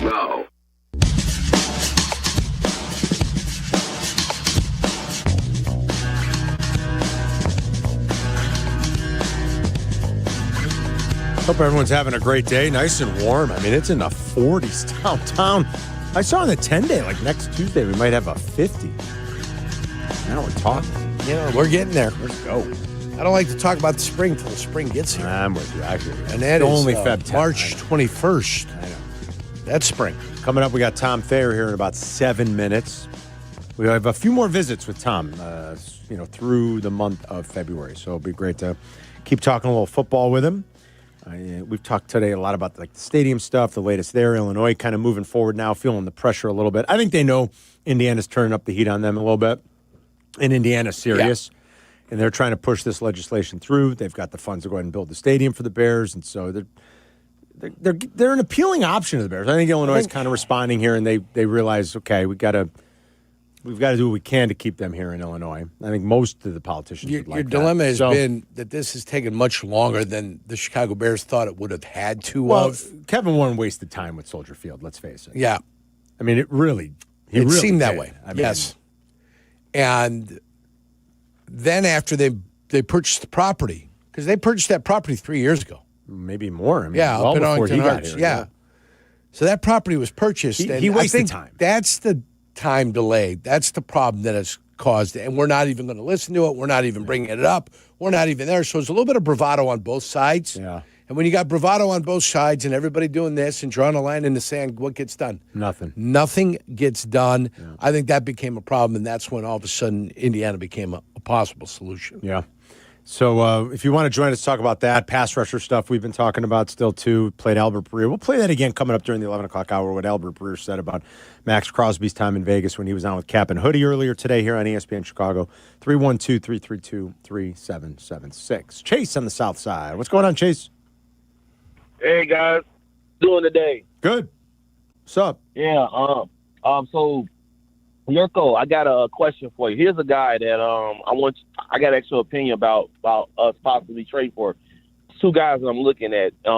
Instead of going out and trade for an edge rush like Crosby or maybe Garrett, what do you think about that defensive tackle from the Tennessee Titans. What's his name?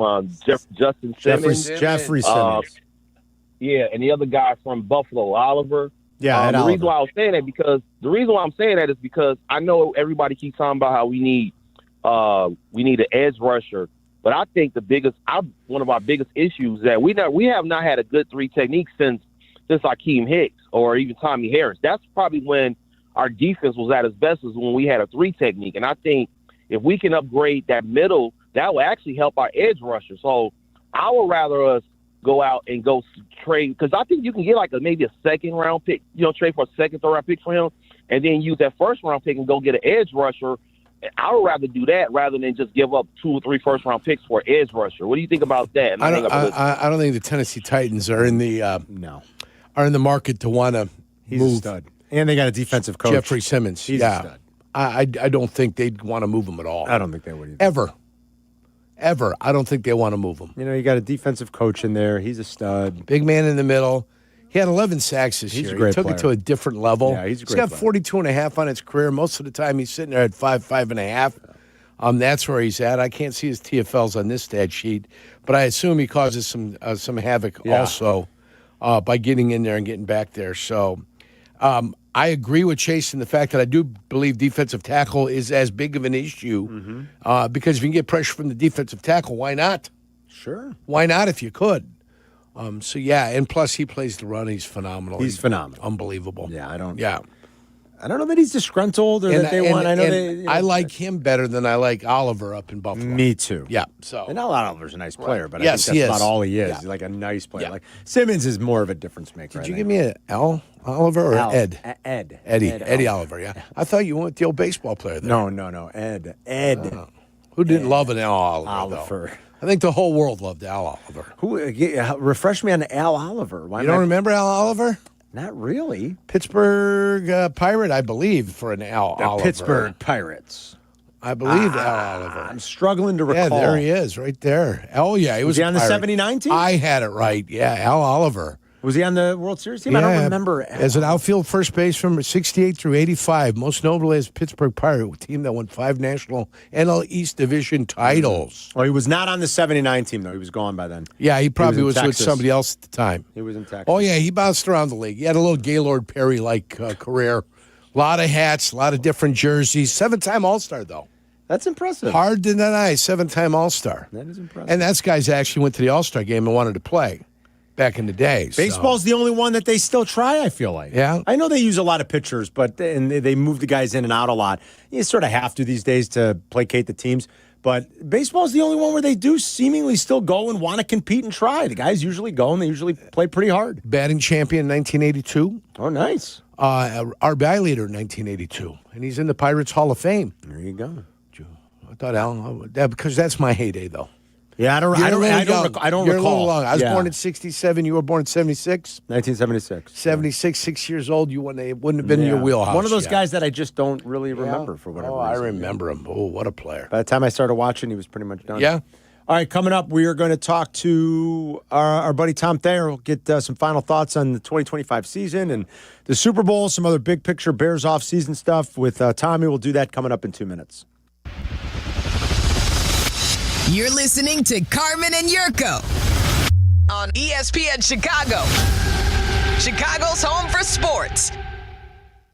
Traffic got you down. Let the CTA be your driver. Get into the city and back fast and stress-free. Avoid the hassle of stop-and-go traffic, spending money on gas, or those unexpected costs for car repair. $5 covers your trip and back on the CTA. Just sit back, we'll do the driving. Tap to Pay is also available on all CTA trains and buses. Save money, do more, ride CTA.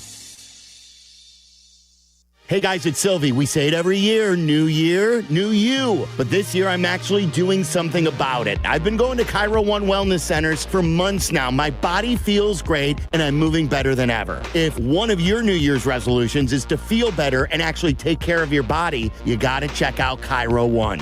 They have 50 locations across Chicagoland, so there is one near you. No drugs, no surgeries, just personalized chiropractic care. Visit ChiroOne.com today and let them know that Silvy sent ya. Hey, this is David Kaplan. I dislike winter. Give me a 95-degree sunny summer day and I'm a happy guy. So I spend most of my winter free time indoors, and it's why I rely on Automatic. They've been making Chicagoland homes and businesses comfortable for 80 years. I don't even have to think about the outside because my home is perfect all year round. If you're not feeling confident that your winter's going to be carefree, go to Automatic.com right now. That's Automatic.com. Dear Winter, Toyota can't get enough of you. Because Toyota's got 25 vehicles with available all-wheel drive and four-wheel drive. And that's more than any other auto brand. From the versatile RAV4 to the svelte Crown, the sleek Camry all-wheel drive, the Corolla Hybrid all-wheel drive, the rugged Tacoma, the tenacious Tundra, and the spacious Grand Highlander with all-wheel drive to keep you and yours safe. Hey, you bring the action, we'll bring the traction. Toyota, let's go places. Based on manufacturer's websites as of 10/20/25. Live from State Street in the heart of Chicago, this is the home for every Bears game. ESPN Chicago. And this is Carmen and Jurko. WMVP, WTBC, HD2, Chicago. A good Karma Brands radio station.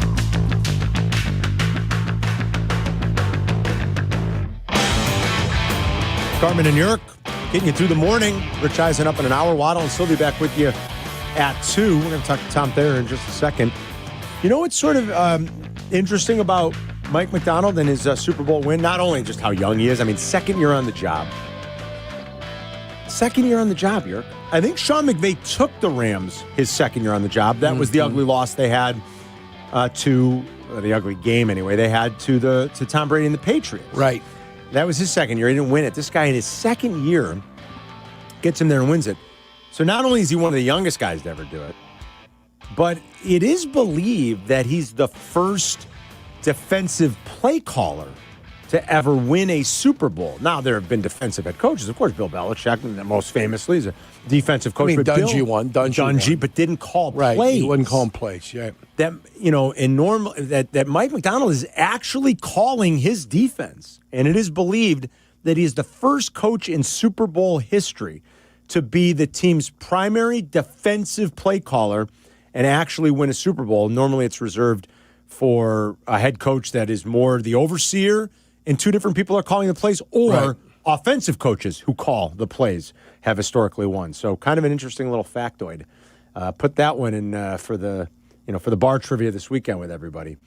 Let's bring in Tom Thayer. He joins us on the Yingling Guest Hotline. He's brought to you by Humana, committed to putting health first, making it easier for people to get the care and support they need when they need it most. To learn more, visit localhumana.com. Kind of a boring Super Bowl, wasn't it?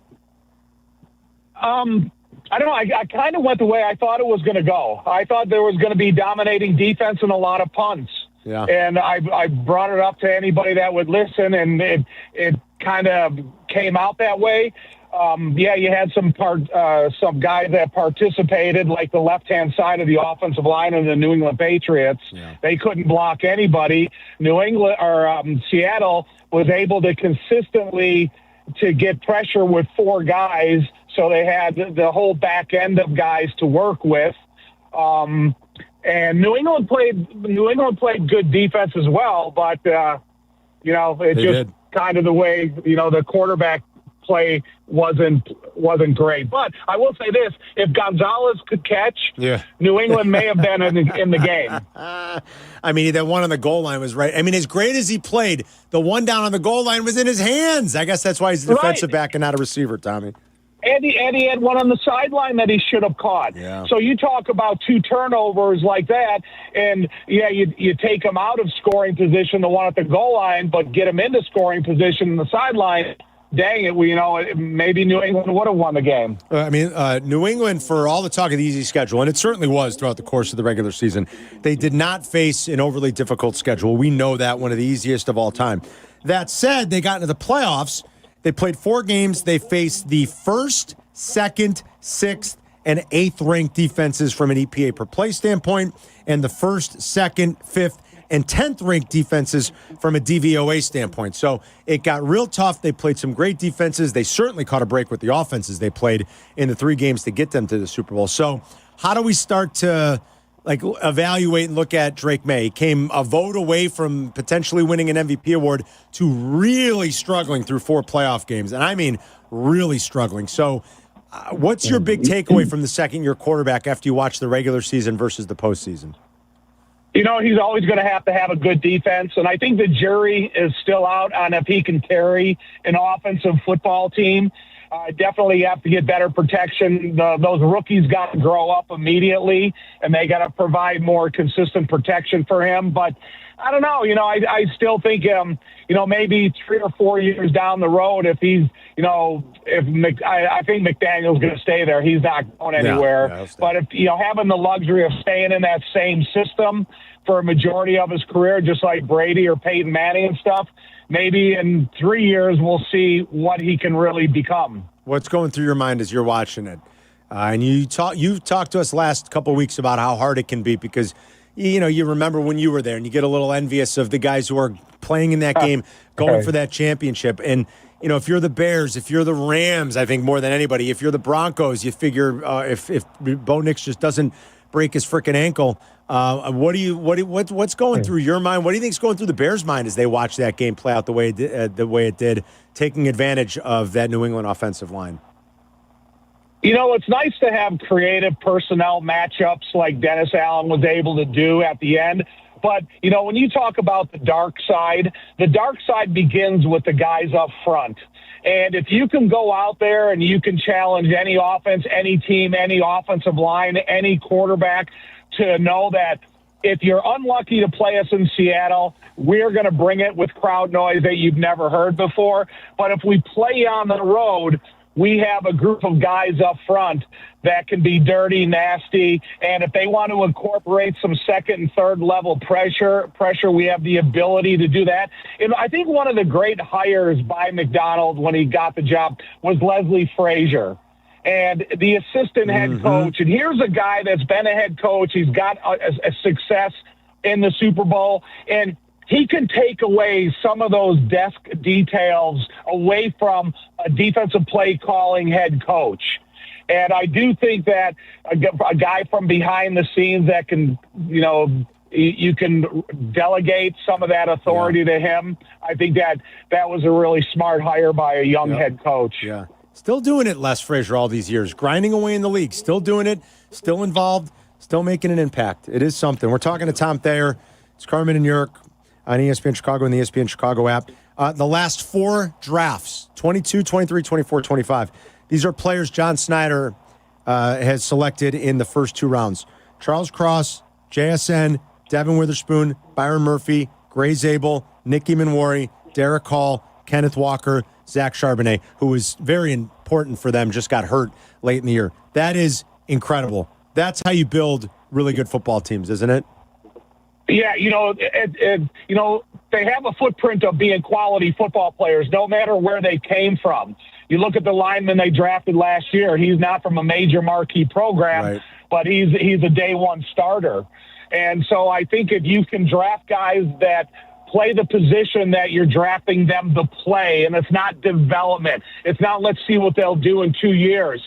It's about they can come in here, and in this modern-day NFL, young guys compete immediately, whether you're drafted or you're a free agent that has talent. And I do think that's, the kind of the way that you build a draftable football team is by bringing guys in to play the position that they've spent a majority of the time developing up into this point. So what's the Bears' priority for this offseason, you think, as they try to build off of what they did? I know Ben Johnson talked about, hey, there's no building off it. We go back to square one. We start over. But, just as we think about all the success they did have and how they do try to carry that over, you hope you're entering into a window where you're going – every year now, or 4 out of the next 6 years or 7 years. It's not once every 10 years where you're taking a crack at this thing come January and February. What is the most important thing for them to attack this offseason? You're not going to be big picture successful if you're not strong up front, both on the offensive and defensive line. Last year, what was the topic with the Philadelphia Eagles? it was their offense and defensive line. And then you think about what it was the topic with Seattle at the end of the Super Bowl. It was their defensive line, but they also have a solid offensive line. When you're missing a running back, and Walker is able to have the type of day that he was able to have against a good defense like New England. I'm never going to be a guy that says, okay, my blueprint this year is something other than the obvious. So it's about, what you can do up front. And I would start defensively because I need to see by the end of OTAs, I need to know what is Karam Amagaji, what is Luke Newman, what is McFadden, where is Benedette in his career. And I need answers to those guys because you talk about a rotating or a game day active offensive line, you're talking about, 7 guys, 8 guys sometimes. And it's mandatory that you have that group of guys to go with. But I need certainty on if they're good enough to play for me at a Super Bowl level, just not a game day active. That being said, the offensive defensive line is certainly most important to help solidify. But it looks to me like anything can happen in the defensive backfield this year. What is the priority back there? You're obviously safety because they got 4 guys that are unsigned. And, you got to decide, is Jalen Johnson your number 1 corner of the present and the near future? What do you get? And where is Terrell Smith coming off of his injury this season? And then what is Tyreek Stevenson? To me, I always think, and I still believe it, and I'll say it till I'm blue in the face, if you have a big void at safety and you have a guy that's already on your team that you believe could play safety, I need to do some exploratory surgery with Tyreek and see if he can come in here and be a safety for me. And so I was talking to Fensick about it last week and about, transferable, the mental side of the position. And he was saying it's not that difficult of a position. You just have to have the understanding of your position that complements the other defensive backs and then the willingness to come up to the line of scrimmage and tackle. And I think he's been the most physical defensive back since he's been here. And so, you're going to have to hit in the draft. You're going to have to figure out what you want to do with Jaquan Brisker and Kevin Byard, and then maybe there's a guy on your roster that can fill one of those starter or backup voids. That's a great point. All right, what are you going to do this weekend without football? Oh man, go crazy. Just I don't know. Maybe go to a hunting club and do some pheasant hunting. There you go, kid. Right out by you. That sounds pretty good, actually. Go to Morris, Illinois. They got one right there for you, my friend. All right, buddy. I got one for you too, Yerk. I heard you talking about it the other day. If you ever have interest, you guys need to partner up and go do that. Yeah, absolutely, Tommy. All right, buddy. Have a great week. Have a great weekend. We'll talk to you next Tuesday, okay? All right, man. See you guys. All right, Tommy. There's Tom Thayer on the Yingling Guest Hotline, brought to you by Humana, committed to putting health first, making it easier for people to get the care and support they need when they need it most. To learn more, visit localhumana.com. Any Bears-related stuff you want to chat with us about, feel free to jump in at 312-332-3776. It's Carmen and Jurko. We'll be right back. You're listening to Carmen and Jurko on ESPN 1000, Chicago's home for sports. 2 to 6 in 2026. Waddle, waddle. The longest running show in Chicago sports content history, Waddle and Silvy expand to a full 4 hours. Hear them weekdays 2 to 6 p.m. We are Chicago's home for sports. ESPN Chicago. All right, picture this, some mouth-watering Mexican classics from Tacos to Go. Oh, my God, the place is so good, you guys. Al Pastor tacos, just the way I like them. Empanadas, just like stuffed to the brim. In quesadilla, and knock your socks off. It's all homemade. It's all delicious. Maybe you're in the mood for brunch. Experience serves up farm-to-table favorites with something for both sweet and savory cravings. And Elmwood Park food is at the heart of the community. It brings people together, and there's no better time to experience it than during Elmwood Park's Restaurant Week, which is happening now all the way through Sunday. So grab your family and friends and bring your appetite. Discover the historic dining scene that makes Elmwood Park a destination.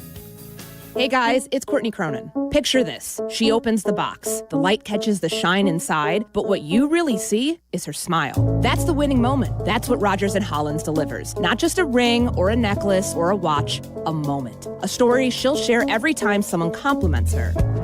For 115 years, Rogers & Hollins has been the jeweler Chicagoland trusts. Because while the world changes, the power of giving jewelry never does. Visit your local Rogers & Hollins or go to fornowandforever.com.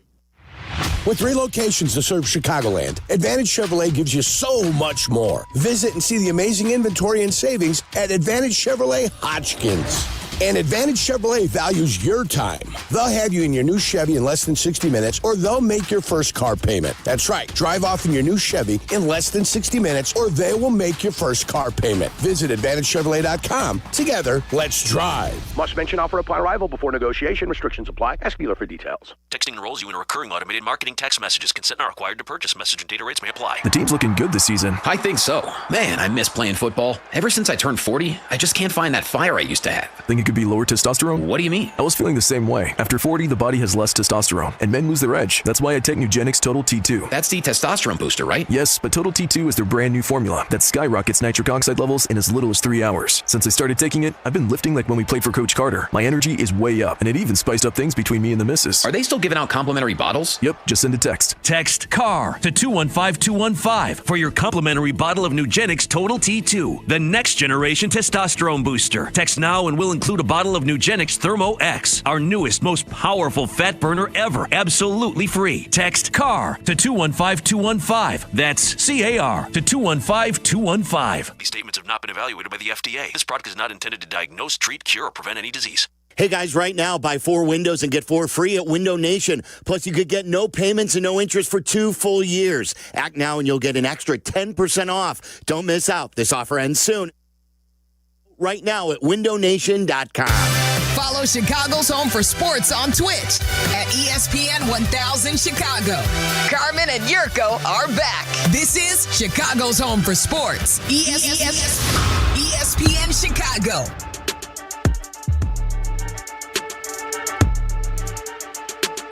Sun's out. It's like 45. Oh, enjoy it. Beautiful. It's Carmen and Jurk. Hope everyone's having a great morning. Rich Eisen's up at noon. Waddle and Silvy get you home later today from 2 until 6. Women's hockey today against Canada. That's going to be a big game. That is coming up a little after 1 o'clock Chicago time today. U.S. men's hockey team gets underway on Thursday about the same time. I think maybe 2 o'clock our time, give or take, against Latvia. So Olympics getting into some of the good stuff here coming up. I want to play something that Albert Breer said earlier today with Kap and Hoodie. This is about Max Crosby and his future in Vegas. This is coming off the report last week from Jay Glazer during Super Bowl week that he does not like the way things went down at the end of the year. He's a guy that wants to play. He is always on the field. I mean, Jurko and I gave you a snap counts over the last 4 seasons, 90%, 95%, 94%. It's incredible. He didn't like being shut down at the end of the year. And as Jay Glazer put it, he thinks his time in Vegas is done. It's over, finito. He also said he thinks it's going to be, the asking price is going to be more than what the Packers had to get up for Micah Parsons. That seems a little crazy. And I would definitely steer clear of that kind of compensation. But we'll see how true that is. Here is Albert Breer's take on the situation earlier today with Kap and Hoodie talking about Max Crosby and Vegas. Will he be back or will he go? I don't think the ship has sailed on him staying with the Raiders just because there's a new coach in there now. And we have no idea how Clint Kubiak is going to address that situation. We don't know how Clint Kubiak is going to staff it. And I would tell you that Max Crosby is fiercely loyal to Mark Davis and to the Raiders brand. He, I think, would love to be a guy who played his entire career for one organization. Now, that said, what happened at the end of the year happened, and you can't erase that. And things, I don't think, are great between he and Tom Brady right now. I don't think things are great between he and Alex Guerrero right now. And, so I think the reason the door is open to him being traded where it wasn't previously, really at this point, is about the relationship management and how the team handled the end of last year. And so, now we go into the next chapter of this, which is he, has a chance to converse with the new coaching staff, and then we see where it goes from there. I think this thing comes to a head in 2 weeks at the Combine. That would be my guess right now. Comes to a head at 2 weeks at the Combine. Interesting. You also say he doesn't think the relationship is great with Brady right now. Brady, it does feel like Tom Brady's running the Raiders. I mean, John Spytek is technically their GM, right? But it sure feels like the way things went through the early portion of last season, the decision to move on from Carroll, what Albert Breer just said there, the kind of input he's having on what they're doing day to day. Sounds like he's got a lot of influence, more than just being maybe a quiet minority owner in the background. And he also brought up Alex Guerrero. That Alex Guerrero is even, I mean, I know Brady's loyal to him, but he's part of it. And what was the title? Jack, it was like he's director of wellness. Director of wellness. Yeah, director of wellness for the Raiders. And, Albert Breer specifically called out the relationship maybe not being great with Max Crosby and Brady, and Max Crosby and Alex Guerrero, the director of wellness. But he doesn't like the way he was shut down at the end of the year. He keeps heaping effusive praise on the Bears. Does he want to come here? A lot of people think Detroit, because he's from Michigan. He played at Eastern Michigan. Sure. That's been one of the popular Detroit's teams. cap situation, too? That'd be another thing you got to take a look at. I don't know if Detroit's cap situation is any better than where the Chicago Bears find themselves. And the Bears are sort of like middle of the pack, right, in terms of... Yeah, well, there's a lot of teams... The Lions are one of the... They're more up against it. Yeah. The Bears are kind of... Bears are a little bit lower than middle of the pack, actually. I take that back. What do they got? 7 million, 18 million, something like that, the Bears? The Bears have, as of now... The Bears have 9.5 in effective cap space. The Lions have... Well, how come they're lower on this list? Negative 13. You know what? Yeah, Are you're they right. in the negative? You're right. They're in the negative. My bad. Negative So are the 13. Bears. My bad. The Bears are negative 7.5? Yes. And the Lions are negative 13. Yeah. Because they're in the red. I'm assuming that's how they're listing this then? Yeah, Spot Rack has them both in the negative. Yeah, they're in the negative because they're putting these in the red. So, yeah. There you go. So the Lions even slightly worse shape. Yeah. Jaguars, Dolphins, Cowboys, Vikings, and Chiefs all in really bad shape for what it's worth. Yep. So the Bears find themselves in the bottom 10, bottom 12? They're in the bottom 10. Yeah. Yeah, they are. The Bears are in the bottom third of the league. It's not as easy the last couple of years when you walked in and you were flush with cap space, right? Not as silky as it was. It's definitely not. You know who has a ton of cap space? The Raiders. Sure. Tons. You're looking at $77 million for the Raiders there. That's like the one positive thing they have going. Where the Packers at? Packers are just a little bit ahead of the Bears, negative 3 points, call it 3.2. And now the Minnesota Vikings. And the Vikings, Yerk, are second to last. Okay. 45 million. In the hole. In the hole. I wonder how that is. All right. So you find yourself in a similar situation with both the Packers and Detroit. Yep. You're all kind of jumbled up together, in the trying bottom to win, third of the league. Spending money to try to do that. That's why it's going to be difficult for anybody coming up under contract for Detroit. Who's going to be able. They got that linebacker coming, right? Jahmyr Gibbs is coming to a. Jahmyr Gibbs will have to make a decision. Right. Jahmyr Gibbs and Johnson. The guy that went to the Pro Bowl this year. Who are you thinking of? The kid from Iowa, linebacker from Jack Iowa. Campbell. That's him, Jack Campbell. Yeah. Thank you. Jack Campbell. They're going to have to make a decision on him, too. They're both in their third year, I believe. That was the same draft, I think. Both so, first-round picks are both going to get their fifth-year options picked up. Right. That decision's got to be made at the beginning of May, I believe. Yeah, yes, that decision has to be made at the beginning of May. They're both going into year 4. That's correct. And so same like Darnell Wright. Bears will be, of course, the Bears will be picking that up. But you have to do that in May. They made sacrifices a little bit on their offensive line at the end of last year. Taylor Decker, they think, is going to be gone. Do they? Yeah. Well, somebody's got to go, guys. Is that an option for the Bears as they try to figure out what they're going to do at left tackle before Ozzie gets back? Is that a short term? Yeah, but it depends what he's going to be able to sign. That's We're all it. checking. Taylor Decker's going to be 33. Yeah. At the start of the year. Played 14, 14, 15, and 17 games each of the last 4 years and played at a pretty good level of football. I mean, he's only been a Pro Bowler once, but is that a good option? Because that's the other thing. Like, we're so wrapped up in what they're going to do defensively and find a pass rusher. Yeah. The Ozzie Trapillo injury is a killer, considering when it happened and how serious it was. 2 holding calls in 43 games, 8 false starts. They've declined 3 penalties on him, and they accepted 7-1-4. We've been doing 3 years. With their cap situation, I think people believe he could be a casualty here because there's an out in his deal going into next year. Well, I mean, and so is that an option for the Bears? Anybody that's got an out in a deal where the dead money's not going to be great, like our guy Tremaine Edmonds, because it's only like 2 and change, and you save $15 million, right? At some point decisions have to be made. Yeah, especially on older players. Like that's just the way it goes. That's unfortunately generally. And Tremaine Edmonds is not really an older player. He's only about 27. He was so young when he came in. He's young. You're right. Yeah. I wonder how much of an option a guy like Decker might be. As I'm telling you, that's one thing that as we go along in this offseason is like you were on it early. You're like, Trapillo is going to be the guy they circled come the offseason that they're going to specifically say you are going to learn to play left tackle. Mm-hmm. And fortunately, you got some evidence that he could do it. And then he was thrust into it, and he got to play. And it actually wasn't awful. Didn't look bad. And then the injury is devastating. Yes. It is a brutal injury. It happened, at the end of the year. That means it's going to be a whole year's worth of rehab probably. Mm-hmm. It's brutal. And, Thayer was just talking about it with us. Can you get answers by the end of OTAs on Amagaji, on McFadden, on who else am I forgetting? Thayer just mentioned the 3. Whom else am I forgetting? This is going to be Amagaji. This is Amagaji's 3rd year. Yeah. This is coming up. It's Amagaji's 3rd year. He's either going to give you an answer or he's not. Why?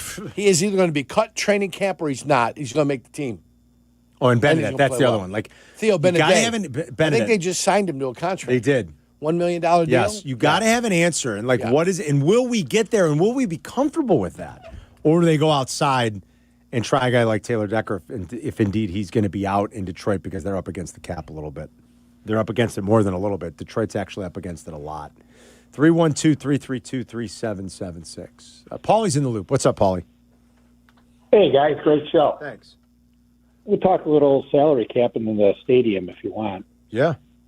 I know the Bears are up against it. And what are they going to do in 2 years? After 2 years, they owe Caleb 50, and then the following year they owe him 70. Yeah. You have to win when these QBs are on their cheap contracts. I mean, it helps. You don't have to. I mean, they've won in Kansas City and they're paying him a lot of money. I mean, you don't have to do anything, but it helps, sure, if you can. It certainly becomes more difficult when they're making big money. It definitely becomes more difficult. Yeah, there's no doubt about it. We know that. Everybody's prepared for that. Cincinnati has paid Joe Burrow. They paid T. Higgins. They paid Jamar Chase. They don't have money to pay anybody else. Hendrickson's going to be available because they've got no cash available to get quality players. Everybody that's coming in there has to be young, has to be cheap. Right. Dunze is due money, too, at the same time. Yes, that's going to be tricky because they're both top 10 picks, yeah.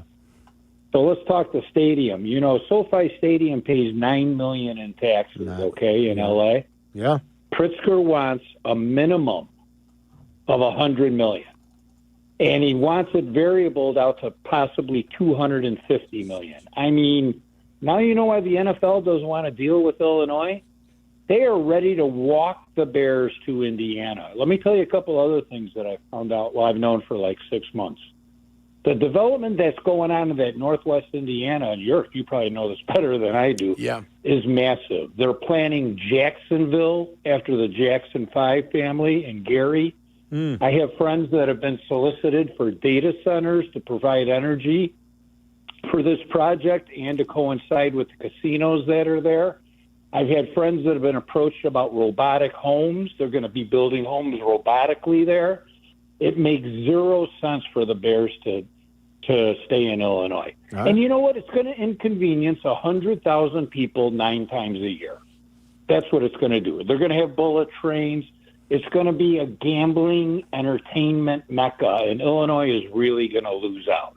Plays, concerts, the whole You thing. might be right, Paul. You might be right, Paulie. I don't know. And whatever Pritzker wants and what he'll end up settling for could be two different things. He might not want to lose the Bears to Indiana. He could ask for $100 million in taxes. I don't know where they're coming up with that number. I really don't. When you compare it to what these other teams pay, so it's way above my. It's out of my purview by about 1 million miles. I don't know. I don't know where they're coming up with these numbers. You know what this They can ask for all they want. Do you know what this is? We'll see what they end up giving the Bears. Do you see what this is? I do. Those are the welcoming arms of Indiana. Northwest Indiana. That's why Yurko and Jack are going tomorrow. We're the welcoming arms of Northwest Indiana. We're welcome. They're going tomorrow. Welcome. Now, he's got a lot more information. Data centers take energy away. They take. Remember that. They raise the cost. Ask the citizens when the data center's built in their town. What it does to the and they raise the costs. And they muddy bill. up the waters, and they do this and do that. I don't know what the data centers have to necessarily do with that. The robotic homes. Going to be building homes with robots. That go great with the union guys over there in Northwest Indiana too. Good luck to that. Yeah. But as far as the Lake County Convention Center, the hotel they're building out by Gary, Indiana, that's already approved. All those plans are down the pipeline. That's already there. Yep.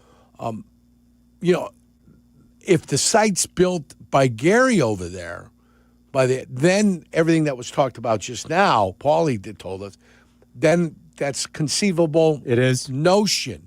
If it's in Gary, it's got to happen in conjunction with the Horseshoe Casino over there. Because that's the closest casino there.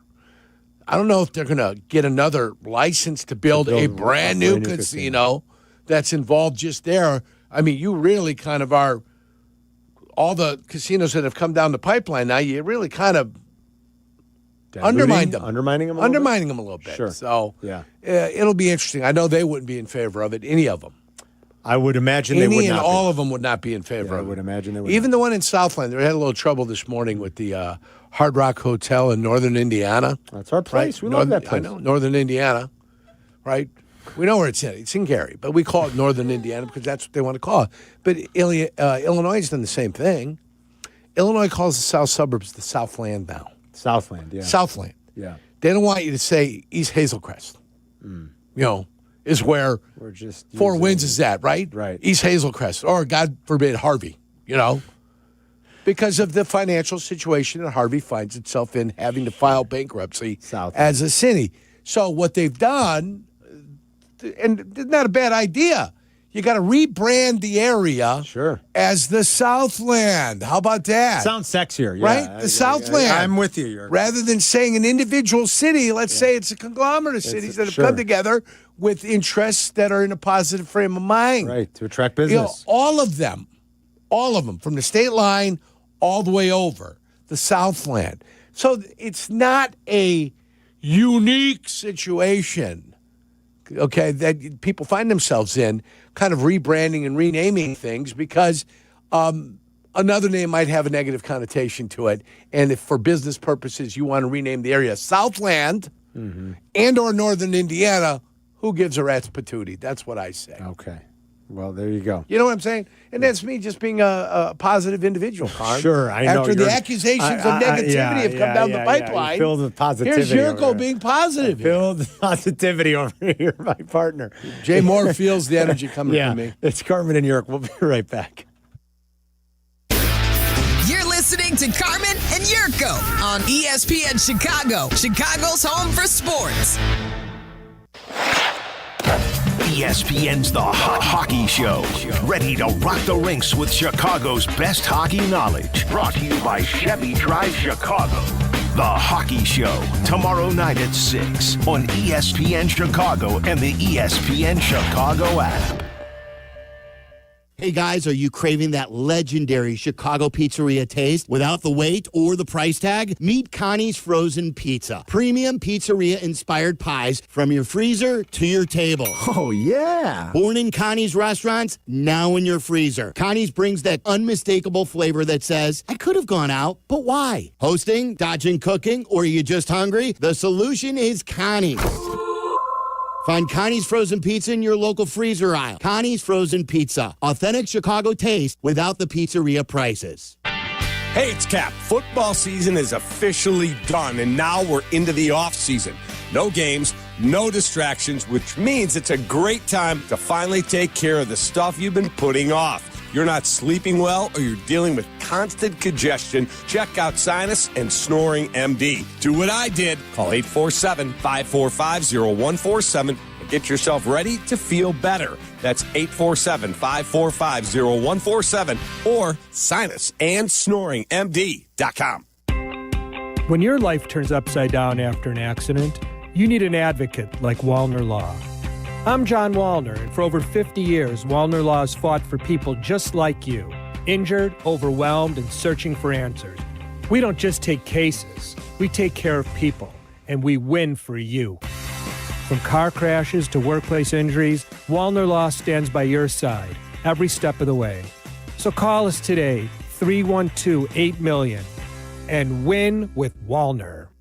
Hey, it's your friend Tom Waddle, and I drive a Hawk. The Auto Show's sales event is going on at all 12 Hawk Auto locations in Forest Park, St. Charles, Plainfield, Joliet, Carroll Stream, and now LaSalle, Peru. Shop thousands of vehicles from 13 brands and save with 0% financing for 60 months or make no payments for 90 days. Plus, save even more with $500 to $2,000 bonus cash. Get your Auto Show savings at hawkauto.com and drive what I drive. Drive a Hawk. Financing on select models with approved credit. The following is a paid advertisement for the Wellness Company. Today we're talking cancer awareness, and I want to bring in someone with a really unique perspective, Dr. Kelly Victory. She's a board-certified emergency medicine physician with over 30 years of experience who serves on the chief medical board for the Wellness Company. And most importantly, she's a cancer survivor. Dr. Victory, thanks so much for being with us. Thanks very much for having me, Michelle. We've been hearing a lot lately about cancer rates rising, especially in younger adults, which is obviously pretty alarming. What are you seeing? Without question, cancer rates are rising across the board. And concerningly, we are seeing more aggressive cancers in people even in their 20s and 30s. That's scary for a lot of people. Is there anything that can be done to help alleviate that fear? And that is what led me to develop the new product Shield, because it is a group of more than 12 well-studied, scientifically proven supplements that help to supercharge your immune system, the first line of defense against cancer. To learn more, visit victoryagainstcancer.com and use promo code SMALLS to save $25 on Shield. Always consult your doctor to determine if this product is right for you. Prizes, flyaways, even cash money. You want it? We've got it. Find a list of all contests and official rules by visiting ESPNChicagoContests.com. That's ESPNChicagoContests.com. You're listening to Carmen and Jurko. Listen to us now. Live on the ESPN Chicago app. Chicago's home for sports. ESPN Chicago. Kap was talking about this earlier. The city of Portage is announcing its proposed site to host the Bears. This is incredible. I mean, I guess every team that's tried to move has dealt with it over the years, right? San Diego did it forever with the Chargers. Chiefs have gone through it. I think the Bills went through it. Didn't the Bills threaten to move to Toronto? Weren't they we're just going to go to Canada? I think they were trying to get. I mean, everybody deals with it. Portage is the latest. Like I said, Kap and Hoodie were talking about this earlier, but now it's official. Jurko's got. I received the video. Jurko's got a video of it, this video presentation that was put together. That I'm sure they're going to release tomorrow. And they're going to release it tomorrow. I'm trying to find a way to release it today.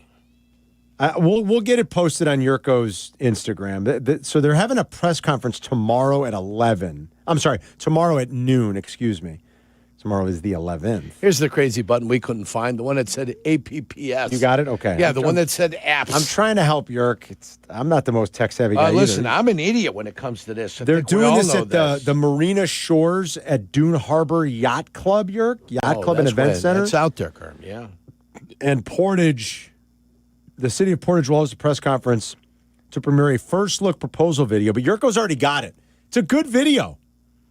Yes. I think they call that a sizzle reel in the business, right, Jay Moore? Yeah. It's called a sizzle reel. I'm sizzling, Carm. It's pretty good. I got to say, and whoever did the voiceover, top notch. So Jurko's got the sneak peek of this. Well, now that I can do it, we'll get it out on his Instagram. Yeah, I got it on the gram now. Me on it too. It's easy. Look, that way I can share it as well. Well, why do I have to share it with one person at a time? Yeah, that's not right. I don't know. Jack, get in here and help us, please. Come on, get in here, Jack. I don't know what he's doing over here. Well, I don't know what the Get in hell here, I'm Jack. doing, you jackaloon. I'm trying to get it out there. Jack's working So they're his having a butt press off. conference tomorrow. You can learn about Hallis Harbor. You get it? I like the it. proposed stadium site Hallis- along Burns Harbor Hallis Waterway. Harbor. We got to get that video. That on his video Instagram. onto my Instagram. Come on, Jack. Don't let me down now. Jack, You're, right you're here. you're 25. Look. You should be able to do this with not your there. eyes closed, Not there. pal. Here, send it to me and I'll do it. Right here. Look at right this. on. Instagram, right? You'd think So this is just a link.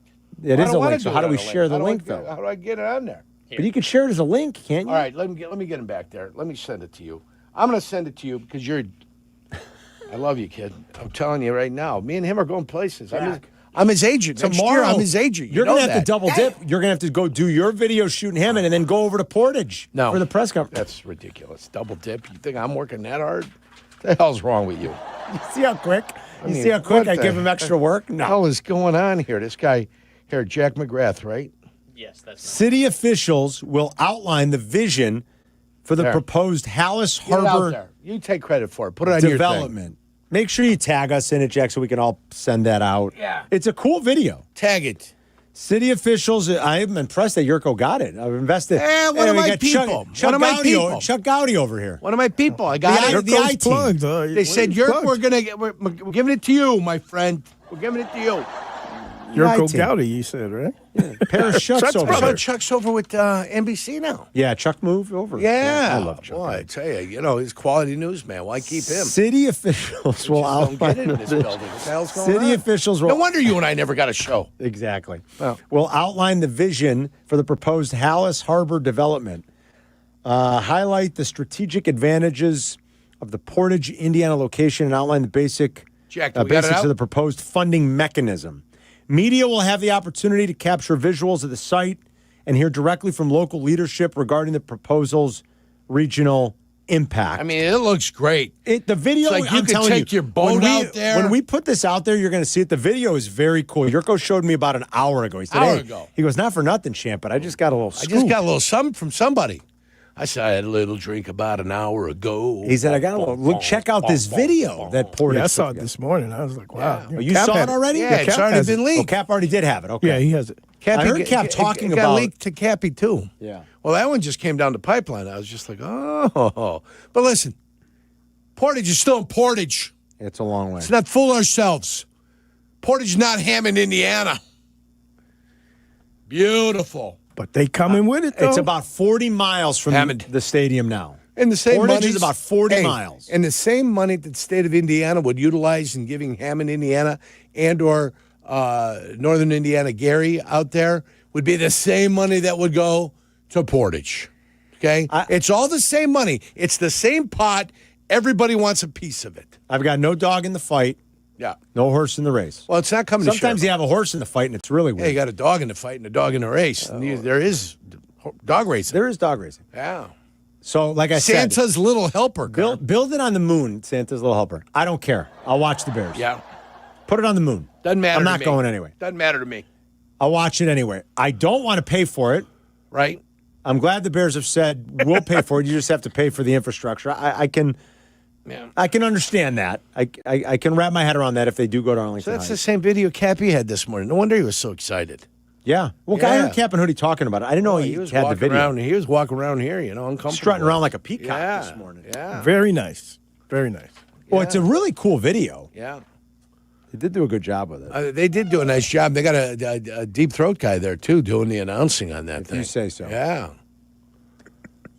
Well, what would you call that? Yeah, you're right. Yeah, I mean, we're child. heavy. Let's do a we're heavy children. throat. Okay? Heavy throat. We're children, Yurko. I mean, however you like it. Just a little Barry White. Just stop, okay? Yeah. I stopped. Yes, thank you, Barry White. I've stopped. We got a little Barry White. Jeez. Jack, did you get it sent out?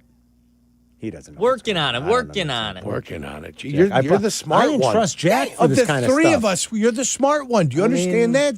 We're finally giving you a little bit of credit, you and your generation. Yeah. When it comes to this stuff, you guys are the smart ones. You get it? We need you for this, my Yeah. friend. We're not capable. Yeah. Technology illiterate over here. Look at him over there. Will Campbell, I guess, does have a torn ligament in his knee. Yeah. Which Yurko said it. Yeah, I the see. minute he walked caught in him. yesterday. He's injured. It was the first thing Yurko said when he walked in the building He's hurt. yesterday. He said, before he even sat down, he goes, that Will Campbell's injured. That guy's hurt. He played hurt. And I was like, yeah, And probably. you know I'm what? like, I don't know how good he is, but I think you're right, Yerk. You know what? He played like absolute garbage. Oh, yeah. Probably because of it. But guess what now? That's his legacy. That's his brand. It was rough. Because he played injured for the team and didn't do it well. And guess what now? Everybody is going to look at him and say that. And Well, that's you know the what? risk you take when you play when you're hurt. You hope that the kid bounces back from it. He has a long career. Yep. But yeah, it was. I'm telling you, it was not even like what an awful game or what did they? Yerker goes, that Will Campbell's injured. Yeah. But here's the other and I thing. said, well, he did have a knee injury. Here's You know, the other right. thing too, Jay Moore. He wasn't the only guy playing hurt in that Exactly. game. And that's true. Not the only guy playing hurt in that game. On both sides. You know, you're right about that. You get to the end of the year, We're still watching. This damn thing wants to get cut off all the time. And I watched a few of the Patriots games, and I've never seen him on his back so much. No. He listen, he didn't have a great year, but he was playing capably. Yeah. In October. Yeah. Then he got hurt. He came back from the knee injury in about the last month, and it was a rough playoff run. And yeah, he played with I don't know what. All it said from what I saw was a torn ligament in his knee. I don't know. So if the they MCL, specified. the MCL was the one that was torn earlier. No surgeries on MCL. Yeah. They brace it. You do work on it, but there's no valgus type stress. No stress coming from the outside. So you got to keep a brace on that thing. You can't have stress, but you can do quad sets. Right. You can do strengthening exercises. You can do massage. What's the recovery time on that? Palpate 6 weeks. 6 weeks? 6 weeks For for, that? the ligament, For the ligament? whether it's at the midline, the origin, or the insertion. It's a 6-week injury from when you did it to when you're healthy and you can play. There's so far the early reports are just that he did via Mass Live's Mark Daniels. Campbell indeed suffered a torn ligament in his knee during the regular season. Well, that I think we did kind of know that. Right. Remember, it knocked him out for a little while. He had not fully recovered by the time the playoffs began. The ailment affected him through all 4 of the team's postseason games. So- Campbell noted the injury was not an excuse for his poor play, Right. but it does at least partially explain. Right, they're the calling it a struggles. tear. So the tear, usually what ends up happening, you're graded by laxity. +1, +2, +3, +4 laxity. +4, obviously, the thing is torn. Avulsed from either the origin or the insertion, or it's torn at the midpoint there. So, yeah. But you need the stability in your knees, right? Oh, absolutely. To block, right? Absolutely. Well, and you know what's bad when you have knee injuries? You know what's scary? Like, first of all, I think it gets in your head a lot. I couldn't imagine having to play at the level that these guys have to play with. You know, as someone who went through a meniscus injury, like, it does get in your head. Oh, yeah. It gets in your head. Mm-hmm. You know, like, am I going to hurt it more? And, look, I'm a middle-aged fool. I don't have to do anything with it. And it got in my head. I'm like, am I going to hurt it? Is it, I don't want it to be painful. I don't want it to do more damage. Like, it's in your head, right? This was like 2 years ago for you, right? Or a year and a half about ago? a year and a half ago, 2 years. I remember 2 years, that. a year ago, yeah. So it's in your head, Yerk. You're not kidding. Yeah. You know, It's like a golf swing. When you've got a little hitch in your get along in your golf swing, you got a shoulder injury, you got a shoulder impingement, you might have a bone spur somewhere, Yeah. you got a neck issue or whatever. You go in your back, head, yeah. and you think you're coming through, and all of a sudden there's a little hitch in the get along. Yeah. And something's going on. It's because your body will not allow you to continue to hurt itself. Yeah, that's a great point. Your body will it will tell you no. You'll get that little nerve pop, and all of a sudden you adjust, you go out, you do weird things. Yeah. When you got a little quirk in the system. Yeah, you're right. You're not kidding. All right, we'll come back. We'll wrap it. Rich Eisen's coming up at noon. Waddle and Silvy back with you at 2. We'll be right back. You're listening to Carmen and Jurko on Chicago's Home for Sports, ESPN Chicago. Hey, it's Rich Eisen. You can now listen to The Rich Eisen Show right here on the home of the Chicago Bears. The Rich Eisen Show, weekdays noon to 2. ESPN Chicago. All right, $2 million. Verdoliak Law Group wins again for their clients. That's right. The Verdoliak Law Group recovered $2.5 million for a client who experienced negligent lighting. If you're a victim of negligent lighting, make sure to call the Verdoliak Law Group. You know, after playing professional football and spending years on the radio, I've had the chance to endorse a lot of products and companies. But I've always believed in only backing the ones I truly trust. And now I get to endorse a company owned by close friends, the Verdoliak Law Group. They've been helping people for over 60 years, even some of my friends and neighbors. Just like choosing an experienced doctor, you want skilled lawyers. And with $9 billion recovered and 40,000 clients served, they're proven experts in personal injury, accidents, wrongful death, and more. Call my friends at 844-4VLG-LAW. The Vernoyak Law Group will do great for you, too. For over 50 years, M&M Home Remodeling has helped Chicagoland homeowners protect and improve their homes with expert craftsmanship, honest service, and industry-leading warranties, earning the Better Business Bureau Torch Award for business ethics twice. From durable roofing to beautiful siding and energy-efficient windows, M&M delivers quality you can trust with clear communication, dependable results, and peace of mind every step of the way. When it comes to your home, trust the company Chicagoland has relied on for over 50 years. Call M&M Home Remodeling today. Hey, it's your buddy Tom Waddle. People take their beer very seriously. Some want it light and easy. Others want rich and roasty. Some just want something classic they can always count on. That's why Yuengling works. They brew a beer for everyone in every situation. Whether you're on the golf course, watching the game, or being the grill master at home, there's a Yuengling that fits the moment. So next time you're at the store, check out the lineup. You might walk out with more than one favorite. Yuengling, the oldest brewery in America. Enjoy responsibly. DG Yuengling & Son, Pottsville, PA. Smalls here. Life is full of choices, some big, some small. And when you choose an H&R Block Tax Pro, you're choosing the largest network of tax expertise to be in your corner. For when your big ambitions need help with the small details. For when your six figures come from 6 different places. For when your gaming stream becomes your revenue stream. For when your business's year one needs 70 years of tax know-how. At H&R Block, they've seen it all. And they're here to help you make the most out of your money for life outside the box.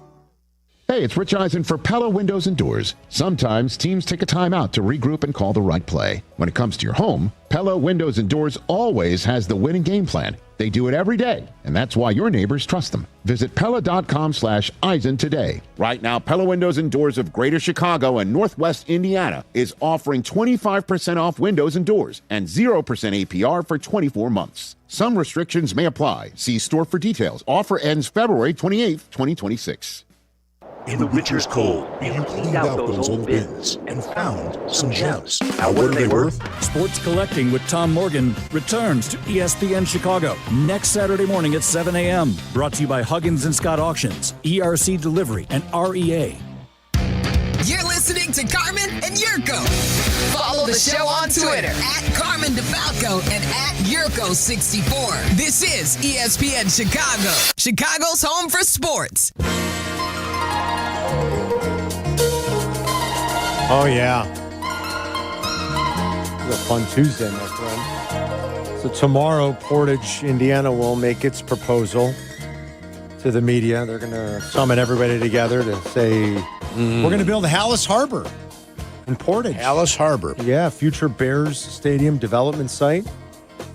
I like what they're doing with the Hallis Harbor thing. Good job. Yeah. Good job. And I received the video titled Hallis Harbor. And it's a very cool video. We're trying to, very, very cool video. We're going through the proper steps. Proper steps of confirming so people can get an idea. that it's a real video and it's not something that's been fabricated. Yeah. Well, did AI make it? AI made it, but it's like a real video. The city's going to release it tomorrow. That's what it looks like. And this is close to Burns Harbor. Is that what I read in here, right? Yeah, it's along the Burns Harbor, along the Burns Waterway. The Burns Waterway. It's got to be right by Burns Harbor, right? That's what it would sound like. Yeah. About 40 miles from where Soldier Field sits now. So, not too much farther from the Arlington Heights site. Ooh, Burns Some people Waterway. want the Bears to stay in Illinois no matter what. Like Hoodie was saying it this morning. It's always been Illinois. It should be Illinois. Oh, yeah. There it is, Carm. I've got it. Yeah, Burns Waterway right here. Right on the harbor? Right on the harbor, right by Ogden Dunes over there. Yeah, just north of Burns Harbor. We had a caller from Portage this morning, and he said to us, hey, guys, you can still see the skyline quite beautifully. Quite picturesquely. Is that a word? Picturesquely? I believe picturesquely is it. Is that true, Yerk? You could see the skyline? You get pretty good view still? I mean, I've been to Beverly Shores. You can see a little bit of the skyline. I've been to New Buffalo. You can see the skyline from New Buffalo if you had to. And that's up in southwest Michigan, fellas. Yeah. You can see it from St. Joseph. As long as you can see the skyline. Yeah, it's about 35 miles. You remember we were going to do the little wave runners across Lake Michigan. I'll tell you what, if the Bears move there, let's do that. Yeah. Yurko once had an idea. Let's That's race. back when I was physically fit. Would you do That's it now? like 2011, 2012. I was a viable product back then. Physically. Yurko wanted to race How from. viable am I now? Yurko wanted to race from like New Buffalo or somewhere over there, Burns Harbor to somewhere. Yeah. He wanted to race on wave runners from there to right across the lake. To Navy Pier. We would have had to have about a 3-day window, and the atmospheric conditions would have been perfect. We needed a day when the lake was still. Right. Right. Because on those wave runners. Right. And not with rollers coming in either direction from the north. You don't want anything with rollers coming in. Because, man, let me tell you, that's a tough ride with is. rollers. So you didn't want one with rollers a lot either. Of bouncing on that. Right. Well, not if there's not a ton of waves. Well, I see what you're saying. No, I was on Kentucky Lake. Kentucky Lake's a big piece of water. North to south. The fetch, if it's out of the north or out of the south, that's a big fetch. Can produce some waves for you. Well, sure. And, it's in between the mountains there, so it's a deep body of water. That was the last time you were on a wave runner, you're saying? That's the last time I was on a wave runner, man. Yeah. And let me tell you, it beat the living H out of a good kid back then. It's no joke. But I took it 20 miles that day, 25 miles, ripping around, having a good time. Race across Lake Michigan. Well, the point was, it was only 10 more miles. Probably another, if you're going 50 miles an hour, you're only going to be on the thing for 40 minutes. Yeah, I don't know. If you're going 50 miles an hour is fast. Well, again, I called for the right atmosphere. Well, yeah, you're not kidding. And the right conditions on the water. That's if it's a pretty still fast. lake, I don't know, man. That's like, it seems to me we like would you're have whipping had. across We that wouldn't lake. just be me and you. We'd have to have a support boat. Hell yes. There'd be some support boats. Yes. Yeah.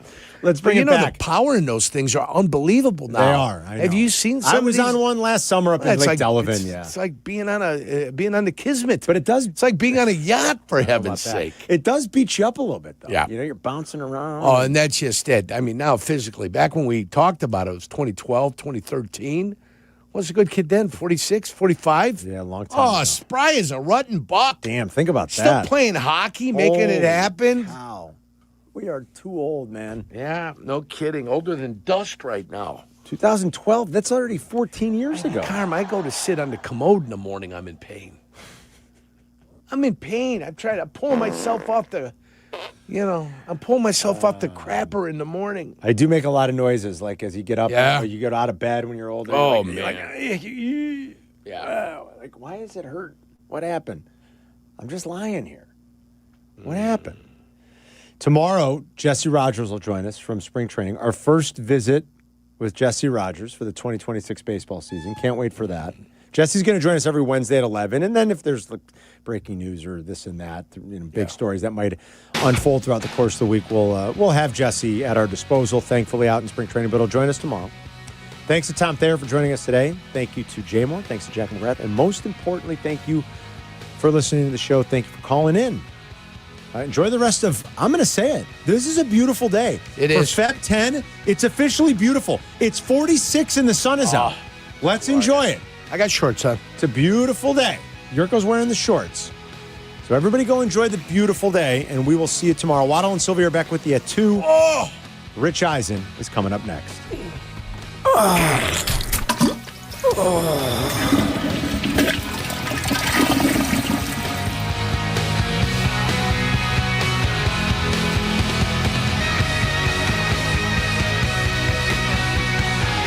Carmen and Yurko, they'll be right back. ESPN Chicago.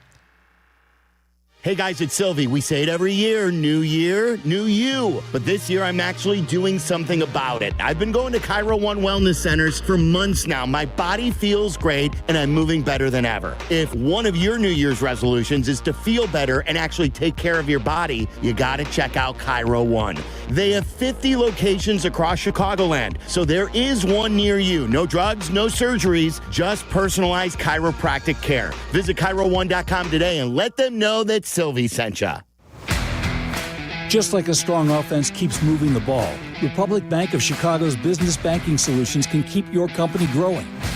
Business checking, treasury management, commercial loans, big business, small business. Republic Bank has everything you need for your business. Our team is here to get you back in the game and moving in the right direction. Experience banking beyond expectations. Only at Republic Bank of Chicago. Member FDIC. Visit ourbankchicago.com today. Hey, this is David Kaplan. I dislike winter. Give me a 95-degree sunny summer day and I'm a happy guy. So I spend most of my winter free time indoors, and it's why I rely on Automatic. They've been making Chicagoland homes and businesses comfortable for 80 years. I don't even have to think about the outside because my home is perfect all year round. If you're not feeling confident that your winter's going to be carefree, go to Automatic.com right now. That's Automatic.com. Do you use a Link EBT card to buy food? Please listen carefully. Rules for SNAP eligibility have changed. You could lose your benefits if you don't act soon. Visit SaveOurSNAP.org to learn about new rules, how they impact your household, and the steps you need to take to keep your food benefits. Don't wait. Go to SaveOurSNAP.org today. Sponsored by the Illinois Commission to End Hunger. Aired in cooperation with the Illinois Broadcasters Association and this station. This is ESPN Chicago, WNVP, WTBC, HD2 Chicago, a Good Karma Brands radio station. This is the Rich Eisen Show. Hey, everybody. Can't get enough of the Rich Eisen Show? You're in luck. You can find us everywhere. Watch us weekdays on Disney Plus from noon to 3 Eastern. Miss the show? We've got a podcast so you can listen anytime. But here's the best part. Our YouTube channel. Subscribe at youtube.com/Rich Eisen Show and you'll never miss a moment. Now, on with the show. This is the Rich Eisen Show. The Seattle Seahawks, the best team in the National Football League. The Rich Eisen Show. They got May flustered and, dare I say it, seeing ghosts. Earlier on the show, legendary sports broadcaster Al Michaels. Coming up, 3-time Super Bowl champion Mark Schlereth. Seahawks linebacker Ernest Jones. Actor and comedian Joel McHale. And now, it's Rich Eisen.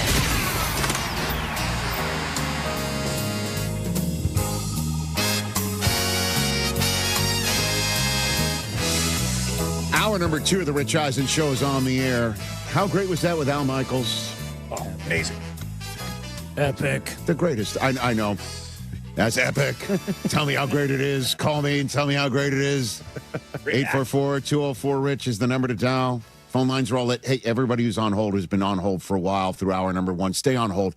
We're going to take your calls shortly. We have Overreaction Monday on a Tuesday, a Super Bowl version of it. Ernest Jones in hour number 3 of the Seahawks. Joel McHale of the 12s will join us in studio, just like Al Michaels just did. We say hello to our ESPN audience. We say hello to those on the ESPN app and Disney Plus, ESPN Radio, and Sirius XM Channel 80. And we bring in a man who's been with us all season long. Always some great insights from a 3-time Super Bowl champ from Fox Sports, Mark Schlereth. Great to see you, Mark. How are you, sir? I am doing great, Rich. Always good to be with you, man. And Al Michaels just a legend. Love Al Michaels. I didn't get to hear it, but I'm going to go back and try to listen. Oh, it was great. We went down Super Bowl memory lane and hardly even talked about Super Bowl 60. I guess it's because there's not much to talk about after what appeared to be a beatdown in the making that actually materialized. But what are your thoughts on Super Bowl 60 to start off our Tuesday chat here, Mark? Yeah, I think there's a couple things that resonate with me when I watch that game, and obviously, Seattle did a phenomenal job of controlling line of scrimmage, and that's one of the things that I always come away with. We get so enamored in today's game about receivers and the passing game and this, that, and the other, and you control line of scrimmage, you're going to win probably 80-85% of your games, and that's what it came down to me. Like I said this on the Stink of Truth podcast, Rich. I said there's 3 things that don't lie, like small children, physicality in the run game, and yoga pants.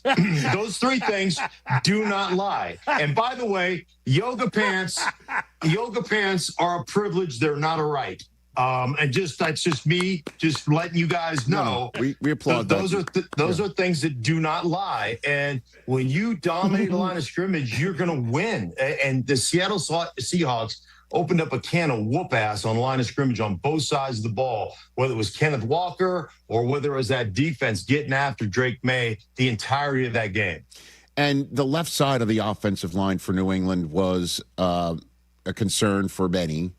And I'm just wondering if there was a moment, because you know how the way coaches talk to each other, that watching film, Vrabel and Josh McDaniels watching what Seattle's been doing over the last few weeks, certainly in the playoffs, had to look at each other and go, okay, this has got to be the plan of our lives here, because we're in trouble.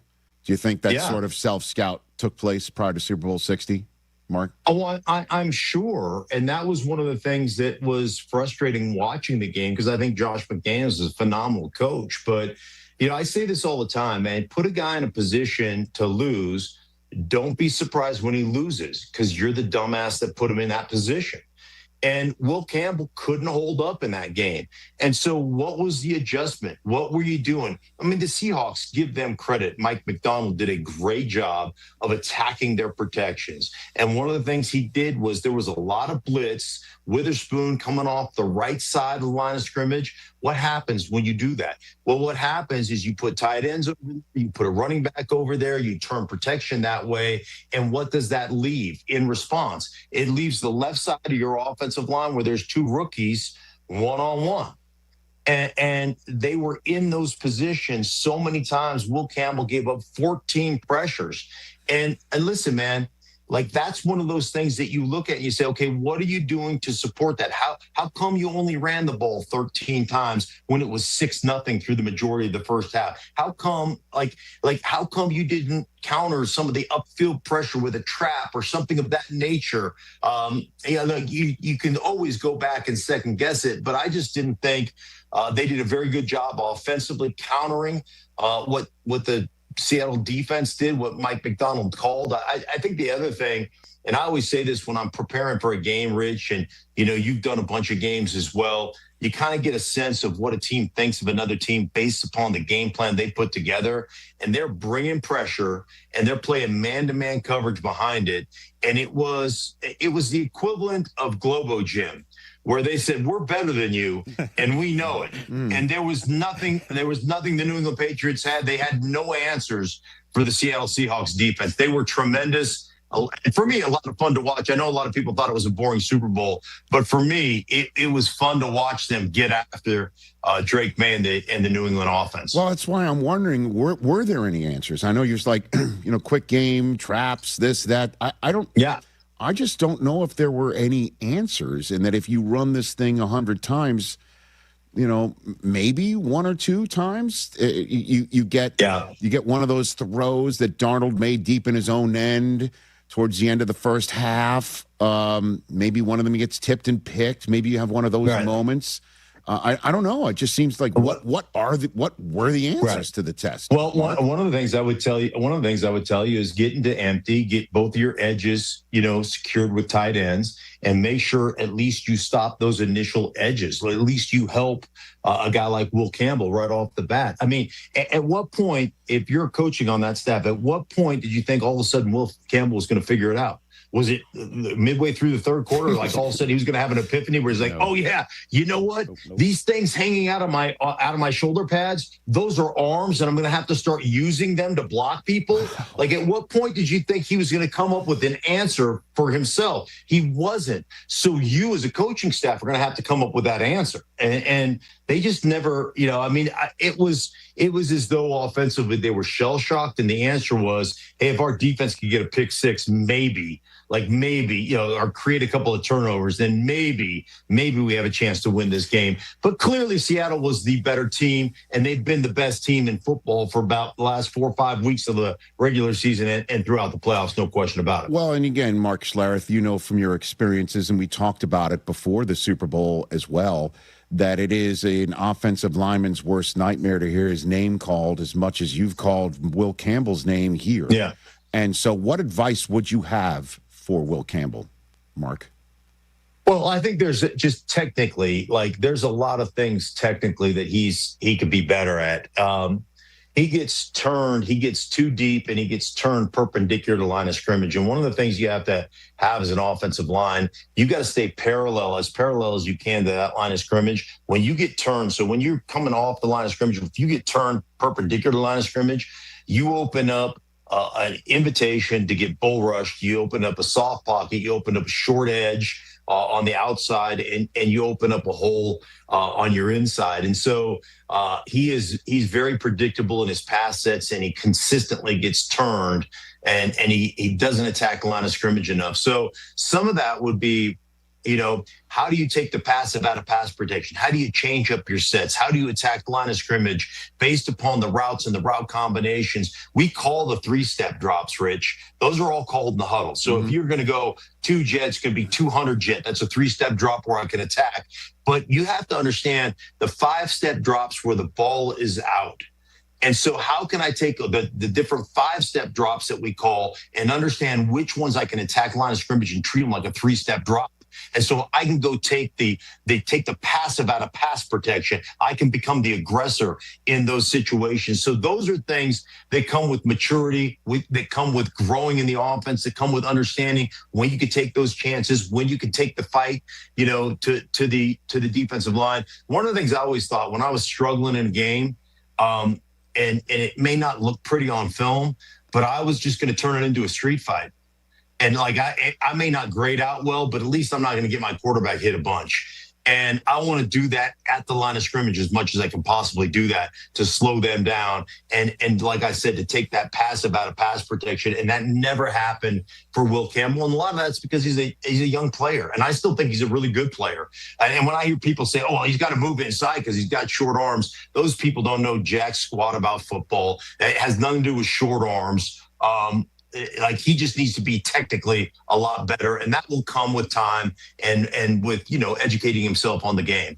Mark Schlereth, Stinkin' Truth Podcast, Fox Sports, 3-time Super Bowl champion here on the Rich Eisen Show. So the Seattle portion of it, how sustainable do you think this team is, Mark? That's always the question about a Super Bowl champ. What's your opinion on that? Well, my opinion is I think a couple of things. I think they've got a great young core of really good football players. Defensively, I think they're incredible. They've got a great rotation on their defensive line. They just are a really good, solid football team with stars on all 3 levels of their defense. So I think that's incredibly sustainable. And I think defense always travels. And so I think that's a big part of who they are. I think they've got a couple of young offensive linemen that are really good players. Obviously Kenneth Walker III was incredible. And his ability to just play, they're running tight inside zone stuff, like 14-15 handoff, where he walks up the line of scrimmage. It's just the most remarkable thing. He's standing straight up. He literally walks to the line of scrimmage, gets everybody to suck in, and then bounces something to the outside and is so explosive. Yeah. He's got that unique combination of just power, quickness, but just that speed. And I thought he was phenomenal.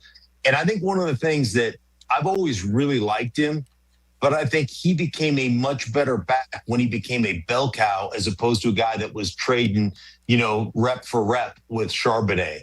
And there are those guys in this league that just get better with carries, that understand what a defense is doing and how to set the defense up. And I thought that was kind of old school 90s football of Kenneth Walker and what they did in Seattle. I think he had 27 carries. I thought he was phenomenal. Yeah, he sure was. And then there's the question of Sam Darnold, Mark. I mean, what an incredible season he wound up having. And we just had Al Michaels here. The fourth quarter of that Week 16 Thursday nighter against the Rams is really when he put his foot down in the ground and said, this is it. He basically called game, right? He called game that night, and he called game on the season. Now that we're looking back, obviously anything could have gone in a different manner when the humans are actually playing a game. Yeah. But looking back, he called games starting in the fourth quarter of the season.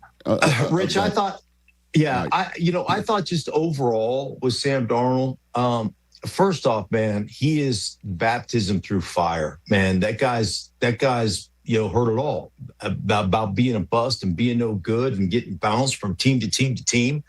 And we've talked about that. But I thought that fourth quarter, he threw 2 picks in the first half of that game in Seattle against the Rams that they won, 38-37, whatever it was. And from that point forward, there was a realization that he went through, I believe, where he was just like, listen, man, we've got a really good running game. We've got a really good football team. We've got a great defense and a great head coach and a great, defensive play caller with a great offensive play caller. The only way we don't have a chance to win is if I turn the ball over. Mm-hmm. And throughout the entirety of the playoffs, I don't believe they had one turnover as an offense. Mm-hmm. And like Sam Darnold, it takes a level of maturity to go, hey man, we're gonna win football games, but I'm not gonna be the star. Like, to have that level of selflessness to say the only way we're going to lose this game is if I lose it, and I'm not going to allow that to happen. So I don't care about being a superstar. I care about our team winning. And I think that's the coolest thing for me. My experience with winning in this league and winning championships in this league is it's amazing what you can accomplish when nobody cares who gets the credit. And that is exactly what I saw from Sam Darnold throughout this playoff run toward the end of the season. I thought he was remarkable, and good for him because he's a great dude. Great dude. And he's a perfect avatar for what Mike McDonald sells. He really is, and like, I know coach quarterback combinations are usually, offensive minded head coach, not a defensive minded head coach, but Darnold is a perfect personification of what Mike McDonald wants out of his team. And on top of it, just to, I guess, bring all of our conversation for the year full circle, only one team, Mark Schlereth, in the playoffs had 0 fourth down attempts on offense. 0. Didn't one time go for it. Yeah. You want to guess which team that was, Mark Schlereth? I'm going to say it was the Seattle Seahawks. That is correct. Yeah. Not one time. Yeah. And they got 13 points off of the failed fourth down attempts of their opponents. And they didn't turn it over, and they ran the ball. The MVP of the Super Bowl was a running back. Soup to nuts. It was excellent at every spot. Every spot. And let me just say this about Mike McDonald. I think this is really hard for a young coach, and he's in his second year as a head coach. But he has the ability to be relational, but be demanding.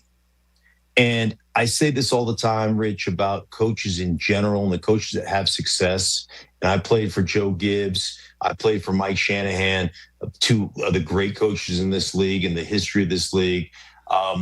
They have this, I always talk about this fear factor of coaches, and two types of fear: biblical fear, which is awesome, reverence and respect. You have to have respect for those guys, and you have to know like they're in charge. And then just straight up fear, like they'll cut you in a heartbeat, and they're demanding. And if you don't do what they're asked, you don't get to play.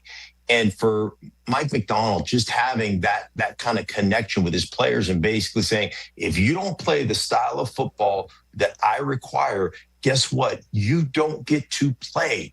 And he established that from day one when he took over that program. And you can see just the value of having a guy that has those two types of fear, and he has those two types of fear without question. All right, before I let you go, Mark Schlereth, 2 Sports Talk Radio questions.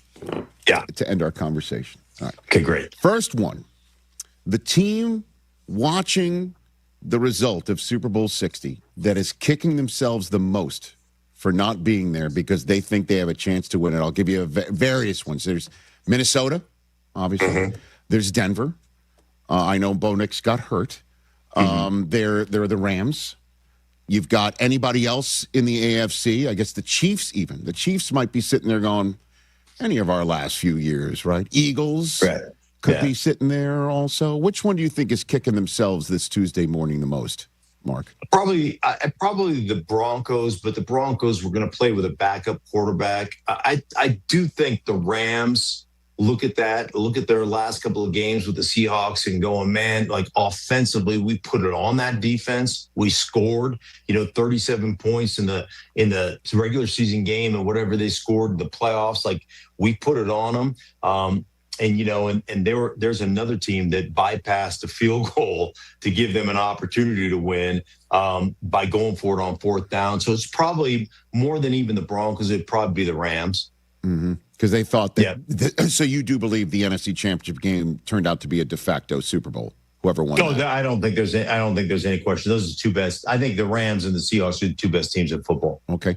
Last one is a poll question that's at Rich Eisen Show on the X machine. Read it to Mark Schlereth, Chris Brockman. All right, Mark. Who wins more Super Bowls in their career? The last two winning quarterbacks, Sam Darnold, Jalen Hurts, or the previous two MVPs, Josh Allen, Lamar Jackson? Which one of those four winds up? Ooh, that's a great question. I would still go with, I know they haven't won it, but Lamar Jackson and Josh Allen.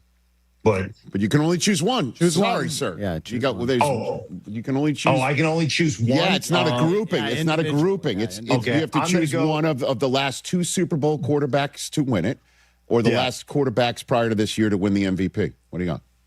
Ooh, man, that's great. Okay, I'll go Sam Darnold then, because he's just got a better football team around him.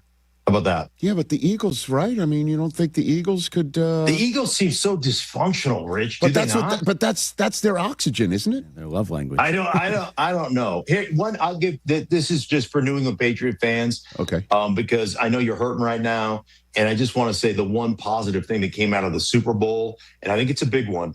As a dude, I think it's a big one. Vrabel didn't have to cut off his hoo-ha. So you can take that away. Like, that's a really positive thing if you're a Patriot fan. I think you left one thing off the list of what doesn't lie, Mark, and that's you. Yeah, exactly. Am I wrong? Exactly. Am I wrong? Kids say the darndest things. Stink says the darndest things right here. 3-time Super Bowl champ Mark Schlereth. Great to see you, man. Thanks for the season. And I'd love to, keep having you on, and there's nonstop conversation here, obviously, with the league. Brother. Anytime, man. Anytime. I will come on whenever you ask me, Rich. You've always been, and I will say this, man. You've always been really good to me from the very first time I got into television back in 2001 with ESPN when we worked together. And I've always appreciated the way you've treated me and treated others in that building. So thank you so much. Hey, man, that's so kind of you to say that. That's a very long time ago when I had hair, and we were just getting started. Look at us.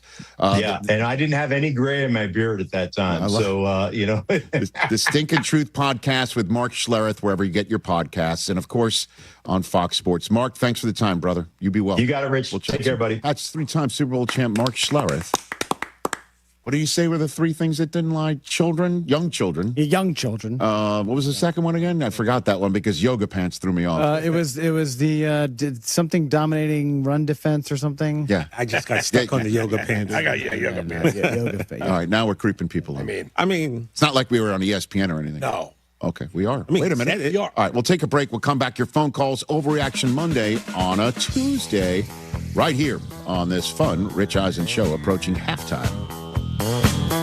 Bundling your home and auto with Progressive could help you save without sacrificing quality. It's the smart thing to do. And as a hockey fan, you always know the smart thing to do. Shoot the puck! And you let the players know it. Shoot the puck! All game. Shoot it! Come on, shoot! And sometimes even after. Man, rough game, huh? Yeah, they should have shot the puck. So bundle your home and auto with Progressive. It's the smart thing to do. But you already knew that. Get a quote at Progressive.com. Progressive Casualty Insurance Company affiliates and other insurers. Not available in all states or situations. Rich Eisen here. As you all know, I care deeply about pediatric cancer research and awareness. That's why I'm proud to talk about Hyundai Hope on Wheels. For over 27 years, every Hyundai sold has helped fund life-saving pediatric cancer research. Together with over 850 dealers nationwide, they've raised more than $277 million, supporting over 25,000 kids in their fight against cancer. At Hyundai, hope isn't optional. It comes standard. Visit HyundaiUSA.com and search Hyundai Hope on Wheels to learn more. Hey, Chicago, headed to a game? Take the CTA. We'll get you to the game and back for just $5. That's less money spent on travel and more money in your pocket. No searching for parking, no random surge pricing on rideshare, no traffic. We'll do the driving for you. The CTA has train stations and bus stops within steps of all the major stadiums and venues in the city. Plus, we've got tap to pay available on all CTA trains and buses. There's no need to purchase a ticket ahead of time. Just tap and ride. Plan your next trip at transitchicago.com/plan-a-trip. Save money, do more, ride CTA. What do you do when you're faced with a challenge? Ask any Special Olympics Illinois athlete, and they'll tell you, you plunge in. This winter, join us at the year's coolest event, the Polar Plunge, where we rush into ice-cold water to support Special Olympics Illinois athletes. Your support helps athletes face challenges, build life skills, and have fun. So be cool. Take the plunge and make a life-changing difference today. Get started at plungeillinois.com. Guys, it's Silvy from my friends at Window Nation. I want to tell you what I was dealing with. My heat was running nonstop. My energy bills skyrocketed. And it turns out my windows were the problem. Once the insulation fails, the heat leaks out, the cold comes in, and I'm almost broke. That's when I called Window Nation. No leaks, lower energy bills, and a cozy home. Right now, buy 4 windows, get 4 free. Upgrade your home and save big. 0 down, 0 interest, and 0 payments for 2 full years. And if you act now, they'll take an extra 10% off. Schedule your quote today at windownation.com. The Chicago Auto Show zooms into McCormick Place this February 7th through the 16th. The cars are certainly the star, but did you know the Chicago Auto Show has indoor test tracks and outdoor test drives? Take a thrilling ride on one of 2 indoor mountain climbs with either Ford or Jeep and decide who conquers the challenge best. Come experience the latest gas-powered, hybrid, plug-in hybrid, and electric vehicles all in one place. Take a trip into the national parks and adopt a dog with Subaru. Dream about a lavish lifestyle at the Supercar Gallery. Visit returning exhibits, Overlanding Chicago, and the Family Zone, where kids can test drive their own vehicles. Don't miss the new Chi-Town Alley that celebrates Chicago car culture and unites car enthusiasts. Join us for an indoor run, craft beer tasting, auto career day, and so much more. The Chicago Auto Show has something for everyone. February 7th through the 16th at McCormick Place. Find out more and buy tickets today at ChicagoAutoShow.com. Grab the dial and crank it up, baby, because Potawatomi Casino Hotel Milwaukee is spinning its Winning Hits collection. Over the next 3 months, you could win a share of over $1 million in prizes. On top of thousands in cash and reward play, you could win one of 3 new Ford vehicles in the grand finale drawings on March 27th. Just play with your rewards card to earn entries. Press play on the Winning Hits collection, only at Potawatomi. More info online. Must be 21 and a rewards member to play. Wallner Law helped me get the compensation that I deserve. Wallner Law helped me get back on my feet. Thanks to Wallner Law, I'm at a better place today. Wallner Law cares for you. We're compassionate. We're empathetic to your situation. And I promise you, I will get you more money than any other law firm in the city of Chicago. That is my promise to you. Hire us, win with us, be successful with us. Call us at Wallner Law, 312-8-million. Guys, this is Courtney Cronin. Let's be honest, most of us aren't great at saying what we feel. That's where jewelry does the talking. And nobody does it better than Rogers & Hollins, family owned since 1910. From engagement rings to stunning jewelry and watches, whether it's a gift that speaks for you or something that elevates your look, they've got it all. Jewelry says it best. Rogers & Hollins makes it last. See the Rogers & Hollins difference at a store near you or go to fornowandforever.com. Getting together with friends and family is one of life's greatest joys. But with the rise in misleading rumors that have sparked some confusion and worry about vaccines, our treasured community immunity could be at risk. Vaccines are one of the greatest innovations in modern medicine. Vaccines prompt children's immune systems to recognize and resist a disease. By making sure your child's immune system is ready to activate, vaccines help your child stay active, healthy, and safe. And high rates of immunization stop preventable diseases from spreading through our families, schools, and communities. It's true. Together, we are all healthier when everyone is vaccinated. So let's get together and let's thrive together. Talk with your pediatrician today about keeping up or catching up on routine childhood immunization.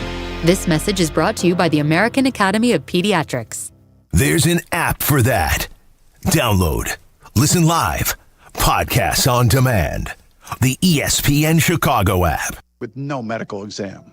Get your free quote at ethos.com/play. That's ethos.com/play. Paid spokesperson. Time spent on application may vary. Online health questions required.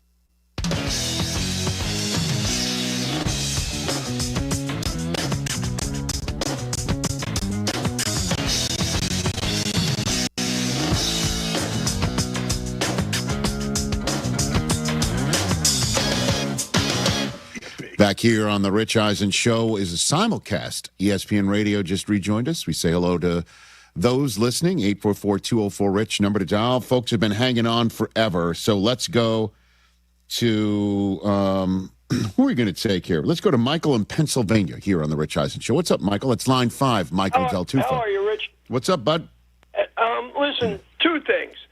One, do you think that Jalen Hurts in modern-day football is the doormat of super-winning quarterbacks?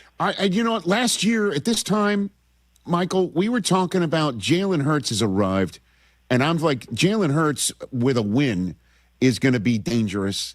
And then the offense just wasn't anything close to what we saw 1 year ago at this time. The offensive line is different. Obviously, the play caller is different. And things did not work out as well. They did make the playoffs, right? They did win a playoff game. And but you got a different coordinator every year of your life, from junior high school all the way to the pros. I mean, every other year, as of now, every other year we're going to the Super Bowl with a different coordinator. I just feel like everybody talks about Russell Wilson. If Russell Wilson were to end if Jalen Hurts were to end his career the same way Russell Wilson does, do you think Russell Wilson's a Hall of Famer, and then wouldn't Jalen Hurts be?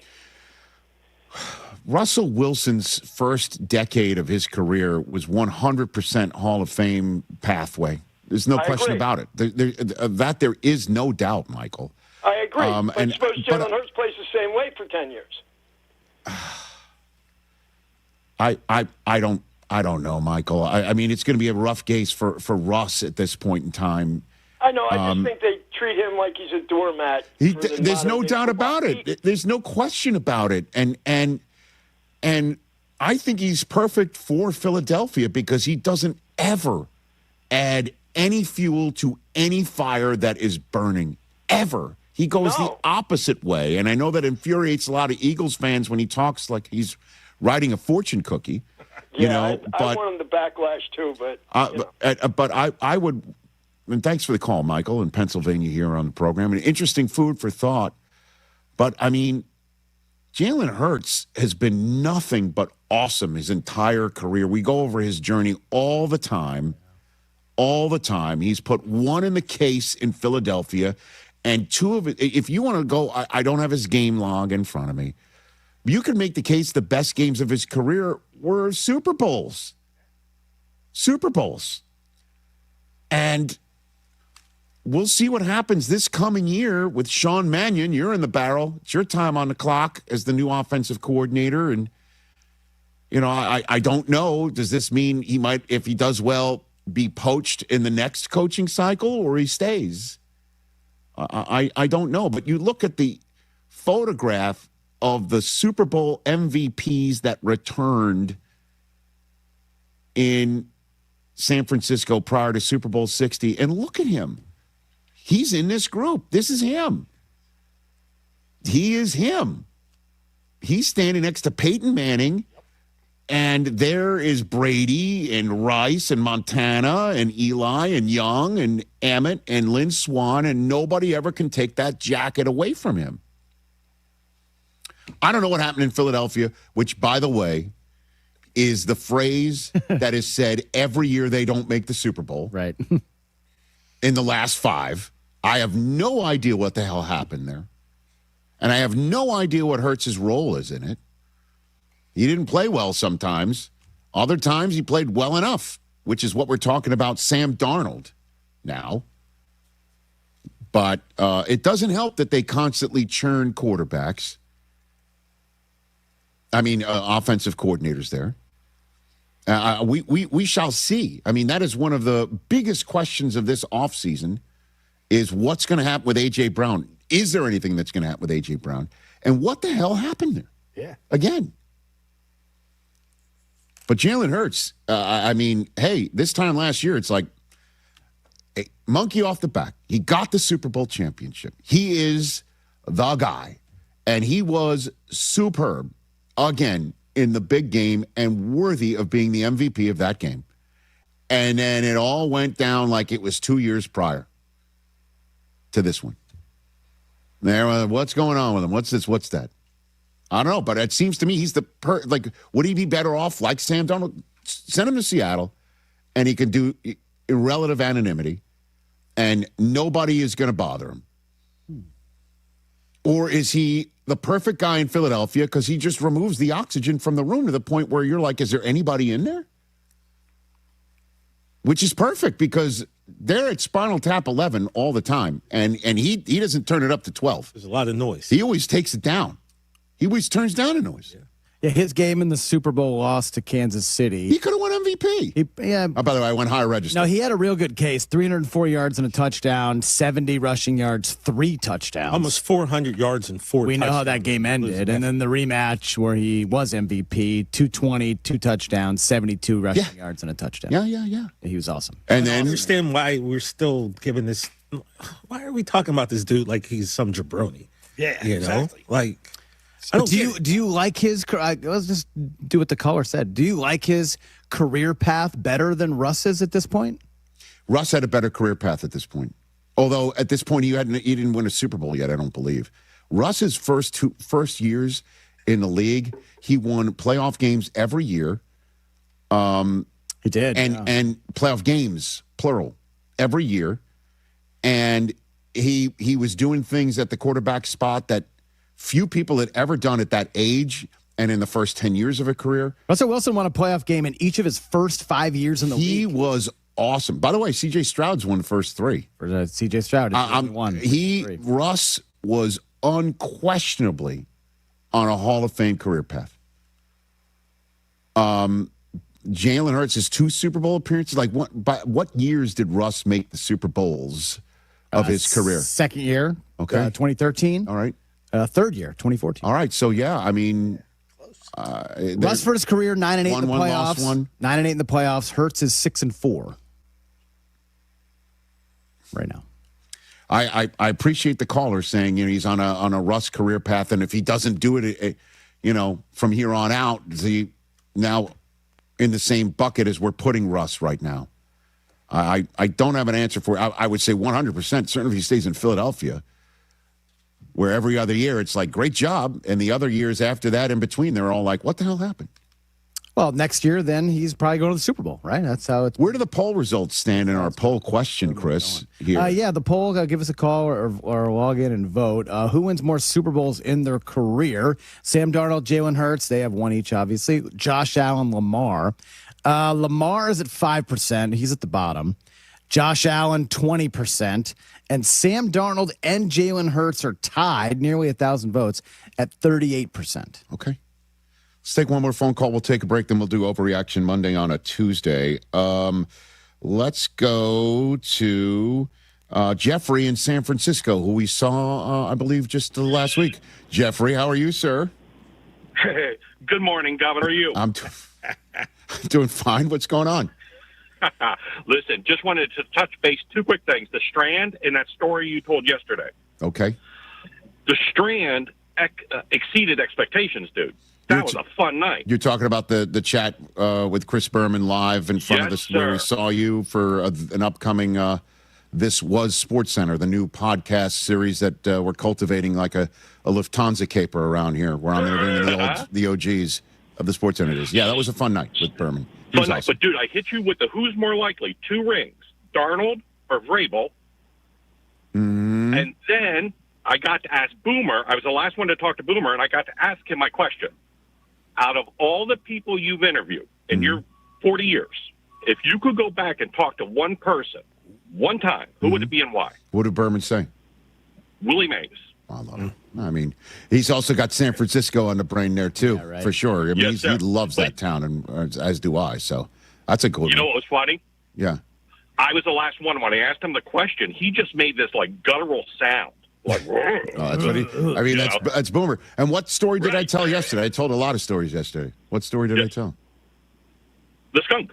Oh, yeah. Well, that was great. Thanks for the call, Jeffrey in San Francisco. So, hey. Oh, yeah. Richard, sorry. real quick. Yes, sir. I met your wife. I told her a joke that Richard Kind told to Terry Gross the week before. Okay. Make sure she tells you that joke. It was funny. Okay, very good. That's Jeffrey in San Francisco. Need to make a note. Susie might be out there listening right now as she's going about her busy day. Tell us the Richard Kind joke. That could go in a million directions. That could go in too many directions. Directions I don't wish to know. Let's go to Bo in Washington, D.C. What's up, Bo? He's up. Uh-oh. We'll give you one more second, Bo. And scene. Back on hold. Frank in Torrance, California. Just down the road from us here. South Bay. Like a home game. What's up, Frank? Hey, very special to be on the show. Listen, Sunday's game reminded me of the Jet game, January 12th, 1969. Now, think about this, Rich. Mm-hmm. The Jets held the great Don Shula Baltimore Colts scoreless for the first three quarters. That was a great day. Now, that was amazing. And here's what's really ironic. That Colts team was 13-1 in a 14-game season. They held those teams 10 games.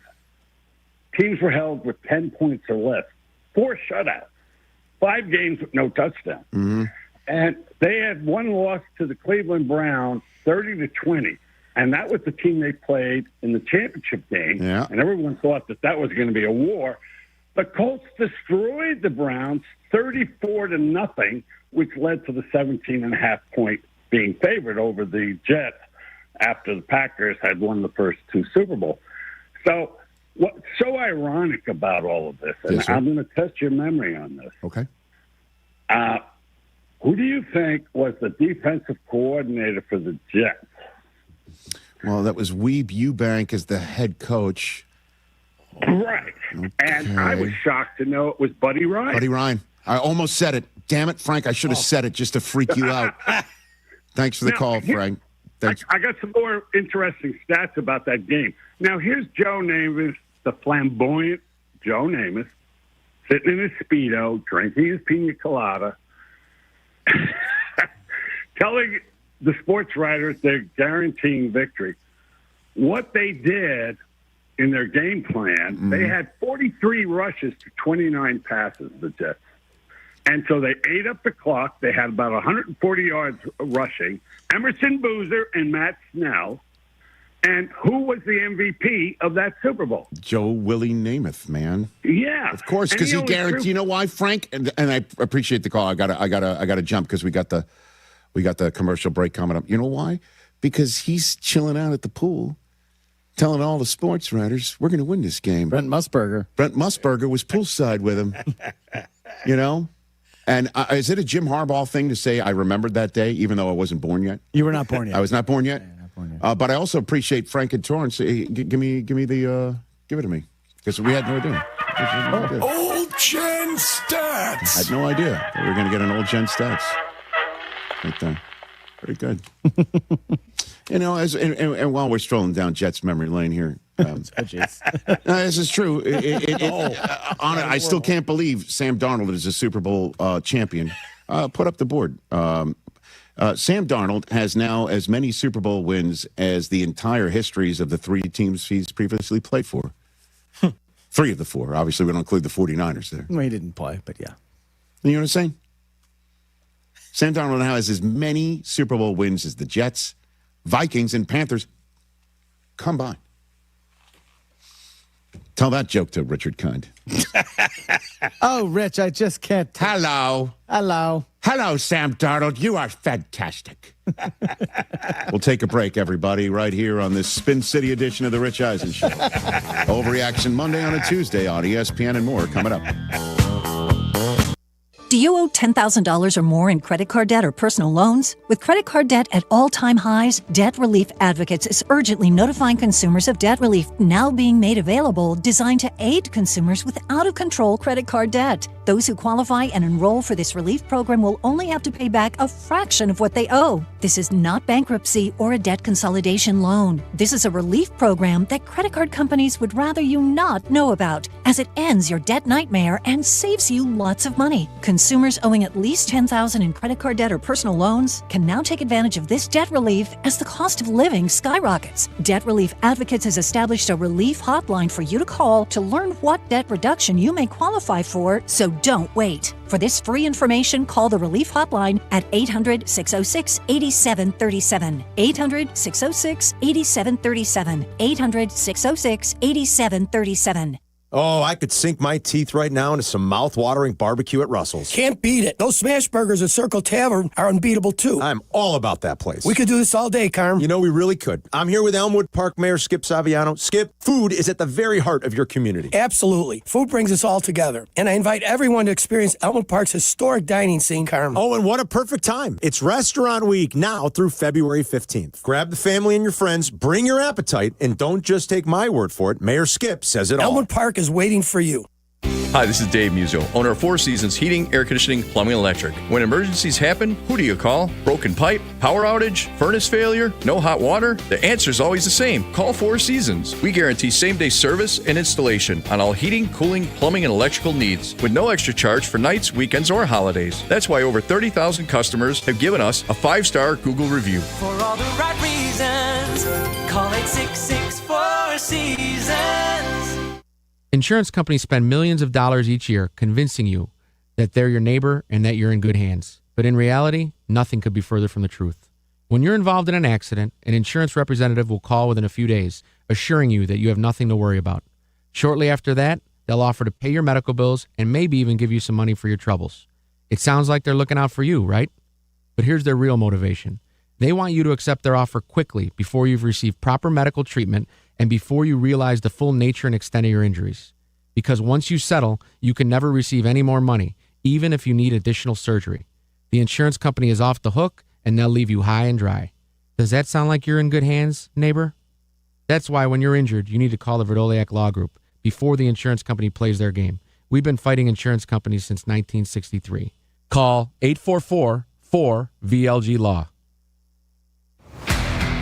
Just like a strong offense keeps moving the ball, Republic Bank of Chicago's business banking solutions can keep your company growing.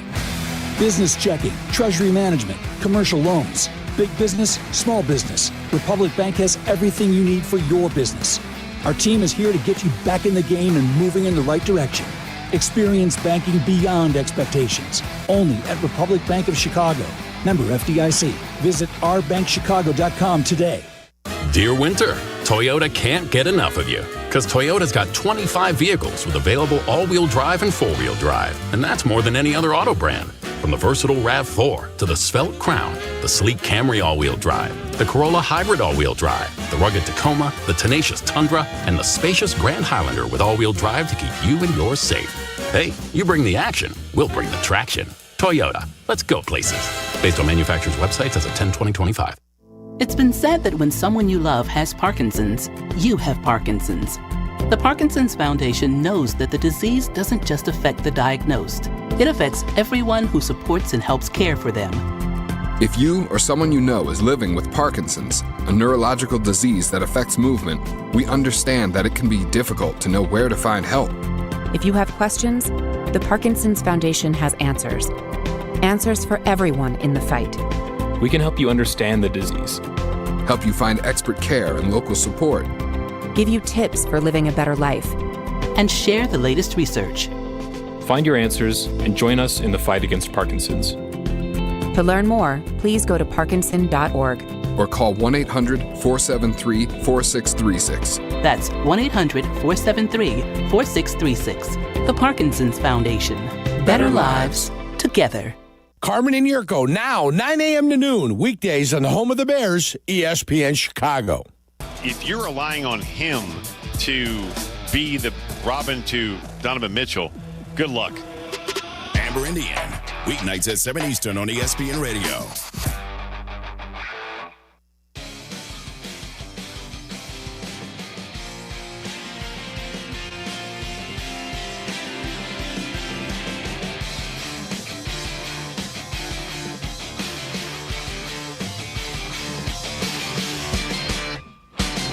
Time, Mike.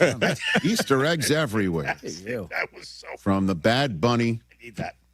halftime show. Oh, baby. The Hyundai Palisade Hybrid. Every day feels new and epic with the all-new Hyundai Palisade Hybrid. Because in a world of a hero, one man rises to the challenge in his style, and he is just driving those kids to soccer practice with up to an EPA estimated 619 miles of range on select trims, advanced tech, and class-leading interior space. Because when you're hauling kids' gear, snacks, and backpacks, Space matters, and so does comfort. Just make sure they keep their cleats off the seats. The all-new Hyundai Palisade Hybrid. Visit HyundaiUSA.com or call 562-314-4603 for details. We do this every Tuesday on The Rich Eisen Show, the Overreaction Monday podcast.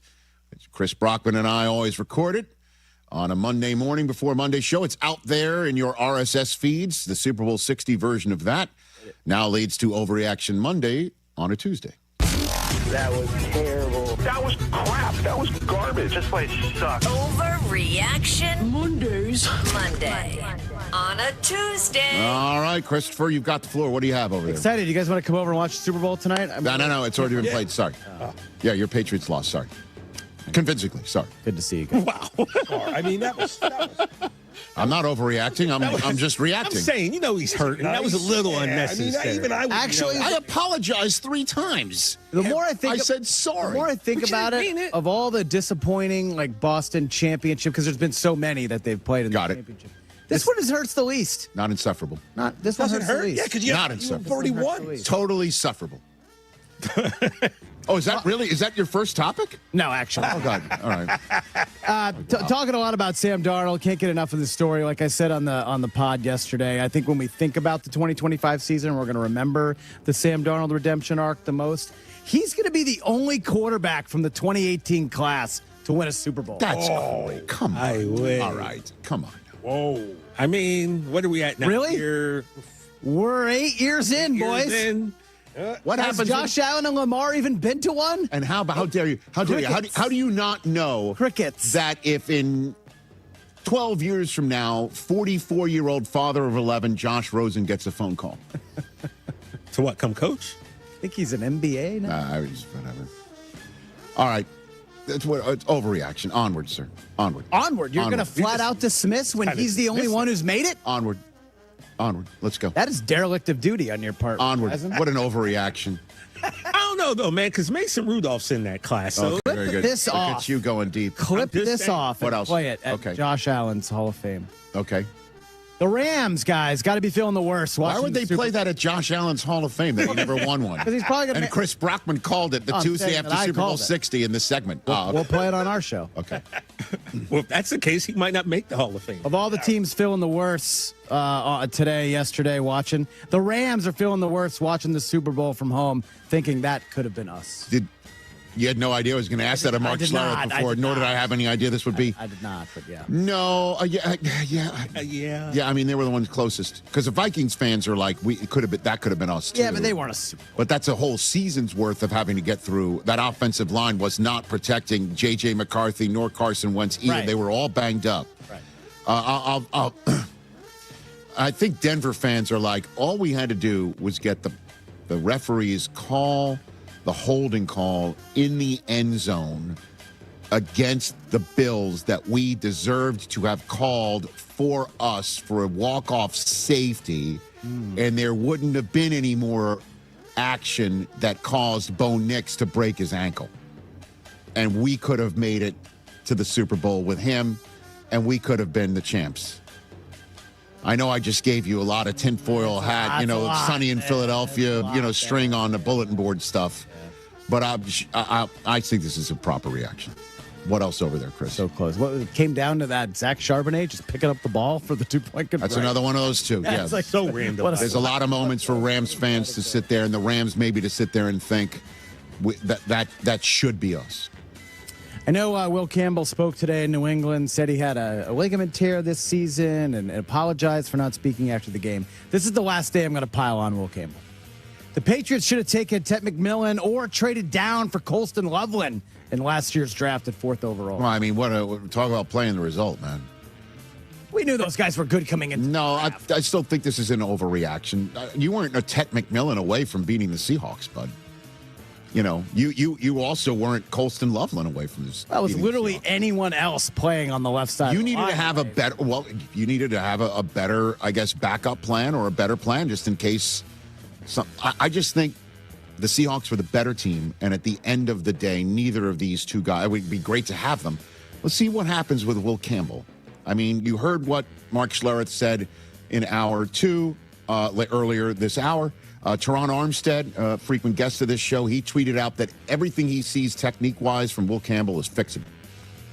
So, yeah, they got the right staff to figure it out. Let's similar video. Overreaction. What else you got? All right, a couple more. Let's talk about John Schneider. Phenomenal run that he's on as Seahawks GM. Yes. He's stolen the belt away from Howie Roseman. Oh, Best boy. GM in the NFL. Well, buddy. Man. Talk about recency bias. Brett Veach is sitting here like, He's done a great. Howie Roseman stolen the belt, and Ozzie Newsome coming into the season were the only general managers in the history of the NFL to win 2 Super Bowls with a different coach and a different quarterback each time. John Schneider is the third, but John Schneider is the first to have both of those Super Bowls have completely new rosters. There was no overlap at all. So I'll say this is a proper reaction in that regard. I thought you were going to say that John Schneider's on a path to the Hall of Fame, where he then makes it, and at some point, Bill Belichick still isn't in, and he's the general manager that says no. Rich, before you answer this instead of Bill Polian. Good, I like that. You like that one? I'm trying to be recent. You guys know that Jerry Jones is a GM in the NFL. Okay. I'm just my bad. Just making sure you know that before you answer the question. What? My bad. My Does bad. this change anything? Or all right. Okay. Guys, great. No, before you finish up strong, we've got 20 seconds left before our radio audience departs. Hey, radio audience, Ernest Jones of the championship Seattle Seahawks team is going to join us, and then Joel McHale, a 12 himself, will join us as well. It's going to be a great third hour here on ESPN, ESPN Plus, and Disney Plus, but ESPN Radio and Sirius XM. We will see you or chat with you in just another few seconds' time.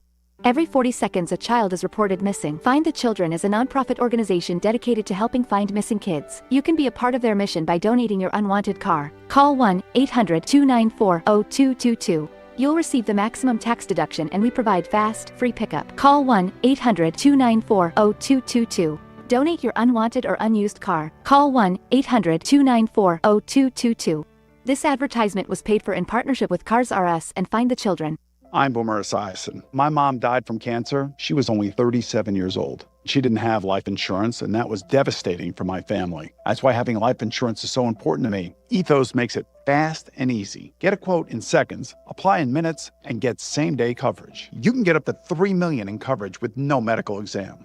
Get your free quote at ethos.com/play. That's ethos.com/play. Paid spokesperson. Time spent on application may vary. Online health questions required. Hey guys, it's Silvy. Football is over, but this is one of my favorite betting stretches of the year. Pro basketball every night, college hoops deep into conference play, and futures starting to take shape. This is when having the right numbers matter, and that's why I'm on Circa Sports Illinois, the world's largest sports book with some of the best odds you'll find. I'm on Circa every day, playing props, totals, and digging into futures. Real limits, low holds, zero bet fees. Download the Circa Sports app today. Got to be 21 years or older. Gambling problem? Call 1-800-GAMBLER. When your life turns upside down after an accident, you need an advocate like Wallner Law. I'm John Wallner, and for over 50 years, Wallner Law has fought for people just like you, injured, overwhelmed, and searching for answers. We don't just take cases, we take care of people, and we win for you. From car crashes to workplace injuries, Wallner Law stands by your side every step of the way.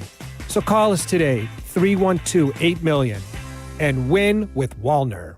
Hey, fellas, it's your pal Jurko, the good kid. Sometimes we all need a little extra confidence when it's your time to perform. And guess what? That's where Blue Chew comes in. Blue Chew provides access to chewable tablets that can help you feel and perform at your best. Stronger, harder, longer lasting. Like somebody gave your downstairs a pep talk and a gym membership. And here's what I love. It's simple. No awkward doctor visits, no pharmacy lines. Everything is online. Their licensed medical providers work with you to find the right option. And it all ships in a discreet package right to your door. Think about it. Whether it's a big date night, an anniversary, or just a normal Tuesday, showing up ready makes all the difference. Confidence counts. Guys, this isn't just about performance. Give her group chat something to talk about. Be the legend of the night. And right now, I've got a special deal for you. Your first month is free. Just go to BlueChew.com, use promo code ESPN, and pay only $5 for shipping. That's it. Chew it and do it. Blue Chew, a small chew for a big difference.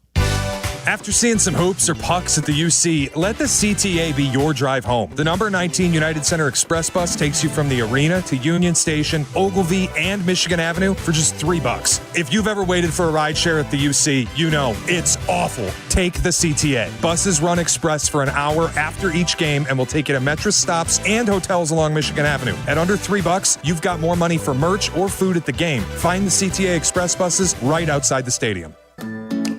Hey, this is David Kaplan. I dislike winter. Give me a 95-degree sunny summer day and I'm a happy guy. So I spend most of my winter free time indoors, and it's why I rely on Atomatic. They've been making Chicagoland homes and businesses comfortable for 80 years. I don't even have to think about the outside because my home is perfect all year round. If you're not feeling confident that your winter's going to be carefree, go to Atomatic.com right now. That's Atomatic.com. May 15, 9 a.m. Two women quietly waiting at the doctor's office. Woman 1 says, "Cold day, huh?" Woman 2, "What's that?" Woman 1, "Kinda cold today." Woman 2, "Yeah, wasn't expecting that." Woman 1, "What is it, 47 degrees?" Woman 2, "No, more like 45. Woman 1, "Yeah, makes sense. At least it's not raining." Woman 2, "That would be sad." Woman 1, "So sad." Woman 2, "The weather." Woman 1, "Crazy." Please, don't waste your small talk. Donate it to foster care, because just talking about the 400,000 kids in foster care can help the 400,000 kids in foster care. Learn more at donateyoursmalltalk.org. Brought to you by Foster More. This is ESPN Chicago, WNVP, WTBC, HD2 Chicago, a Good Karma Brands radio station. Show weekdays at 3 Eastern on the ESPN app and on the SEC network.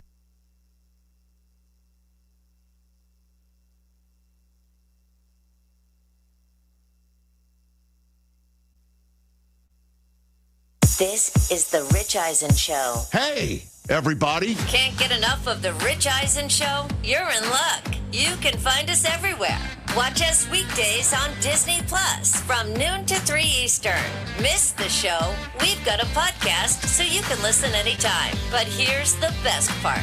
Our YouTube channel. Subscribe at youtube.com/Rich Eisen Show and you'll never miss a moment. Now, on with the show. This is the Rich Eisen Show. The Seattle Seahawks, the best team in the National Football League. The Rich Eisen Show. They got May flustered and, dare I say it, seen ghosts. Earlier on the show, legendary sports broadcaster Al Michaels. 3-time Super Bowl champion Mark Schlereth. Coming up, Seahawks linebacker Ernest Jones. Actor and comedian Joel McHale. And now, it's Rich Eisen.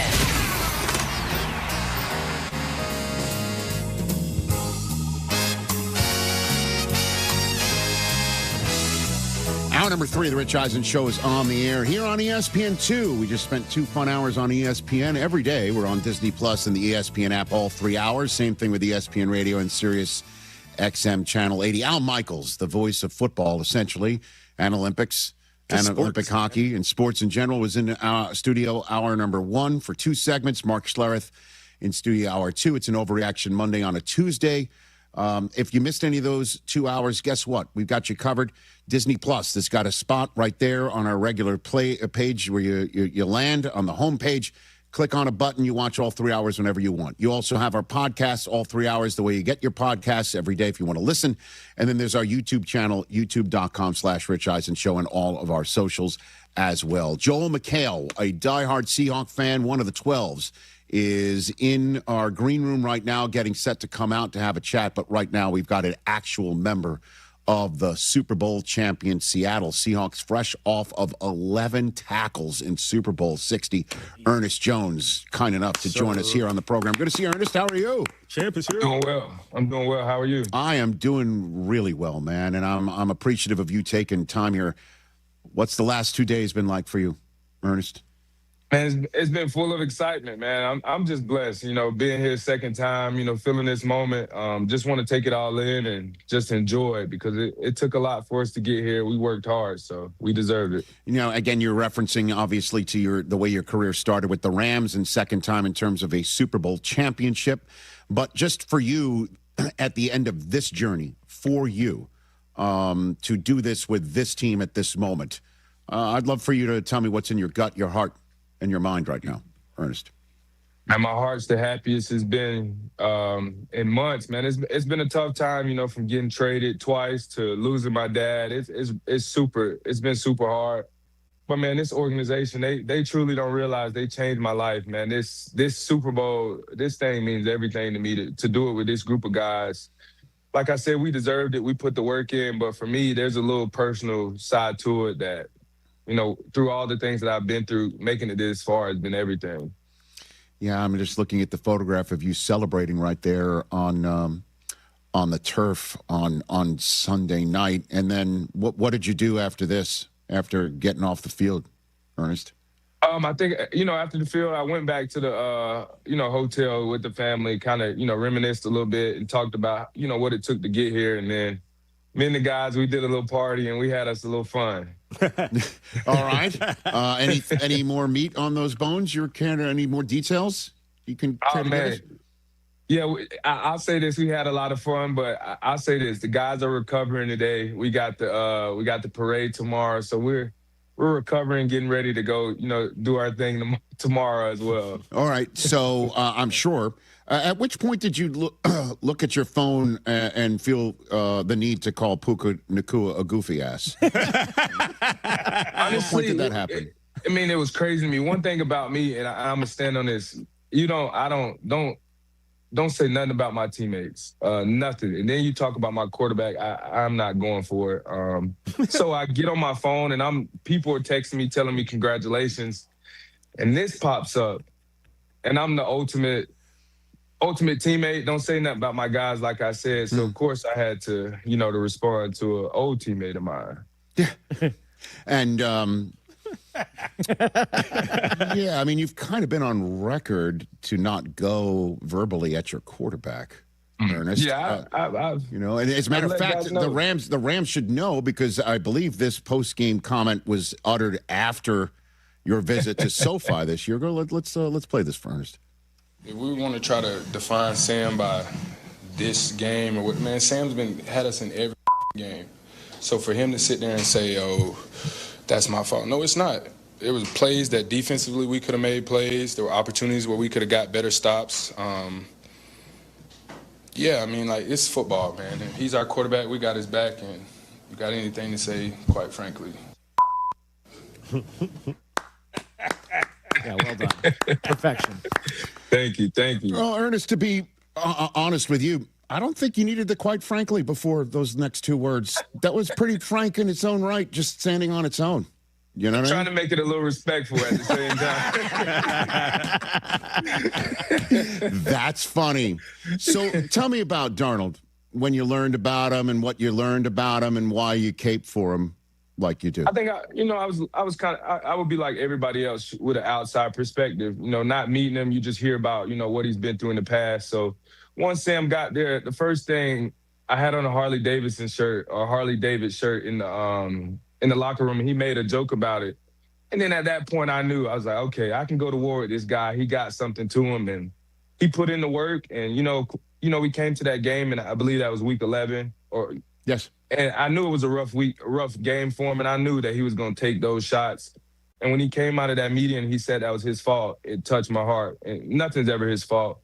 This is a team game, and I knew that if I had the opportunity to stand up for my teammate and my boy, I'd do it. What words I would say, I didn't know, but I'm glad those came out. He did, after that game, say, my fault, or you're saying it to the team in a meeting?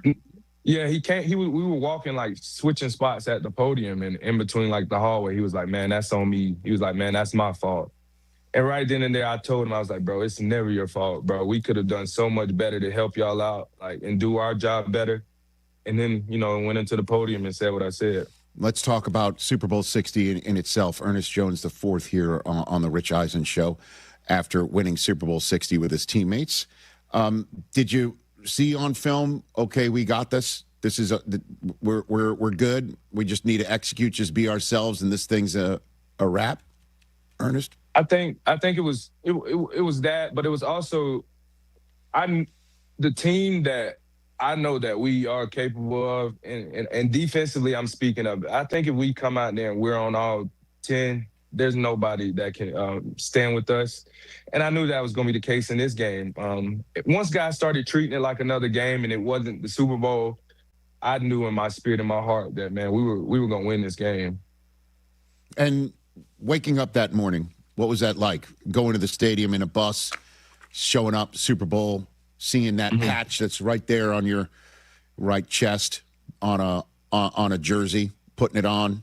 What was that like for you, Ernest?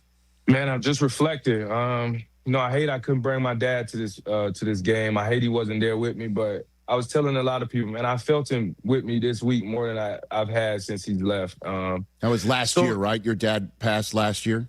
Yes, sir. That was last year. Yes, right before training camp. And I felt him more than ever. And I knew, man, we had to go through the theatrics of the game. It was a little longer drawn out. But once we got on that field, you could tell in that locker room guys were ready. And I knew it was just a matter of time before we were, holding our hand up at the end of the night.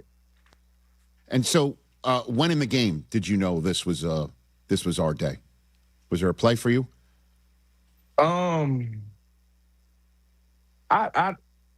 Early on in the game, we could tell it just we're built on a certain style and a certain way we play, and we weren't getting that, and I could just tell early in the game that we were just a little too much at this point. And what's the secret sauce for your defense? Why is your defense so good, Ernest? Man, I think it's just truly, man, when you got a group of men that truly love each other, and it's not just what we do for each other on the field, it's off the field. There's true connections.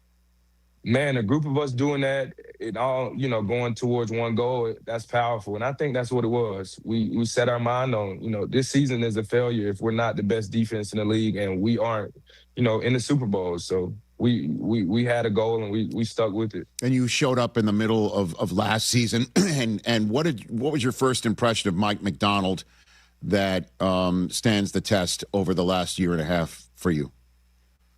Our first impression was like, oh, okay, he's a different guy, but man, this I think what he's building is gonna work. And I believed in it. I think it took me a couple weeks getting around the guys, getting around him, seeing how they operate, and I'm like, okay, this is what it takes. I believe we can win here. To come back around a year later, a full season with Mike, man, to be at a Super Bowl and to win one, it's everything. And there's this, I know, this spear or totem pole in the meeting room, right? Like he didn't really want to talk about it when I brought it up to him, where you take a helmet of each team that you vanquish and pop it on there, right? Right. What is that like? I mean, walk me through that ceremony. What happens when that happens? I think it started, early in the year during OTAs. We had competitions for lifting and running, and it was the tip of the spear. So basically, you were the guy at the tip of the spear that was leading the charge that day, and then it transformed into the season. Beating teams. We were taking some trophies back with us, which were, we always exchange helmets. So the tip of the spear combined with the helmets, we started stacking, and it, a lot of wins up there. It'll make that spear look real crazy. Ernest Jones, I've got a celebrity fan who just sat down here. I think you would. Joel McHale, would you like to say something to a Super Bowl champion that you root for, Joel? I'm speechless, and that never happens. And I can't believe I cannot believe you can even see me, Ernest Jones the fourth. Thank you for what you've done. Thank you for those 11 tackles. That was a masterpiece on Sunday. My Lord, what a season. Thank you. My gosh, I'm going to cry. This is awesome. Of course. Thank you for having us. Thank y'all, man. It's been big to do this for the 12s, to do this for the fans in the city. Man, it's everything. Are you going to be at the parade? In it, at it, whatever, I'm going to be there. How many hours of sleep have you had since Saturday night? Honestly, Saturday night. Okay, that's a good one. That's a great one. Because I'd imagine you're sitting there. You got one more sleep. You're wondering what's going on. 8, 9, 10 hours in. Like I slept good on the plane, and then we didn't do much last night. So I'm gonna enjoy tomorrow, though. I'll say that. Did you go to bed on Sunday night by the time, because you went to Disneyland? Was there any sleep? No, I definitely went to sleep. I was up to about 3, 4 in the morning, and then I turned it over. Did you ride on the Matterhorn, or did you go on any roller coasters? Because you were like, this is good for my head right now. This isn't good for me. Okay, very good. I love it. You don't have any questions about the actual game itself. Because I guess there's nothing to ask about it, right? Look, there hasn't been any analysis of the game since it was on. I'm waiting for it. So where are you in the parade? Walk me through what you already know about what it is and what you're going to do, Ernest. They just told us to show up here tomorrow at 8. So I'll show up here tomorrow with everything needed for a Super Bowl parade. What is needed? What do you bring? What does one bring? You bring some goggles. You got to make sure there's water on deck because of course, you're drinking things other than water. Milkshakes. That's true. But Seattle's best coffee. Okay. Goggles, water. Yes. Water, food beforehand, and then just bring good vibes. You got gear? You got something picked out? Something? I do. I'm hoping I got a shirt made. Hopefully it comes through. I won't spill it right now, but hopefully I can get this shirt made in time for tomorrow. Does it say Puka's a goofy ass on the front? Is that what it says? That is so great. It does have something to do with my quarterback, though. Okay. Does it have to do with the sound bite that we played earlier? Maybe you may be working on something. Okay. Did you see Coach McDonald on Kimmel last night? I didn't. He did great. Did he? It was great. Okay. It was really great. You're so it was way better than your show. No, wait, I'm kidding. You're terrific. Rich, I got it. You are amazing. Yeah, does Kimmel hook you up with a Super Bowl champion? You know what? You're right. You see what I'm saying? You are right. Come on now. You win. You win. You win. Ernest, he just came at the quarterback here. Do you got something you want to say to him that's safe for work? Listen, stay off my guy. That's it. I wouldn't use those words, but honestly, my grandfather is so upset that he has to turn on the TV and he sees that FU. He doesn't care for it too much. Okay. Just keep going. 11 tackles, Grandpa. 11 tackles. I love it. Ernest, thanks for the time, sir. Congratulations. Enjoy the parade. I can't wait to see the shirt. If I can I'm a size large. If a size large. It's in double X for him That's now. it. After Super Bowl week? Absolutely. But for real, I brought my 17-year-old son to that game, and we wept like babies at the end of that game. And thank you for, my gosh, you brought it back. Of course. So thanks for bringing it back to Seattle. Thank you. Where it belongs. Thanks again, Ernest. Take care of yourself. Obviously the goal is to repeat and celebrate in the Rams locker room like you celebrated in the Niners locker room, right, Ernest? That'd be something, huh? Wouldn't it be? Wouldn't that be perfect for you? I think, the 49ers have to tear down that stadium now. Do the 49ers need to at least replace the carpets in their locker room, Ernest? Yeah, carpets, maybe redo the lockers a little bit, do a little something. Okay. All right. To be respectful. Thanks again for the time, Ernest. Thanks again, man. Ernest Jones. Ernest Jones the fourth right here. Rich Eisen. Nice what else can I do? My Lord, it's great to see you. Can you believe this? I can't wait to chat about it with you. Joel McHale is here, everybody, in support of animal control on Fox. Coming up next on The Rich Eisen Show. Access to education changes lives. That's why National University provides flexible online and hybrid programs from associate to doctorate degrees. Since 1971, NU was built to serve non-traditional working and military learners nationwide. NU understands the demands of work, family, and service. Each year, more than 130,000 learners trust National University to move forward. Visit nu.edu to learn more. Empower. Ellie here is getting the sleeve she's always dreamed of. She worked with Empower and planned for her next move, so she got good at money. Now she can be a little bad. Oh, by the way, you spelled journey wrong. No worries. She can afford the cover-up, too. Ooh, check out my tat. It says, invest well, live a little. Start today at empower.com. Hey guys, are you craving that legendary Chicago pizzeria taste without the wait or the price tag? Meet Connie's Frozen Pizza. Premium pizzeria-inspired pies from your freezer to your table. Oh, yeah. Born in Connie's restaurants, now in your freezer. Connie's brings that unmistakable flavor that says, I could have gone out, but why? Hosting, dodging cooking, or are you just hungry? The solution is Connie's. Find Connie's Frozen Pizza in your local freezer aisle. Connie's Frozen Pizza. Authentic Chicago taste without the pizzeria prices. For over 50 years, M&M Home Remodeling has delivered expert craftsmanship, honest service, and the industry's best warranties across Chicagoland, earning the Better Business Bureau Torch Award for business ethics twice. Now, the trusted name in home remodeling also powers M&M Commercial Roofing. From leak repairs to full roof replacements, your business gets the same quality, transparency, and long-term protection you expect from M&M. Protect your property. Call M&M Home Remodeling and M&M Commercial Roofing. Your peace of mind is guaranteed. Has the excitement of betting turned into worry? Feeling overwhelmed every time you roll the dice? Problem gambling doesn't just affect your wallet. It can impact your health, relationships, and peace of mind. But there's hope. Gateway Foundation is here to help you take back control of your life with personalized treatment options. You don't have to face this alone. Call Gateway Foundation today at 844-444-5780. That's 844-444-5780. Winter is here. Snowball fights, sledding, and more good times with your kids. What a great family you've created. You want things to stay just as they are. It's time to start thinking about the next step for your future. A vasectomy. Take that step with Vasectomy Clinics of Chicago, because experience really does matter, especially with this procedure. Vasectomy Clinics of Chicago makes it so easy with their 30-minute, no needle, no scalpel, in-office vasectomy. Log on to vasectomychicago.com, read their testimonials, and learn more about their procedure at Vasectomy Clinics of Chicago. 5 locations to serve you: downtown Chicago at Lake Point Tower, by Navy Pier, and with free valet parking. Also in Naperville, Tinley Park, Arlington Heights, and Barrington. Most insurance accepted. Visit vasectomychicago.com or call toll-free 877-877-4VAS. That's 877-877-4827. 1. Some say it's the loneliest number, but when one is a collection of many, one can stand for all.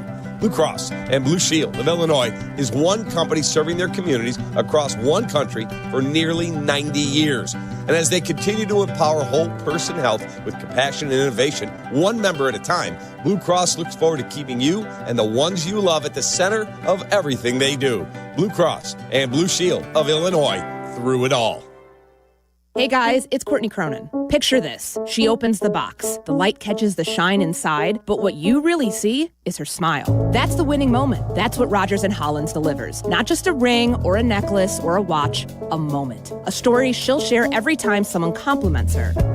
For 115 years, Rogers & Hollins has been the jeweler Chicagoland trusts. Because while the world changes, the power of giving jewelry never does. Visit your local Rogers & Hollins or go to fornowandforever.com. Just like a strong offense keeps moving the ball, Republic Bank of Chicago's business banking solutions can keep your company growing. Business checking, treasury management, commercial loans, big business, small business. Republic Bank has everything you need for your business. Our team is here to get you back in the game and moving in the right direction. Experience banking beyond expectations. Only at Republic Bank of Chicago. Member FDIC. Visit ourbankchicago.com today. My name is Emma. I am 13 years old. 6 years ago, I was injured in a car accident that left me paralyzed from the waist down. Once I completed rehab, my mom applied for a Canine Companion service dog. Last January, I finally got to meet my service dog, Marcia. We quickly developed a very strong bond. Together, we go to my horseback riding lessons, school band practice, swim meets, and archery classes. Together, we pick vegetables, and we like to cut flowers. I love Marcia. She makes me feel like together we can do anything. I can't imagine life without her. She's a part of the family. We are just one of the thousands of teams Canine Companions has paired together over the past 50 years. With your help, we can continue for another 50. Visit canine.org to see the many ways you can change lives. I can tell that we are gonna be friends. Peggy Kaczynski and Dion Miller. Saturdays on ESPN Chicago. Brought to you by Advantage Acura. The $3 million in coverage with no medical exam. Get your free quote at ethos.com/play. That's ethos.com/play. Paid spokesperson. Time spent on application may vary. Online health questions required.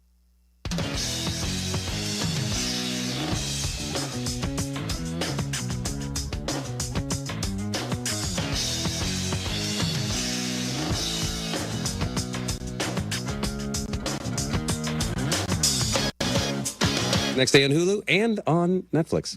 Ladies and gentlemen, our radio audience is now returned on ESPN2, the Welcome ESPN back. app, Disney Plus. Welcome back, everybody. Joel McHale here on the Rich Eisen. Did you know that I was going to hook you up with No. Here, the Jones? producer came in and was like, do you want to talk to him? Yeah, and I was like, yeah, of course. But then I don't get starstruck very much. But when I meet Seahawks, I don't know what to say. I'm not kidding. It's only only with athletes, I think, when I'm like, and like I saw like Jim Zorn at the thing, and I'm always like, hi, Jim.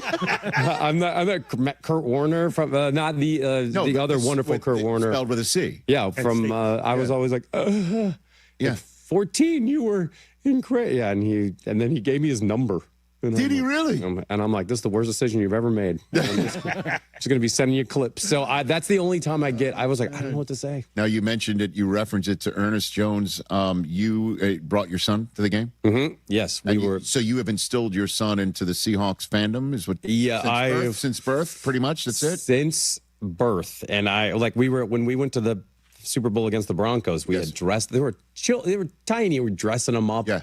And Sarah and I went to that one, and that was great. And so it's been, thank God, the Seahawks have been very good for most of his life, because that famous clip of the kid from walking out of a Jets game. Yeah. Was well, he said, I hate this team. And he's like, why?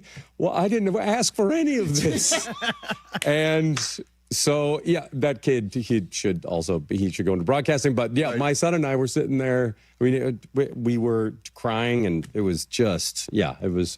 I was like, I'll never forget that. Yeah, I mean, my 14-year-old son was at the game. You know Susie as well, and because he's a diehard Patriot fan. Oh my Lord! Because Susie's the Patriot fan, and I said to him after that kid's video went viral. And he's like, go ahead, you can hit it, Mike. I hate this team. We have that as a drop, ready to be dropped anytime that it is appropriate. I told him, I'm like, listen, man, one of the greatest things I've ever done for you in your life was I did not demand you start following the New York Jets and try and instill that in you. And you're sitting here at the Super Bowl for it. And so how long did you stay? You stayed for the confetti and the whole thing? Oh, we were there, yes, for hours. No kidding. And then we went to the party. Oh, you did? Afterwards. What was that like? What was that? Ludacris played. It was great. And the team showed up. Mike McDonald, I watched him hug his parents. Dude. And I was like, I can't. And I kept saying to my son, I was like, do you have any idea how lucky you are? And and then my older brother worked for the Seahawks. He's one of their electricians. So he was there. So are you serious? Yeah. He still does, or he did back in the day? He does right now. What does he do for him? He's an electrician. So he helps fix Lumen Field and gets that all going. And, and works for he fixes all their stuff and makes sure there's no arc flashes or they accidentally electrocute themselves. He's got a crucial role. Oh, yeah. There is a thing when I'll talk to him at the end of the day. I was like, how was your day? And he goes, I tried not to blow myself up. And I was like, what did you do, Joel? I'm like, I wrote a fart joke and tested it out. But so it was this great. We were there till like 1 a.m, and it was. Oh man! Yeah, and then we hopped back on a flight, and Isaac, my younger son, was back at school. So it was. Yeah, I can't. You know these when it works. Yes. When it's your Jets have never. That's correct. It's 68, 69? 69. It was Joe Willie Namath won it all. You were what, in graduate school? Good one. Oh, sorry. A good one. I appreciate that. No, I was not yet born. I was a twinkle. It was at that point in time. And again, it's funny because I guess this is a tradition. After the Seahawks win a Super Bowl, I've got to see you within 24 to 48 hours. Because I was basically almost stuck in an airport with you and your wife. Yes. The day after the Super Bowl. Can we talk about that?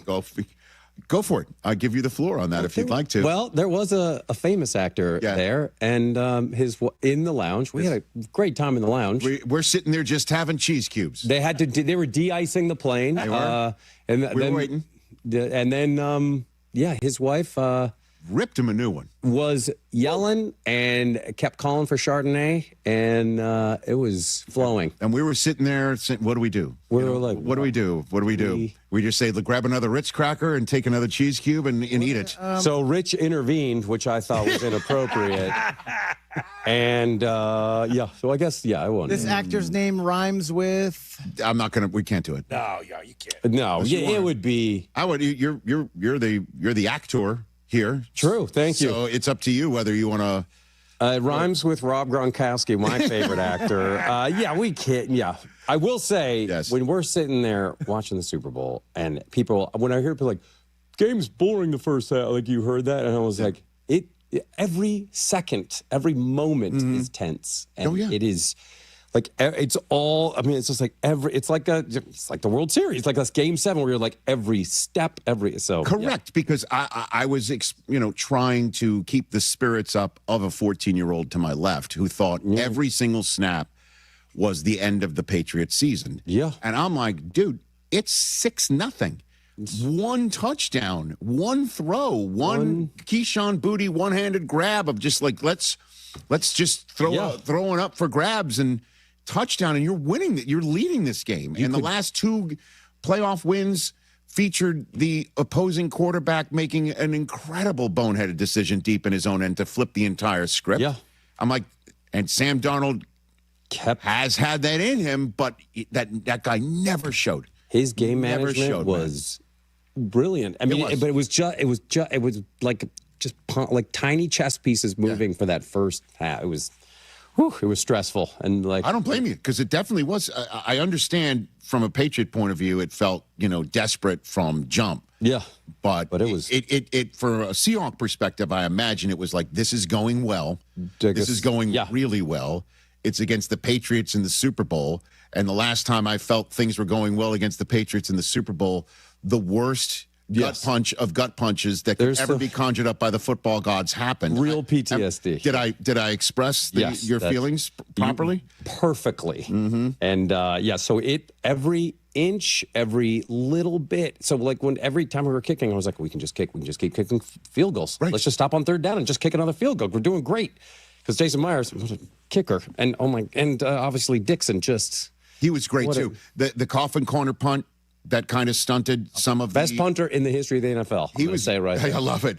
And by the way, Jason Myers outscored the Patriots 17-13. So just his points alone would have been a 4-point win. Oh, wouldn't have covered though, right? Jason Myers did not cover. Jason Myers did not. When the other 52, he did. Yes. When they pulled out the fact, they're like, "Oh, Patriots haven't scored," because they didn't score till the fourth quarter. Correct. And I was like, the Seattle sections, we were not thinking of that. We were just like, we have to. I was like, we got to keep going. We got to just get this thing. 19-7. A little nervous? Yes. Little nervous. Yeah, I was. We couldn't do anything in that game. Yeah, anything could happen. But then, like, when I saw Julian Love afterwards, and I saw him afterwards. Nice. But I saw him interviewed, and I did see him afterwards. He was just a nice man and really gracious. I can't believe it. But he was like, no, we knew during the first quarter that we had him. I was like, oh, then when you look back, I'm like, oh, they did. It was. I know. And I was like, what a freaking performance. I mean, well, I'll tell you, 19-0, that half streaker comes on the field. Okay, stops the game. Yeah. And then the security guard, did you see the security guard slipped and fell like 3 times, like a pratfall, like a Benny Hill open. So I think he blew his hamstring out. Something happened because he couldn't get up. He couldn't get off the field. It was I'm telling you, it was one of the weirdest things. I turned to Susie and I said, if the Patriots come back and win this game, it'll be called the streaker game, and they're going to find that guy and build a statue of that guy in Boston. And then 2 passes later, Mac Hollins is in the end zone to make it 19-7. And Susie looked at me like, what the hell just happened? Genie. And then they got the ball back. Yeah. It did look good for you because Marcus Jones called for a fair catch, didn't grab it, and then the ball wound up again with Michael Dixon doing his magic inside the 5. And then you got further down the field.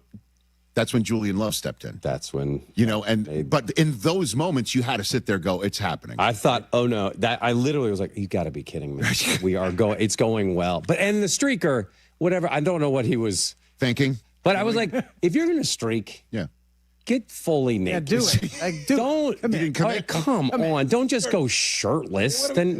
Then you just look like a guy who's maybe at a resort or something. Yes. But apparently there was 2 of them. I didn't know that. And one was stopped very early on. That's what I was told. I didn't know that. And that dude, I mean, as everyone said, obviously they don't show it on TV, but very athletic. He had escapability. There were 4 blue-shirted security guards that I thought had him, and he got out the gate, and Kyle Williams said, not today. And that's when a Patriot chased him down and ended it. We should have signed the guy. He was good moves. We needed him. Didn't he had something painted on him? Did he? Something. It was a message, whatever. But you're right. He didn't commit. I didn't even think about that. You're right. That's a good take. Come on. You're full of streaker takes, huh? Yeah, I was like, the 70s really proved that streaking was an art, and I know they clamped down but come on, if you're going to get out there. Dude. And it was like I said, that poor, I hope, do we have an update on what? On the security guard? I don't know, but that was the wildest part of it because it was over, streaker out, and then everybody gets ready to play again. And I'm telling you, the security guard kept falling and then falling and falling. Like, I thought it was another bit. Yeah. I thought he might have blown out his Achilles. It didn't look good for him. Because it's one of those things where he thought, I'm fine, and then it just collapsed and had to be taken off the field. So Joel McHale here on the and then he was sacrificed, which I thought was horrible. Oh my God! I'm sorry. Are we taking a break? No, not at all.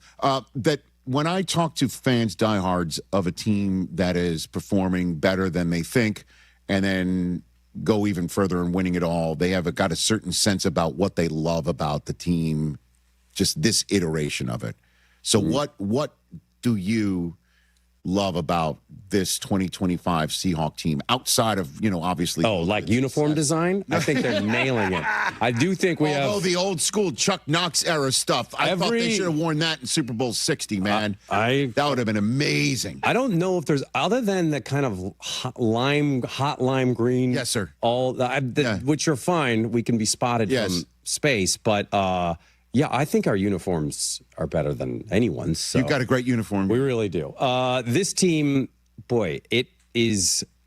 I didn't realize all that dark side stuff that they were like, we're going dark side. And then I was like, oh, that we have that too? Good, we have that. We got Legion of Boom. We have dark side. Great. But I know that, like, Mike McDonald obviously created, and John Schneider created this culture that they seem like the nicest guys. And then I ran into Matthew Lillard at the pre-party, name drop, Scream 7, coming out on February 27th. And he was like, his wife was like, we went to one of the practices, and she was like, they were all so kind to us. They were all so cool. No one was, and there doesn't seem to be any, as we were talking earlier, any insane people. And they just seem really kind, and they got each other's backs, just like Ernest Jones did for Sam Darnold. And it seems it's just like this little bit of magic that, and I think that, with Mike McDonald saying he doesn't care who they, doesn't care who they play. And I was like, yeah, that's that. And our children, there's Schneider, one nice man. I still haven't met Mike McDonald. Never met him. I'm excited to. Okay. If I ever get a chance, shook the hand of Vrabel and just kind of looked around. I was like, wow, what a wonderful. It hit him. I'm going to cry again. See, it's happening again, guys. But it seems, I know that the conversation starts so fast with analysts where they're 10 minutes after, like, yeah, but what are they going to do next year? Right, I know. And I was like, this moment is, it's really the amount of joy that it gives Seattle, and is just, it's great. I know that there's so many people tuning out right now. But, no, not at all. Seattle Again, Joel, you're giving voice to not only everybody that roots for Seattle, but I mean, 31 other fan bases want to feel like you too. Yeah, they want to have a moment. There's so many people. It's great. You can confirm. It's great. And because I grew up in a time in Seattle when in the 70s when we first moved there, where it literally said, "Would the last person in Seattle please turn the lights out?" Yes. Because it was during the OPEC thing, and Weyerhaeuser and Boeing were down, and then Seattle slowly started making its way culturally and made its own music, and then of course Microsoft, Amazon, Nintendo, Starbucks, and all that started coming. Bruce Lee, thank you, and then of course most recently we invented pickleball. So it's gone well, and we did invent pickleball, Bainbridge Island. So did you know that? Did you know Fun that, fact. Chris? I did not. Did you? Yeah. Did you know? I did not. I came to LA 24 years ago, and I'd be like, "You guys want to play pickleball?" And people looked at me like, "What?" Like it was some sort of weird innuendo. And and then now it's being banned because of the noises? little tinking noise. Yeah. Yeah. Same thing with Waymos making noise when they get charged up. You know what I mean? When do you guys sleep? Never. When, By the way, Ernest Jones got me beat. 8 hours over the last 3 days. Yeah, I would love 8 hours. Rich, I have another question for you. Yes. So because I watched the show, guys, and when you're like, okay, see, here we go with the Seahawks fan, like you're like, I know I said this earlier because it seemed like which fan base comes down the hardest on you? Like gives you more crap. Seahawks have been pretty tough this year. No, I mean, listen, because I have every right to sit here and say a 10-win team that missed the playoffs last year with Sam Darnold coming in, I do need to see more of it. I needed to see more of it. I thought the Rams were the best team in the NFL for much of the year. Stafford was clearly the MVP of the league, and the way that he performed against this defense that is generationally great, I think, proved that my vote correct. But the minute I started giving due was after the Rams game. All right. And in week 16, and Mike McDonald came on the show. I'll say hi to him for you the next time. I might go to the parade. So. But no, they gave me some grief. Are we the most vocal, or is it just... No. Steelers fans give me crap for caping for Tomlin. 49ers fans sometimes. Jaguars fans when I throw a commercial break when they're on the clock in the draft and I have nothing to do with that sort of stuff. Yeah, but it's all good. Fan is the root of fanatic, sir. So I get it. And do you guys think Charbonnet will be okay for next year? I hope so. He also was. He doesn't get mentioned enough that how much he can now. I mean, obviously he couldn't play. So, but yeah. Let's talk about your stuff before you have to go. I'm not leaving. I've been told you have to. Do you remember when I hosted this thing a few years ago? First year. I still feel bad about swinging the golf club. And I'm like, what was I thinking? It's great. I sound like an insane person, so I apologize. You can do this again whenever you want. And Animal Control Thursdays at 9 p.m. on Fox. On Fox. I love the cones, man. That was because we all had worms. So it had nothing to do with the show. I just didn't know that you had a scab on your knee that they didn't want to bite it. Chasing a naked Scream guy. 7, you just referenced it. Scream 7 mentioned Matthew Lillard. Yes. Who's probably also on Cloud 9 right now. Oh, my gosh. And a very kind man. Yeah, he was here in quite a this talent. chair about 6 weeks ago. Oh. So that's coming out, Scream 7. That's pretty cool. Then you're going to have to watch the 1% Club on Fox, guys, in April. Okay. Which is puzzles. House of Villains premieres House of Villains starts next Peacock. week. On Peacock. You are the host. Yes. It's odd that Fox is giving you shows. When do they ever give you shows? Right. Well, that's Peacock. Well, I understand that. But thank God, Fox. Thank you, Fox, for letting me be on the air. Joel McHale, man. I have a good time. I love it. Dude, I mean, look at this makeup. I get hair and makeup. It's great. What was the craziest thing on Talk Soup in the history of Talk Soup? I think when... For you. Danny Bonaducci came on, and he was sober, but because he was on the show, did a lot of martial arts stuff. Mm-hmm. And so he was like, I want to come on the show and break a board over my head. And we're like, okay, that's great. And then this seems safe. And there was a time, folks, when the basic cable, you could just do anything. Right. There was no rules. Yeah. And he brought the board himself. Oh, see, BYOB. Which was smart. Like, you don't get someone else's board. You're not just going to show up. The E channel's going to be in charge of the board. You're smashing your head. And it was a solid 2x4. Okay. And the first time I hit him over the head with it, it didn't break. Oh, wait a minute. I thought he No, didn't go I like hit this. him, and then Hit him with a. Wait a minute. And he was like, I want you to break it over my head, over the top of my head.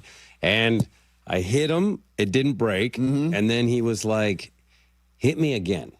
And then it did break, but he was clearly dazed. And blue tent. If there was a blue tent on the soup, he was so concussed. You'd have been in the blue tent. It was, and to his great credit, he stayed on camera. But I was like, I think we've injured him, or I have. I guess I could be sued, but that popped into mind as like, wow, he really went for it, and it worked. I remember Tila Tequila came on. We gave her Artist of the Year, and I said, I will. I'm sorry that we never gave it to you.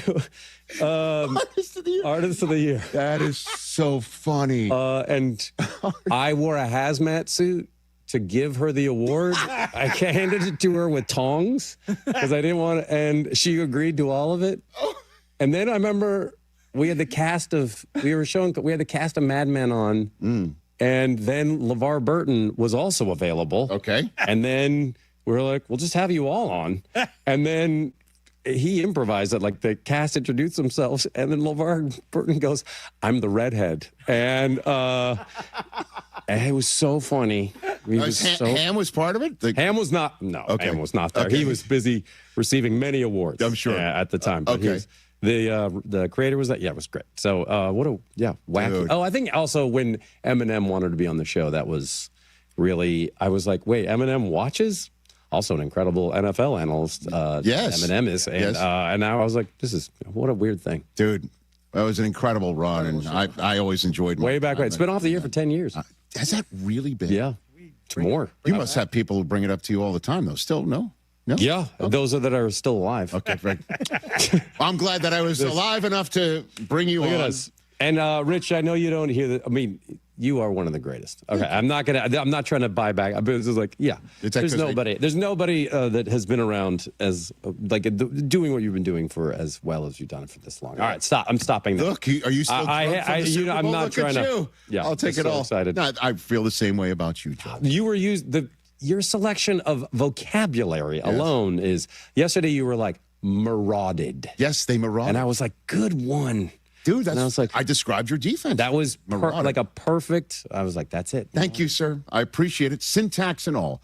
Animal Control airs Thursday, 9 p.m. Eastern on Fox, currently in Season 4. Season 3 of House of Villains premieres February 26th on Peacock. And Scream 7, available in theaters, the new Paramount film. That'll be a nationwide release on the final Friday of this month. Only in February theaters. 27th. Only in theaters. Great to see you, Joel McHale. Thank you for having me. Go Hawks. Go Hawks indeed. Hawks. Yeah, sorry, there's Patriot fans here. Sorry. Whose house? Hawks. Where's the golf club?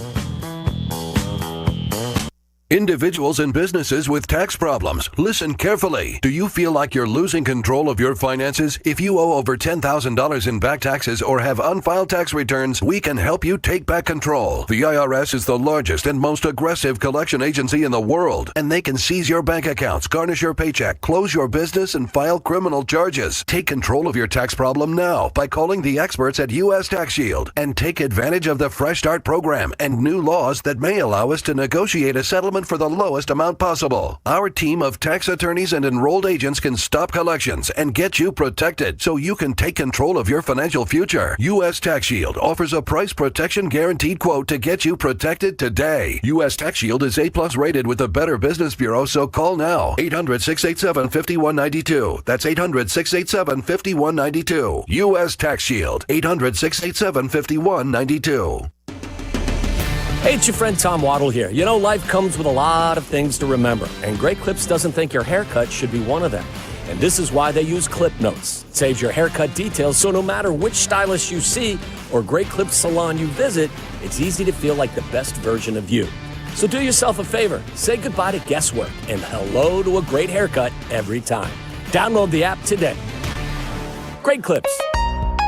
It's gonna be great. Hey guys, it's Silvy. We say it every year, new year, new you. But this year I'm actually doing something about it. I've been going to Cairo One Wellness Centers for months now. My body feels great and I'm moving better than ever. If one of your New Year's resolutions is to feel better and actually take care of your body, you gotta check out Cairo One. They have 50 locations across Chicagoland, so there is one near you. No drugs, no surgeries, just personalized chiropractic care. Visit CairoOne.com today and let them know that Silvy sent you. Why'd I go to the doctor? Working on the farm, my heart kept skipping a beat. I didn't think much of it, but my daughters made me get checked out. Turns out I have atrial fibrillation, which increases the risk of stroke about 5 times. Symptoms like irregular heartbeat, heart racing, chest pain, shortness of breath, fatigue, or lightheadedness can come and go. But if it's AFib, the risk of stroke remains. If you have symptoms, contact a doctor. I'm so glad I did. Visit notimetowait.com. Sponsored by Bristol-Myers Squibb and Pfizer. LifeLock, how can I help? The IRS said I filed my return, but I haven't. 1 in 4 tax-paying Americans has paid the price of identity fraud. What do I do? My refund, though. I'm freaking out. Don't worry, I can fix this. LifeLock fixes identity theft guaranteed and gets your money back with up to $3 million in coverage. I'm so relieved. No problem. I'll be with you every step of the way. 1 in 4 was a fraud-paying American. Not anymore. Save up to 40% your first year with promo code NEWS at LifeLock.com. Terms apply. Hey, this is David Kaplan. I dislike winter. Give me a 95-degree sunny summer day and I'm a happy guy. So I spend most of my winter free time indoors, and it's why I rely on Atomatic. They've been making Chicagoland homes and businesses comfortable for 80 years. I don't even have to think about the outside because my home is perfect all year round. If you're not feeling confident that your winter's going to be carefree, go to Atomatic.com right now. That's Atomatic.com. Wallner Law helped me get the compensation that I deserve. Wallner Law helped me get back on my feet. Thanks to Wallner Law, I'm at a better place today. Wallner Law cares for you. We're compassionate. We're empathetic to your situation. And I promise you, I will get you more money than any other law firm in the city of Chicago. That is my promise to you. Hire us, win with us, be successful with us. Call us at Wallner Law, 312-8-million. Enough already. We can do more. Enough already. We can find a cure. Enough already. We can do better for our kids. Enough already. We are relying on you.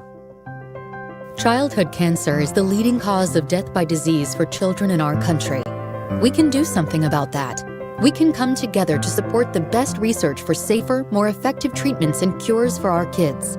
We can come together to support Children's Cancer Research Fund, a national nonprofit dedicated to ending childhood cancer that is on the front line of breakthroughs. Because it's enough already. Go to childrenscancer.org to join us. Go to childrenscancer.org today.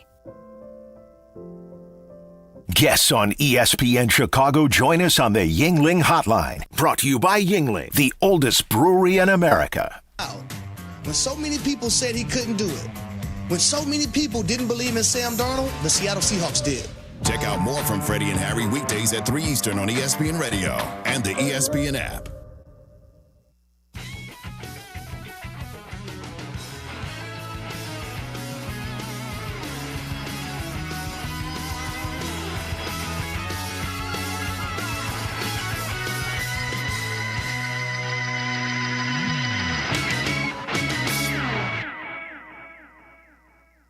You mean, what a show. Back here on the Rich Eisen Show. For small businesses, every hire counts, and so does your time.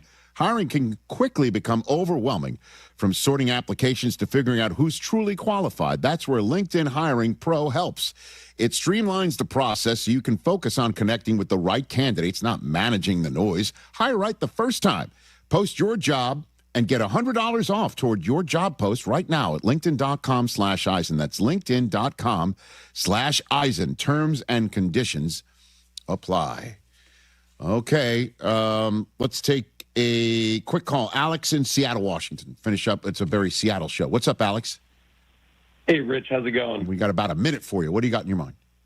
Perfect. Yeah, I think Seattle is a dynasty brewing.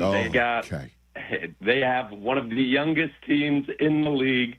They've got the 6th most cap space in the league next year. I think they add Max Crosby, and they're back, and I'm calling you again this time next week. Add Max Crosby? Just add Max. Yeah. Hey, I mean, I'm telling you. I know it sounds crazy, right? But we've got all the cap space to do it. We've got Kenneth Walker. We're going to re-sign him. We can let Boye Mafe walk, and Max Crosby's ours. And I'll tell you what, we were a field goal away from winning 15 in a row to end this season.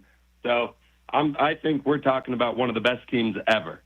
Alex in Seattle. It's kind of tough to push back. Obviously, we'll have to see. We'll have to see. And I find it that Clint Kubiak, who was just named today, and thanks for the call, Alex. Clint Kubiak just named today as the Raiders head coach. Yep. First phone call, if he hasn't already made it, is to Max Crosby and say, let's talk. Before anything happens here, if there's any rumor that he really has told Brady, I don't want to ever play here again, I'm done. I can't imagine that Humpty Dumpty can't be put back together. But if they do trade him, they definitely want to send him to the NFC. That's for sure. And then in terms of a dynasty in the making, let's take it one at a time. And in terms of one at a time, we do this every single year, the Tuesday after the Super Bowl. We take a look at next year's opponents for the Super Bowl winner. Love it. And take a stab at who we think will be and should be. It's two different things. The opener for a banner raise night to open up the following season. Last year, though, I when we put up the Eagles opponents, I didn't think in a million years they'd put the Cowboys there. But let's see. Well, get ready. Who are the opponents? And they are the Cowboys. Yeah, exactly. Dude, the Chiefs there? No Mahomes. That's true. So put them aside. Do a Super Bowl rematch. I think the Bears, that's the one. Rams. Oh, it's a Super Bowl rematch. I doubt they'll do that.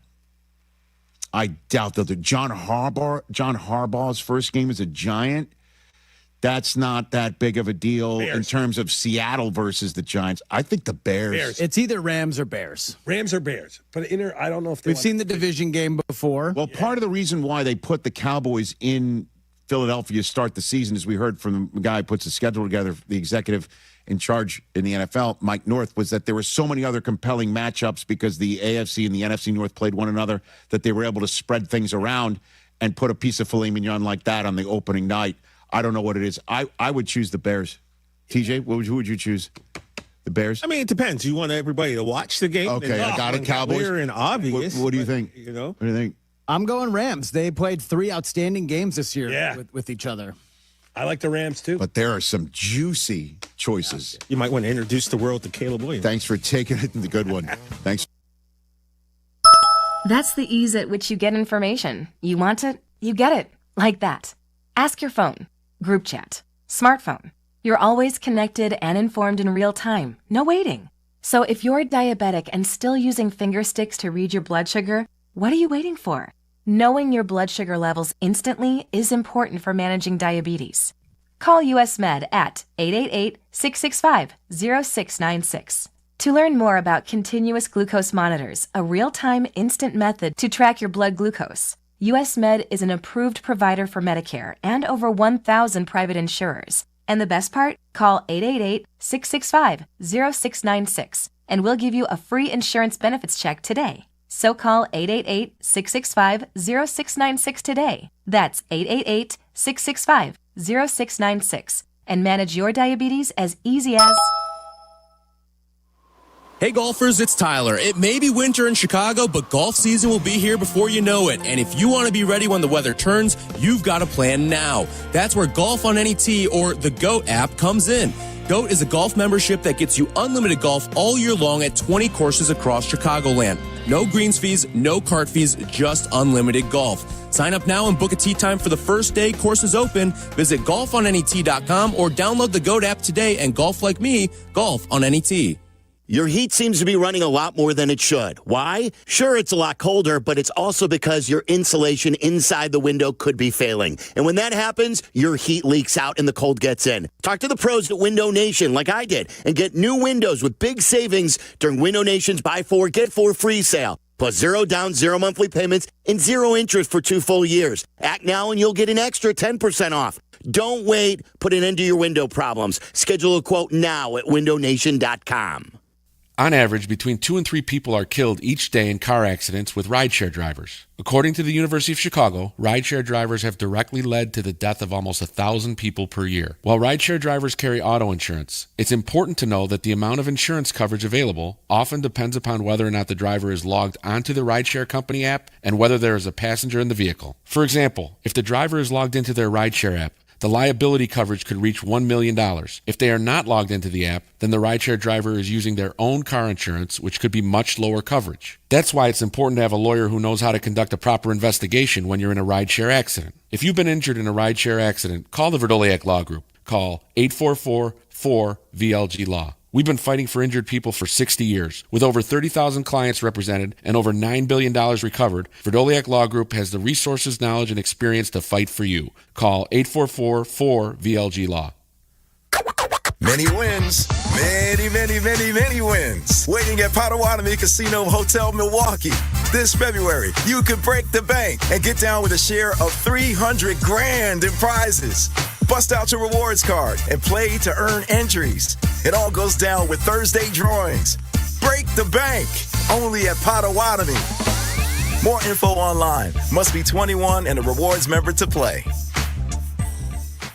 Traffic got you down. Let the CTA be your driver. Get into the city and back fast and stress-free. Avoid the hassle of stop-and-go traffic, spending money on gas, or those unexpected costs for car repair. $5 covers your trip and back on the CTA. Just sit back, we'll do the driving. Tap to Pay is also available on all CTA trains and buses. Save money, do more, ride CTA.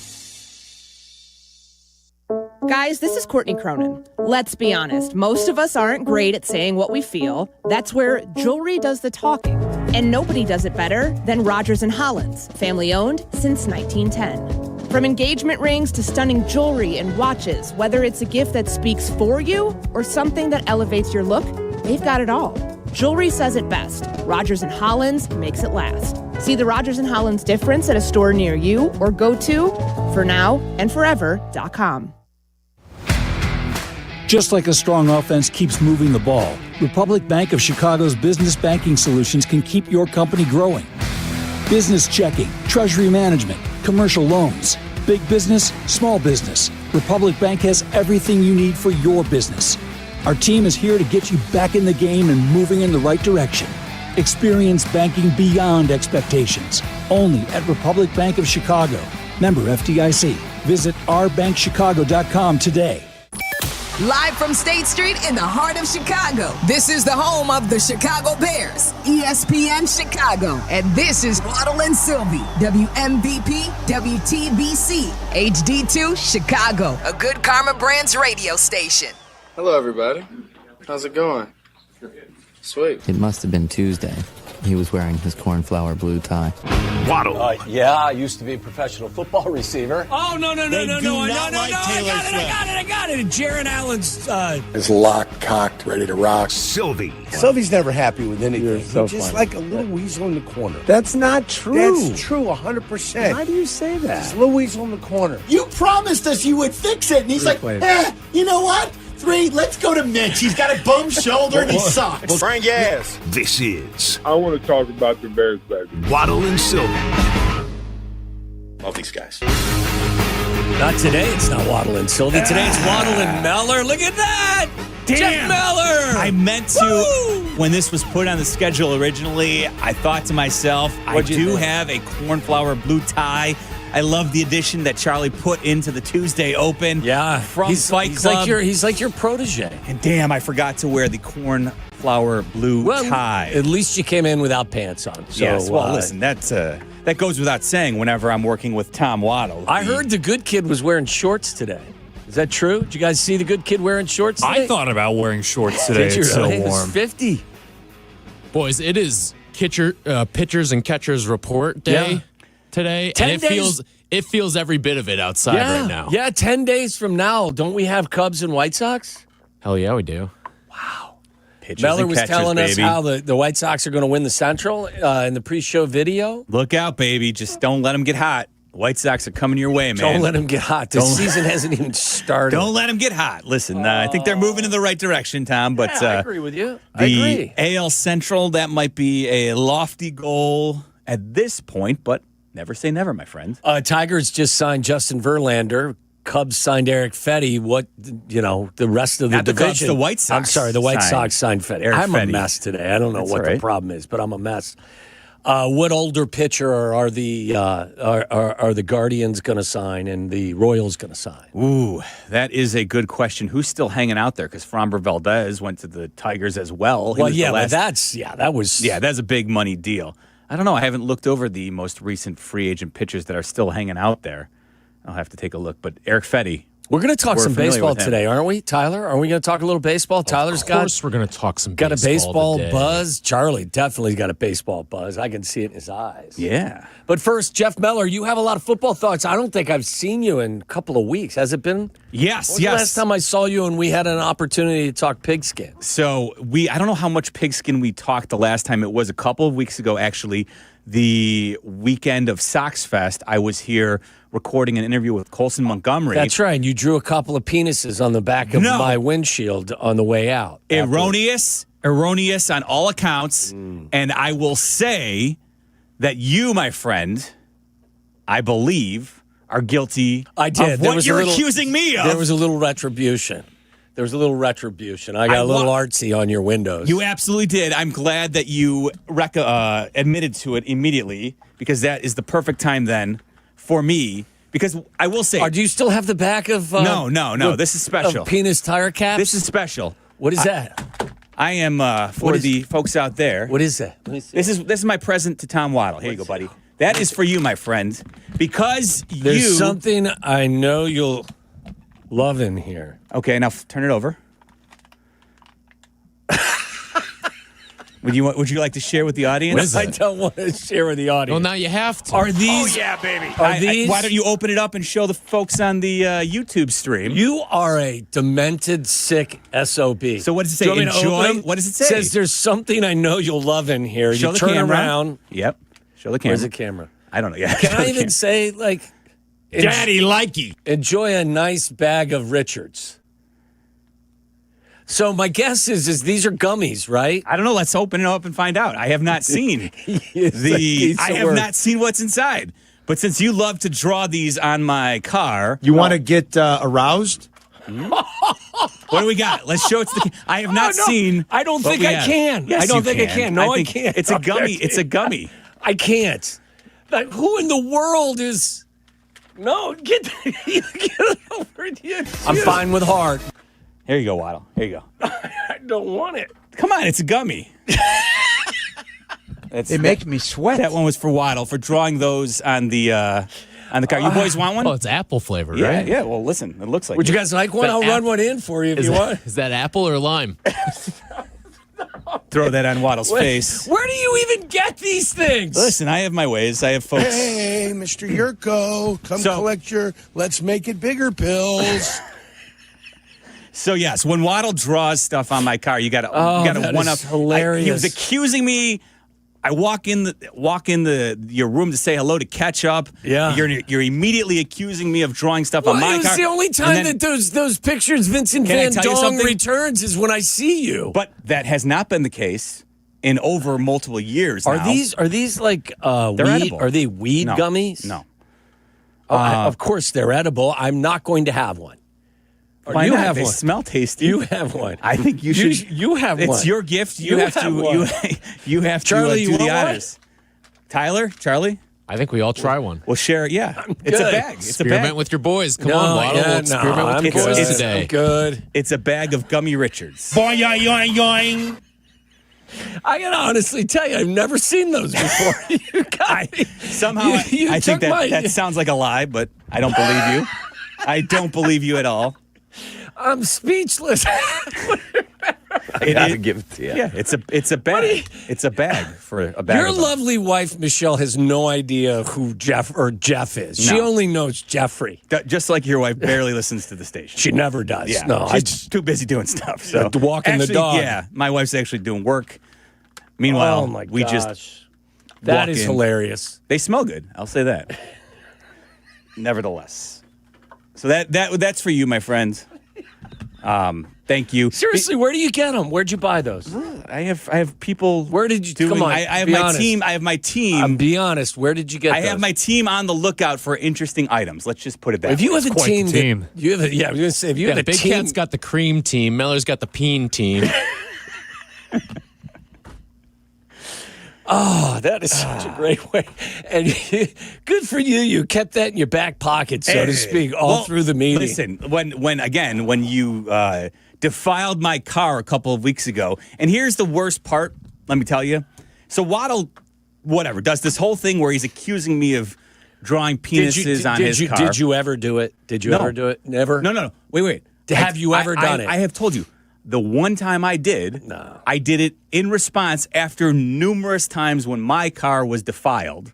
And so don't play the victim here. I'm telling you. You took the tire caps off of my tires and put penis tire caps on my vehicles. And my daughters walked into my garage and were like, Dad, what's going on here? This was years ago. I was like, I have a really sick friend. This was my second or third week working here, too. It's like, all right. So were you the culprit, Charlie? Charlie's these guys like, I'm going to go be an accountant. They don't go into the garage. So it's got to be somebody that parks into the garage. No, this has Carmen and Sylvie written all over it. It always has. I don't. At this point, I don't even care. It does kind of suck when you're going to church and you drop the family off and you walk around the back of your car and you see pink. It's not the best thing in the world. Well, to that point, a couple of weeks ago, when you just admitted when you drew on my car. At least I'm being a stand-up guy. So whatever, you accused me, you busy drawing stuff on my car. I see you're here today. So I walk out, I leave. To go out and buy a big bag of gummies. No, I hop on the Dan Ryan. And then I look in my rearview mirror, and I got to do the 45-minute drive of shame. Yeah, you know what I'm talking about. I did it last time, where I'm in stop-and-go traffic. Stuck bumper to bumper on the Ryan. People are like, not one, but two big penises drawn on your rear view, on your rear windshield. Yeah. So, I got to do that drive of shame. Which meant, we had to, find something. So that's why. Well done. That's well why, done. That's why I don't listen. I don't know whether or not to give you credit or to be disturbed by the fact that you know where to get this stuff, but I'm going to more power to you. I'm going to give credit to my buddy Kevin Kuzi, who had his Kev. He had his. By the way, these are best if you eat them, guys. In case you want them, you're interested.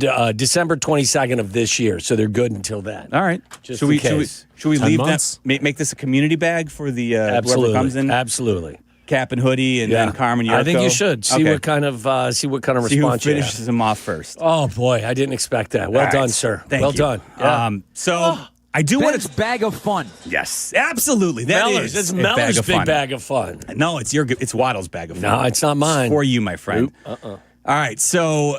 How about that? How about them Bears? Bowl? How about them Bears? What did the Super Bowl mean to the Bears? Any takeaways from the Seahawks 2019 to 13 win in Super Bowl 60? I said this yesterday. At no time really watching that game on Sunday did I think about the Bears. I didn't connect the dots. I mean, I'm not saying if you did do that you're weird in any way. You're weird if you bring in a bag of gummies shaped like that, but I just never thought about it. I mean, there's no connection there. And then, we had the thought, like anybody trying to connect the dots between how Drake May played and whether or not you feel more comfortable that you have Caleb.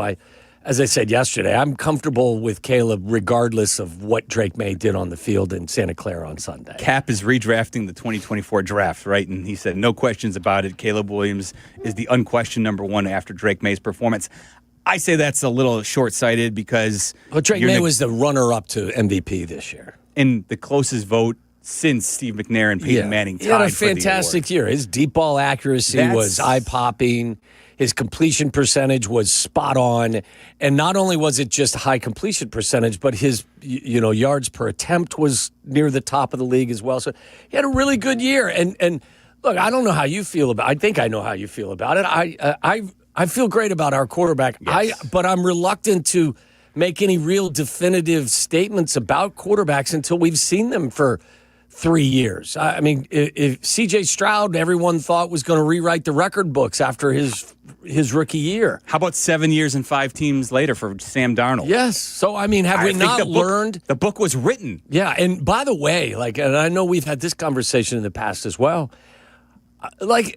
God forbid Drake may end up having a Hall of Fame career and end up proving that he was the best quarterback from that draft a couple of years ago.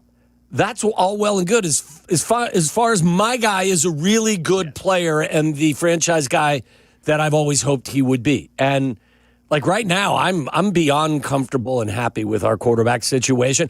I will not say anything definitively about that class 2 years in. You saw the difference between year 1 and year 2 for our guy. You saw the difference between year 1 and year 2 for Jaden Daniels. So, I think it's going to end up being one of the better quarterback drafts in a very, very, very long time. If not, what's the best quarterback class of all time? Is it 83? Right, 83 with Marino. So this one could end up being 1A, maybe just behind that one. We'll have to wait and see, but. I know Drake May was, obviously he didn't, make it an excuse, but he took the shot in his shoulder for his shoulder, and he was under duress the whole game. He didn't play well, but I mean, that is to me is meaningless with regard to how I feel about my own quarterback. You and I are in lockstep when it comes to the evaluation versus the quarterbacks here. To me, that's fine. Cap can come to the defense of Caleb Williams. I'm with you. I love the fact that the Bears have Caleb Williams.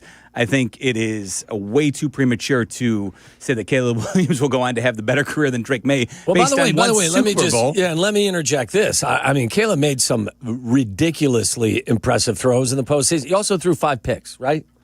He did. So his it wasn't a perfect performance from him either. So, but yeah, I mean, look, Jeff, I felt definitively halfway through this season, comfortable saying you've got the quarterback, you've got the coach, you've got a very bright future, and that nothing obviously has changed over the course of the year for me. And when it comes to the Bears and how everything pertains to them, the truth is it's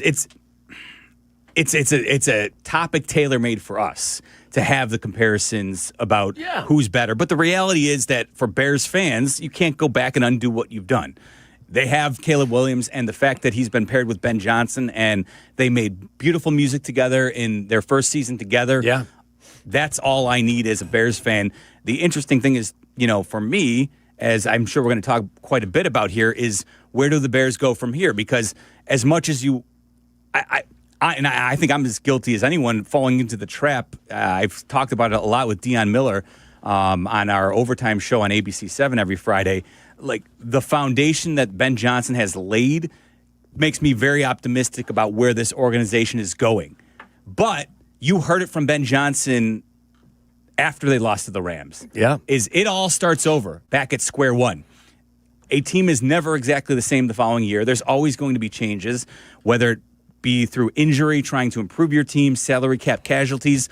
All of that comes into the mix when you are trying to run it back. So the Bears are going to have to, and oh, by the way, they're going to be a team that is not going to sneak up on anybody anymore. Next year. We talked about that a little bit yesterday. Look, your schedule is going to be harder. You're going to be the hunted, not the hunter. And I believe there is something to that. I won't overplay that, but I think there is something to that. Teams will be wiser. Offensively, they had some injuries in their wide receiving core, but for the most part, and then you lost Trapillo at the end, unfortunately, but from left guard to right tackle, you pretty much had a group that played 99.5% of the snaps together, knowing that a couple of those guys are up in age, and knowing that the kid that played right guard for you missed 13 games the season before, and Dahlman missed 7 or 8 the season before. You were really fortunate to have. So I guess the point I'm making is I still think you can get to 11 wins, 10 wins. We got a long time to debate that before the season kicks off in 2026. I just think it'll look different. I think this team will be better overall. And to what Ben said, yeah, I got it, and I love hearing that from the coach. But it does start all over in some ways, but I think it's a continuation of some really good stuff that we saw. So I don't know that I buy that to me is a little bit of coach speak, and I understand and appreciate where he's coming from. But you have a baseline now, and you have a lot of learned behavior and experience that I think you can draw on in year 2 of that relationship. So that's interesting because I think you're right in the sense that it does seem like coach speak, but I think that Ben Johnson truly believes that, because the one thing I don't think he's even considering or thinking about is he knows or he feels confident that his system is going to work. Oh, yeah. He understands that. For him, that's a foregone conclusion. Yes. For us, for so many years, not knowing what offensive football looked like actual productive offensive football here in this city, to have a guy who's confident and knows that his scheme works, again, that's a foregone conclusion for him. He feels like he's going to build off of that, which for us, we're maybe giving him more credit than he's giving himself because he understands just how hard this league is when the only goal, when all is said and done, is winning a Super Bowl. I'll repeat these numbers I gave a couple of weeks ago. Bears in Ben's first year here in Chicago, they averaged 369 yards. Nice. And 25.9 points per game, so 26 points per game. That ranked 6th and 9th, respectively, both top 10. 145 rushing yards per game, which was 3rd in the league. 225 passing yards, which was 10th in the league. And they converted 44% of their third downs. That was 5th best in the league, and they were number 1 in taking care of the football. They committed the fewest number of turnovers with 11. So when Ben says we start all over, I get it. I'm not trying to be a wise ass here. I'm just saying that you have a foundation that we have not had in this town in quite some time. I think you probably go back to Trestman, where I think in his first year offensively, they did some really, really good things. But I believe in what Ben is doing significantly more than Mark Trestman, because I saw it for 3 straight years in Detroit before he did his magic here in Chicago. Yeah, it's a 4-year track record with Ben Johnson running offenses that are essentially top 10, top 5 in the league. So you do feel good about where they're at. And now that Caleb Williams will be in his second year in Ben Johnson's system, the hope is that for all the good that he did last year, there's still, and I know you agree with me, there's still a lot more that Caleb Williams can improve upon. Yeah. And if he just makes some strides there, this offense can get to even higher levels. Oh, I'm with you. And I think that kind of like in the roundabout way, I think where we were going to go with this was, now that the season has been tucked away, I don't know how you asked the question, Tyler, but what are some of the overall feelings you have about this past season in the NFL? And I would say, not just, honing in on the Bears, is that I think the league is in good shape with regard to their young quarterbacks. That's what I would say is the one thing that probably stands out most of all to me, whether it's Caleb or it's Drake May or it's, Jane Daniels got hurt early, but Bo Nix, I thought, was a much better player than I would have given him credit for. I think there are some really good young quarterbacks in this league that are going to carry on. I'll add in a high level of offensive play. The Giants are happy with Jackson Dart. I thought Jackson Dart made a lot of strides and was a good player as well. Tyler Shuck, he had the second half of the season for the Saints. He looked like, or at least I think he changed some minds about at least going forward into next season as their starter. I think down in Jacksonville, he's not a young quarterback, but he's not an old quarterback. No. And I think you finally saw some things out of him, especially in the second half with Trevor Lawrence. Trevor Lawrence, that some of the things that many of us thought he was going to show you earlier in his career, in his first couple of seasons. And I think that Liam Cohen has got him pointed in the right direction. He's an MVP finalist, right? Yeah, yes. Yeah, he was. He made it to the Final Five, no question. I thought he was really good. I thought the kid in Tennessee showed some signs of being a decent player. That's going to be interesting for next year too, because I like the pairing of him and Dable together. Yeah, in Tennessee. Yes, I mean we've seen Dable have success, not just with Josh Allen, but even for that one season with Daniel Jones. Look, I think you go out to Los Angeles with the Chargers, and I've always respected the talent that Justin Herbert has. Now you bring in Adam Gase and Mike McDaniel to help bring him along. Like, you may finally see the best of you. This may be the year, and maybe it's like if it doesn't happen in 2026, it may not happen, but they got to get healthy on their offensive line, but for the first time, I think in Justin Herbert's time here, he's got a lot of guidance that should benefit him. We were talking about this a little bit earlier, but the Chargers, I think, with just moving off of Greg Roman, which I understand for Jim Harbaugh was a comfortable fit when LA hired him. But the reality was that Greg Roman, his offense, I think is a little bit stale in this day and age. And while it got the Chargers moving in the right direction, I think for them to take the next step, they were always going to probably need a refresh from their offensive coordinator.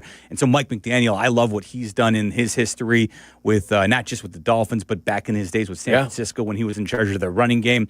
So he's somebody that I think with the Slater and Altz coming back next season, the Chargers may not need to do much else, and they should be a much better team. And they won 11 games last year. Yeah, no, I would say that's probably one of the things from the this past season that sticks with me most, and obviously it resonates because of how well Caleb played, but I think that the league's in pretty good shape with regard to their quarterback. It's not perfect. Minnesota's got to figure some things out, obviously. There are other places where they got to figure out what's going on. Atlanta's one of those places. Arizona's another one of those places. But for the most part, I think the quarterback play in this league was really good this year. Let's make it a Throwback Tuesday here. Angel is in Tampa, and it looks like Angel has a Would You Rather for us. What's going on, Angel? You're on with Waddle and Meller. Hey, how you guys doing? Thanks for taking the call. Sure. So my question is, and I've been pondering on this myself, would you rather overpay for Myles Garrett or pay market value for Max Crosby? And then explain your answer if you guys would. What is market price? Somebody define market price for me. So I think I was hoping you guys could tell me that. So I think it starts, Angel, and I don't know. And thanks. It's a good. Would you rather? Hey, this is Coach Mike. What? Yeah, look at that. What? Throwback Tuesday here on Waddle and Silvy. That was a creation of yours a long time ago, wasn't it? No, you know what? The Would You Rather, actually give Billy Zerkat credit for that one. He was the one who created that. Godfather. So I think market price, at least as it stands now for Max Crosby, Jay Glazer, whether or not you believe this is too high of an asking price, he said the other day before the Super Bowl that it's going to take more than what it took for Micah Parsons. Yeah, that makes me uncomfortable because Micah Parsons he's coming off of ACL surgery, but he's a better player. He's a better player and younger. Yeah. Like the debate, and it's interesting because Myles Garrett, for me, I don't know what the asking price for the Browns to actually move off of him would be. For me, between the two, there's no comparison. Would I rather say 3 firsts for Garrett versus 2 for Max Crosby, if that's kind of what we're drilling down on? Honestly, if you're going to do it, I would rather go after Myles Garrett than Max Crosby. Oh, yeah, I think Myles Garrett's the best defensive player in the league. Would the additional first be a deal breaker for you if that's what it took? Probably at this point. Now, I'm more willing to be aggressive with giving picks up than I was prior to seeing what Caleb became this year. Because I've always said, you go back to I thought the deal for Khalil Mack was a fine deal. It just, it just mandated that Mitch had to be the guy because you gave up so much in draft currency and you gave him so much money and you were up against the cap. There was no way to get out of your quarterback quandary if Mitch wasn't the guy. You've got the quarterback, in my opinion, here. So if God forbid you have to give up a king's ransom, I don't think you're going to need those picks to redo your quarterback position going forward. You need those picks for other reasons, but not to redo the quarterback situation. I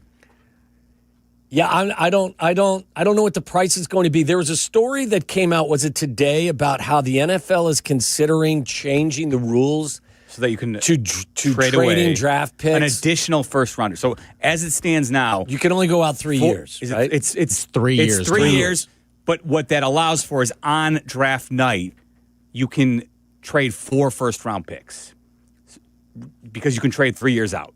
So the most first round picks of your own that you can give up, theoretically, if you have all of your first round picks, would be 4 on draft night. I would say this to that, just this is a disconnected conversation. I don't know why there's a limit. You should be able to do whatever it is you want. The league shouldn't, save you from yourself. I feel like that's the league looking up, maybe not saving the GM from itself, but saving the franchise from a GM who's on his way out the door. I don't know when the NFL actually instituted this, but I know the NBA had to institute, I believe it was the Stepien rule. Stepien rule, yeah. Stepien, thank you. Because Stepien, the former Cavs owner in the 80s, right? Do you know how many first-round picks he traded away? Oh, I don't know 7 or 8? The history of it, but... Yeah, but the truth is because basically if you're trading away 5, 6, 7 first-round picks, you're depreciating a future asset if you want to sell your franchise in the future. Or if right, but like, listen, sure.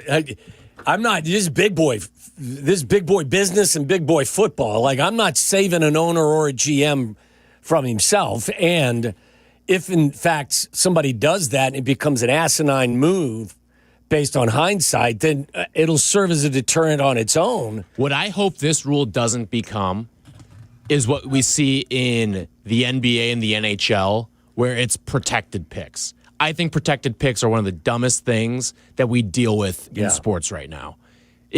Get rid of the protection. It's an unnecessary and layer. Swaps and like the best of this pick. Like, if you mess up, you should have to pay the price for messing up. Yes, I'm with you. But you guys want to get what I'm saying? Like, I don't know why there is a limit to it.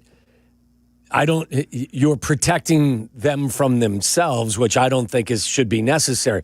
If you do something stupid and ignorant, it's going to flush your franchise. I feel like they would probably spin it as like, we're not just trying to protect the franchise from themselves here. We're also maybe like trying to protect the fans a little bit from franchises. Because like, as we all know, like the NFL will put its thumb on the scale when it comes to certain things. They're never going to make an owner sell unless it's like really egregious the way like Dan Snyder was. But like, I do think that, Roger Goodell doesn't want like the Jets to just have like carte blanche to screw themselves over and screw over a huge fan base. I think they're already doing that plenty.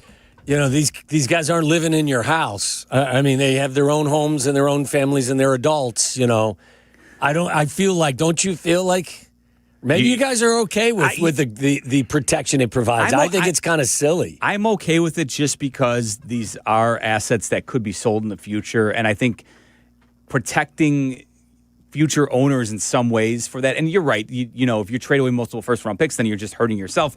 But the reality is that I think once a franchise goes up for sale, there's not much that's going to stop people from jumping on it. So I think it just keeps the league, I think, a little bit more competitive, the competitive balance of the league. Yeah, you want the man in charge, huh? You want the front office in charge of everything, right? I said David Steppe, and it is Ted Steppe, and forgive me, Waddle. He, as the owner of the Cavaliers back in 1980, he traded away the Cavs' first-round draft picks in 5 consecutive seasons from 82 to 86. So that's why the NBA put that rule in place. I completely threw this conversation off track. I apologize for that. That's what all right. The value would be, I don't know. I circle back to the same thing I've said now for weeks. I get the concept of drafting and drafting well and putting the emphasis on that. But when you have the 3 different ways of getting your team better, and that's the draft, that's trading, that's signing guys in free agency. When you have the quarterback and you have the coach, you have a bright future. I don't believe in the philosophy of we're not one player away. You never know when your year is going to be here. And it would have been nice if they had a more qualified pass rusher in their huddle this year. Would it not have been? There's no doubt about it. But as I would love to see Max Crosby wearing navy and orange going forward. That would be great. Now, what it costs, that obviously would change my enthusiasm a little bit. Is there a better alternative available to the Bears in free agency? That also is something I think we have to have a discussion about. So we'll try and get this back on track a little bit. My bad. You bring in a big bag of... a bag of what? Richards. Yes. Ben's bag of fun. Yeah. Bag of fun, as Joniak would call it. And I know you have other... Super Bowl thoughts as So well. we're also taking your calls throughout the day, 312-332-3776. That number's up and working again, right? Last I saw. As far as we know. So feel free to give us a ring as well. Meller in for Silvy today. This is Waddle and Silvy.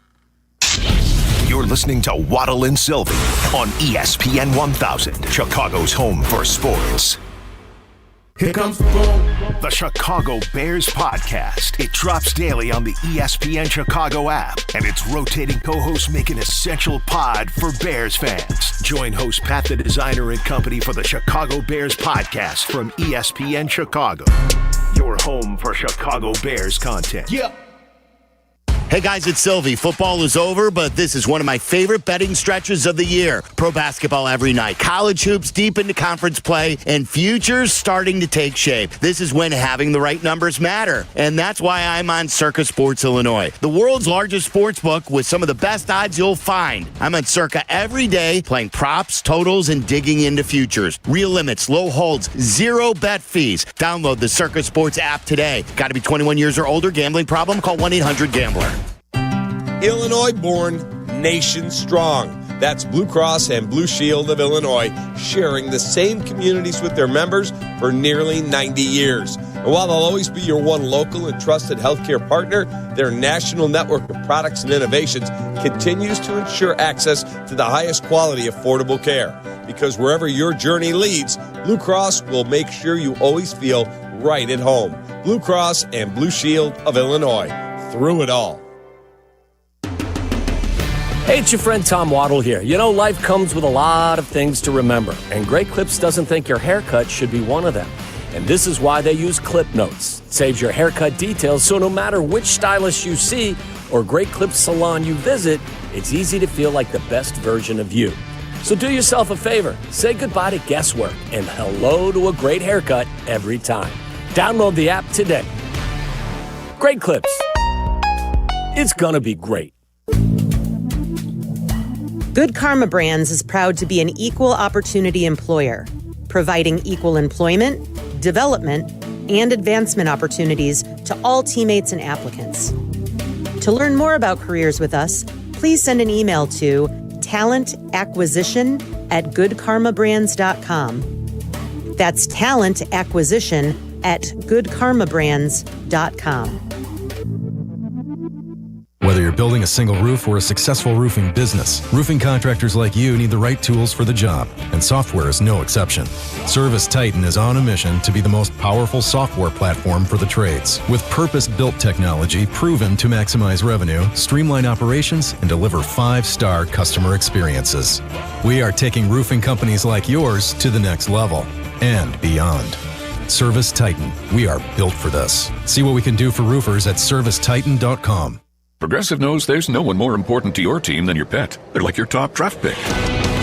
And it looks like Chuck has selected Pepper the Corgi. Bold pick there, Deborah. Yeah, Rich, Pepper has a high ceiling for sure, but he does have a tendency to bark at every tree. Yeah, he brings a lot to the table, but also takes a lot off of it, especially when it's been left near the edge. Nothing left to do now but suit him up for the dog park.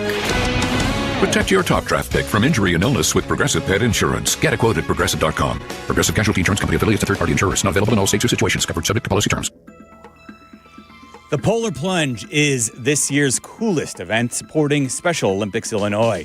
Taking the plunge helps more than 60,000 athletes, unified partners, coaches, volunteers, and families access life-changing sports and health programs.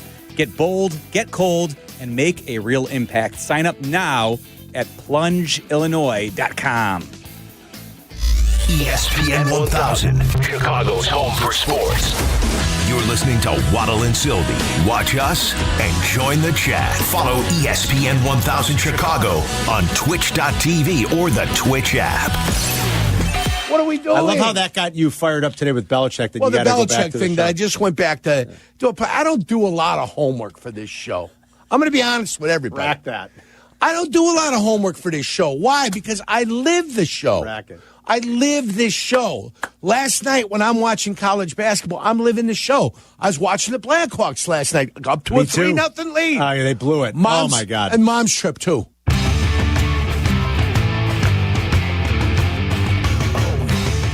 The good kid and Carmen. Such a great line.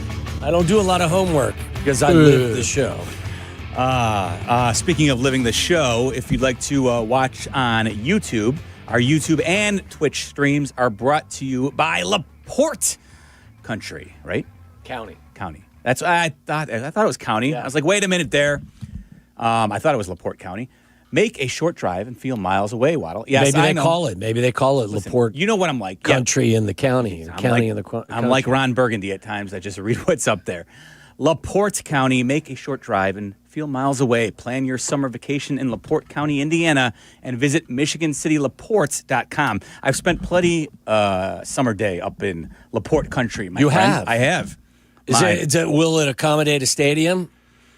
I have not checked the entire You're not acreage. sure? So I imagine, though, that if they're going to create Hallis Harbor up there, that there's probably enough room for a stadium. Otherwise, it would the leverage play would not seem to be as good if you don't have enough room for a stadium. Are you interested in stadium talk right now? You want to save that for later? Let's save that for thoughts? a little bit. But the reason I was mentioning our YouTube and Twitch stream is because if you'd like to watch, Waddle participate. These are the best. These might be the best gummies I've ever had.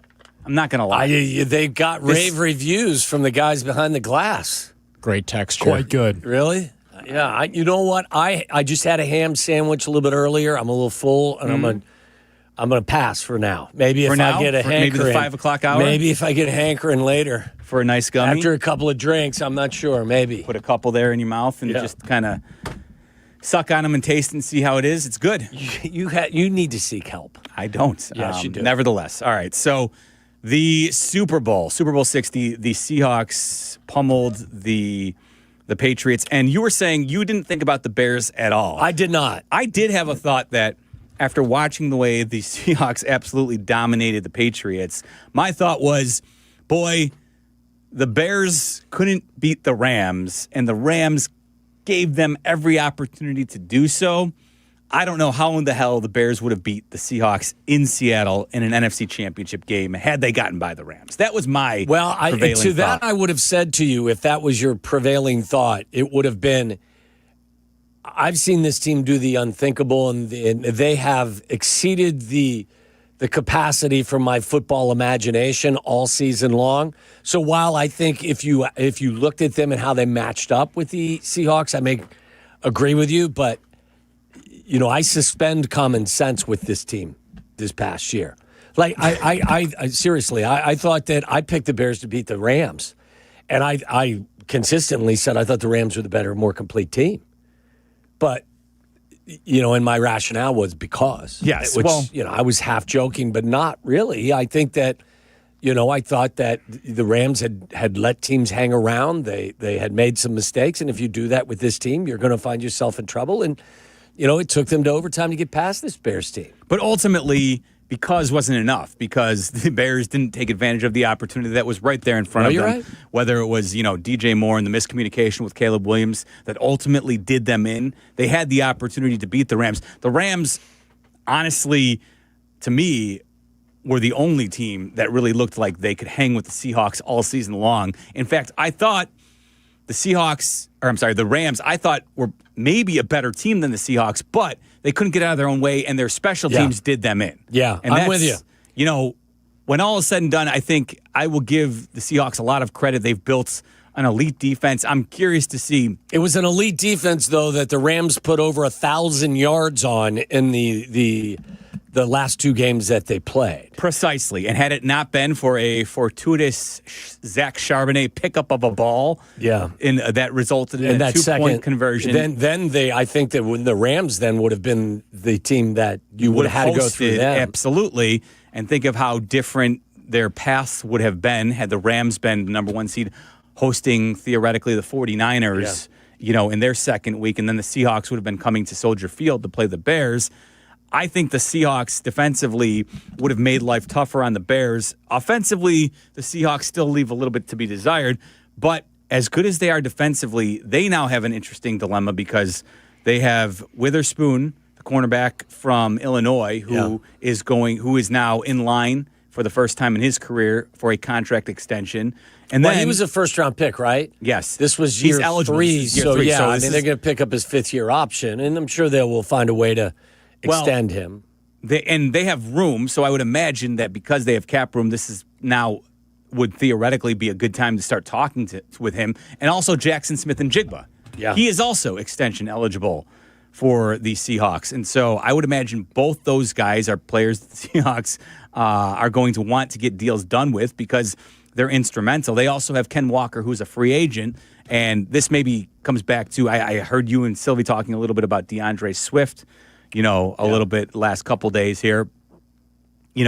Kenneth Walker, as good as he was the Super Bowl MVP, he was also on a rookie deal. And I know Carmen and Jurko have been on this for a long time. I think you share very similar thoughts about. I have more of the value for running backs than they do, but I understand where they're coming from. Yeah, and ultimately, Kenneth Walker, I'll be curious to see what the Seahawks do with him because I would imagine, is going to be somebody who's going to see some decent offers, and whether or not the Seahawks think it's worth, it's great to have Kenneth Walker on his rookie deal. Running for 150 plus yards. Kenneth Walker had a nice year. He split time with Charbonneau before he got hurt. Yep. But he ran for 1,027 yards, 5 touchdowns, and averaged 4.6 yards per carry. DeAndre Swift's numbers were better than that. DeAndre Swift averaged just under 5 yards per carry, and I think would he have 1,100 yards or right at 1,100 yards rushing? Mm-hmm. I don't know what the Bears are going to do with Swift. Maybe you try to, you rework his contract. He's got $8 million coming to him. This is where I say I trust Ben. If Ben just, says despite the uptick in his performance, Ben says, I can find somebody that'll cost us less and I can get the same out of him, then I ride with him. If Ben says, look, we need DeAndre Swift because you've seen the best of him in this system, then I'll ride with him on that as well. That's where I feel comfortable leaving those. Obviously, they're not my decisions, but I feel comfortable in the decisions that someone like Ben will make at that position. I completely agree. Thinking about it here, so DeAndre Swift, I believe if the Bears wanted to move off of him, if cap savings was something that they needed, they deemed, okay, Swift is somebody who is easy to move on from, that creates about $7 million on the cap. And we can go find the running back, as evidenced by Kyle Monangai coming in here and being very productive in his rookie year, as a late-round pick as well. Maybe we go and find another late-round running back who we can plug into that DeAndre Swift role, and now that frees up some cap space. I think that's something that I would imagine there's certainly going to be conversations between Ryan Poles and Ben Johnson, because you look at where the Bears can free up money. It's, Cole Kmet is somebody who you could, cut or discuss an extension with and, try and create some money. But they're going to need to create some cap room in all likelihood if they want to make some improvements. And it's not as simple as just, okay, trade DJ Moore away.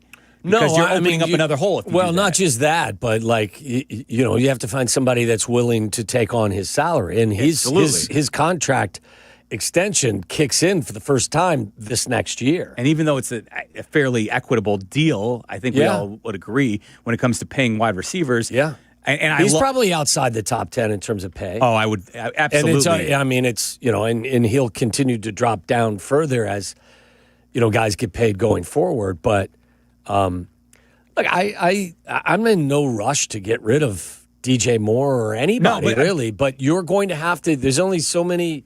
Do you think DeAndre, and I'm with you, like whatever Ben Johnson decides, I'm willing to ride with. Do you think DeAndre Swift is somebody who, based on what they saw with him last season, is somebody that they will move on from?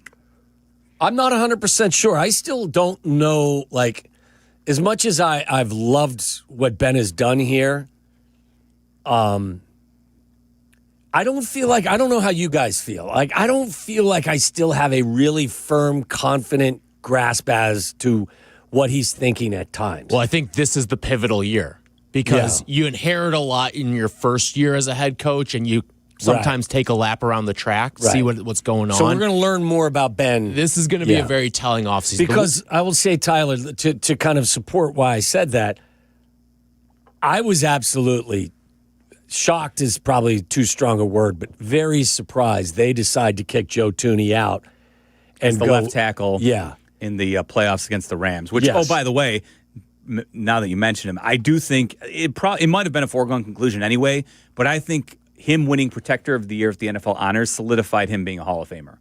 I think if you look at his resume, he's won. Well, I'm just saying, he's won 4 Super Bowls. He has been an All-Pro either first or second team, I believe 4 times as well. He'll probably make the All-Decade team at this point. Well, and the first ever Protector of the Year, even though we don't have any history with it. I think he has had the highest pass protection grade for a guard 4 straight years, hasn't he? He's been one of the best. I think even without the Protector of the Year, but he's pretty much one of the best pure himself. offensive linemen. And so based on your reaction to what I'm saying, maybe it's obvious, but I think that final award sealed it. Like, he could never play. He doesn't have to play another down in his career, and I think he will be a Hall of Famer. Yeah, I think he will as well. I'm still surprised they decided to kick him out to tackle and play Jordan McFadden. I thought what they would have done was they would have put Benedict. Yeah, out there and just helped him with different things. Based on interesting question. So because Theo had started 7 games. Yes, I think 7, maybe 8. 7 or 8 games. Something in that neighborhood. Now, so when you ask me what do I think they'll do with DeAndre Swift, I'm not 100% sure that I have a great feel for how he. Same thing with Cole Kmet, because I think Cole fits nicely in this offense because I think they finally are asking him what he's built to do. But at $12 million a year, I think that may be a spot where they can save money. Maybe they go to Cole and they rework his deal because they want to keep him. But they just need to financially move some pieces around the chessboard to make it all work. All right, so building off of what you just said there, that's something I want to ask you about in how it pertains the Ben Johnson's decision to start Joe Thuney at left tackle against the Rams in the playoffs, and opposed to what the Patriots chose to do in the Super Bowl. We'll talk about that and take your calls, 312-332-3776. I'm Jeff Meller, in for Silvy today here on Waddle and Silvy. This is Waddle and Silvy. Waddle and Silvy on Chicago's Home for Sports, ESPN Chicago. ESPN's The Hot Hockey Show. Ready to rock the rinks with Chicago's best hockey knowledge. Brought to you by Chevy Drive Chicago. The Hockey Show, tomorrow night at 6 on ESPN Chicago and the ESPN Chicago app. Doctors and nurses make their living trying to help others, but they are human beings, and human beings sometimes make mistakes. When a doctor has worked for 24 hours straight, fatigue and lack of focus can lead to critical mistakes being made. Other times, it's the policies or system that's to blame. For example, when a doctor or nurse comes in on their shift, they are forced to rely on charts and records created by others. Sloppy paperwork or inaccurate record keeping can give the doctor an incomplete picture or, even worse, the wrong picture, and that can lead to serious injury or even death. It's called preventable medical error. Recent studies claim that preventable medical error causes up to 400,000 deaths a year. That's nearly as many deaths as caused by smoking. When this happens, those responsible must be held accountable to compensate the injured person or their family. But the good news is, just like you and I are required by law to purchase auto insurance, doctors also get insurance coverage in case they accidentally hurt someone. For help, call the Verdoliak Law Group. Hey guys, it's Silvy. Are you feeling sore, stiff, or just not at your best? Maybe you've been dealing with pain for months, hoping it will just go away. You deserve to feel your best.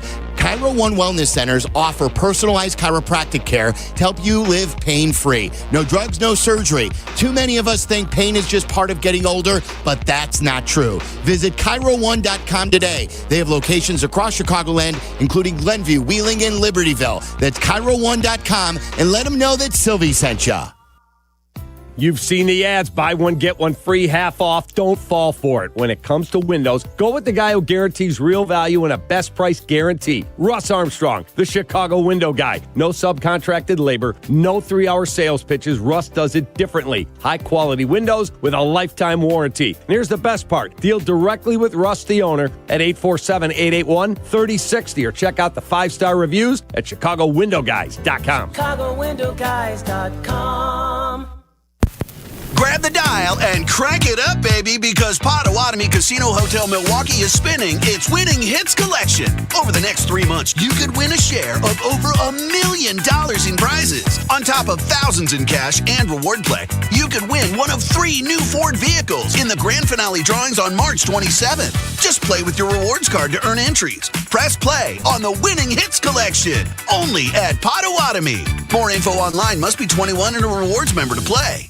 Texting enrolls you into recurring automated text messages. Consent not required to purchase. Message and data rates may apply. It's crazy to see how much everyone's changed at these reunions. Did you see Brian? He's in better shape than he was 25 years ago. How is that even possible? Yes, he told Tim he started taking Nugenix Total T2. The testosterone booster? Yeah, but he said it's way more than that. It also skyrockets nitric oxide in as little as 3 hours. Tim started taking it right away, and trust me, I've already noticed results. Wow, I might might just have to go catch up with Brian. After 40, energy, strength, drive, it all starts going downhill. Feel like your old self again with Total T2. Stronger, leaner, and more energized. Just text ORDER to 369-369 for your complimentary bottle of new Nugenix Total T2, the next generation testosterone and nitric oxide booster. Text now and you'll also get a free bottle of Nugenix Thermo X, our most powerful fat incinerator. That's ORDER to 369-369.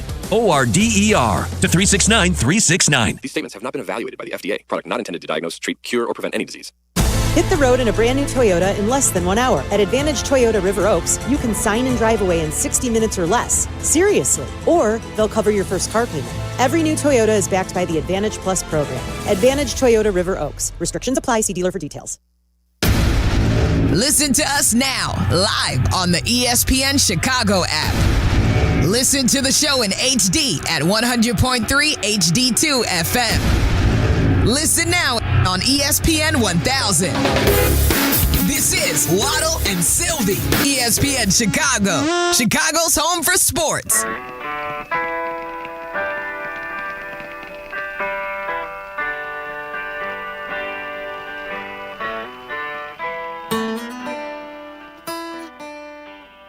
Little slow tempo Pink Floyd here, right? That's what we call an accidental somber bed. Wait, I knew that's exactly what happened. Say? Wish You Were Here by Pink Floyd. There's so when we come back from commercials, a little behind the scenes here, what happens is there are these rotating carts, and what happens is basically it goes through an assortment of music beds. So it's random. Imagine like hitting shuffle on your music. Yeah. That's essentially what it does. And, we come back from break to some music beds that have been put in there by our production staff, probably primarily Joe McCardle. And what the slow Wish You Were Here via Pink Floyd that Tyler played coming back was accidental, because that is for the somber, that is for when we're discussing, unfortunate passings usually. That's when we come back with that. There's some particularly somber ones too. Yeah, like that one. That one's not bad. That one's not bad. You can get away with it and be like, okay, it's a little slow, but yeah, that's when if we're talking about we're mourning the loss of someone, that's when we come back with those music beds. Waddle. I'm actually giving Waddle news as we speak here. He's like the first he's ever heard of Wizard this. of Oz situation over here. Yeah, pulling back the curtain a little bit. Yeah, I was not necessarily tying those two thoughts together. Wish You Were Here with the unfortunate passing of someone. But that's what it's there for. Okay. Yeah. So what do you like? Pink Floyd. Like hell yeah. I accidentally, because Charlie was off What were you gallivanting. doing, I don't know Charlie? where the What hell were you doing? Charlie disappears like three times a show. Did you go down to the fifth floor? Because usually when you go to the fifth floor, I didn't go down to the fifth floor, but that's only because there's nobody on this floor. Okay. He hits. Catch my drift. He sends us to break, looks me dead in the eyes, and goes, "We may need a line change. You may need to bring him back from break." And so that's what happens when Charlie Bevins has to poop. We come back with somber music. That's what happened. I haven't run a board. Tyler's out of practice. Tyler's like, whoa. Something died in Charlie, and he just got rid of it. That's why you played it, right? Pour one out. Exactly. It's almost like that gummy that he just ate. The last segment went right through him. No, literally all of a sudden I was like, we got some movement now. What's happening here? By the way, might be the best tasting gummy I've ever had. I'm going to take your word Waddle for it. continues to be. If they made those in sour, it would be over for the gummy I candy bet business. we could find you some in sour. I bet you just give Meller's buddy a roll them in some little bit sugar. of time. Yeah. Maybe get them wet, roll them in some powdered sugar. There you go. We'll make it work. I can't wait. Tyler. I can't wait to Waddle taste it for the first time here. It's going to be warm but wet. No doubt about it. Yeah. Scrumptious. But what were we talking about, by the way? All right, so Ben Johnson's decision to kick Joe Thuney out to left tackle against the Rams proved to, I think, be a good decision, as Joe Thuney, I think, handled his equation quite well. Would you agree? I don't. Yes, he handled it well. I would just say, I think, first of all, what you find on that surface is, especially for a group that relies on not just power but quickness, the difference between playing on SoFi's field and Soldier Field, Thayer talks about it all the time, slows down pass rushers. So you're already have an advantage. Have a little bit of a built-in advantage. I don't think that, if you go back to the game, they really never established a running game. I don't think it wasn't a disaster, but I don't think that you look at that decision and say, wow, that made an enormous impact. But the key to any... their backs carried the ball 32 times for 112 yards. And the truth is that, remember, the one thing they were doing was running behind the right side, and Darnell Wright. Yeah, no, you're right. Pretty religiously. I guess the only thing the point I'm making is I to this point, I think Tyler's right. I don't think you'll learn more about Ben and what he feels about this team and some of his tendencies. The longer his tenure, you experience him here as the head coach. So now listen, it's not apples to apples here, but conversely, look at what happened in the Super Bowl. Will Campbell, who admitted that he was playing with a torn knee ligament, put together probably the worst performance by a left tackle all season. And I am not over-exaggerating. He allowed 14 pressures, and Drake May was under siege all day long on Sunday. It's a lot of pressures, kid. I mean, to the point where Drake May was... he was seeing ghosts like Sam Darnold did a long time ago. Well, I think Vrabel came out today and said we're keeping him at left tackle. We're not kicking him inside. I'll say this, and now, hey, score one for the arm length crowd, because that's something that's going to come up. Charlie's one of those guys. Charlie is he's got a tape measure and a stopwatch on him at all times. He's a what did you call yourself, Charlie? A combine, like a measurable. Yeah, I'm a measurable elitist. Right. Yeah, he's a measurable elitist. They exist for a reason. These benchmarks exist for a reason.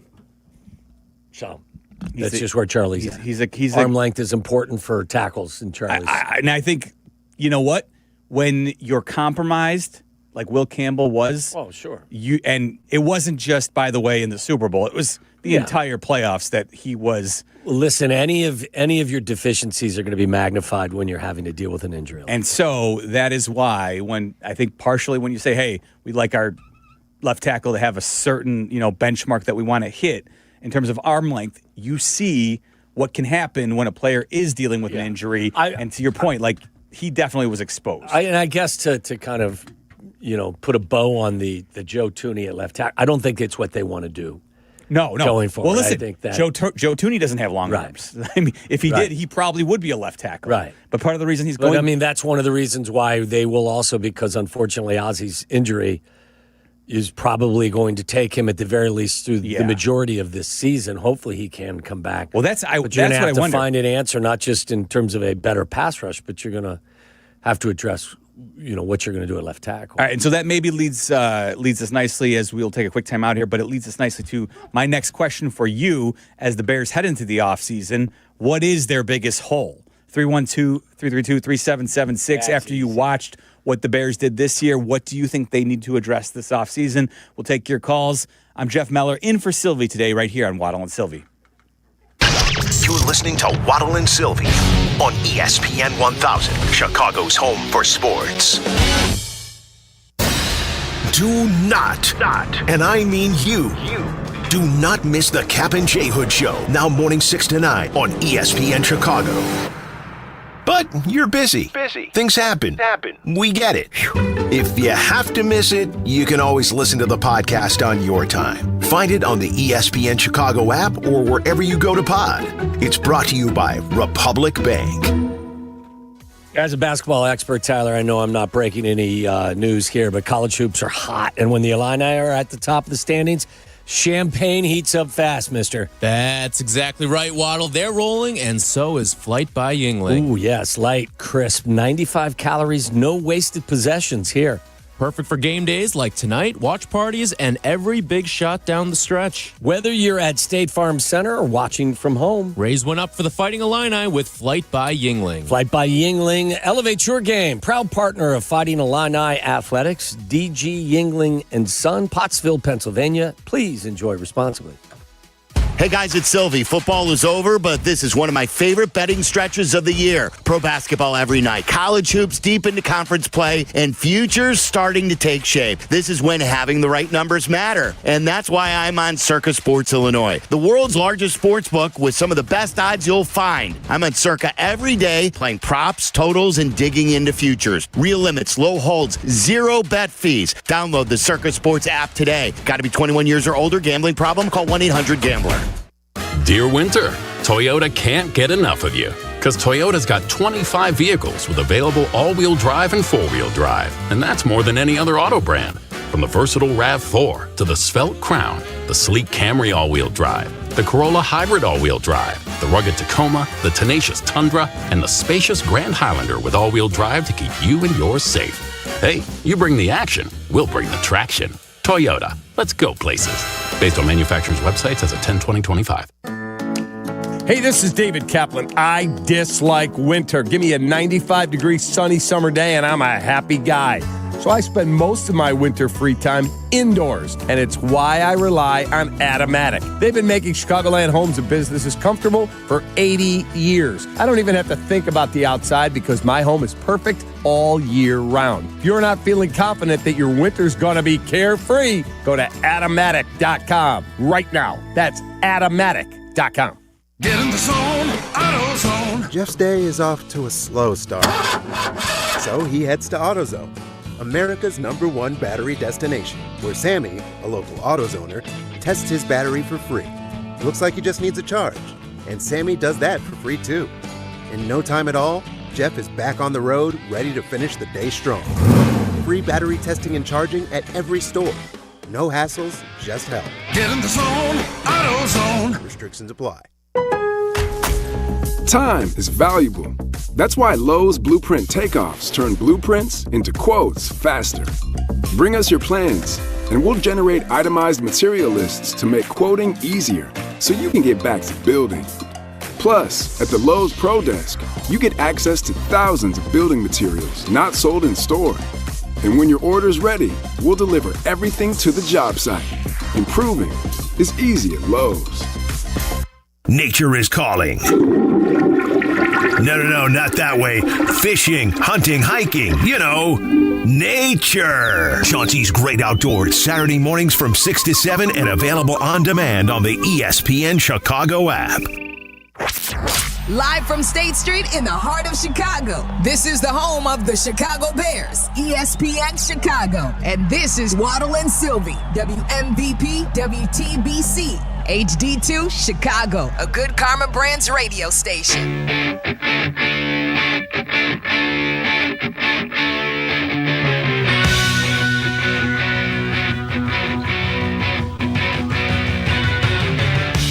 One way or another, that means that everybody is alive and well, at least that we're aware of, Tom. Okay, Even excellent. though you just made me aware of Tracy Scroggins passing. Yes, during the break. I played against Tracy. I saw that came across the pass rusher for the Lions in my time.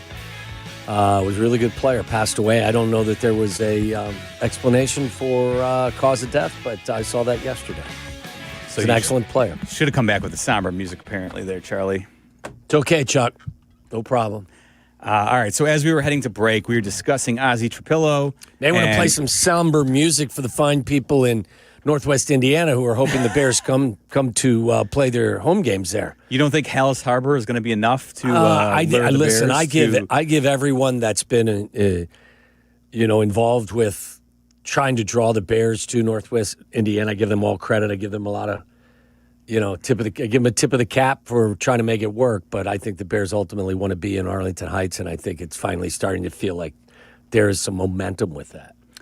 I concur. I do think that George McCaskey doesn't want the Bears to be a resident of Indiana, and I don't think it would if the deals weren't close.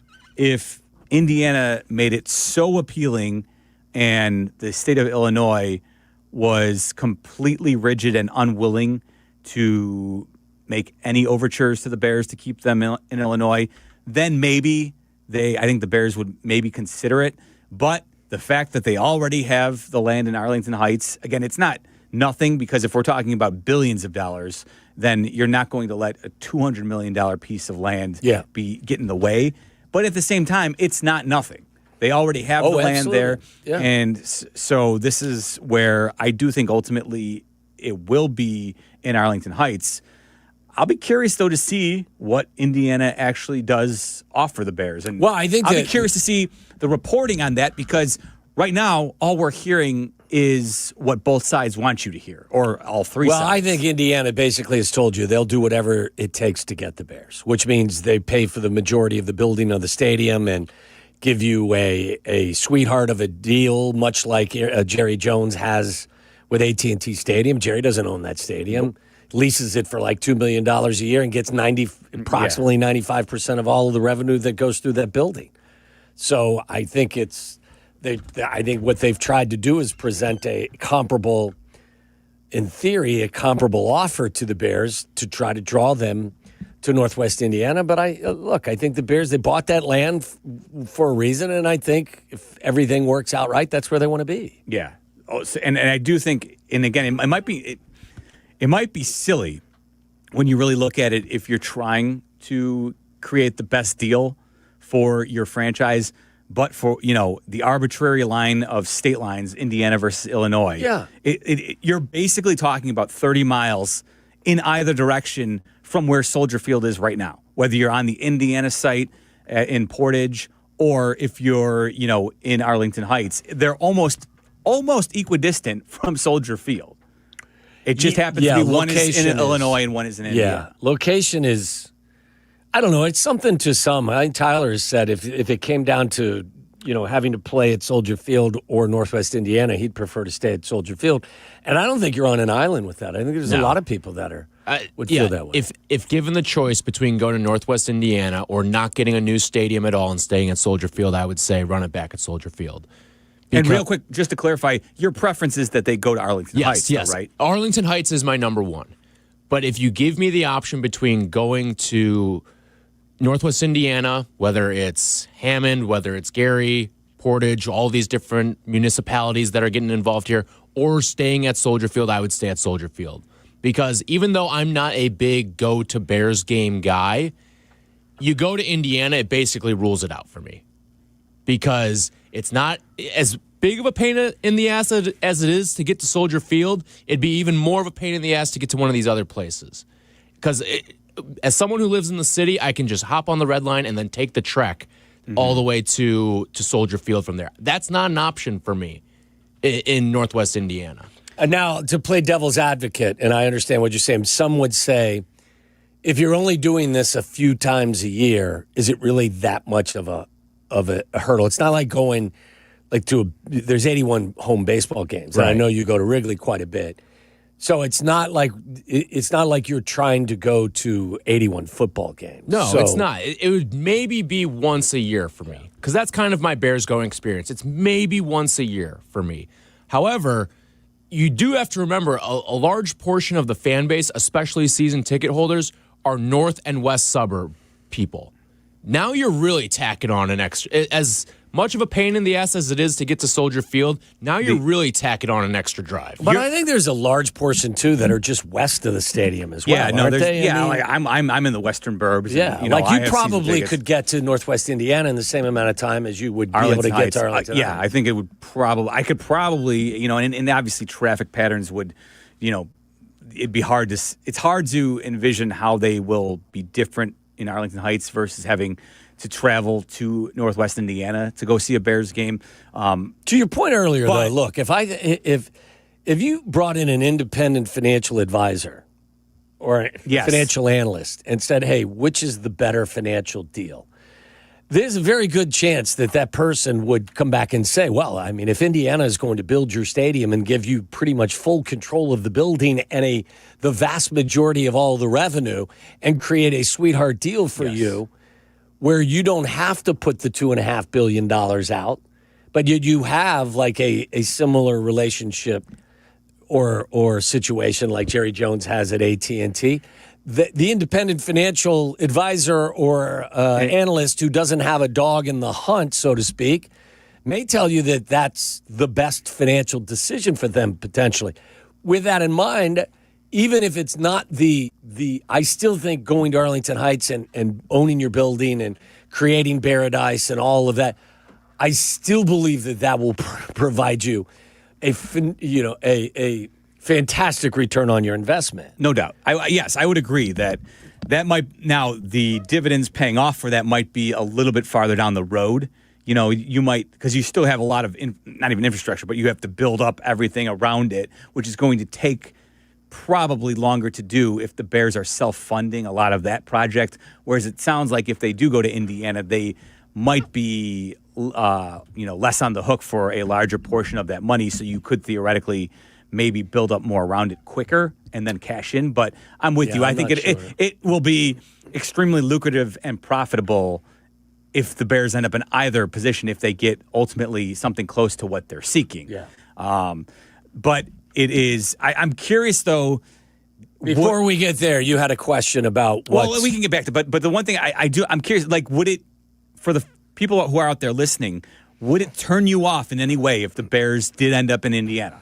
Would you proclaim, you know what, they're no longer, they'll still be called the Chicago Bears? I think we would all agree on that, right? Some people have said that. I would not. I mean, I wouldn't be. It's a legacy name that you don't want to get off of in any way. No, I mean, look, you're not going to be the Indiana. You have the Indianapolis Colts. Yeah, I mean, no, you'd still be the Chicago Bears. Exactly.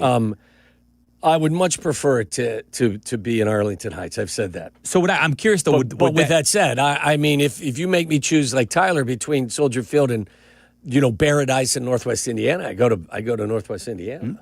And we've done several shows, at Horseshoe Casino in Hammond, Indiana, and we've got there, and you could see where they would, potentially have plenty of land available for the Bears if they want to go that direction. But I'm with you. I think ultimately they will end up in Arlington Heights. It's just a matter of posturing between all parties, getting a palatable deal for everybody. Yeah, well, I mean, perception becomes reality. And if you've got a governor who has his sights set on a higher office, he's already told you, he's made it very well known that he's not giving any tax breaks, or we're not going to ask the taxpayers of the state of Illinois to be on the hook for anything related to building a stadium for billionaires. Well, once, everybody understands that. I agree with him on that front.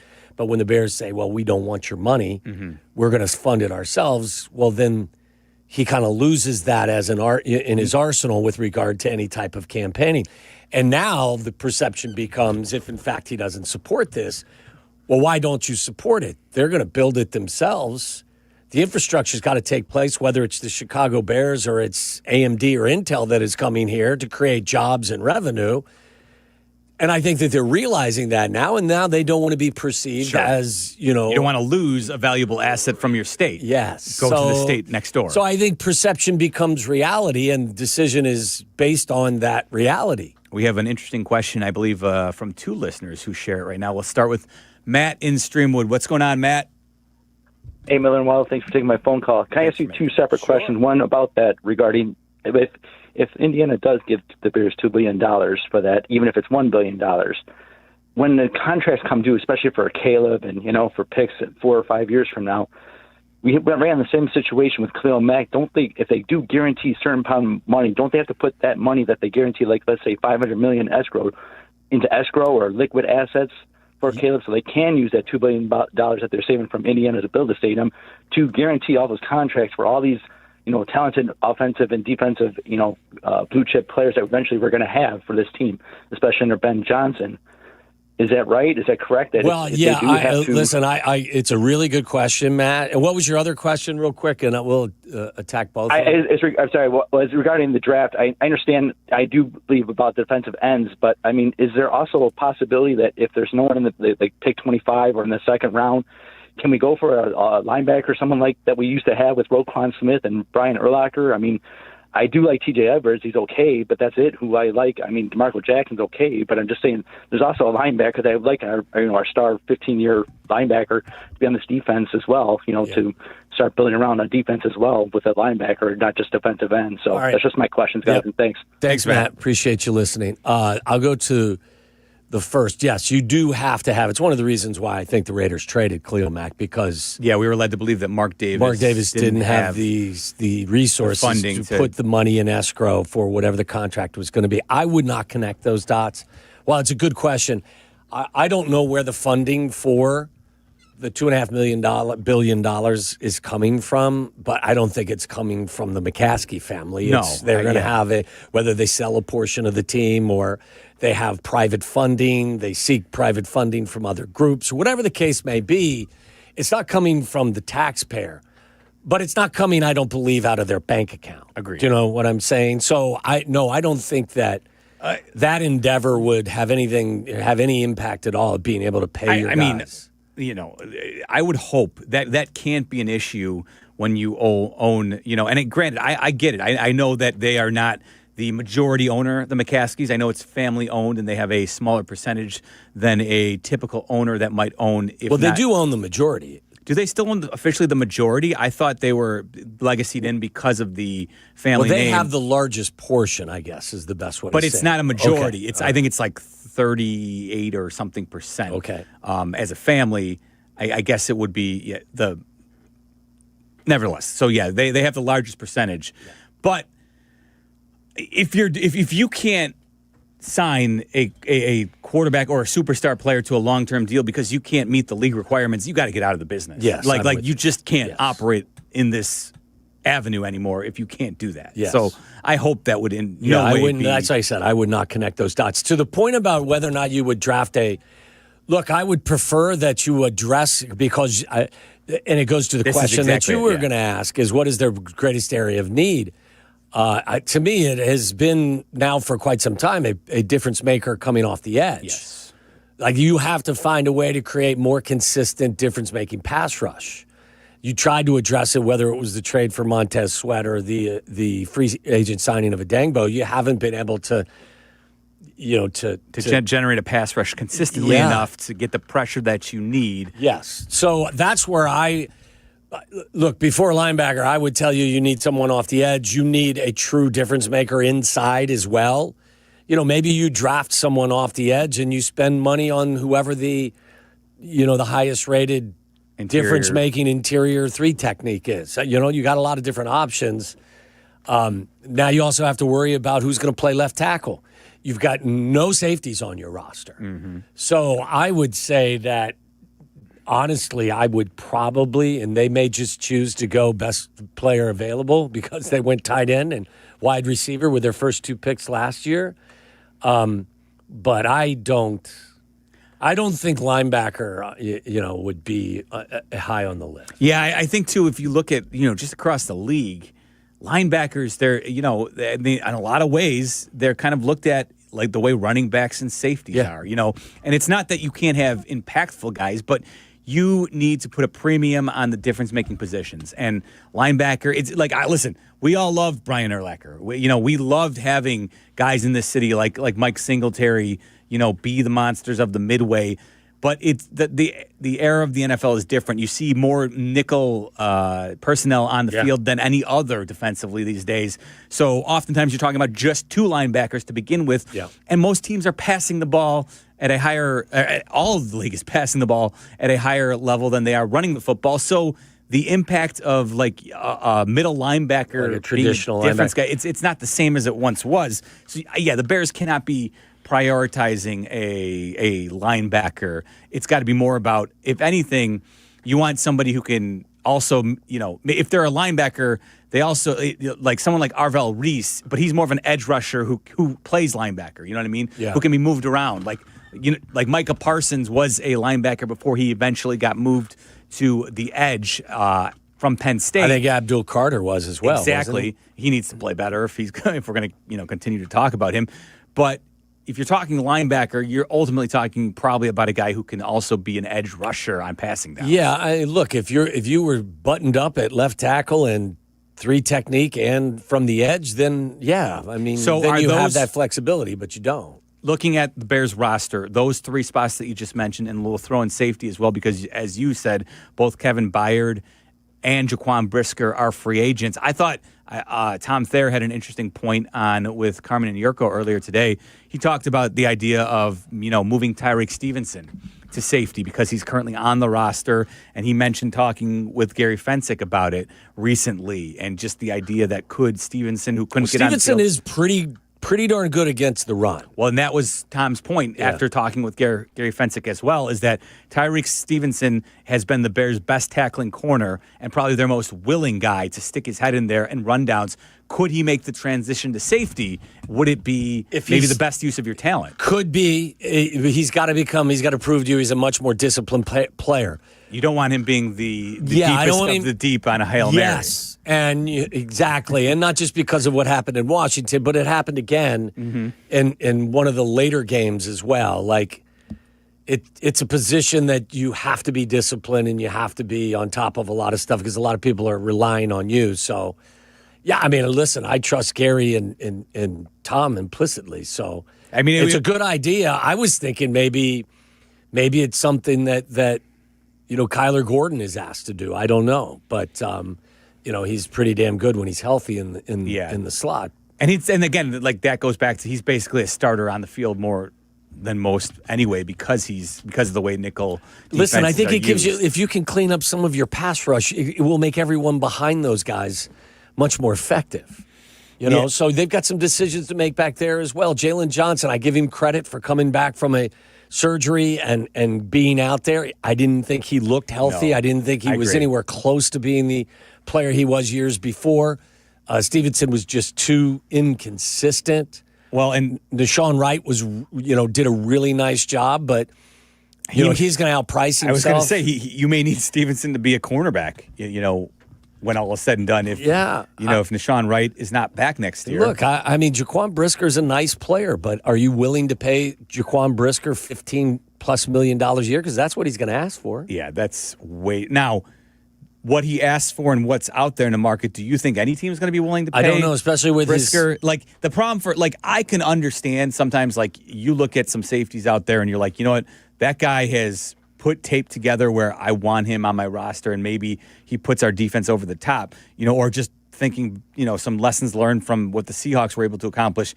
Nick Eamon-Warry was a true difference maker this year as a rookie for their defense, but he made plays. Jaquan Brisker too frequently has been injured, and he may want to be paid at the top of the market, but I don't know how the Bears could entertain that. I don't. Listen, with what you have to address at tackle and at the line of scrimmage defensively, it's just not a luxury that I think you can afford to have. And you already paid Gordon, right? I don't know what you're going to do with Jalen Johnson. I don't know what the situation is, but you paid him as well. I just don't think you can afford it. Yeah, I'm with you. Like again, we were talking about the idea of, would you part ways with DeAndre Swift to free up some cap space so that you can maybe make some additions? Yeah, you're going to have to also fill in some holes that are going to be created from the loss in free agency. And listen, when they originally made the move and signed Kevin Byard a couple of years ago, I was highly skeptical that he could get back to playing at his all-pro level, where he completely proved me wrong. Yeah. And if it comes down to a decision between paying a veteran leader, a captain on your team, and Kevin Byard, maybe at a slightly lesser number as compared to Jaquan Brisker, who may have, you may look at his age and say, you know what, it's his second contract. I want to bet on the youth. I think I'd be more inclined to bring Kevin Byard back over Jaquan Brisker. I would as well, because I think you're going to get a friendlier deal. Mm-hmm. And I think he truly loves being here. Now, he also wants to be paid accordingly. He was first team All-Pro. And he provides a tremendous amount of leadership. So if I had to choose between the two, I think you could get Kevin Byard. I think he was the better player despite the age difference. And I think you could probably get him at a more cost-effective number. Let's squeeze Lewis, who's in Lyle, in before Waddle's World. What's going on, Lou? Hey, good afternoon, Jesse. Afternoon, Waddle. How are y'all doing? Good. Do you call you Jesse? I think so. Yeah, think so. That's the operative word. Hey, so I actually kind of want to follow up on it's funny, that last talk from Streamwood. He almost said exactly what I was going to say about this whole thing with escrow. It's something worth noting, though. The McCaskies, there's only one other ownership group within the NFL that does not have an outside business or a business outside of their NFL team, and that would be the Rooneys, which you could argue is part of the reason that they did not fire Mike Tomlin, because they couldn't afford to have two coaches under contract and couldn't afford to have that or two contracts sitting in escrow or that money sitting in escrow. My question for you is, and I've been I got a little bored at lunch and did some math. Apparently, if my math is right, and we can assume they have about $2 billion in liquidity. I know that they're valuated at about $9 billion, but $2 billion in liquidity. When Caleb Williams has to be paid roughly $250 million in guaranteed, it looks like we're going to be operating with about $500 million that in liquid assets that can then go into escrow for guaranteed contracts. Do you guys think that'll be enough to then get a top-tier pass rusher and shore up every other part of the team, or do you think that might be a little bit low? I don't. I'd be disingenuous if I told you I knew. I don't know.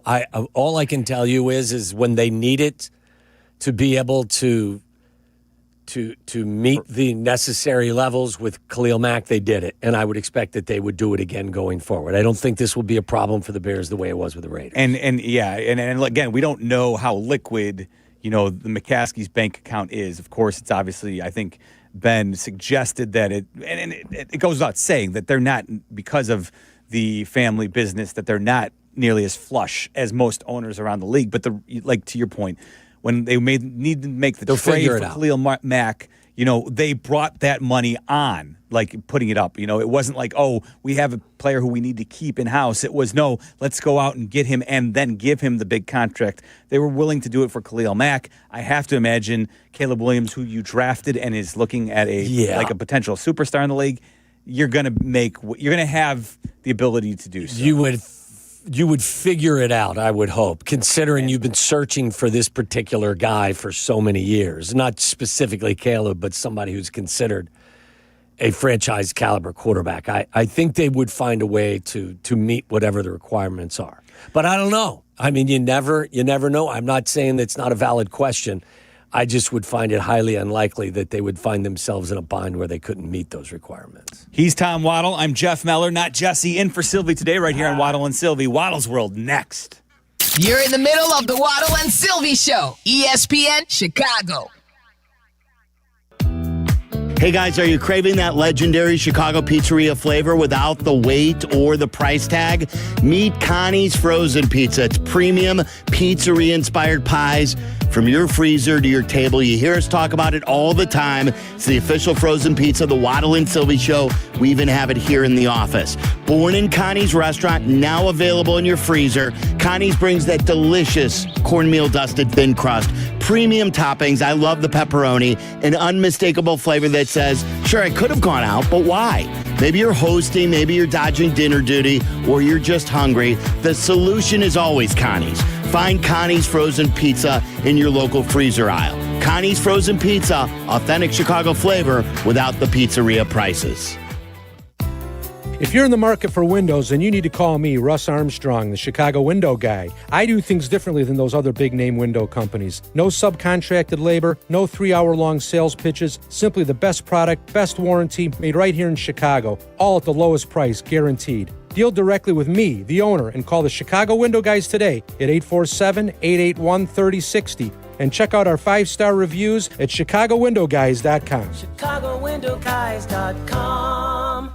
Hey guys, it's Courtney Cronin. Picture this. She opens the box. The light catches the shine inside, but what you really see is her smile. That's the winning moment. That's what Rogers & Hollins delivers. Not just a ring or a necklace or a watch, a moment. A story she'll share every time someone compliments her.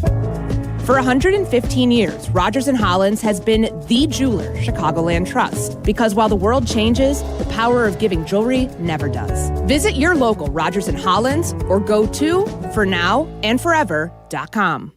Hey, it's Rich Eisen for Pella Windows and Doors. Sometimes teams take a time out to regroup and call the right play. When it comes to your home, Pella Windows and Doors always has the winning game plan. They do it every day, and that's why your neighbors trust them. Visit Pella.com/Eisen today. Right now, Pella Windows and Doors of Greater Chicago and Northwest Indiana is offering 25% off windows and doors and 0% APR for 24 months. Some restrictions may apply. See store for details. Offer ends February 28th, 2026. Whether you're building a single roof or a successful roofing business, roofing contractors like you need the right tools for the job, and software is no exception. Service Titan is on a mission to be the most powerful software platform for the trades, with purpose-built technology proven to maximize revenue, streamline operations, and deliver 5-star customer experiences. We are taking roofing companies like yours to the next level and beyond. Service Titan. We are built for this. See what we can do for roofers at servicetitan.com. $2 million the Verdoliak Law Group wins again for their clients. That's right. The Verdoliak Law Group recovered $2 million for a client who experienced negligent lighting. This is Jurko. If you're a victim of negligent lighting, make sure to call the Verdoliak Law Group. Waddle and Silvy, from our State Street studio to your hellish commute home. We're there with you, making it bearable. Never mind. Back to Waddle and Silvy on ESPN Chicago. This is Waddle's World. And in Chicago, Tom Waddle. He can't run, he's not fast, but he gets open. Bears legend. Amazing. 9 career TDs in the NFL. He caught everything that was thrown and took every hit that they could give him. Tom Waddle. Are you not entertained? Are you not entertained? It's time to find out what's on Tom's mind. Is that why you are here? As we go inside Waddle's World. Welcome into Waddle's World, Meller. You haven't been in it quite some time. I have not. Can you do me a favor real quick? I was trying to read an article that Tyler sent us today. Okay. Can you explain to me the new Major League Baseball TV deal with ESPN and how that will impact things? If the answer is no, you don't have the details, that's fine. Tyler, do you want to help? Well, you're talking about MLB The TV. streaming, the MLB TV. MLB TV. Yeah, MLB TV. So this is like the equivalent of League Pass or Sunday Ticket for baseball. For my money, solve their problems? Does it what? Is it going to solve their problems? No, I think it not. actually probably created more problems than it solved. What problems were you looking to be solved? Well, I think that, maybe they create a greater amount of equity between the revenue streams of all 30 Major League Baseball teams. No, not really. Not because, the difference between the NFL and Major League Baseball is obviously, the national television revenue that you throw into a pie and then you give out 32 slices. Each team's getting over $400 million in the NFL. Major League Baseball, it's not like that. No, but that is... We're going to talk some baseball today, by the way. Yeah, think about it, though. NFL is... I know they've branched out, but for a long, long time, especially when they were signing, these extremely lucrative deals that really took off in the early 90s when Fox was a fledgling network. And they used it as a loss leader. They used the NFL. To create some conversations around Fox 32 here locally. That gave them, as a network, some stability, a tentpole, if you will, sport to put their network on the map. But for the most part, it was one day a week, right? And I think that's the built-in advantage that football has always had. Is that not anymore? I get it. They've obviously Monday, Thursday, Sunday night. We are a football-crazed nation that is more than happy to, watch it. But it's also every team, for the most part, across the country, there is some appeal, right? The way the NFL works, fantasy football, there's reasons why people will stop and watch a one game a week or whatever, or multiple days a week, but just any team across any of those 32 teams, right? Yes, I will concede that the NFL has a bit of an advantage with regard to the national television. Major League Baseball is never going to create a streaming type of entity where the vast nation is going to be demanding it because they want to watch each and every single game of each and every single team. It's largely a provincial sport. So that is the disadvantage that Major League Baseball has if you're comparing them directly to So how do you solve streaming. the problem? Because Tyler just said MLB TV, the new deal with ESPN, is probably going to make it harder. Well, it's going to make it harder for fans who actually want the product, to, I think, get access to it, right? Is that what you're reading? Yeah, because it could be more expensive. It's so weird. Well, it is and it isn't. If you already had MLB TV, then you're fine. You're kind of grandfathered into this new deal where you don't have to deal with any of the ESPN portion of it. But if you haven't had MLB TV in the past, then you got to go through ESPN Unlimited for all of this. Because ESPN is taking over the MLB TV rights package. I'm so confused. I think that's just tell me that there will be baseball in 2027. I think the vast majority of people, when you say I am so confused, even baseball diehards who want MLB TV are very confused as to what this means for how they're going to get the product moving forward in the future. Do you need to be an ESPN Unlimited subscriber to gain access to MLB TV? As Tyler just mentioned, if you had in the past, you'll be okay. But how long that lasts, for this year or a couple years, we'll see. And I think it's cheaper for you if you had it in the past. But if you want, I want to say it's like $130 for the year for every team. Well, every game for every team, except for the blackouts. So, like for us here, we don't get the Cubs and Sox because they have their own networks, and so you guys are in for a mighty long lockout, Mister. Well, I will say this: the blackout portion is something that Rob Manfred has started to get really vocal about in the last year or so. I could see that changing sooner rather than later. And what you're are you going to do with all your free time in 2027? But even I'm probably going to fill in and host Waddle and Silvy. Even League Pass and Sunday Ticket, those are blacked out locally too. Yes. Are they? Yeah. So, like, if you have League Pass, you can't watch the Bulls on League Pass. Yeah, if you've got Sunday Ticket, you can't watch the Bears on Sunday Ticket. Here's the truth of it is, if you're a baseball fan, unless you're just somebody who's a transplant, why are you you have to be just you have to be like me, maybe Tyler, a diehard MLB fan, because if you want to watch the Cubs or the White Sox, you have to subscribe to CHSN or Marquee, right, to get those games. And then in addition to that, or my cable, I subscribe to them through my cable provider. Yes. By the way, 10 days from today's, you'll hear that game, right? Cubs and Sox here on ESPN 1000. What time is first pitch? It's either 2:05 or 3:05. It depends what time zone Arizona's in. Okay. I can't remember. That's going to Parents' Week in Santa Clara for me, so I won't be here. I was going to say that's going to affect the programming of Waddle and Silvy, right? It's my birthday too. Happy early birthday, my friend. Okay. What else? Meller, would you like to? This was tradition back in the day. Well, you're giving us the Olympics are here.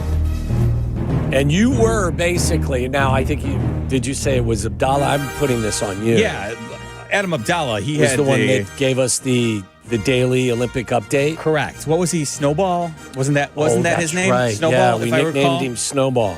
Yeah. By the way, I can give you a medals count, and then you can give us some details. I was going to give you a medals count. Okay, give us a medals count. Well, the Norwegians are, if you have the same totals as I do, are currently in the lead with 12 total medals in the 2026 Winter Games. The Italians, the home squad, they have 11. Japan has 8. The U.S., the good old U.S. of A., has 7 medals right now, Waddle. Okay, that's where we're at. We are in 4th place currently in the medals count. I believe the women's hockey team just put it on Canada, didn't they? They are absolutely smothering them. I believe it was 5-0 at last count. Now we're talking. Is that one gone final yet? Because it was, I believe, in the 3rd period. If it's not final, it's over. Last I was either checking, way. So, yes. Are there any Olympic stories that you'd like to update us on? So I just mentioned to you briefly in passing, last night I was locked in on the speed skating, the women's final. Femke Kok, the Dutch silver medalist, she was blown away yesterday, Waddle, when her compatriot overtook her. And by the way, do you know who her compatriot is dating? I don't know. Jutta Leerdam, that's her name. She's the one who overtook Femke Kok yesterday for I don't believe you. I think you're making that name up. I am not making this name up. Anybody who follows... How do you pronounce, or how do you spell fem? Femke. Oh. Femke Kok. Okay, so you were saying it... Femke Kok. Femke Kok. It's Femekekok. It's not okay. Femke Kok, she won the silver medal for the Dutch as they completed the 1-2 gold-silver as So Femke Kok was in the lead until eventually she was blown away by Jutta Leerdam.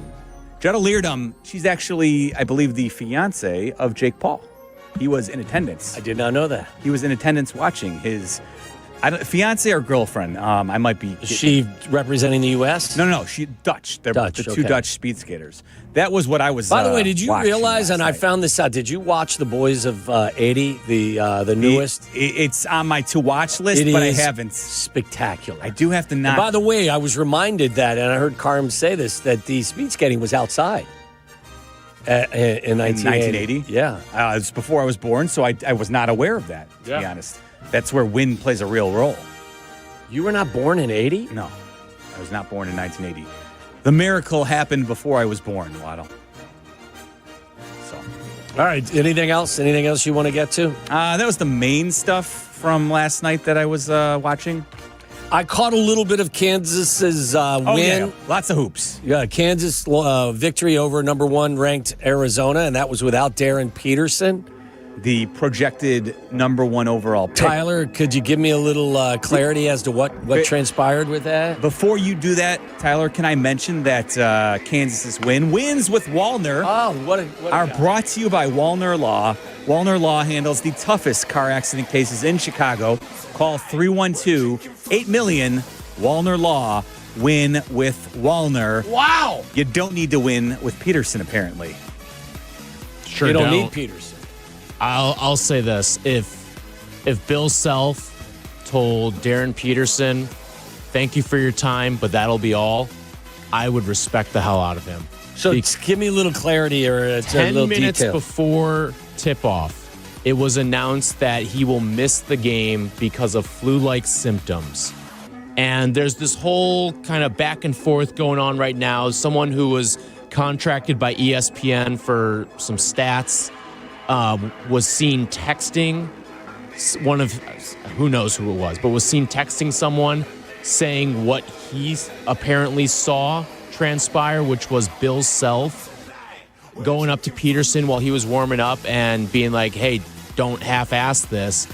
If you can't do it, don't play. And then Peterson apparently said, bleep it, I'm out. Yes. I mean, this guy is the softest player that we've seen come through college Maybe basketball. one of the most talented guys you've seen in a while, too, right? He is probably the most talented player I've seen come through the sport in quite some time. Like, better than Cooper Flagg, better than all of these other top picks that we've seen over the course of the last decade plus.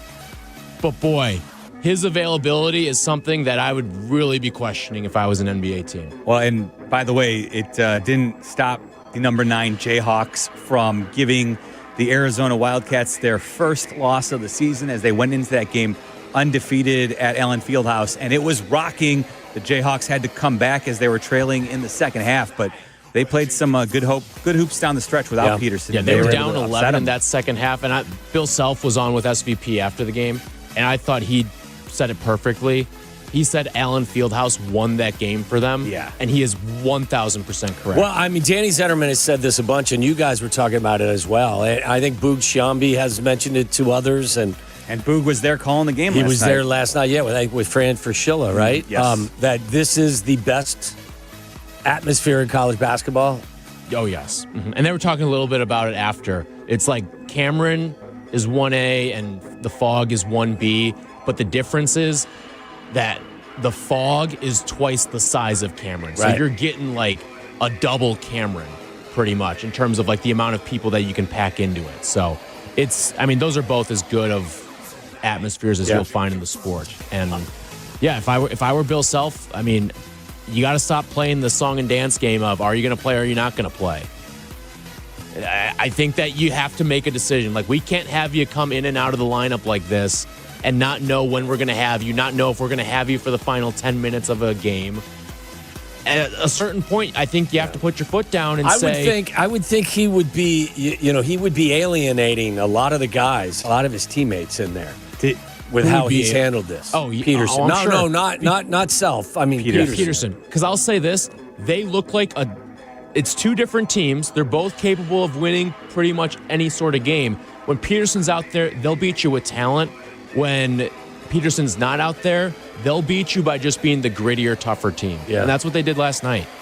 By the way, Nevada is reporting that they had a 10-year low for Super Bowl bets. Approximately $133.8 million bet on Super Bowl 60 with Nevada sportsbooks. That's a 10-year low, according to figures from the state gaming control. And this is something I know that you're constantly in touch with Carm for, and Carm will be happy to know the sportsbook won a net $9.9 million on the Seahawks victory. Glad the books finally stayed afloat after this Super Bowl.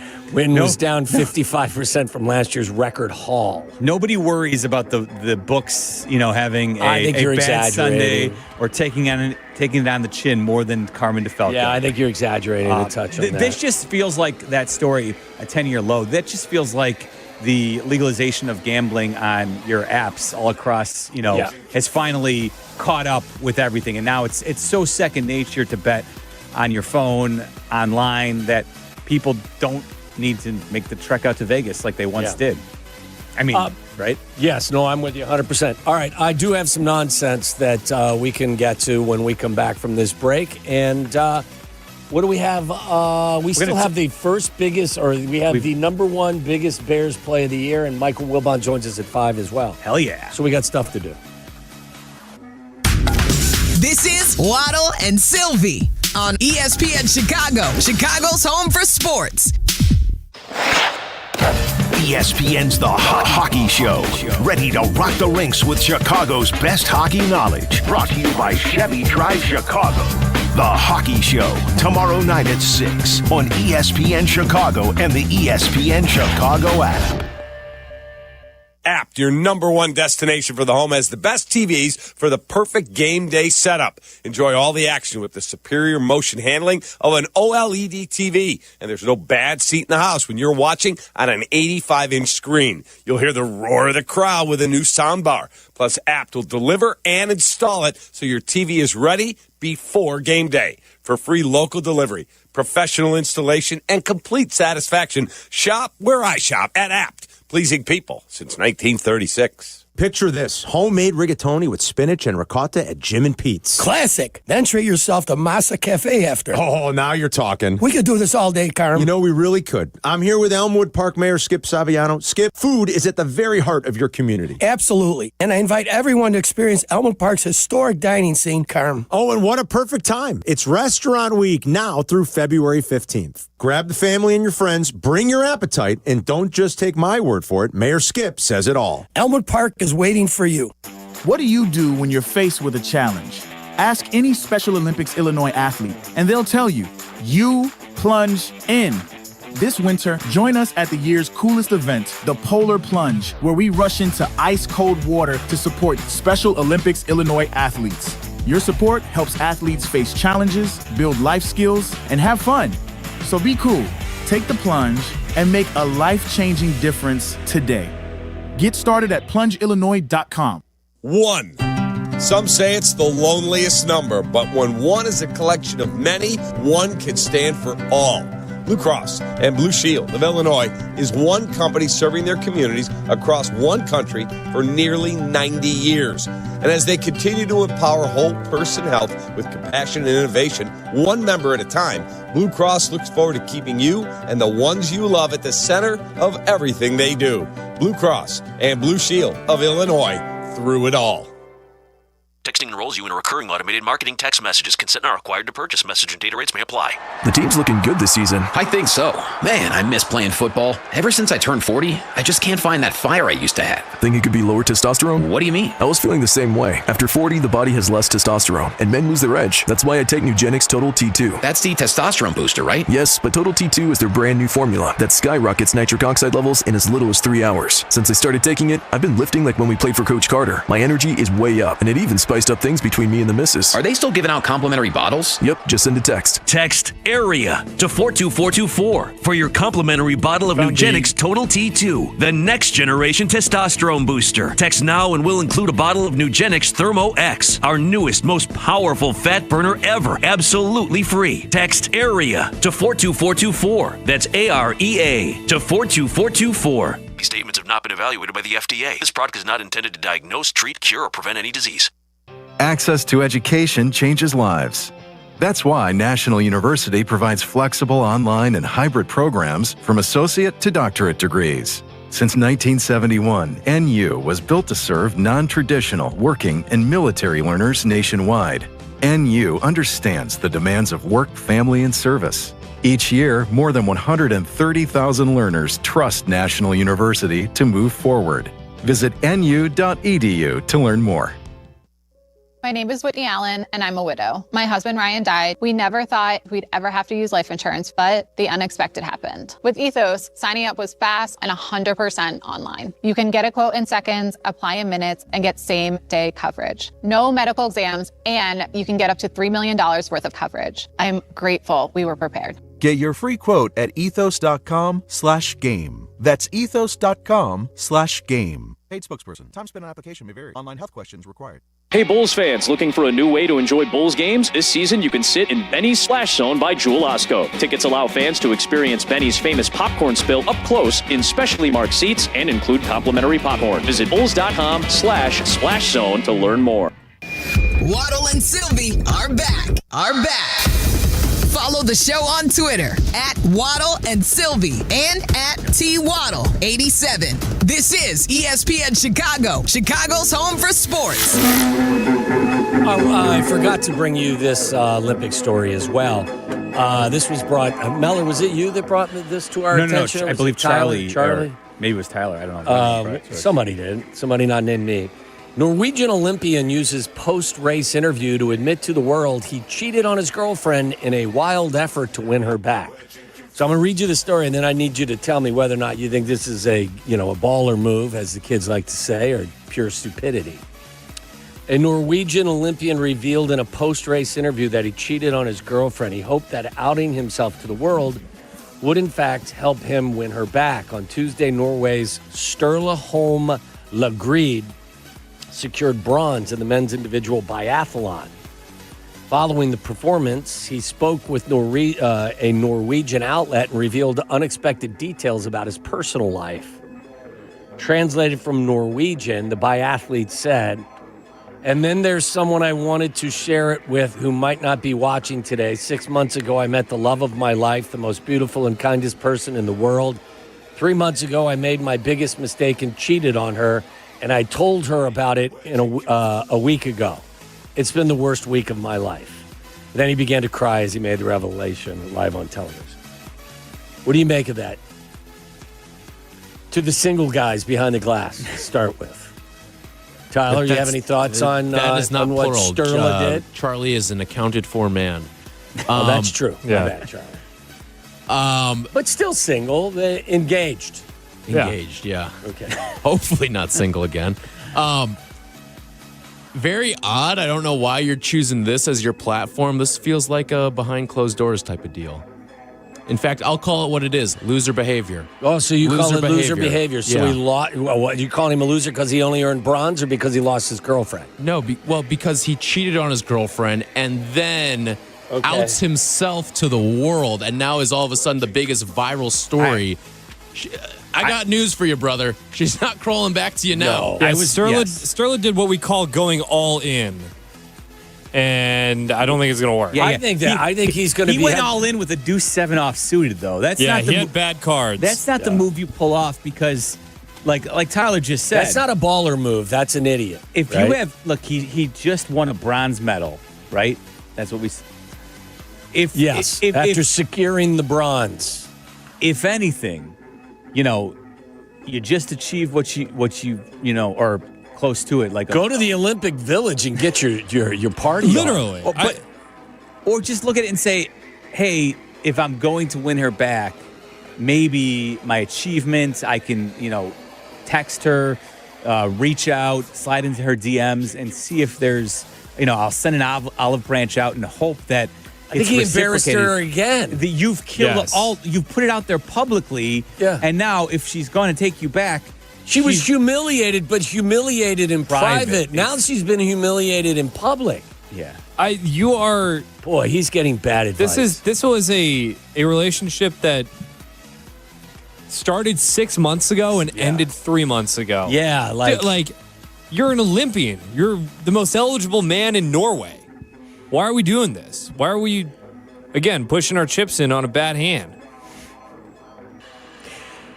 It's a good point, Charlie. Yeah. See, You I knew can Charlie see, would have a good response. I mean, Charlie, can you do an imitation of Sturla? No? I don't really know what Norwegians. Okay. All right. Well, I mean, if you thought that was bad, Towson, Maryland, paramedic faces charges after allegedly urinating on his supervisor's desk and in a pot of chili at work. Oof, yuck. Not the chili. Man. Says a man who's delivering gummies shaped in, phallically. I'm not the deliverer. I'm the consumer. I'm saying Meller. The recipient. You can't. Wait, he said he's not the deliverer, he's the consumer. You can't make the distinction between a gummy-shaped penis, which tastes good, by the way. Penis-shaped gummy is what it is. Yes, exactly. Detail. Versus peeing in a pot of chili. Yeah, you can't. There's no Christopher distinction. Carroll is accused of urinating in various places at his workplace, including a refrigerator and a pot of chili. Everyone wants to know why I don't have the ability to answer that question right now, defense attorney Seth Oken said Thursday. At his court hearing, he was denied bail. Good. He is a 36-year-old suspended paramedic in the Baltimore Fire Department, Baltimore County Fire Department, accused of filming himself at work while in uniform, purposefully leaving his bodily fluids, including urine, all over the place. Including in the chili. You said. I'm glad they added purposefully. Prosecutors said Carroll urinated into the ice, wiped on a scoop, and used the scoop to mix the urine throughout the ice in the ice maker before making a thumbs-up gesture to the camera. What is he potentially? What is and there a sentence? And then on camera admitted to cheating on his girlfriend. What's the maximum sentence? Do we have anything in there for that? Well, it's Sylvie. This is one of those things where Sylvie says you go to jail for life. I wouldn't necessarily be opposed. Didn't we have like a high school? Yeah, there was the baseball team in New Gatorade Mexico. thing. Yeah. New Mexico baseball team. That is not that's not good, Charlie. It's not good. All right, that's enough nonsense. When we come back, I believe, didn't you say, Tyler, that the NFL has had a bit of a response to the Bears' request for getting those 2 comp picks back for Ian Cunningham going to the Falcons? We may have some clarification, right, on whether or not the Bears will be receiving some comp picks that we can tell you about. Before we take a quick timeout, reminder, YouTube and Twitch streams brought to you by LaPorte County. Make a short drive and feel miles away. Plan your summer vacation in LaPorte County, Indiana. Visit MichiganCityLaporte.com. Jeff Meller in for Silvy. This is Waddle and Silvy. Waddle and Silvy on Chicago's home for sports, ESPN Chicago. The Kap J Hood podcast is available on the ESPN Chicago app and wherever you like to pod. Presented by Republic Bank. Or listen live to Kap J Hood on the app as well. Weekday morning 6 to 9, ESPN Chicago. All right, guys, new year, and you want a better sleep, so let's do this. If you're waking up sore or just not sleeping great, it's time for a new Beauty Rest mattress from Steinhofels. Right now, you can save up to $1,000 on a Beauty Rest Black adjustable base set. Plus, get up to $300 in Steinhofels cash. A Queen Beauty Rest Black mattress starts at just $34 a month with 60-month financing. Right now, when you test rest a Beauty Rest Black, you could win a dream vacation to Hawaii. So upgrade your sleep. Shop in-store online at steinhoffels.com. 7 Chicagoland locations. Shop Steinhoffels today. Hey, it's Cap. Football season is officially done, and now we're into the offseason. No games, no distractions, which means it's a great time to finally take care of the stuff you've been putting off. You're not sleeping well, or you're dealing with constant congestion, check out Sinus and Snoring MD. Do what I did. Call 847-545-0147 and get yourself ready to feel better. That's 847-545-0147 or sinusandsnoringmd.com. Hey, it's your buddy Tom Waddle. People take their beer very seriously. Some want it light and easy. Others want rich and roasty. Some just want something classic they can always count on. That's why Yingling works. They brew a beer for everyone in every situation. Whether you're on the golf course, watching the game, or being the grill master at home, there's a Yingling that fits the moment. So next time you're at the store, check out the lineup. You might walk out with more than one favorite. Yingling, the oldest brewery in America. Enjoy responsibly. DG Yingling & Son, Pottsville, PA. Just like a strong offense keeps moving the ball, Republic Bank of Chicago's business banking solutions can keep your company growing. Business checking, treasury management, commercial loans, big business, small business. Republic Bank has everything you need for your business. Our team is here to get you back in the game and moving in the right direction. Experience banking beyond expectations. Only at Republic Bank of Chicago. Member FDIC. Visit ourbankchicago.com today. Life is full of choices, some big, some small. And when you choose an H&R Block Tax Pro, you're choosing the largest network of tax expertise to be in your corner. For when your big ambitions need help with the small details. For when your six figures come from 6 different places. For when your gaming stream becomes your revenue stream. For when your business's year one needs 70 years of tax know-how. At H&R Block, we've seen it all, and we're here to help you make the most out of your money for life outside the box. Get started at hrblock.com.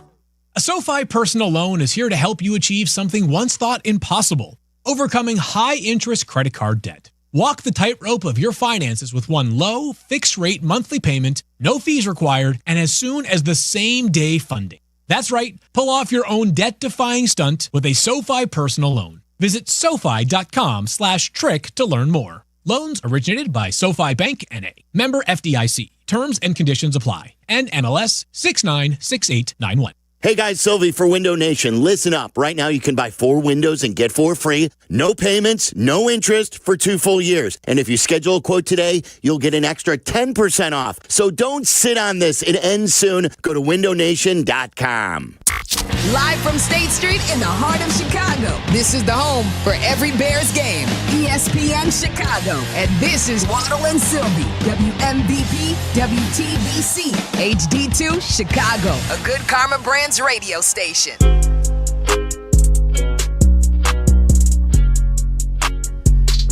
Oh, it's always fun spending the afternoon with Jeff Meller.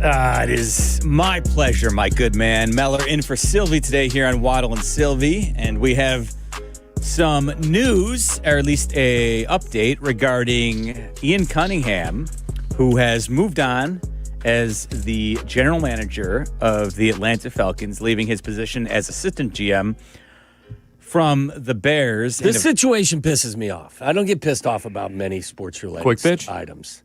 This is a long bitch here, Charlie. Like, I could bitch about this for an extended period of time.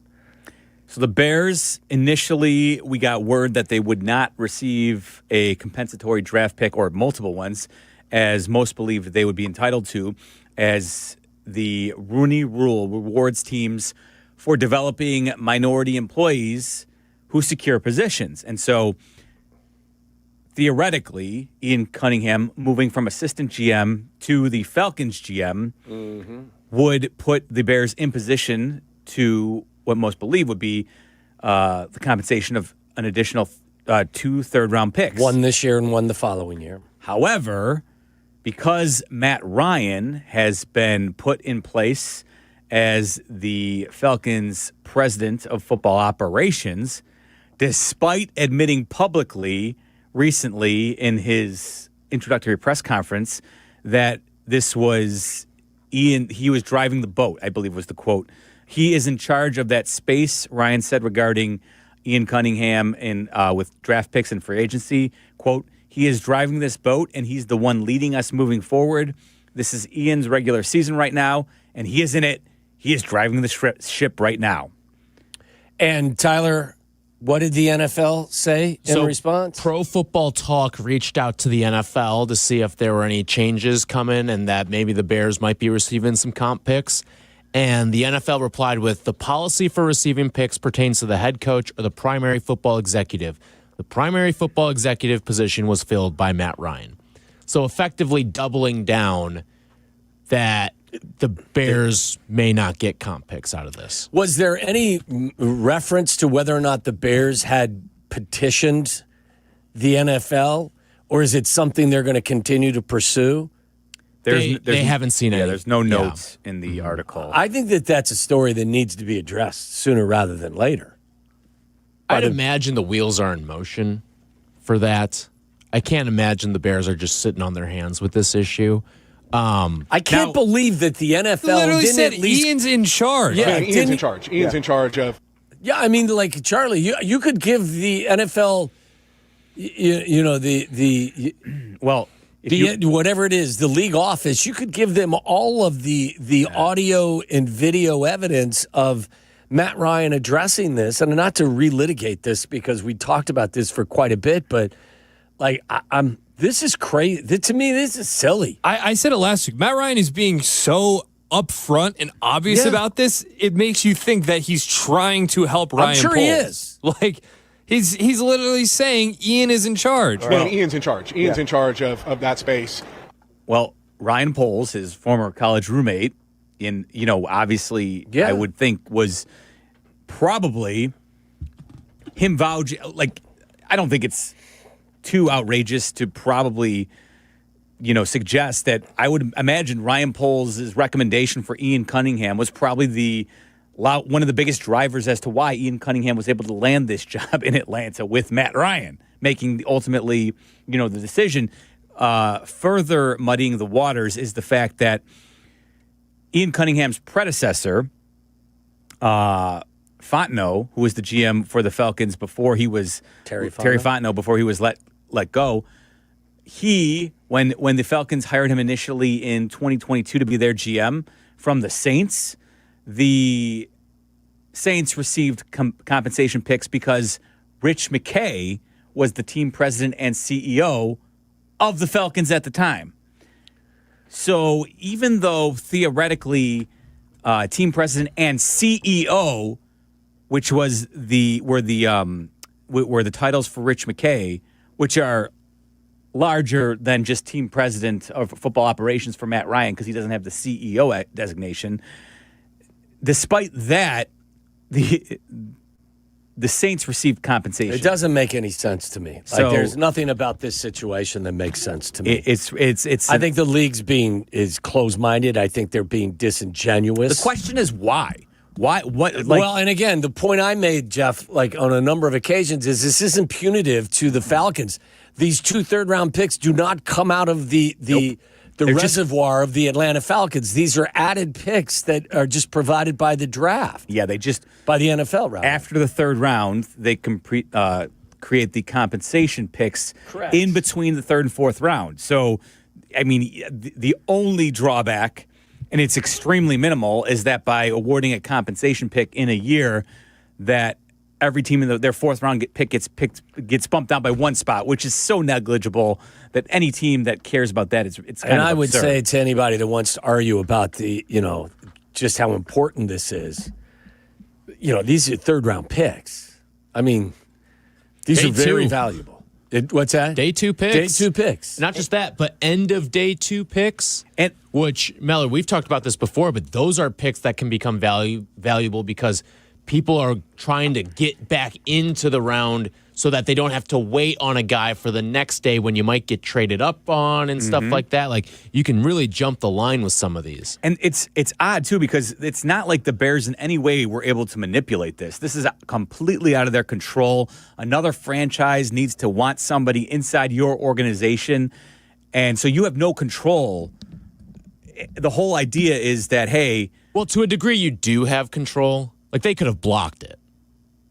Yeah, the Bears could have. The Bears could have, but the Bears did the right thing. I'm not saying that the Bears did the wrong thing by not blocking it, but you could have blocked it.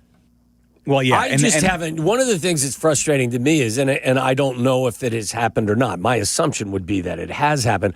I don't see in any of these articles that the Bears are appealing, The Bears are going to be making a massive fuss about this because the draft at a certain point is just a math game. It's just a numbers game. Yes. I'd be breaking furniture in the front office. Yeah, I just don't really understand what the NFL's motivation here is, because why would you draw this distinction with Matt Ryan now when he's so clearly telling you that that's not the position that he truly holds? I agree with your point, too. I think Matt Ryan is also trying to be as as detailed as he can. I mean, the way Matt Ryan's laying out his own job title to everyone is he's a glorified ambassador. Yeah, there's a lot of what would you say you do around here But about Matt Ryan. But I think he's doing Ryan Poles and the Bears a solid by describing what his participation level will be in the manner in which he is. He also, and I get like he's not going to just be like, well, I hired Ian, but he's not going to do anything. Like he's not going to say that, obviously. But if that was the case, he probably just wouldn't say what he's doing. He is saying though that this is Ian Cunningham's show. He said it before. I am here to support. I am here to be a resource for him. I am here to learn from him. He's saying that Ian Cunningham is going to teach me this world that I don't know anything about and that I am new to. What does that sound like? It sounds like a guy who's not the general manager. He said he was going into his first draft meeting this week. Yeah. When he was talking about this last week. Now, again, I don't want to, I don't want to get all hot and bothered for something that the Bears are really dialed in on. But in none of these reports have I heard that the Bears are pissed and that they will fight tooth and nail for these picks. I think the letter of the law and the spirit of the law are both in their favor. Jerry Jones would be on every single radio show he could possibly. You know what? He'd be telling you, I ain't got time to jack with you. Give me my picks. Exactly. And Robert Kraft would be throwing a huge stink about this. Yeah. And so many of these owners would. And, I hope that the hope is that, if people aren't going to do that, like Kevin Warren would be doing that. Or Ryan Poles would be asking Kevin Warren to do that so you can focus on the draft. Everything like that. I don't know. I mean, the way this has been handled, if you go back, for instance, if Kevin Warren had been in place prior to Ryan Poles being hired, when Ryan Poles left Kansas City to come to Chicago, if Kevin Warren was the one hiring him, then under the way this has been laid out now, the Chiefs would not receive any compensation for the hiring of Ryan Poles. I'm not sure because I don't know what is officially the list of what Kevin Warren's.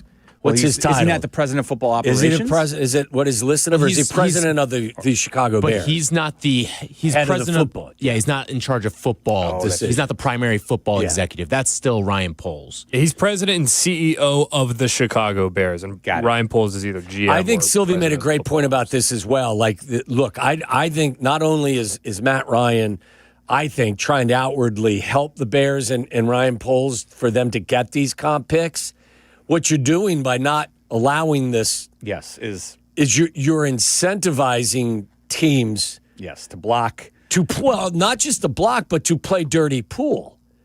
They can actually give titles to guys. You can create this environment where. But I hear you. But the thing is, because think about this. The Bears are going to be competing with the Atlanta Falcons in the NFC, whether it's for a wild card spot. If you want to circumvent the rules, you can do that by just putting flimsy job titles on. Taking a former player who your owner is close with and just say, you know what, you're going to be the president of football operations, but everybody, and this sucks. ultimately, and again, it's doesn't make any sense. The whole idea of creating the Rooney Rule is to incentivize teams to look at minority candidates and trying to help promote nurturing environments so that they can go ahead and achieve success in the league. And by not awarding the compensation picks in a situation where you would think the whole idea, if you're truly in support of this rule and not using it as some window dressing, would be, you know what? In any case that's close, we're going to give the team that has the benefit of the doubt, and we're going to err on the side of, again, giving the compensation pick out because there is almost no downside. Again, you're creating a new draft pick out of thin air that really doesn't hurt anybody. Sure, it knocks you down one spot. Really, that's not good. When all is said and done, when you get to the third round, it's probably not going to change too much on too many teams' draft boards. You're probably, in all likelihood, usually going to get the player that you want in the third round.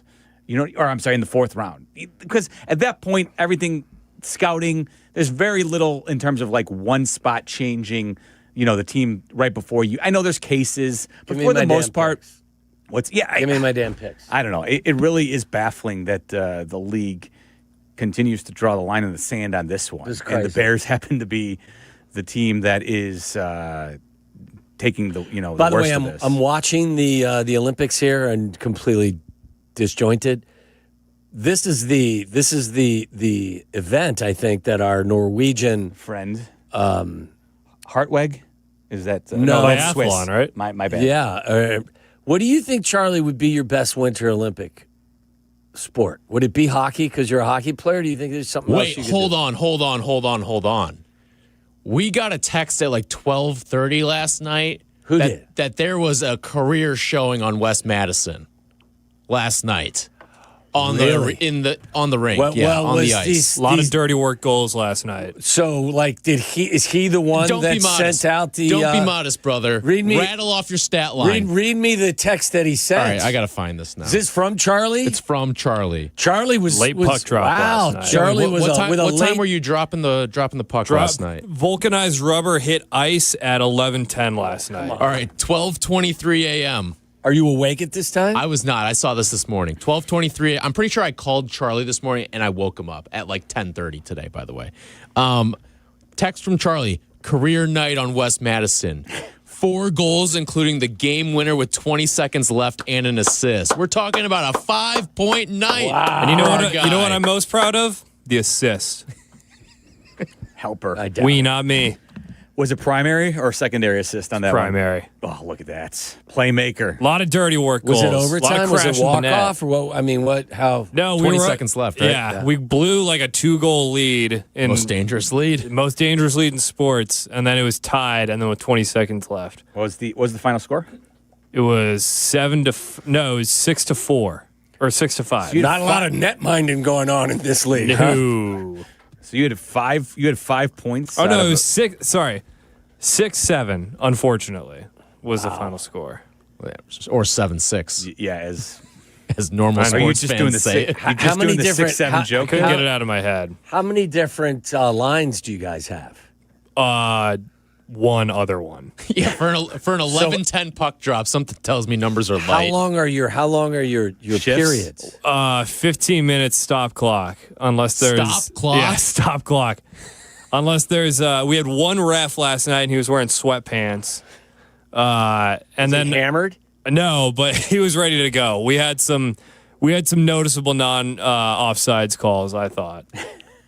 Were you cherry picking? Is that how you accumulated some of your goals there, or no? No, I don't. I try How long not to is the cherry shift? pick. Like 3 minutes sometimes. Like it's tough. Well, that's what happens when you only have Fresh legs go out the window. 10 players on your team. Fresh legs are out the window by like halfway through the first. Do you guys period. play overtime? We would have had a shootout if it stayed tied. Rec league shootout sounds so pointless. Chucky biscuits. I think we would have all agreed agreed to go home. Do you guys like go out and have a drink afterwards, or is it too late? You got to go home. It's too late last night. We there's a bar at both rinks that like overlooks it. So go up there sometimes afterwards. Was there a game Nightcap? after yours? No, or no, You guys we were the last last one. ones. Closing the place down. Yeah. Okay. So the answer to the question is hockey would be your best sport at the Winter Olympics? Yeah, just by default. It's the only winter sport I pretty much know. I used Tyler, to ski, but I haven't done that in a Do while. you have a winter sport? No. No? I don't either. You know my thoughts on the Olympics. Oh, no, I don't. I'm out on Why? the Olympics. You and Cap. I'm not an Olympics guy. I don't follow it the way I follow the NFL, but like I mean, you sound defiantly against it. I don't follow the Olympics the same way I don't follow the MLS. It's all the same to me. Nothing wrong with that. Okay, like there's nothing appealing about it. I'll tell you this. You know how? So this every morning when I'm putting together the show plan, I always put on a quad box on the TV to see. Just to kind of like fill background noise. Yeah. I don't even put the Olympics on. Really? For background noise in the morning now. Okay. So it's not Summer Olympics draw your attention a little bit more? No, none of it. They are the Savannah Bananas of sports. The Olympians I think are the Savannah Bananas. I think the Savannah Bananas are the Savannah Bananas of sports.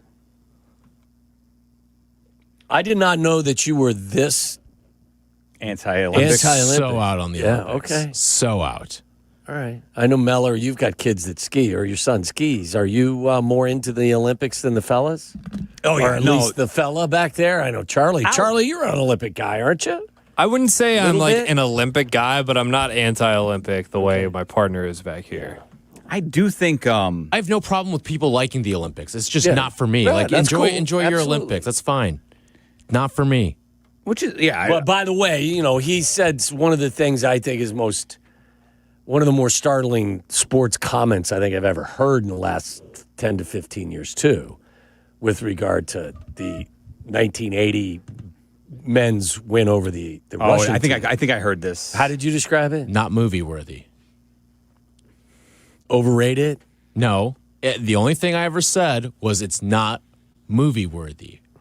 If we're setting the bar as 4-1 dogs is what we're making movies for, I can give you 15 college football games or 20 college basketball games that we should be making movies about. They had to have been They weren't- lower I know, odds I than know, that. I know. 4-1? It was 4-1. How could that be? Where They were they? lost. What would they? Didn't they lose First 10 of all, to 3? First of in all, a- wait. You couldn't for the longest time. You couldn't even wager on the Olympics. I know, but It was there's not, they always were, a way. They were There's not always listen, a way. They were not affordable. Like Action Network did the research on this.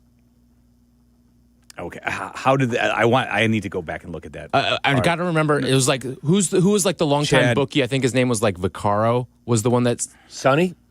Sonny Vaccaro? No, Sonny was the Yeah, sneaker he's the guy. shoe guy. That's what Are you I thinking thought, Jimmy yeah. the Greek? Let me find this article. I'll bring this back to you in a second. Okay. Yeah, I got it right here. But 4-1. I mean, I think anybody who So you haven't seen The Boys of 80? yet. No, not yet. It Now is listen, so good. I've seen Miracle, so Yeah. and here's the thing. I remember, I believe I was either in 5th or 6th grade. I remember part of like a long story in our textbook was written about the Miracle, the 1980 Olympic hockey team upsetting the Soviet Union. And while you lived through it, it was. If you didn't even live through it, I don't even know how. Like, because the truth is that by There the was so time- much about it. It wasn't just about beating a team that was. The Russians were all professional. basically professionals. They beat the No, U.S. team. I they think. were. They weren't Right. basically. They Didn't they flat beat out- the U.S. All-Stars?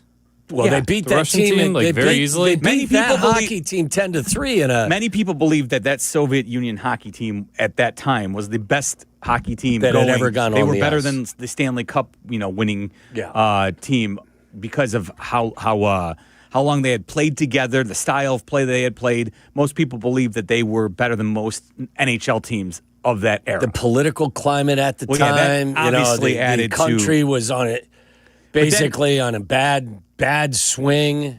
So Jimmy Vaccaro said on Twitter, the U.S. was priced somewhere between plus 400 and plus 600, and Vegas bookmaker Roxy Roxborough says plus 350. Wow, that sounds way too. I think part of that. Don't get me wrong. If I was alive during that time, I would have been all over the dog. I mean, would have and, been and what all was over the dog. didn't- Like a dog that barks. What was it like within like 10 days prior to that? The Soviet Union had beat them like 12-1. No, or you're something? right. They played them like I think it was 10-3. in like an exhibition. Yeah, it was like 10-3. I think it was the final, and I don't even think they played the majority of their guys for the vast, for yeah, a number of minutes. I mean, so whatever. That's a. I don't know. Did you watch it then? The 80s thing on Netflix? No. Will you not watch So it? wait. If you're saying it's not movie worthy, why don't you at least watch the documentary and then? Because he says it's not movie worthy. That's That's why I fine. watch it. Documentary, I'll watch. A lot of things warrant documentaries. A Disney movie? So you've never watched Miracle? No. All right. You say that like you're surprised. I am a little surprised because it was made. What was Miracle made in like 2002 or something, or like early? It's been out a long time. Miracle. I'm kind of surprised that you didn't at least watch it at some point because you are. Do such you a find huge yourself sports- on an island? No, but I not only am I not a movie guy, I'm specifically not a sports movie guy. Listen, and for the most part, I agree with you, and that's something that Tyler and I have shared. In that for whatever reason, sports movies, I think partially because I watch and consume so much real sports that I can immediately I'm taken out of the reality of it because anything that doesn't seem realistic to me bothers me from a film. And obviously, a lot of times you want to give if you're a filmmaker, you take some poetic license with what you're doing to make it a better story. But for me, as a sports fanatic, it's hard for me sometimes to watch movies and really appreciate them because I just get taken out of it. So I share with you that. But it's it's everything is based on a real story that actually occurred.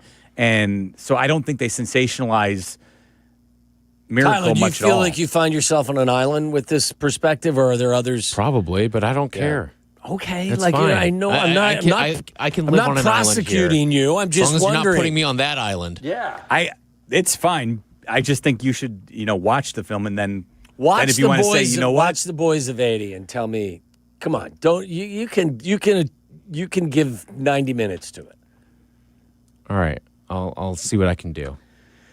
Seriously, some good ball on tonight. Just well, so you know, what is the worst night for ball? Thursdays. There's no football now. Okay, so Thursday. What do you got planned on Thursday? I know you won't be watching the Winter Olympics, so you can carve out 90 minutes to watch a documentary. I'll see what I can do for you. Seriously, but I don't feel like you're. What's it on? Netflix. It's Netflix. I don't have Netflix. I'll find a way. I'll find a way. Okay. For you, I'll find a way, Waddle. Okay, so you're gonna do a movie review for us. That doesn't sound. When you put it that way, I don't want to do it. Oh, But come on. I'll For do content. it. I'll do Friday. it. Friday. And this, you know what? This gives everybody the opportunity now that they don't have to worry about football. I'm telling Between you, now and Friday, you can call me a baby. Tyler Aki's film review. I shed more than a few tears when I watched. Aiden said he cried a little bit. Yeah. Or was like choking up. Yes. Yeah, give it a watch. Just, you know what? Just try it. For the show. Listen, I respect that it's not for you. I get it. But I just see how you feel about it. All right, then you have to watch 10 TikToks that I send you. Not for 90 minutes. I don't have TikTok. It's not 90 minutes. I'll download them and send them to you. I don't have TikTok. I know, but I'll just send you like 10 of the most vile things I see on the internet. I don't want to see vile stuff. No, it won't be like bad, I promise. Like what? It's 10 like of them. brain rot by. Yeah, it's just like something that'll make you stupid. Okay. Like, he's brain rot. Definitely. maxing. I'll do that. All right, cool. Yeah. Deal. Done. All right. We have come to an agreement. Waddle will watch 10 TikToks that Tyler sends him, and Tyler will check out the 80s. And I'll do a TikTok review for you. Beautiful. Can't wait. All right, that is Friday. We've carved out some time. We'll figure that out. Up next, though, it is... He gets very defensive about the conversation about the 80 team, too. Probably because we give him a lot of hell about it. No, he's just wants... If he wants to be willfully ignorant, he brings it on himself. All right, but we unveil the biggest Bears play. You guys have been counting down from 10. It really wasn't until the now. easiest thing to do because there were more than 10 we could have chosen. But we'll see. Maybe we'll go through the list as well, and you can editorialize and add where you think we may have missed. We'll recap the 10 biggest plays of the Bears season. Coming up next, Michael Wilbon joins us at 5 o'clock right here on ESPN 1000. The afternoon drive is easier with Waddle and Silvy. Chill out. They're coming right back. ESPN Chicago. When Kap and J Hood are over, the fun continues. Tell your friends and enemies. It's the Carmen and Jurko Show. Weekdays from 9 to noon on the home of the Bears. ESPN Chicago on AM, on app, on YouTube. Winter is here. Snowball fights, sledding, and more good times with your kids. What a great family you've created. You want things to stay just as they are. It's time to start thinking about the next step for your future, a vasectomy.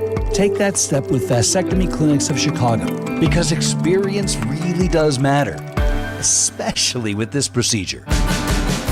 Vasectomy Clinics of Chicago makes it so easy with their 30-minute, no needle, no scalpel, in-office vasectomy. Log on to vasectomychicago.com, read their testimonials, and learn more about their procedure at Vasectomy Clinics of Chicago. 5 locations to serve you: downtown Chicago at Lake Point Tower, by Navy Pier, and with free valet parking. Also in Naperville, Tinley Park, Arlington Heights, and Barrington. Most insurance accepted. Visit vasectomychicago.com or call toll-free 877-877-4VAS. That's 877-877-4827. Hey, it's your friend Tom Waddle, and I drive a Hawk. The Auto Show sales event is going on at all 12 Hawk Auto locations in Forest Park, St. Charles, Plainfield, Joliet, Carroll Stream, and Nalisao, Peru. Shop thousands of vehicles from 13 brands and save with 0% financing for 60 months or make no payments for 90 days. Plus, save even more with $500 to $2,000 bonus cash. Get your Auto Show savings at hawkauto.com and drive what I drive. Drive a Hawk. HawkAuto.com. Financing on select models with approved credit.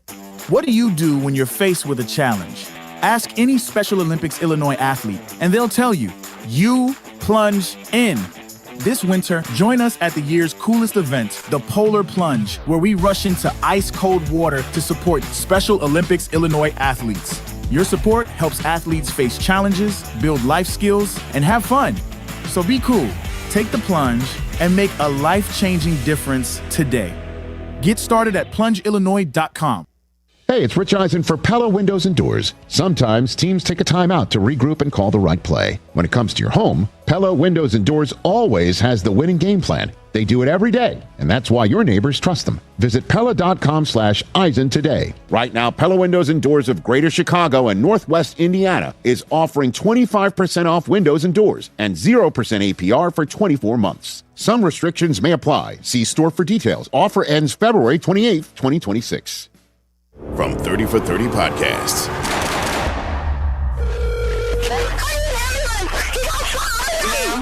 Did you say someone got shot? Brian Pata, senior defensive lineman from Miami, gunned down. The key to this case, it's Brian. An hour before he died, he was on the phone arguing with somebody. This might be a hit. You want the truth. They just want a conviction. Being placed under arrest. We had a killer amongst us. Murder at the U, coming soon. Prizes, flyaways, even cash money. You want it? We've got it. Find a list of all contests and official rules by visiting ESPNChicagoContests.com. That's ESPNChicagoContests.com. Follow Chicago's Home for Sports on Twitch at ESPN 1000 Chicago. Waddle and Silvy are back on Chicago's Home for Sports, ESPN Chicago. The Cardiac Bears will be remembered for years. And the Bears win! But why not remember them now? And down he goes! Waddle and Silvy present Disconnection, a 3-point lead. the 10 biggest plays from the 2025 Bears season. My goodness, the ice spin! Number 1. Do we have a list of 1 or 10 through 2 that we could present to Jeff Meller? It's Do you remember the order? Do we have it written down? We've got it. It's being compiled as we speak on the list in front of us there. Okay, fantastic. Oh, there we go. Yeah, as we get it here, I will remind folks that you can watch us on YouTube and Twitch. It's brought to you by LaPorte County. Make a short drive and feel miles away. Plan your summer vacation in LaPorte County, Indiana at Visit Michigan City, LaPorte.com. Jeff Meller in for Silvy today here on Waddle and Silvy. You guys have been counting down the top 10 plays of the 2025 season for the Bears and into the 2026 playoffs. I would say, and do you guys agree that like we could have gone top 20. I mean, there were enough plays that were considered like exciting, cool, great plays that we could have gone beyond 10, I thought. Oh, yeah. I mean, we left some on the cutting room floor. I still believe, like, again, it was more a mistake by the Packers maybe than some miraculous play by the Bears, but I thought the recovery of the onside kick was the hugely instrumental. The Romeo Dobbs dub of failing to recover the onside kick. Yeah. Okay, number 10, as you remember, was Devin Duvernay's kickoff return with less than a minute to go against the Minnesota Vikings up in Minneapolis. When the Bears had basically coughed up a 13-point lead. Yes, I believe it was, 56-yard return that got them, and ultimately 2 or 3 plays later, Cairo Santos walked it off with a last-second field goal. Yeah, that one was a good one. I will say that one didn't feel, at the time to me, it didn't feel like it felt like, okay, you saved face because I was very upset with that game, as I recall. Yeah. The way it played out. Number 9 was the Luther Burden flea flicker, kind of the introduction into Ben Johnson's big bag of fun. Number 8, DJ's touchdown catch in the back of the end zone against the Browns, which I thought immediately when I saw it, I was like, wow, that looks a lot like Montana to Clark. Obviously, in less important circumstances or situation, but it was visually just out of this world. Josh Blackwell's field goal block in Vegas, number 7. I think that was higher on the list for some people because they thought that propelled them forward. The tush-push strip, I was very adamant about this, comes in at number 6. That was Black Friday against the Eagles. And remember, if you remember what had happened, Caleb throws that interception. Bears, I think, are up 1 at the time. The Eagles are driving, and as they get to about the 10 or 11-yard line, then you had Nashawn Wrights reach in and rip the ball away. Then the Bears went, I think, on an 84-yard touchdown drive. Yep. Everything changed there. Jade Walker's touchdown catch against Green Bay. Again, that was in the season finale, right? No. The game, or was that the second game of the regular? I'm sorry, the second game against the Packers. Right. Part of the comeback. But it wasn't the season finale. It was on Saturday night at Soldier Field, right? Yes. Yes. Yeah, you're correct. Right, because the Lions were the season finale. Correct. Right? Yeah. But it was the second to last game at Soldier Field on Saturday night. Colston Loveland's touchdown catch against the Bengals in Cincinnati, number 4. We were there for that. We didn't see it. Tyler and I were in the car driving back. The 47-42 victory. What a ridiculous game that was. That was crazy. DJ's walk-off touchdown catch against the Green Bay Packers. That was also in Week 17, right? Yeah, and I remember that for me, in a lot of ways, I think for a lot of folks who are maybe, at least at that moment, I guess, for a lot of folks, I felt like that game, that win by the Bears, for a lot of people who are maybe in their mid to early 20s, as a Bears fan, that was like, I think, one of the most memorable victories ever. Because if you consider where the Bears are at as a franchise, and if you're 23 years or younger, you may not have much memory of great wins. And I remember that being, to have it in walk-off fashion happen the way it did on Saturday night for a national audience, I think that's going to go down in history. And I'm honestly a little surprised that it's number 3. Well, number 2 is the 4th and 8 completion, Caleb Williams to Roma Dunze. That was in the playoff game. It was against the Packers. Yeah, and that was do or die. Stakes were even a little bit higher at that particular time, obviously. And that leads us to the number 1 play of the year, courtesy of all of us and our voting process. Rams show blitz. They peel off Komet left. Snap to Williams. Williams backing up, being chased, going way back now. Back to his 40. Lofts a pass into the end zone. Cole Komet caught the ball. Touchdown. Left corner of the end zone. My goodness. The Iceman did it one more time. Bears are down a point. 17-16.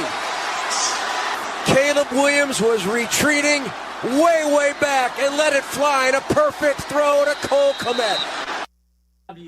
Obviously, that is in the NFC divisional round playoff game against the Los Angeles Rams. It tied that game and helped send that game into overtime. Again, with the stakes as high as they were, I had no problem using that as the best or the most. I don't know. How did we even define this as? We said biggest. The biggest plays, I think, again, of the season. I mean, we can relitigate this. I think at that time, listen, if he doesn't complete that pass, it's over, right? I mean, yes. I mean, you could say that about a number of these, but because this is, this was the divisional round, it was more important than. I thought the 4th and 8 throw was in terms of degree of difficulty, the most impressive throw. This one was ridiculous as well. I thought the best throw was the walk-off to DJ, in my opinion. Yes, but there was no pressure. Yeah. He drops back, he climbs the pocket, and there's only one defender back there. And again, I'm not trying to minimize how great the throw was, but he didn't have to drop it in between defenders. It was single man coverage with no safety over the top. Maybe like degree of difficulty of getting the actual throw off. Definitely those other two would be ahead of it. I think as a pure like ball comes out of the hand and where it ends up, I do think that was the best throw just because it had to be like perfect in the bucket. And he's got like, I know it was an awesome catch too. And the stakes of it, and then you walk off the like all the context of like that walks off the Packers, and that sets you up for the home field advantage. Like to me, I thought the best throw from like that ball is barely. It is just a rocket that he throws that's in like there. I think all three of the top three are different type of plays. Yeah, that one that Charlie's talking about, the walk off throw to the DJ, that's just the cleanest play out of the three. It's my favorite one of like heavy drop back, gets his feet planted, and just nukes That's it a down good the way to field. describe it. It's your favorite. 4th and 8 is the highest degree of difficulty. I agree with you 100%. And then the one against the Rams to Cole Kmet, that's just a prayer. Yeah. That is effectively a Hail Mary. How far was it? Like an 18-yard Hail It Mary? ended up being a 45-yard throw. No, it was an 18-yard. So the line of scrimmage, it went down as an 18-yard touchdown pass that Caleb Williams threw off his back foot from the 40 that actually traveled 51.7 yards in the air, courtesy of Next Gen Stats.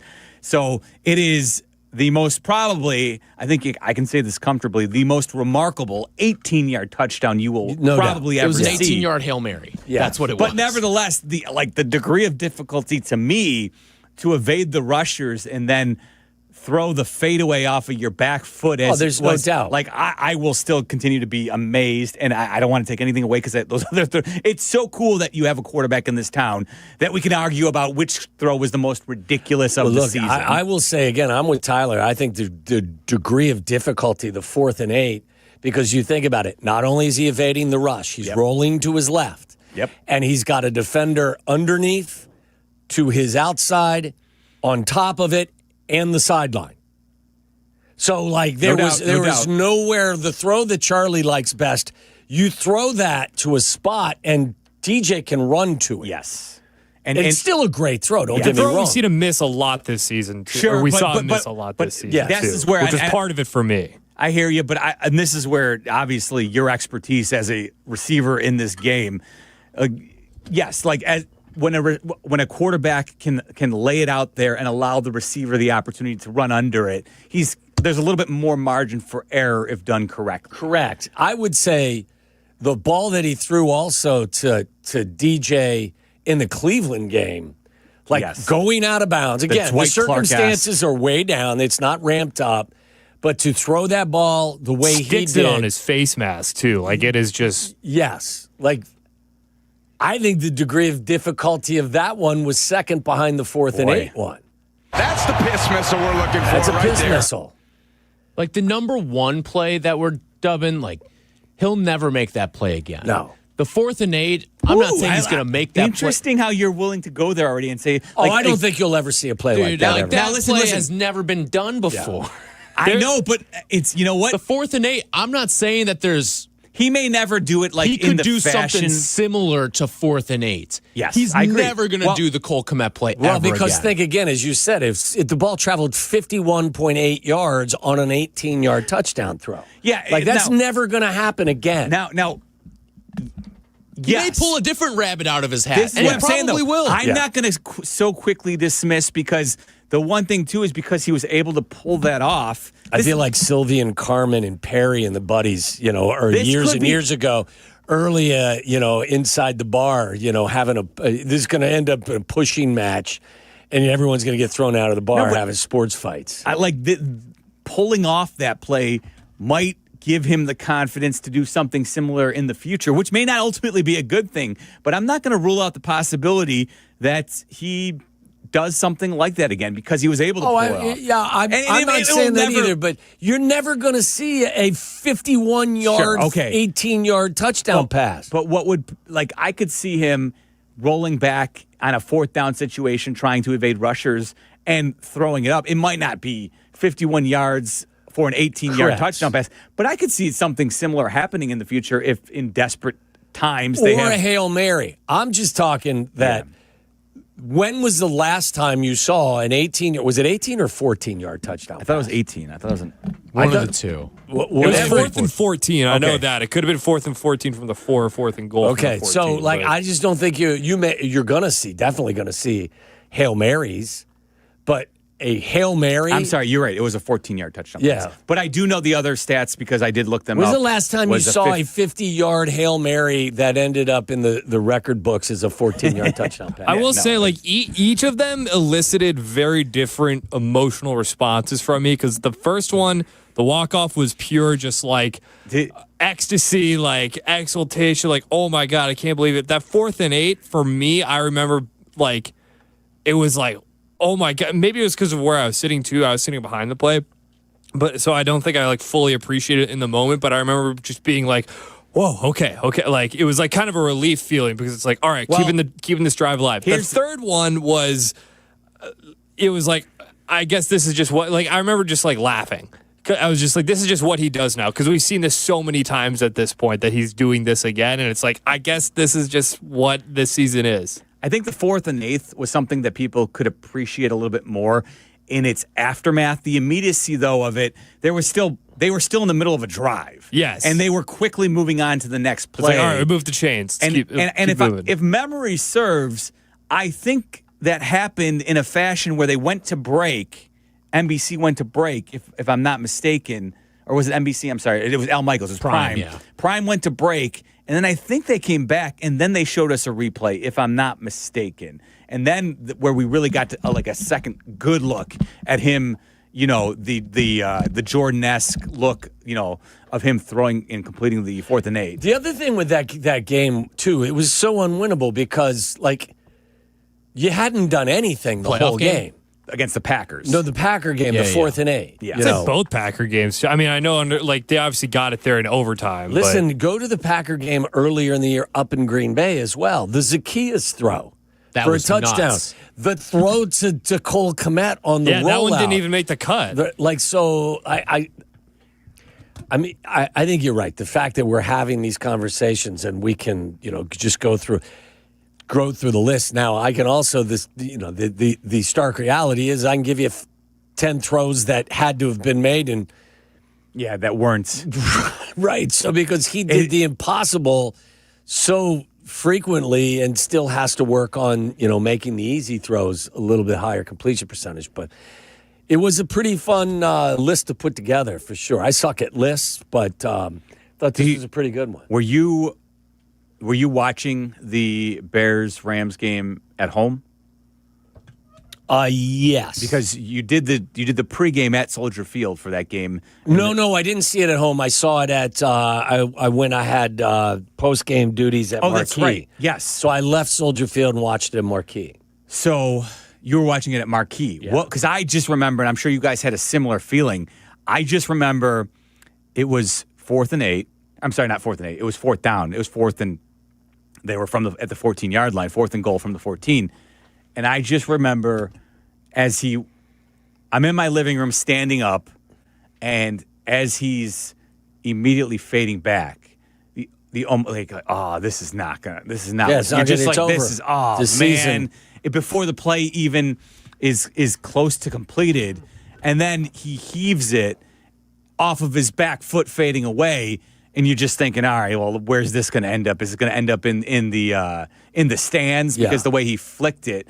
And then for Cole Kmet just to break open and then get both feet down, I just remember being like, oh my God, I can't. As a Bears fan, I cannot remember having seen a play like that in this moment. Yeah. It was just so unbelievable. I was at the Marquee studio and we were watching it from inside the studio.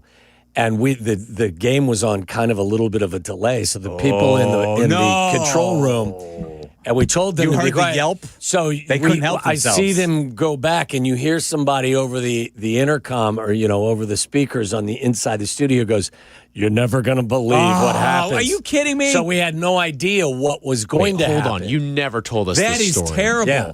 That is terrible. a sports felony. Nightmare. felony. Well, they didn't. Doesn't matter. They didn't tell you what happened. All you heard over the intercom was, "You're never going to believe what just happened." But when you say that, then you know what's going to happen. You know something that, like, as soon as he starts running backward, you know it's going to happen. They robbed you of a fantastic moment, and that's like the greatness of sports is never knowing what you're potentially going to see. Well, I knew it was going to be something outrageous, but I didn't know what it was. But having your anticipation change in that manner. Okay, fine, because you're a good guy. I would have been pissed.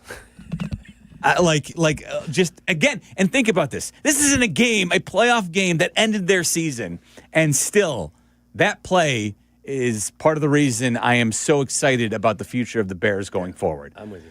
312-332-3776 if you want to react. I haven't talked any baseball. We'll get to baseball. Baseball's coming. Don't worry, brother. All right. Pitchers and catchers, we know. Oh, there you go. Got, listen, 5:30. Michael Wilbon likes baseball. I'm sure he'll talk a little baseball if you want. Probably he's coming up at 5 o'clock. desert as well. So I think he was in D.C. today. But nevertheless, he spent some time at some point very recently in Arizona. So he'll join us at 5 o'clock. But if you want to talk about the Bears list that we just gave you, we gave you number one, the top moment of the season. And probably to nobody's surprise, it was Caleb Williams' 14-yard Hail Mary touchdown against the Rams that forced overtime, but ultimately did not result in a win. I'm Jeff Meller, in for Silvy today. It's Waddle and Silvy here on ESPN 1000. This is Waddle and Silvy on ESPN Chicago, Chicago's home for sports. Here comes the ball. The Chicago Bears podcast. It drops daily on the ESPN Chicago app, and its rotating co-hosts make an essential pod for Bears fans. Join host Pat the Designer and company for the Chicago Bears podcast from ESPN Chicago. Your home for Chicago Bears content. Yeah. Hey, it's your buddy Tom Waddle here, and I drive a Hawk. The auto show sales event is going on at all 12 Hawk Auto locations in Forest Park, St. Charles, Plainfield, Joliet, Carroll Stream, and now LaSalle, Peru. Shop thousands of vehicles from 13 brands. Save with 0% financing for 60 months or make no payments for 90 days. Plus, save even more with $500 to $2,000 bonus cash. Get your auto show savings at hawkauto.com. And drive what I drive. Drive a Hawk. Financing on select models with approved credit. Back in my glory days, I always showed up ready to perform, whether it was on the field or off of it. Confidence, energy, swagger. I had it all. And yeah, even little Johnny was playing like an all-pro. Now, thanks to Blue Chew, those days don't have to stay in the past. Blue Chew's chewable tablets give you that extra boost of confidence when it matters most. Stronger, harder, longer lasting. Like someone gave you a pep talk right where you need it. And here's the best part. It's all online. No awkward doctor visits. No standing in line at the pharmacy. Their licensed medical providers help you find the right fit, and it ships right to your door in a discreet package. Made in the USA, less expensive than the pharmacy. So fellas, when it's your time to perform, don't just hope for the glory days. Bring them back. Head to BlueChew.com. Use promo code ESPN, and your first month is free. Just pay $5 for shipping. Blue Chew. Chew it and do it. Race to savings at Menards and start updating your home today. We offer an excellent in-stock selection of home appliances that are ready to take home today, including Criterion refrigerators, freezers, dishwashers, and laundry appliances. They're built to help make your life simple. No matter how busy life gets, Criterion appliances are ready when you are. Plus, view our weekly flyer on Menards.com and race to savings on Criterion appliances. Save big money at Menards. Get in the zone, AutoZone. Welcome to A to Z Savings, our biggest sale of the year. Happy to be here. Can I get some rotors? Would you like brake pads with that? How much are the brake pads? Free with Duralast rotors. Free? Really? Really? Free. I also need some oil. Would you like an oil filter with that? Yeah. How much is that? Free with the oil. Free? Really? Really. Free. It's part of A to Z Savings with hundreds of deals. From A to free. Get in the zone, AutoZone. Ends March 9th. Restrictions apply. Empower. Pete's back on the links with all new golf clubs and hopefully less swearing. Dang, sliced it. He worked with Empower to help him get good at money so he can be a little bad. Heads up! Oof. Talent sold separately. Guy said these were slice proof. At least he has money for lessons. Invest well, live a little. Start today at empower.com. Hey, Bulls fans, be the first to know about team news, special promotion, and giveaways by signing up to get text messages straight from the Bulls. Visit bulls.com/text to get started. Listen to us now, live on the ESPN Chicago app. Listen to the show in HD at 100.3 HD2 FM. Listen now on ESPN 1000. This is Waddle and Silvy, ESPN Chicago, Chicago's home for sports.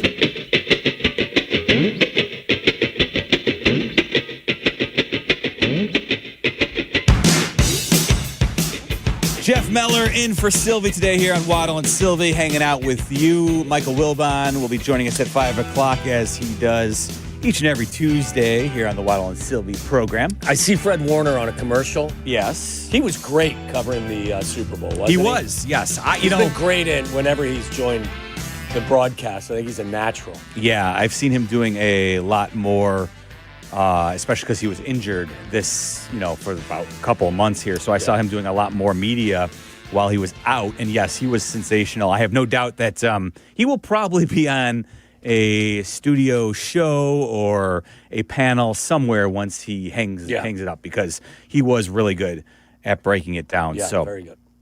I was surprised that Kyle Shanahan was on the NBC pregame of the Super Bowl. I understood that it being in the Super Bowl being in Santa Clara. And also that Seattle was one of the participants. Sure. But my one thought was, though, that because the Seahawks had throttled the 49ers so convincingly this season, I was a little surprised that he decided. I mean, I guess if you commit to it once you've been eliminated from the playoffs, you say, all right, I'll show up and do it. I felt bad for Kyle because he willingly said, he's like, I don't know if I'm the best guy to be asking how to score on this Seahawks defense because we only scored 7 against them. I thought that's very funny. I didn't see a ton of it. Mm-hmm. He looked a little out of character to me because I always see him with just, like his coaching gear on. I don't think I'd ever seen Kyle Shanahan in a suit. Yeah, maybe it was, and maybe the combination of he's not somebody who goes out of his way to be. Not that he's unfriendly. No, but I don't see him do a lot of Never seen media. him without a hat. Yeah. Yeah, I mean, outside of, looking like Kendall Roy from, a spitting image of Kendall Roy, the truth is, you see him with a hat on the sidelines, but you don't very often see him doing things that aren't press conference related. So to see him on the NBC broadcast was a little bit surprising to me. I was surprised because, again, I felt bad for him because the Seahawks had completely taken the 49ers apart, and now he's up there having to talk about, okay, this team's ridiculous. I don't know what to tell you. I felt bad for him a little bit watching him on the NBC pregame of the Super Bowl. Yeah, I was a little surprised that he was part of it, but I understood why. A man who's seen a few Super Bowls and covered plenty of Olympics in his day. And a man who's not very happy with his favorite basketball team. That as well. Plenty to get to with Michael Wilbon, who joins us next right here on ESPN 1000. You're listening to Waddle and Silvy on ESPN 1000, Chicago's home for sports. Here comes the Chicago Bears podcast. It drops daily on the ESPN Chicago app, and its rotating co-hosts make an essential pod for Bears fans. Join host Pat the Designer and company for the Chicago Bears podcast from ESPN Chicago, your home for Chicago Bears content. Life comes with a lot of things to remember, and Great Clips doesn't think your haircut should be one of them. This is why they use Clip Notes. It saves your haircut details, so no matter which stylist you see or Great Clips salon you visit, it's easy to feel like the best version of you. So do yourself a favor. Say goodbye to guesswork and hello to a great haircut every time. Download the app today. Great Clips. It's going to be great.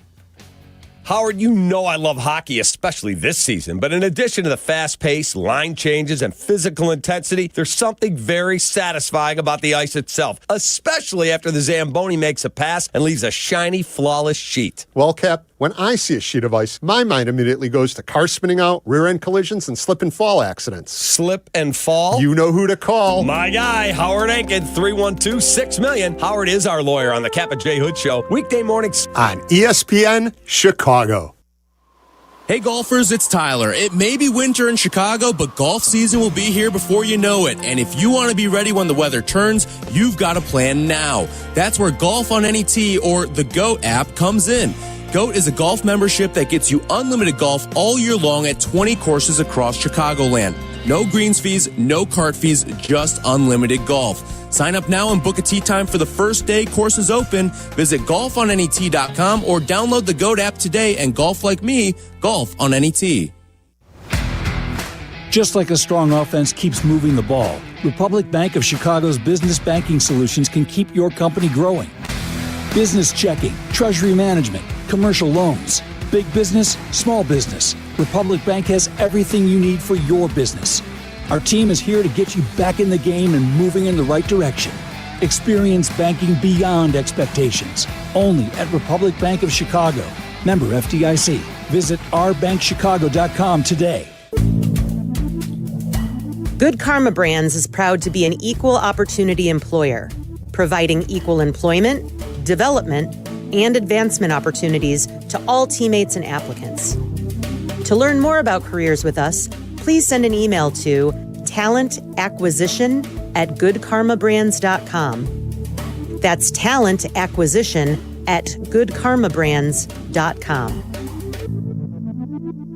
Do you owe $10,000 or more in credit card debt or personal loans? With credit card debt at all-time highs, Debt Relief Advocates is urgently notifying consumers of debt relief now being made available, designed to aid consumers with out-of-control credit card debt. Those who qualify and enroll for this relief program will only have to pay back a fraction of what they owe. This is not bankruptcy or a debt consolidation loan. This is a relief program that credit card companies would rather you not know about, as it ends your debt nightmare and saves you lots of money. Consumers owing at least $10,000 in credit card debt or personal loans can now take advantage of this debt relief as the cost of living skyrockets. Debt Relief Advocates has established a relief hotline for you to call to learn what debt reduction you may qualify for, so don't wait. For this free information, call the Relief Hotline at 800-606-8737. 800-606-8737. 800-606-8737.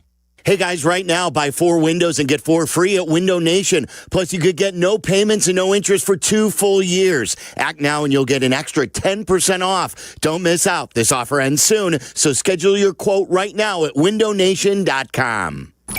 Live from State Street in the heart of Chicago, this is the home of the Chicago Bears, ESPN Chicago. And this is Waddle Silvy, WMVP, WTBC, HD2, Chicago, a Good Karma Brands radio station.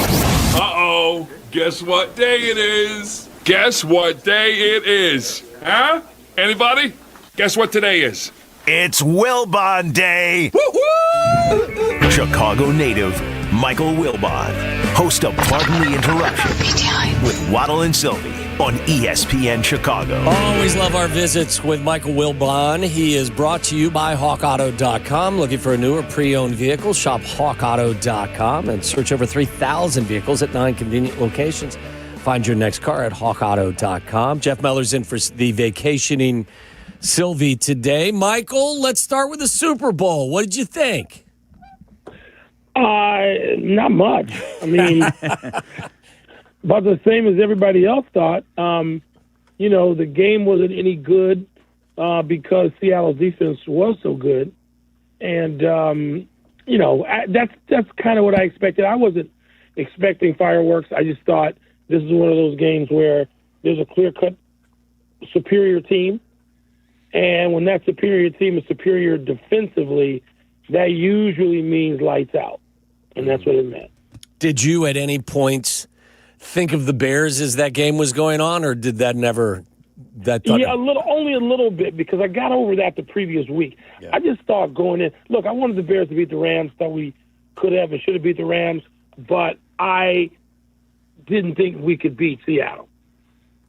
So I didn't. It didn't last long for me worrying about what the Bears are going to do or fantasizing about what the Bears could have done. Just didn't see it as I didn't see winning in Seattle as something that was likely to happen, although I think the Bears would have been a better matchup in a lot of ways for the Patriots. For Seattle than the Patriots were. Yeah.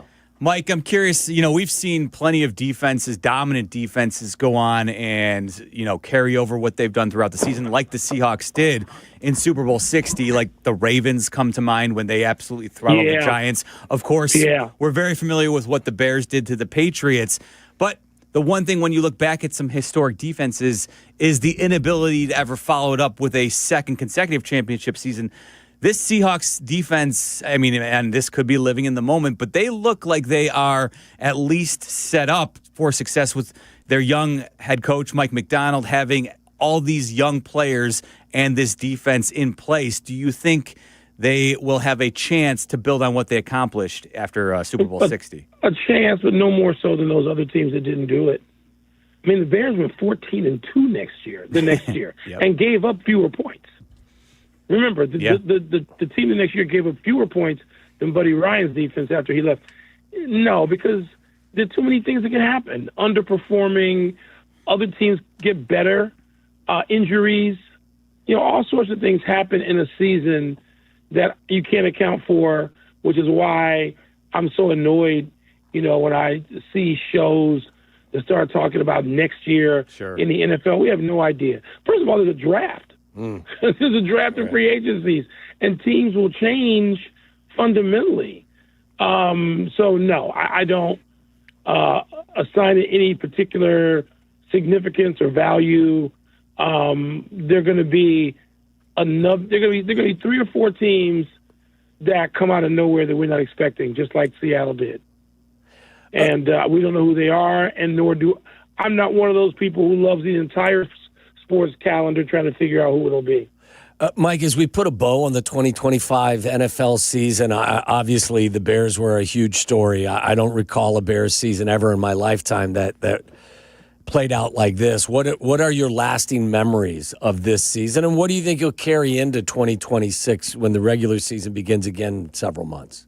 Yeah, I hope I can follow my own advice, Tommy. Look, I've been following this team. The first game I can remember is the 1963 championship game. I was 5 years old. And so I've been following the team. That's more than 60 years. And no, there's not another season like this one. It had that magical quality to it,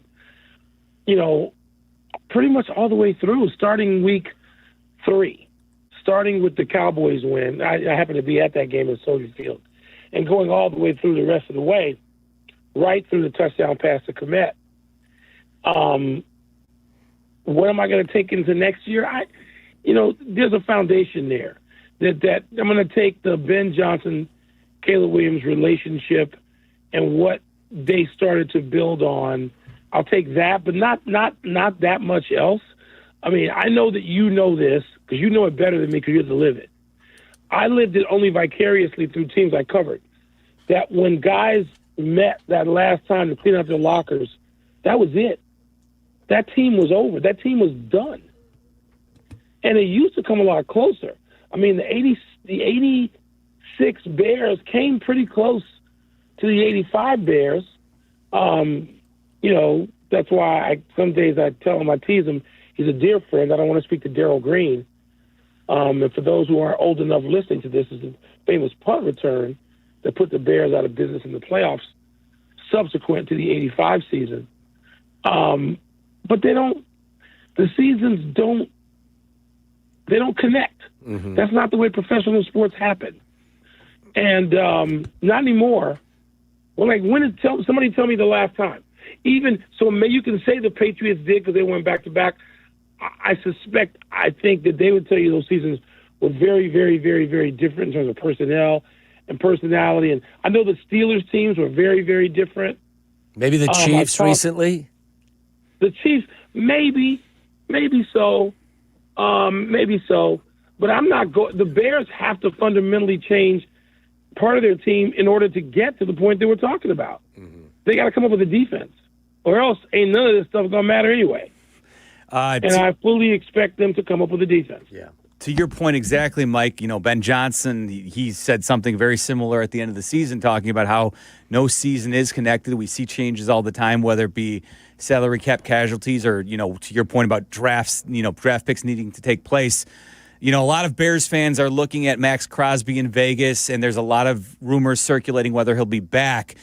What is your opinion of what the Bears, should they be considering dealing, meeting the asking price for what Vegas would want if they were willing to move off of Max Crosby, even though Clint Kubiak says today that that's not something they want to entertain? Well, if we're talking about 2 firsts, the answer is no. For a now, I don't want to say off injured, but injured enough at 29 years old, no. I don't want to give up 2 ones. If you're talking about a trade and a 4 or 5, maybe. And I guess he's 2 years younger than Hendrickson, so I guess I would entertain that a little bit more. But also, I might just entertain doing it through the draft. Yeah. Like I'm stuck forever in love with the '85 Bears. They didn't do that. They did it through the draft. Richard Dent. They did it through the draft. I mean, Hampton was already there. That's not true because Mongo came in a trade. And I don't remember what the trade was, but it seemed like it was a 3rd-round pick or something like that. Maybe I'm wrong. So, Fridge came through the draft. Well, there was no free agency at that point as well, too, remember? There's no free agency, right. Yeah. But there's trades. Yes. And Wilbur came in the draft, and Fridge came in the draft, and Mike came in the draft. And so you can do it through the draft. You can. The greatest defense of all time was assembled through the draft. And whatever we traded for Mongo. So he was. I just did the research. He came from New England. Yeah, right? the Patriots drafted him, but they had released him, so the Bears were actually able to sign him. But he's one of the few cases, like Mike said, who wasn't drafted on that roster. Yeah, so that roster was. So it's like, so part of me, I shouldn't be living in 1983 and 84 when that team was assembled, but I am because I keep thinking, rather than trade 2 ones for Crosby, do I want to try to draft somebody? Is there an edge rusher in this draft? Is there? I read every night about the defensive lineman out of Ohio State. Arvell Reese, crashes entire McDonald, who crashes entire offensive lines. So use your draft pick on the ones. If you have to move up to do that, okay. If you have to rework a contract or 2 of existing players, okay. But maybe, I'm saying maybe. So I'm at least willing to entertain Crosby or Hendrickson. I ain't giving up 2 ones for either one of them. Michael Wilbon joins us here on ESPN 1000. Waddle and Silvy. Jeff Meller in for Silvy. All right, let's move on from the football. Let's talk. I believe I have this correctly. At one point, you told us some of your favorite sports memories have come after covering or while covering the Olympics. Do you have that same buzz for what is happening right now in Milan? No. A great many of my greatest memories are Olympic memories. They are at the top of the list. Probably more summer than winter, but a couple of winter. I mean, the greatest memories I have of covering sports are the Olympics. No, this has not reached that yet. I don't know if I've turned. I know that I've turned, I've never been a skating guy. I've never been a figure skating guy. And I have been to Winter Olympics, covered 3 of them, and standing at the bottom of the mountain when the downhillers come down is one of the most amazing things you'll ever see, not in sports, but in your life. And so what Lindsey Vohn's been through, I haven't watched it. I'm not going to watch it. I don't want to hear Lindsey Vohn's screams at the bottom of a hill. It makes her, she's as courageous, even more so than I thought. Mm-hmm. It doesn't mean I have to participate at that level. I'm not going to watch the skating.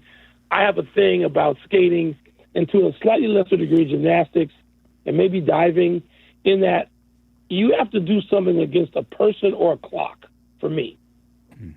If it's judged only, and people say, what about boxing? Boxing isn't judged only. You can knock a dude out. So it's not only judged. Skating is only judged, and I learned at a very young age covering the Winter Olympics to hate skating for what I thought it to be. Michael Wilbon joining us on the Yingling guest hotline.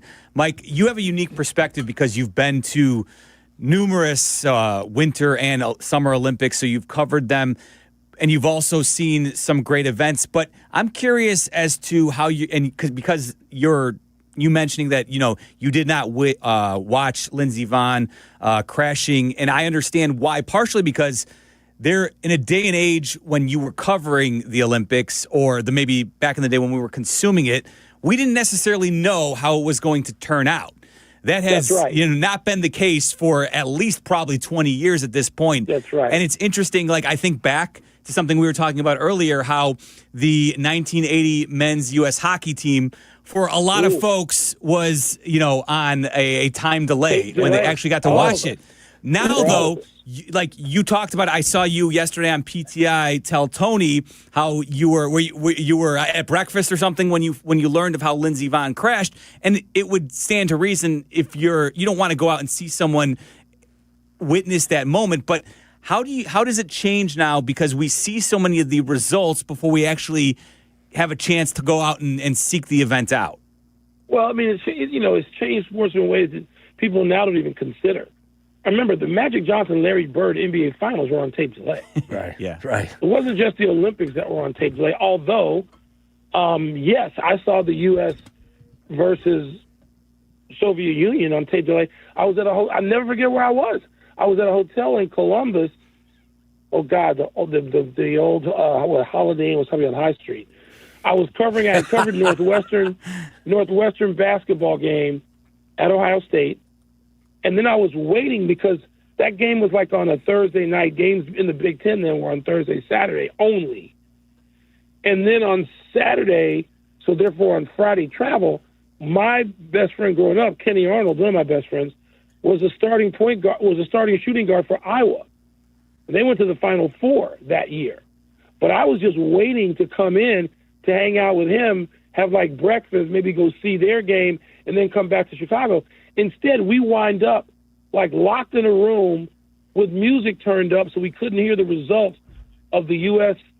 Soviet Union game. And so, no, did not consume it live and didn't consume it at all until we could watch it tape delayed on television. And nobody ruined it for us, which was good. Yeah. But it's like you're talking about something. Matthew looks at me, my 17-year-old looks at me like I'm talking about something that happened 300 years ago. Yeah, I watched. I remember this as well, and my memory sucks. I was sitting downstairs in my parents' basement with my dad on this horrible orange couch, watching that game against the Soviets. Sure. And it was incredible. And Mike, I've told these guys last week I watched the latest documentary. I think it's called The Boys of 80. It's on Netflix. I'd lain in bed crying.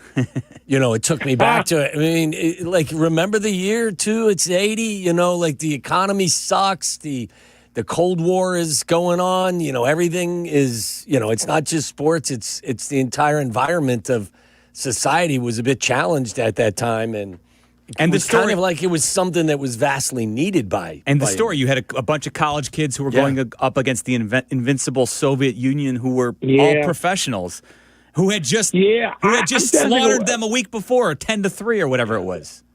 Yeah, I'm trying to think of what I thought of. 80 was my year for college graduation, Waddle, so it wasn't that bad. That's true. No, but tuition was probably affordable back then. Yeah, well, yeah. I won't even talk about what the tuition price was at Northwestern then versus now. But it was an enormous deal. Yeah. And we were coming out of some interesting things. We were just losing a competitive Muhammad Ali. My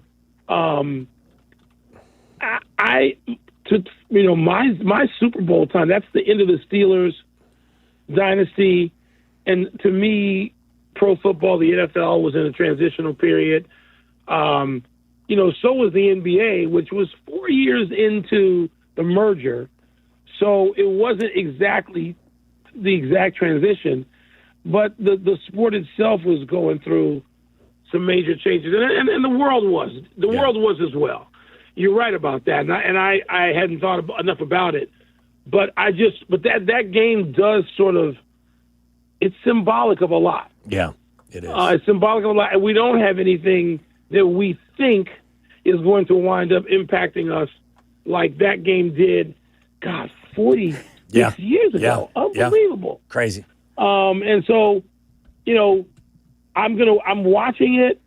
I'm consuming some of it, but it doesn't have the cultural significance to me. You remember, we're coming off of a boycott. Yeah. We're coming off of a summer Olympic. No, we haven't gotten there yet. We hadn't yet gotten to the summer Olympic boycott because that was 84 in that LA, was coming right? 84, that's right. In July. Okay. And it's again talking about the world changing. There's so many athletes whose names we still know who were affected by that 80s summer boycott. Yeah. Carl Lewis, I think, had made that team as well as the next four. 84, 88, 92, 96. Tell me he's not the greatest Olympian of all time. Right. And he missed the one where he might have been at the height of his physical powers. So there's so many things, the boxing, the coming out of 76 and into 80, which is coming out of 76 with Ray Leonard and all those guys. So, yeah, it really sort of marks time, but I don't expect these Olympics to have that sort of profound effect on our lives that those did. Understandable, for sure. All right, we saved the best for last. Your opportunity now to tell us how you really feel about the Chicago Bulls, what they did prior to the trade deadline and the direction they're heading. I have never hated the Bulls more. And by the way, obviously, I'm not talking about the players. Of course not. In a sports context. In the sports context, I first of all, trading Ayo Dosunmu is just unforgivable to me. He personifies what I want a Bulls player to be. And to trade that kid, the way he tried every night, the way he produced, the way he got better, the way he conducted himself, the way he represented my hometown. I hate the trading away of him. I find it loathsome. It's a good thing that I have nothing to do with the team other than cheering for it because I'd have fired people. And I'm sure in particular. I'm sure that your disgust with the trade was only amplified by the fact of what they got in return. And they got nothing. They traded 9 dudes and got all second-round picks. Am I right about that? Yes. Yep. Yeah. And go first. That's a lack of expertise. That's a lack of competence. Of course you can trade and take some second-round picks. But you need second-round picks to make the world go round. Of course you do. To complete trades, to do all kinds of things. But only second-round picks? Really? Really? The Bulls have never been less relevant. They've never been less attractive. Never. Never. I went to games in the first Bulls season. I was 9 years old, and my father took me, I believe, either to the old Chicago Coliseum or the amphitheater. It wasn't the stadium. To see the old Bulls, to see Jerry Sloan, and then they were terrific 2 or 3 years later to see Walker, Chet Walker, and Bob Love, and then ultimately the trade for Norm Van Leer. I've been going to see the Bulls all my life. All right? I am not a person who's going to attack, savage Jerry and Michael Reinsdorf. I'm not. They're not Jerry Jones. They don't run their franchise that way. People can hope they do or wish they did, but that's not them. Okay? My ire can be directed at the people who are the person who's been in charge, who did that last week. Mike, and to your point, like this underscores it. When you're going to offload Ayo, you're going to trade away Kobe White, and you're going to trade away Vooch. You understand what you're doing, but it all feels like at least minimum a year too late because now you've put yourself in position where, fine, maybe they will make the lottery this year, but the reality is they've won 24 games at this point. Everybody else in the NBA who's rebuilding has already probably cemented their spot to have better shot at winning the lottery. So you offload all these veteran players who are going to walk away in free agency anyway for a couple of second-round picks, but you've also put yourself in position where in what a lot of people think could be a very, very good draft, you're going to have probably a less than 5% chance of landing anybody of significance because you waited way too long to finally admit where you're at as a franchise. I don't. Yes, everything you just outlined is fair and accurate, but I don't. I'm not concerned with that part of it as much because one, the Bulls could lose every single game left in the schedule. So what do they got left? 30? They've got 28. 28, yeah. Okay, they could go 4-24, and they'll be right in the thick of it if they do. Here's hoping they do. I mean, they maybe, and you can get it seems to me, and I'm not covering college basketball as I used to, where I'm sitting courtside every night watching guys. And I've decided to be sort of obsessive about this class of incoming players in this draft. And it seems like to me, I mean, there could be 15, 18 players that you want. And then that means it could be 6 or 8 that change the fortunes of their teams on the other side. Maybe it's one of the 6 or 8 would be a ton of players that change the draft. And maybe it could be that, do I need that? Do I have any right to have any faith that the Bulls scouting can get it right? They got stuff like Io right. There's stuff they got right. They got Kobe right. They got that right. Kobe White, right. They got that one correct. Patrick Williams. And yet, God, Patrick Williams. And he's still on the squad? Really? Again, here are the two things that are fireable. I mean, for me, if I bought the team that morning, I'd walk in and I'd say, let me get this straight. You got rid of the most admirable player the franchise has, Io DeSumo, and a Chicagoan. You went to University of Illinois. Represents everything this franchise fancies itself to be. You got rid of, and you kept the worst draft pick in the last 25 years who you re-signed. Get your stuff and get out now. The worst part of that contract is they gave him a player option in year 5. It arguably, see, you can say things are the worst contracts. There are other contracts that might be worse. Let me characterize it differently. It's the dumbest contract imaginable. Amen. And so, really, when I look at the box score, I decided to look at the box score for each one of these recent games they've lost. And I'm like, Patrick Williams is still in the box score. Oh, yeah. And it's not even his fault. I hate directing at him because I ain't directing at him. I'm directing at the person who gave him the dumbest contract renewal in the history of modern NBA contracts.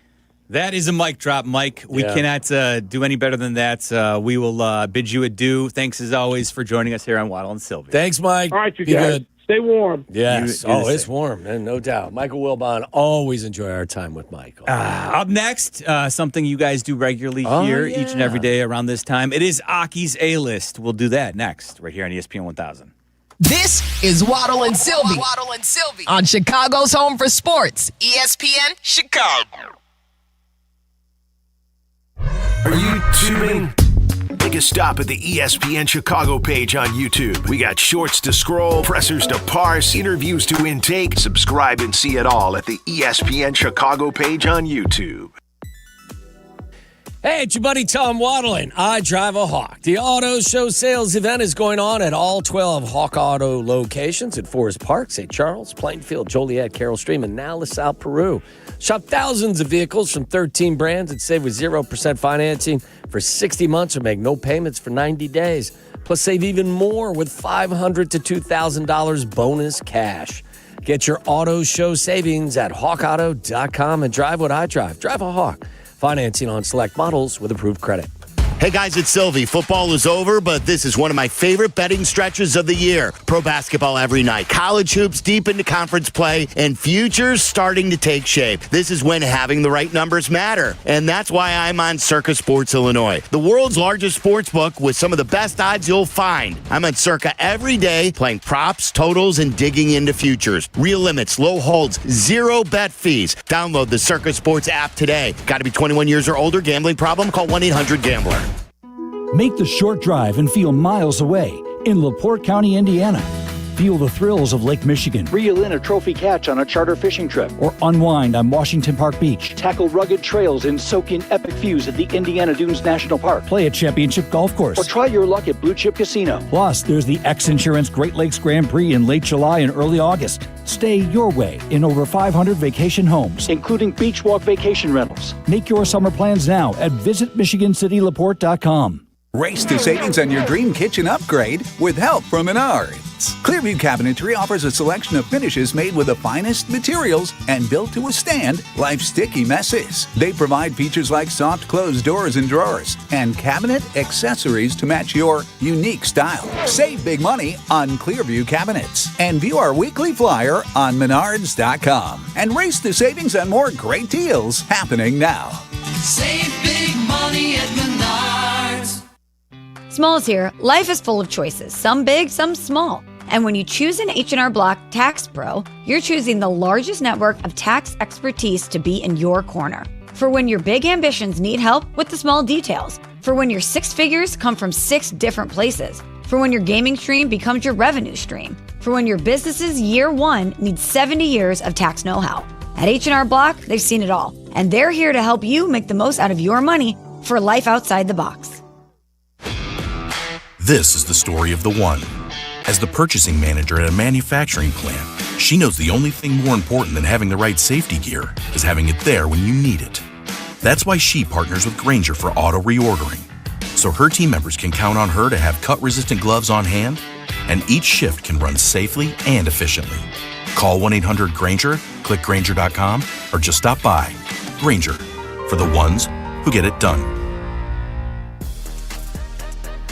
The 5 o'clock hour of Waddle and Silvy is brought to you by Steinhoffels, with 7 Chicagoland locations, including their newest in Maryville. Shop in-store today or online anytime at steinhoffels.com. Follow Chicago's Home for Sports on Instagram at ESPN_Chicago. This is Waddle and Silvy. Listen now in HD on our app and on ESPN 1000. There's not enough data on it. It's time for Aki's A-List. From the mind of the man who understands the 4 Ps of Waddle's world. Aki's A-List. The top questions and topics floating around in Tyler Aki's mind. Are these really the questions that I was called here to answer? Aki's A-List on ESPN Chicago. I always like a good Aki's A-List. We sponsored by anybody? Not yet. Well, if you want some of this, come and get it. Like Get I like to some. say. Get Come and you get some. some. What do you got for us today, Tyler? All right, fellas. I've got some baseball I want to get to, Yes! all right? Because we are 10 days away. There it is. To the first spring training game here know on what this music ESPN bet is? Chicago. This week in baseball. Yes, sir. Mel Allen jumps in the room. Waddle always says it moves when he It moves, yes. Are you gonna spend the next 10 minutes giving us an injury list that is for who?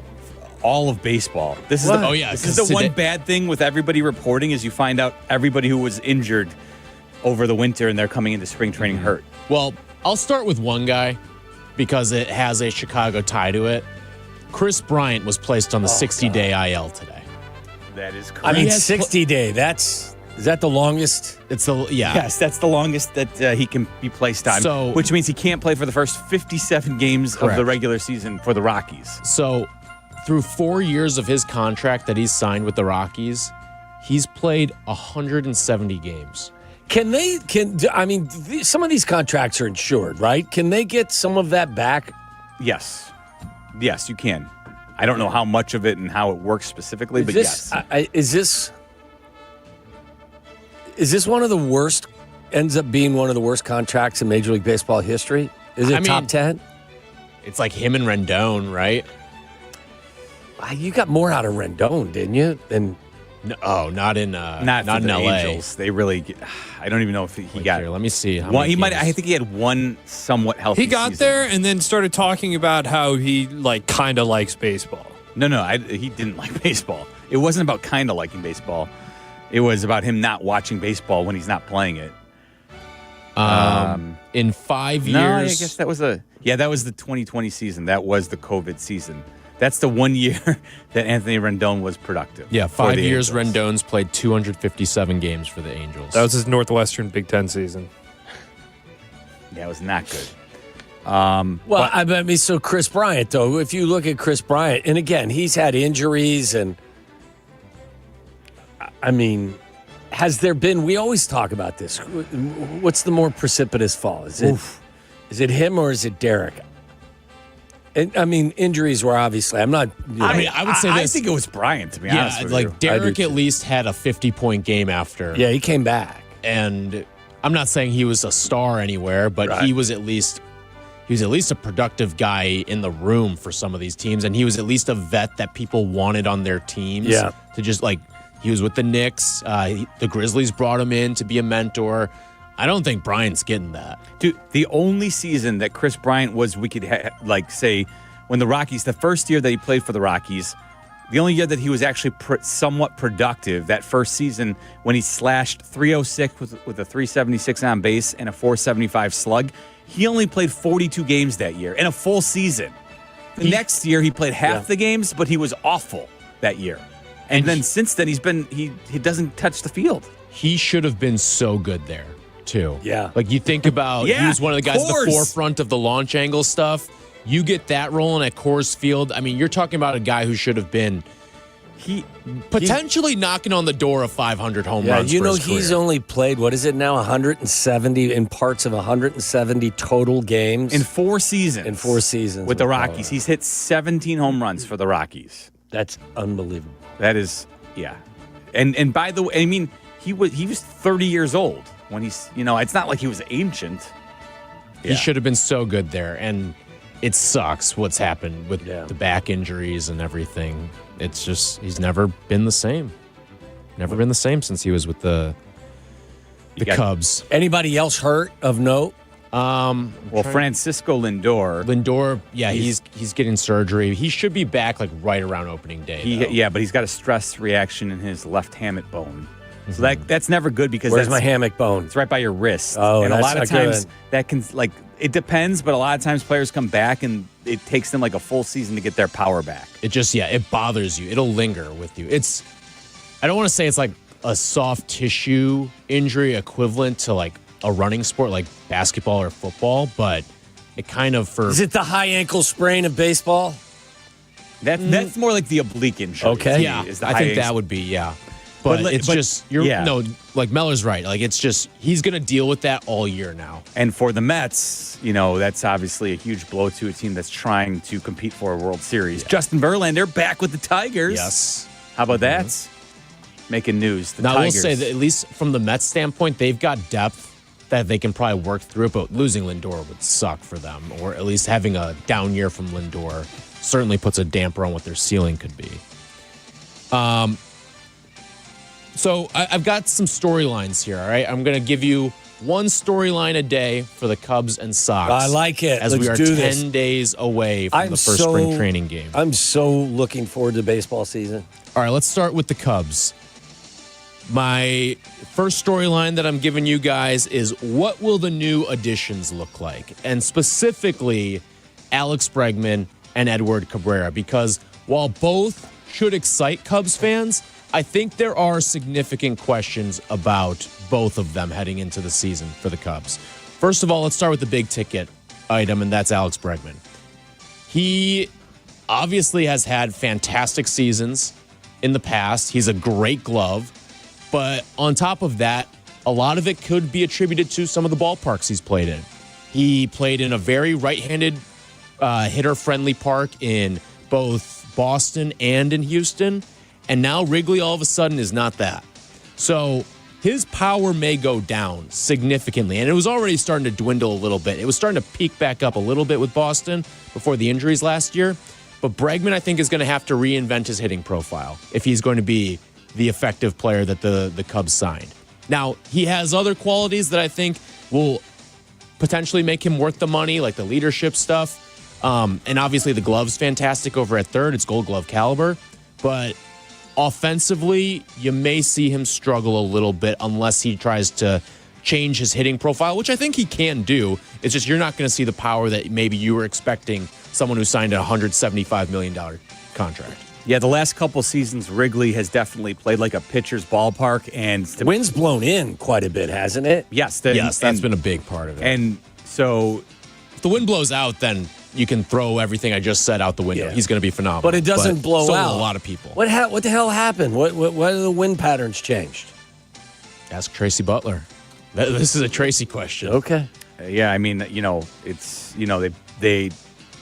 There's conversations about climate change. Of course, they changed the entire everything that they built up around the ballpark. Have they in some ways changed some of the wind patterns? Well, the thing about the scoreboards actually help because it'll block the wind. So like if you're trying to hit at one of the scoreboards, you're going to be blocked by the wind. You're not going to catch any of the drift coming in, but it's the other areas of the park. But yeah, the last couple of years it has blown in more often than it has blown out, and for whatever reason, can you predict that in the future? I don't know if you can necessarily say, okay, it's going to be like that moving forward, but nevertheless, it has not been as hitter friendly as it has been in the past. Bregman, the one good thing, he did bounce back a little bit last year with the Red Sox because his 2024 wasn't great, but last year he got closer to the Bregman that you're used to seeing. He was a 360 on base guy. But how much of that was due to the ballpark? That's the question. He's going to be 32 this year. It's his age 32 season. The Cubs have invested a lot in him. I think he'll be good for the first year or two at the very least. But if he's only like a teens home run guy, I don't know if he's going to be, if money his doubles go up. If he's like a 35-40 double guy, then I think it's worth it. Yeah, I mean, again, he was 28 last year. He's got to get on base, around 360 if he's going to be. Tyler, what are you expecting him to do as a Cub fan? I'm expecting. What to are see you like? Expect your what is acceptable? I guess for you. If I'm being realistic with what I think he'll be, if he can be like a low 20s home run guy, high doubles guy, and give you great defense at third, I would be very happy. Yeah, I mean, listen, he's a top of the order bat, and if he plays, he gives you great at bats. Like that's one thing. If you look at some of the guys in the Cubs lineup now, you're going to be talking about PCA at times is going to. Well, PCA is going to give you one of the worst at bats you've ever seen. But I'm betting him for MVP again, Waddle. But Nico Horner, is going to give you great at bats. Ian Happ gives you great at bats. Bush gives you great at bats. The one guy who's going to be the biggest beneficiary of ABS is Seiya Suzuki because nobody gets screwed over like that guy does by umpires. Are we I can't wait for the first guy who egregiously challenges a when is ball. Does that start this year? Yes. It'll be instituted. There's going to be some emotional challenges. I cannot wait for the first challenge, the guy who completely botches it. Whoever it is in baseball, he goes rogue and basically early in the challenges it and then gets it wrong. Oh, so they're going to be held to pay. Mm-hmm. Or he does it on like a strike two. Oh, it happens. No, that can't happen. Well, someone will. It happens in the NBA all the time where a coach will challenge a play just because his player is so pissed off. Yeah, but you can't do it like with the way the ABS system is going to work. You're only going to have 3 challenges per game, right? You only get so many challenges in the NBA. Is it 3? Right, I think it's 3. Is it 2 and then you have to get them right? Yeah, I don't remember the exact. That'll be interesting. I can't wait for that. And then the other addition, Edward Cabrera, who I think has tremendous stuff. It's just going to be a matter of can he stay healthy this season. It's been the thing that's hurt him his entire career and has probably hurt him from being looked at as a potential ace-like starter. But when he's good, he's good. Sometimes it seems like the mental game gets the best of him at times, but I think that Edward Cabrera, if he's healthy, and especially if the Cubs stretch this out and are pretty consistently a 6-man rotation, which at some point you're getting Justin Steele back, Yeah. I think that the way that the Cubs are setting up their rotation is that they're looking at a 6-man rotation for the long haul that's the one thing that I think is really good about what they're doing. Like, you can never have enough good starting pitching because of, nobody's throwing 200 innings a year. You're going to have to sit guys down. You're going to have to rotate guys in. Like, the Dodgers had like 2 sets of starting rotation, didn't they? Like, you're not going to do that. Well, they are in the unique position because they know for the most part that they're going to be participating in the playoffs. Right. So they can pace themselves. They manage their pitchers to make sure that they're healthy in October. There's no other team that has that luxury in baseball. So unless it's just the reality of the situation. The Dodgers have loaded their lineup up and down that they can win a lot of slugfests, and they also know that they can slow play their pitching so that they're healthy or as healthy as possible in October, and that's when they, take the kid gloves off, as you saw with Yoshinobu Yamamoto in the World Series. Let me ask you guys a question as well. What do you, after a fantastic year by Matthew Boyd, what are your expectations for him this year? Well, I think he's someone that kind of slots into this perfectly. He's a guy who's had injuries over the course of his career. Made 31 starts last year and pitched 179 innings. That's the most innings he had pitched since 2019 with the Tigers. I would guess he's probably an 140, 50 inning guy. But you probably see a little bit of regression from him, like last year. I don't even know if you see regression because the player that he was last year is kind of the player who he is when he's healthy. Okay. Listen, I think he outperformed a little bit what you probably would anticipate this year. Most projection systems this year have him somewhere ERA-wise around 3.8. Which 3.8 on a projection system is pretty damn good. But that's a little bit of regression when you consider that he had a 3.21 last year. You know what I mean? Yeah, I know, but like projection systems always are going to project you for a worse season. Yeah, they probably take worst case scenario, or they're more sobering. For sure, yeah. They take a more sobering Which approach. It certainly can be that way. Like, but not, for Paul Skeens, his projection is somewhere in the neighborhood of 2.75. But he's got a career ERA under 2. Right. So to Tyler's point about you're usually going to be looking at a projection system a little bit, if like 3.8 actually surprises me for Boyd. I would have guessed it would have been something in the 4s. So I wouldn't anticipate he's 35 years old. Boyd is this year. You're probably looking at 100, like Tyler said, probably 150 innings, and maybe the Cubs look for spots to rest him when the occasions present themselves. I think you got a pretty nice, set of guys to run out there and pace themselves this year. If Steele comes back and Horton is, the pitcher you expect him to be. And there's reports they're not done on the pitching front. Now, it's not going to be like Zach Gallen. It doesn't look like that they'll bring in. But I don't know. Bob Nightingale says the Cubs are in the mix. Bob Nightingale also said they have Zach Gallen. I remember that. He had announced. By the way, signing. this is the year too. I've said this a trillion times. You got to put the Brewers out. You got to stomp that fire out. Yeah, you after they traded away Freddie Peralta, you definitely have to take advantage. And Caleb Durbin. Not that Caleb Durbin's in Freddie Peralta's neighborhood, but please, Charlie. How about does any of it matter though when all is said and done? The Dodgers, the defending back-to-back world champions, added Kyle Tucker and Edwin Diaz to the mix. Well, I can't really argue with you on that, but you should beat the Brewers this year. You should get past to the Brewers. NLCS. You have a chance. Yes, good point. All right, I'll give you my Sox storyline. Yeah, what about Eric Fetty? Big signing for the White Sox. We're going to get to that friends. after the break. All right, that's next. You're listening to Waddle and Silvy on ESPN 1000, Chicago's home for sports.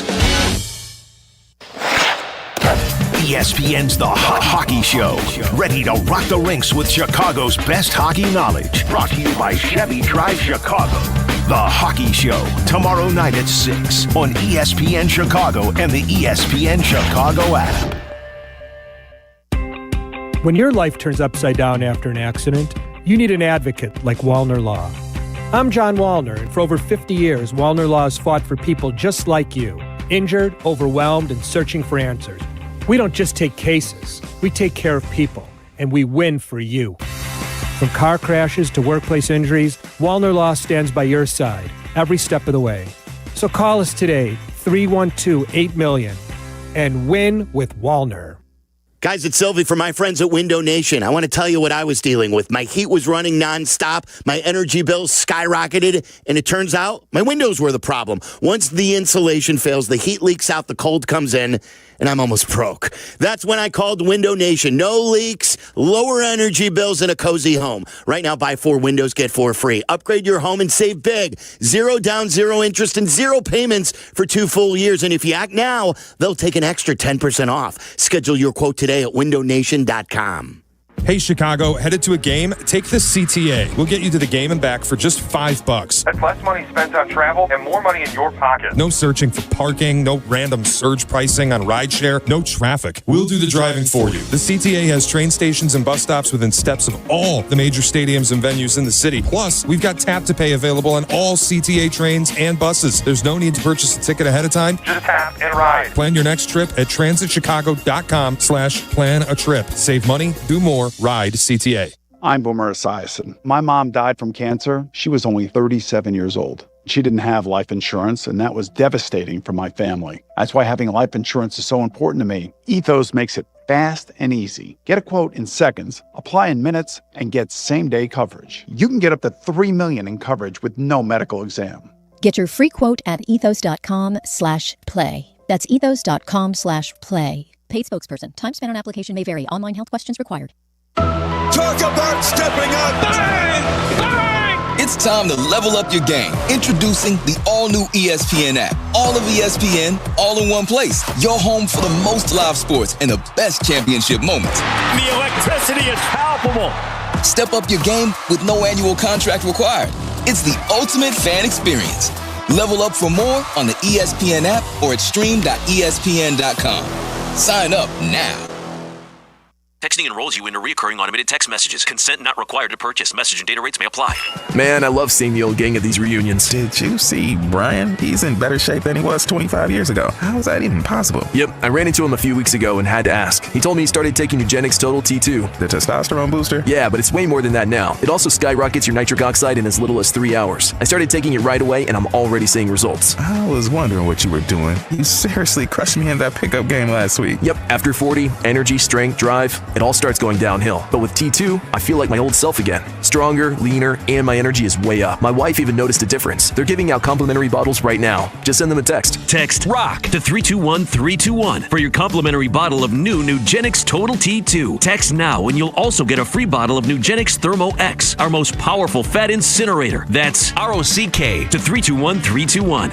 These statements have not been evaluated by the FDA. Product not intended to diagnose, treat, cure, or prevent any disease.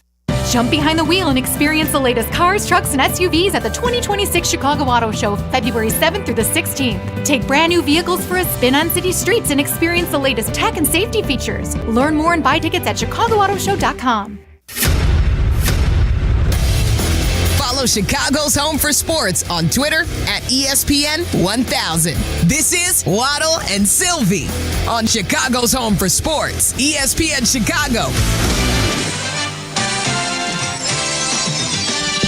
Aki's A-List rolls on. Meller in for Silvy today here on Waddle and Silvy. Give us some Sox love. Getting ready for pitchers and catchers reporting today across most of baseball.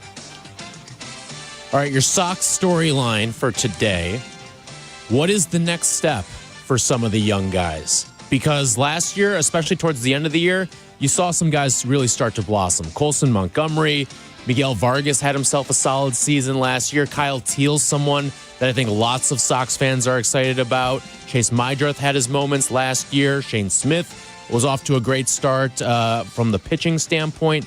So while there's a lot of anticipation and hope for what the farm system might bring, you got some solid guys on the roster, and you're starting to develop a little bit of a core to work with here. What is the next step for these sort of guys, and how can they bring what they learned in 2025 into 2026? I think they just, listen, the Sox just need to continue to improve upon what they did last year.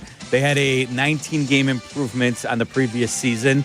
You know, they only won 60 games, but when you consider where they were coming from, that was a huge step forward. And the nice thing is, I think you see as an organization that it's not just, hey, we've done the hard, or you've put a lot of younger players from the minors onto the major league roster, but organizationally, what they're doing with Brian Bannister on the pitching side and Ryan Fuller on the hitting side, you're starting to see them develop some younger players, which is what they need to do organizationally if they're going to take the next steps, right? You mentioned a lot of the key players, Kyle Teal, Colson Montgomery, Miguel Vargas. They signed Munetaka Murakami from Japan. He's going to be this lefty slugger from at first base who has a lot of power, but he also strikes out a lot. So we'll see what he can provide at the major league level. I don't want to overvalue this, but am I right by also saying, though, I'm not going to say that this is like Joe Madden, who was perfect for that Cubs team in developing them, but they got the right guy on the top step for this crew. I covered him all last year. Will Venable, I think, messaging what he's a young guy, but he just gets the modern athlete today. I think they absolutely crushed that hiring. Yeah. Will Venable, I think, now he just needs to nurture these young players, bring them along. I'm hoping, it might be, it's hard to make this would be like if they win another 10 games, that's a 30-game improvement in 2 seasons. But I think they could win 70, or if everything, falls in line, 75 games this year with just the improvement from the young players. And then if you see the arrival of guys like Noah Schultz, who I saw, he said his knee is feeling much better in the winter this year. That's something he dealt with last year. Hagen Smith, who was a high draft pick for them. Those are a couple young arms that if they get to the majors this year, they could be difference makers. And then they've got the first overall pick in the draft this year. A lot of people believe they'll take Rock Chalowski from UCLA.